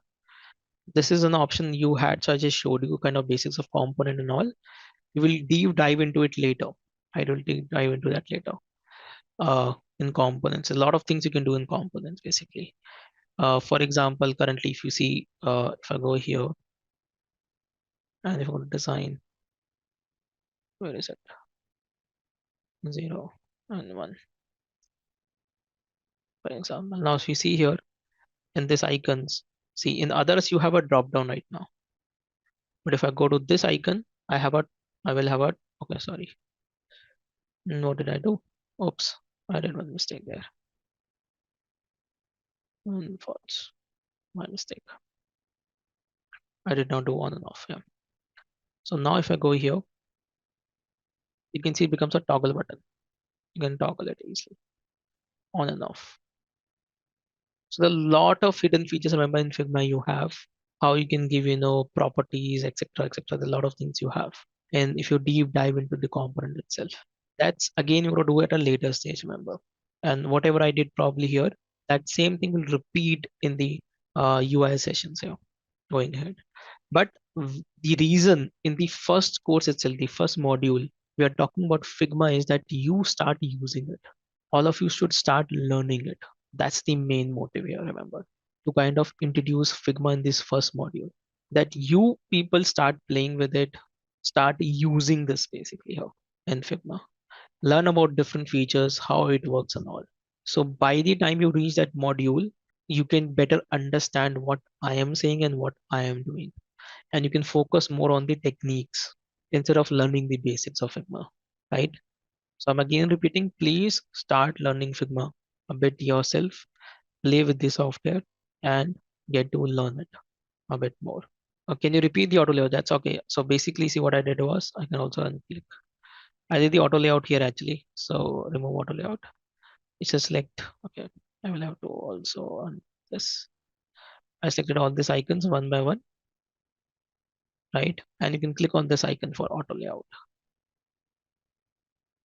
This icon you can click, or you can also right click, say add auto layout, right? Add auto layout. Then you can basically make it center aligned because I want to make all of them center aligned in the icons here. That's it. That's what I did in the auto layout over here. For the image panel, I use the grid. I have not used the auto layout here. I've used the grid here, remember, into it. So what I did is I quickly repeat that. So let's say you have this frame. I will go to F to add another frame here like this. Once I add that frame, you will have the layout option here. Then you can go to the drop down of this one, add auto layout. You click on it. Then you change it to grid option, grid beta. It's in beta, remember, grid beta. And then you can click and drag it here. Kind of create a table. So I need 3 column, 2 rows. Done. And then you can change the spacing and everything from here. So I kept it 16, 16 here. And do it. How to maintain perfect spacing between each layer. We'll talk about that later, Bhumika. That is you can do with auto layouts, and there are some features you have in Figma. We'll talk about that later basically. If you use proper auto layouts and everything, it will automatically maintain perfect spacing between each layer. For example, here you can see it's a perfect spacing between each layer. It's a perfect spacing here. This has also been contributed by the help of grid. See how I'm following the grid here. So that's why generally I work with grids basically here, because grid helps you have that constant spacing between the elements and also help you in alignment and all. There are a few things wrong here to be frank, which I'll talk about later. A lot of things I've done just quickly to kind of, talk about how you can do a basic design in Figma here into it. A lot of core features and a lot of core things I'll talk about at later stage here. And also I will explain you why we are doing that in a particular way. So what is the design principle of, taking in this way and why not taking in the other way? So we'll talk about that later, basically. So one thing you have to learn, all of you, by this design which I've created, or if you look at any professional app, you don't have need too many colors, first of all. Some of you just, I don't know, some people are so much obsessed with the making the background, which you see right here, to be, I tell you what people do. People just make it like having a weird, some people might do like this, to be frank.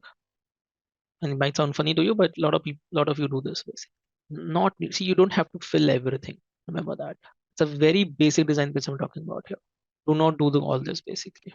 If it is in a very thoughtful way, then it's nice. But just decorating the background for sake of filling the space and all is not a good thing into it. Just remember that. So do not use this weird gradients in the background, or do not keep the background black. A lot of you don't know how to design with black. Designing with black needs a different lot of color theory and all to be applied. White, it's very easy to design with a white background. But black background, it takes a little bit time to understand, how the colors will work with it, because black creates a very high contrast. So see, you have to understand the Figma flow. Currently, we're talking about Figma flow. So as a designer, I have designed it, right? I have designed it. Now, when it goes to developer, so how it benefits developer? See, basically, if you select any frame, first of all, you can click on preview here to see the preview of it. It's interactive. You can also click on the things, you can scroll and all, you can do some basic stuff. So you can get more valuable feedback from your client and from your users. Second thing is it can help your developers. So if you select the frame and if you go to the dev mode, so this is the icon for dev mode, development mode. So if you click on this dev mode icon,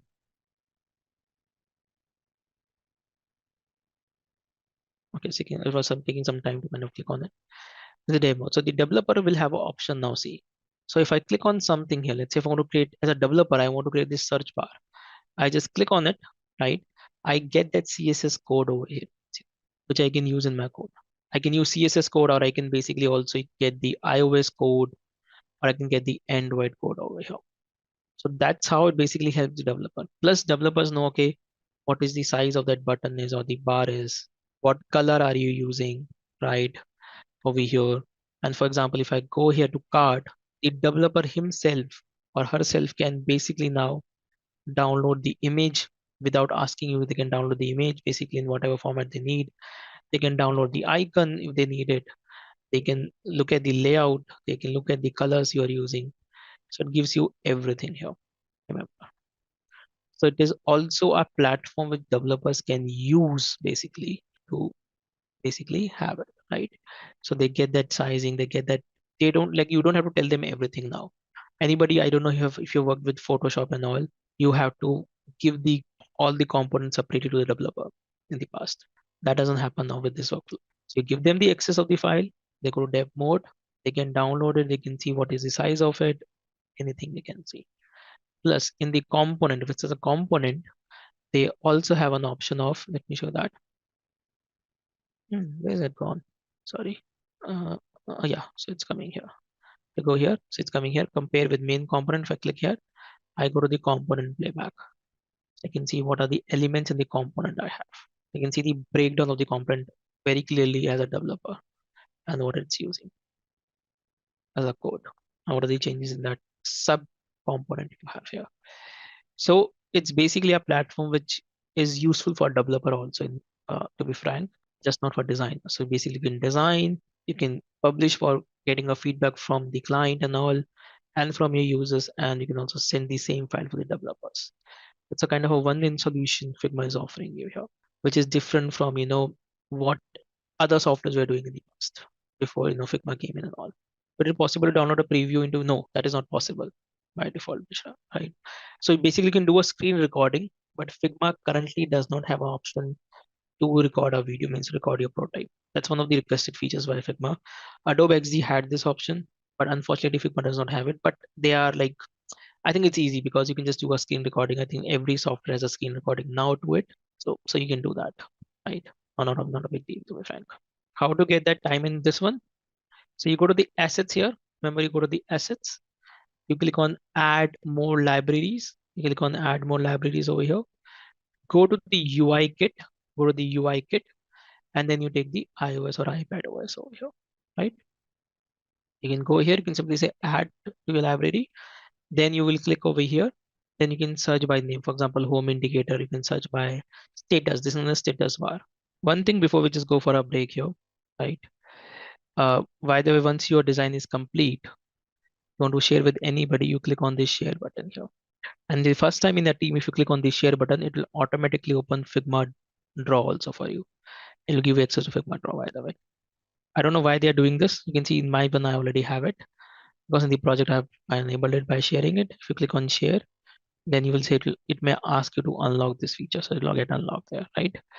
Now, what you will have is you can copy this link, and currently anyone can view, remember, anyone can view it. I can copy the link and anyone can view right now. They will not be able to edit it, but they can view it. So once you share the link with anybody, they will be able to view that file over there, and they can have access to that file here, basically. Or you can just share a prototype link also with them now in Figma. So basically what you can do for this assignment is you can just select this, whatever frame you have created, just like that, and see we can export it. There's an option of export. So you can click on plus to export it. You click on the plus to export it and click on export home, right? I'll basically save it, let's say in my downloads. You're just simply exporting one image. You can see that, right? So you will get an image output like this. Let me show you. So this is how the image output you can get, right?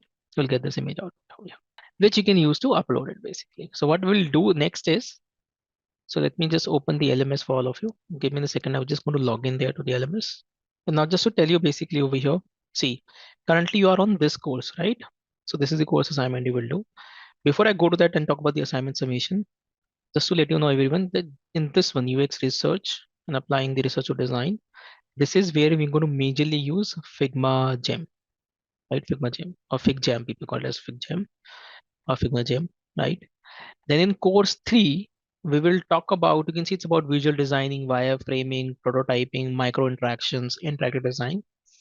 This is where we'll talk about wireframing tools like Blastmake and all. We'll talk about the prototyping in Figma in more detail. We'll talk about designing in Figma in more detail. So in this course, you're going to learn more about Figma step by step and more detail. We have more detailed sessions on that. Okay, into it. Then yeah, so I'll talk about other ones here. And if you scroll down, probably, so if you go to the elective course, because some of you I think asked for me, if you go to the elective courses, and somebody was talking about, do we have more content by simply learn about it. So what you can do is you can go to, sorry, I think it should be there. Give me a second. So there's some elective courses you can see basically. If you go to the user interface and visual design, I don't think if that has it. I'm just checking it. Mm. So yeah, so you have some basically assisted practice over here. So you have Figma lesson here. So you can try learning a little bit about that over here. So okay, this will be covered in your live sessions basically going ahead, right? So you actually don't have any kind of recorded sessions now in Figma, but there's some elective. For example, if you want to learn about building an HTML website and all, go to elective and you can go to the HTML5 building website with CSS and HTML5. I think which I told you before also here in this. Now, when you go to mandatory course, if you go to the first course, this is for all of you now.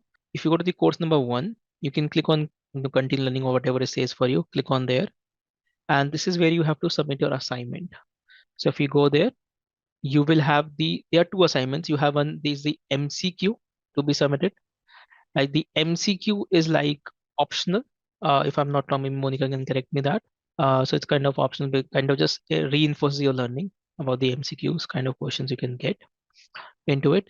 But this assignment is compulsory. She said design a fashion app UI single page. Single page. So you can ignore the word prototype there because in a single page you can't really have a prototype there, to be frank. So you can just ignore that, but you will have this option. Okay. Okay, my Excel is showing expired here. Oh, okay, let me check if I have in some other one. Give me a second. Monica, can you look into that, please? And if you can reset it for me, that would be great.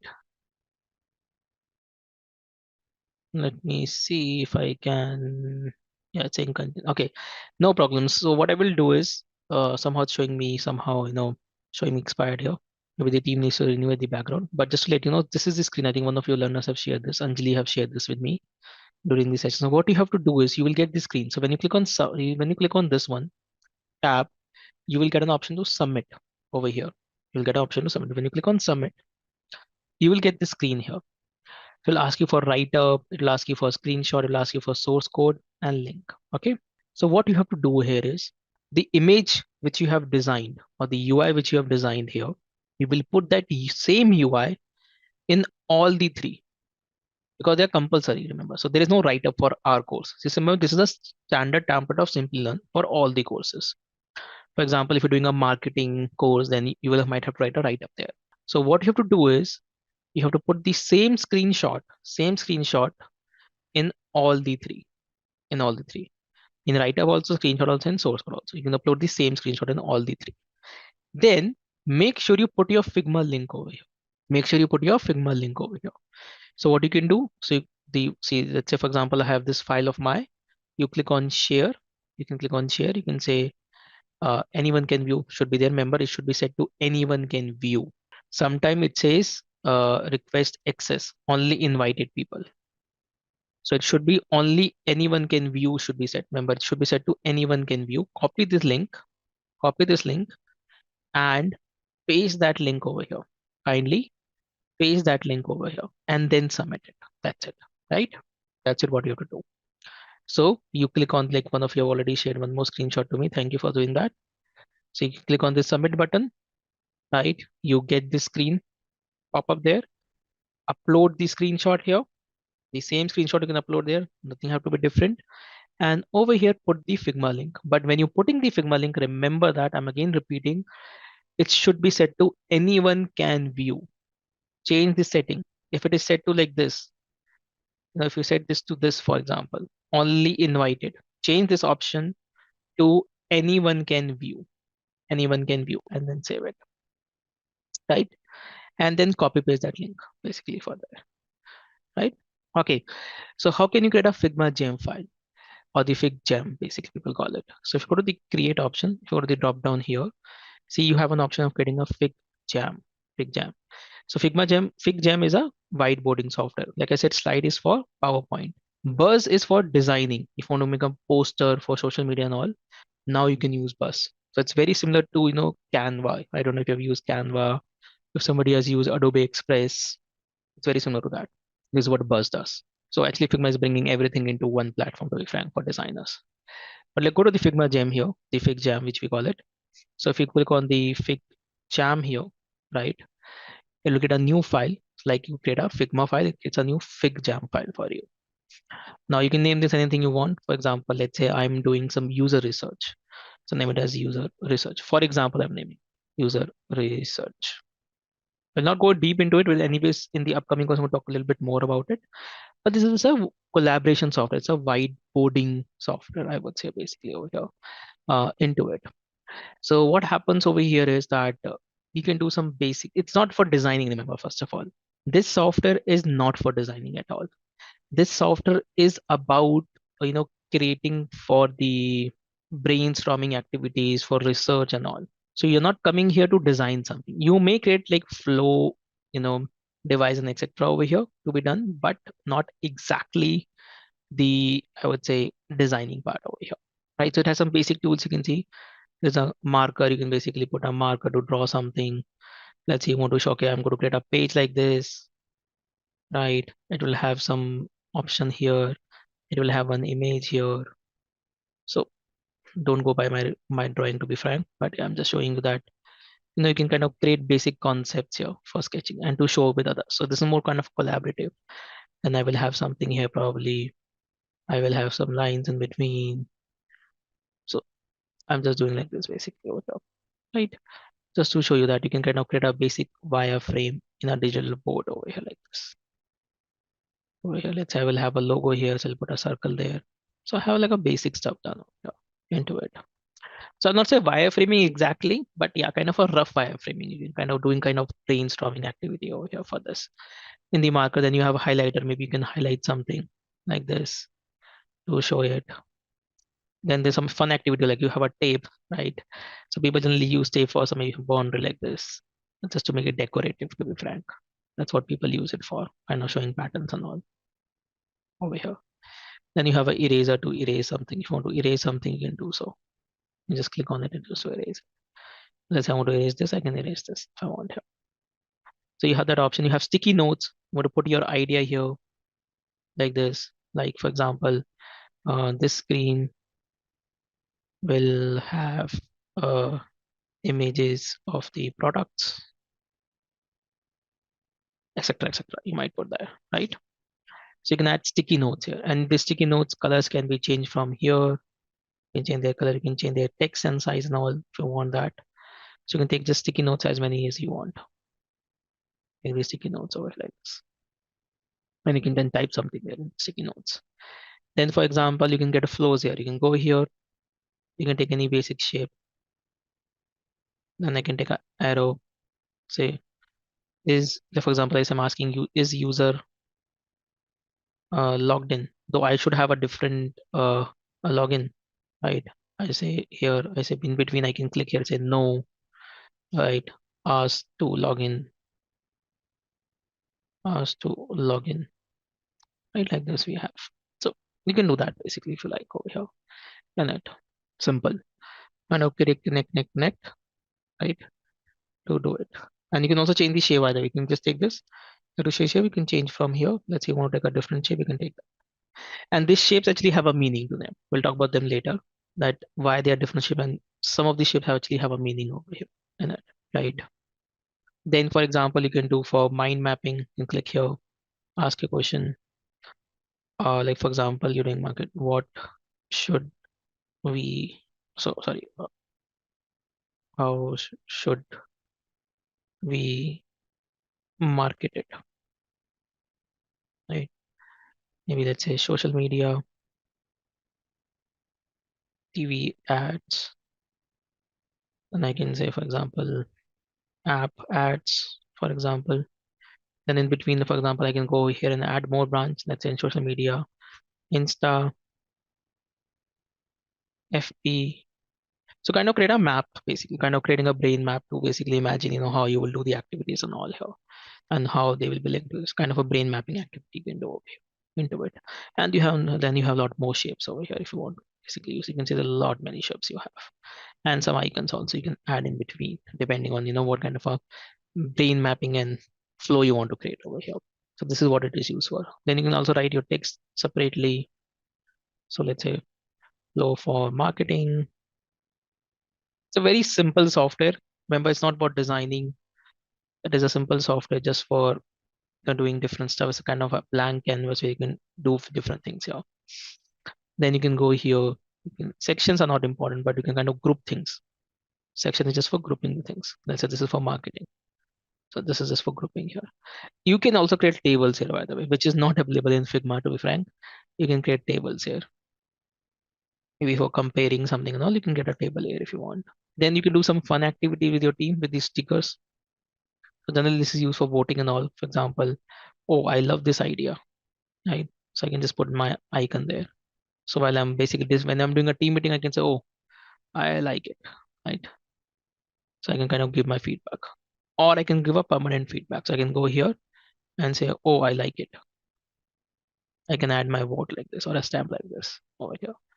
This is done when you're working in a team or when you're collaborating with a team, then people can vote and all. There is also an option of voting. We'll talk about that later once we actually go practically. I will give you the access of this file, then you can all vote. Basically, we'll talk about the voting feature here. Then you can use AI for generating something. Let's say you want to make an image, you can do that. You can want to rewrite something, you can do that. For example, let's say make an image for something, then I can basically do that. For example, let's take a product photo. I have nothing to coming in my mind right, to be frank. I'm just taking a template here and going to create a photo. So you can just use AI to create this photos and all basically images. By the way, this is available in Figma also. You can do this in Figma also. So you have certain AI features. It can also create templates based on what you want to tell it. I'll just show you in a second. Let it create. Right. So you can see there's an image there. Then, for example, I can go here. I can also make templates, make mind map ideas. So I can go here. I say make a map idea. For example, I have this. I know it's not create anything, but just to show you basically, it might do something, to be frank. Yeah, see, it does that. Influencer corporation email marketing. So it just expands on that basically.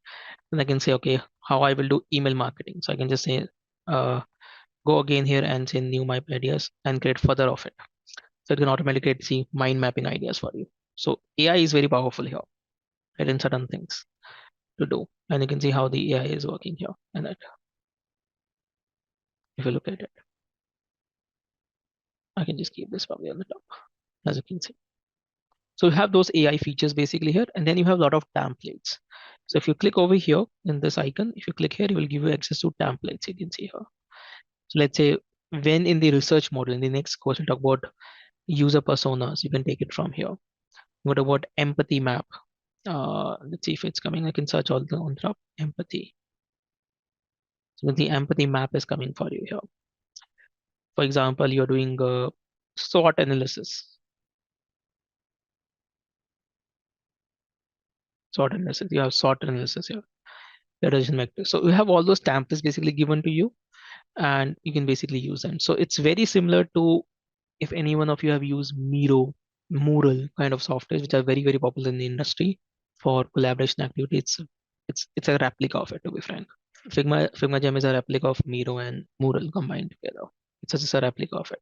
That's nothing else, basically. So it's a plain whiteboarding software for collaboration and all.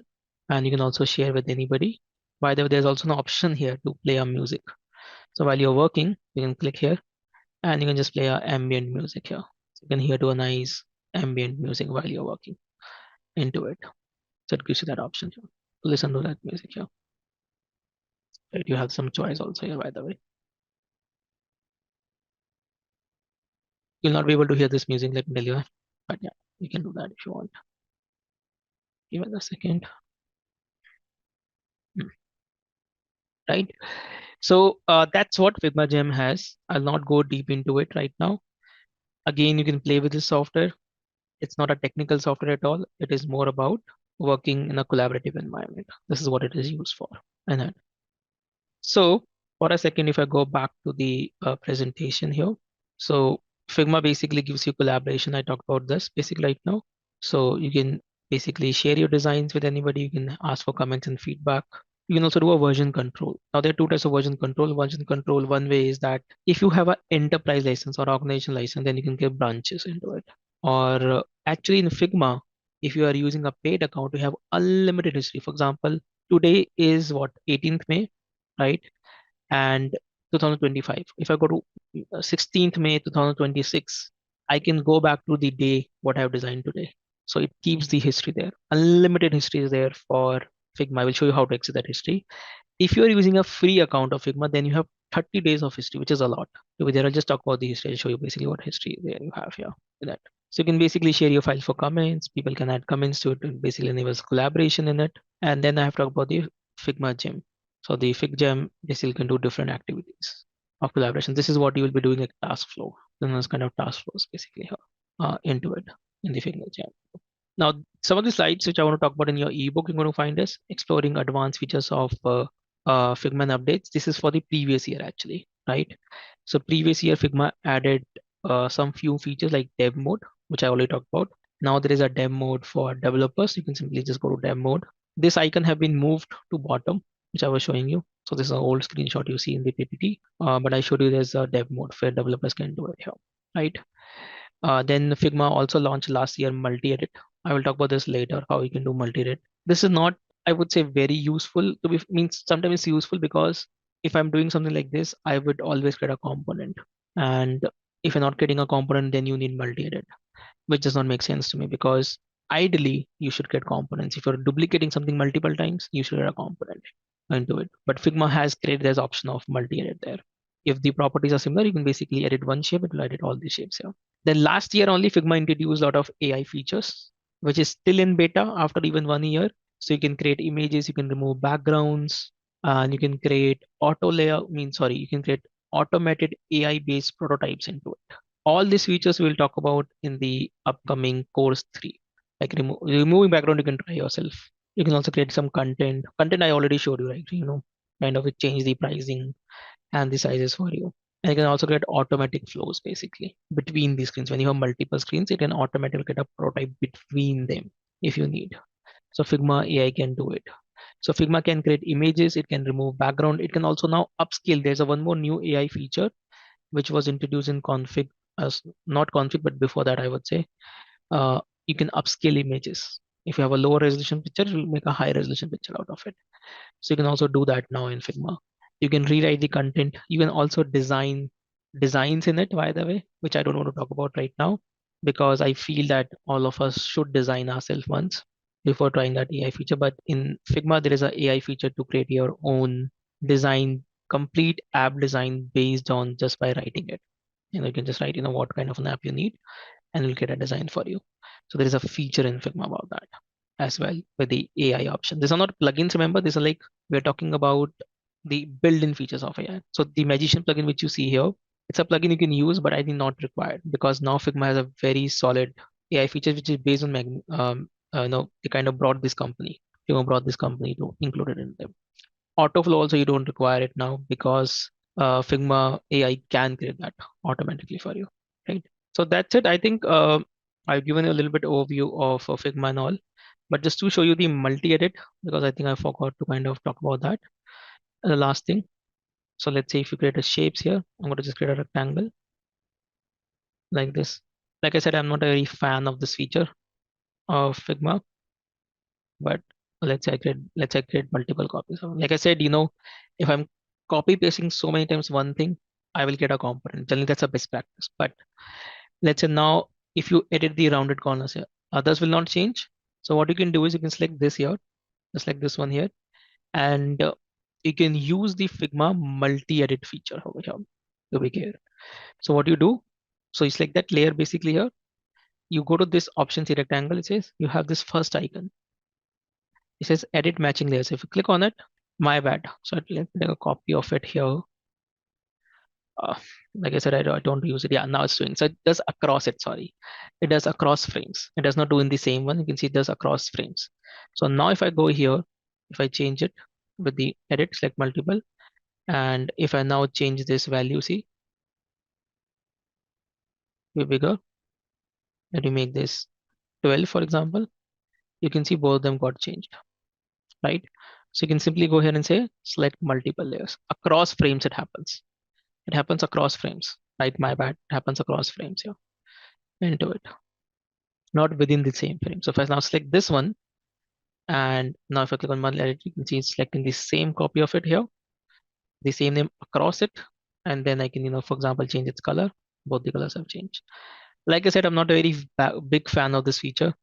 Practically, to be frank, I have never used this feature because I work with components and all, so I have not done it. But yeah, you may do it. Sometime it can be helpful in adjusting layouts if you have a similar screens with the similar layouts in the multi-edit here.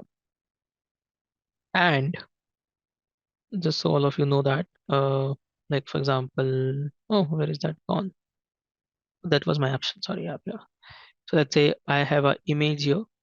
If I select one of the image, and let's say I want to remove this gray background which it has, for example, I don't want to remove it. So I can go to this icon AI actions, and I can simply say remove background. See this coming suggestion here, remove background.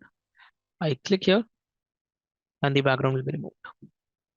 It is not perfect, probably what you can achieve in Photoshop and all, and you can see it basically adds a different background there automatically. Just kind of replacing the background, it's not making it transparent there in it. But yeah, there is an option to do that. Sorry, it's making transparent. My mistake. Sorry, it makes transparent. My bad. It makes it transparent because there is an image below showing that. My bad. Sorry. Yeah, now if you see, it's a transparent background. Made transparent on the UI background. Right, so it's not adding. Sorry, it's removing the background there. Sorry. So you can do that with AI now. It's in beta. Remember, maybe what Figma is planning that in the upcoming releases and all, once it is out of beta, they might make this a paid feature. They might make it as a paid feature in the upcoming days. We don't know. Because as you know, AI requires credit. It requires money. It's costing a lot of money to all these companies if you're using this AI for free. Even currently you're using for free. Soon, so probably it could soon be paid features in the upcoming days to do that and create it. Just wanted to kind of let you know about that here in this. Right? And with that, we have come to the end of this course. If you have any doubts or questions, you can ask them in the comment section below. Our team of experts will reply to you as soon as possible. Thank you and keep learning with Simplilearn.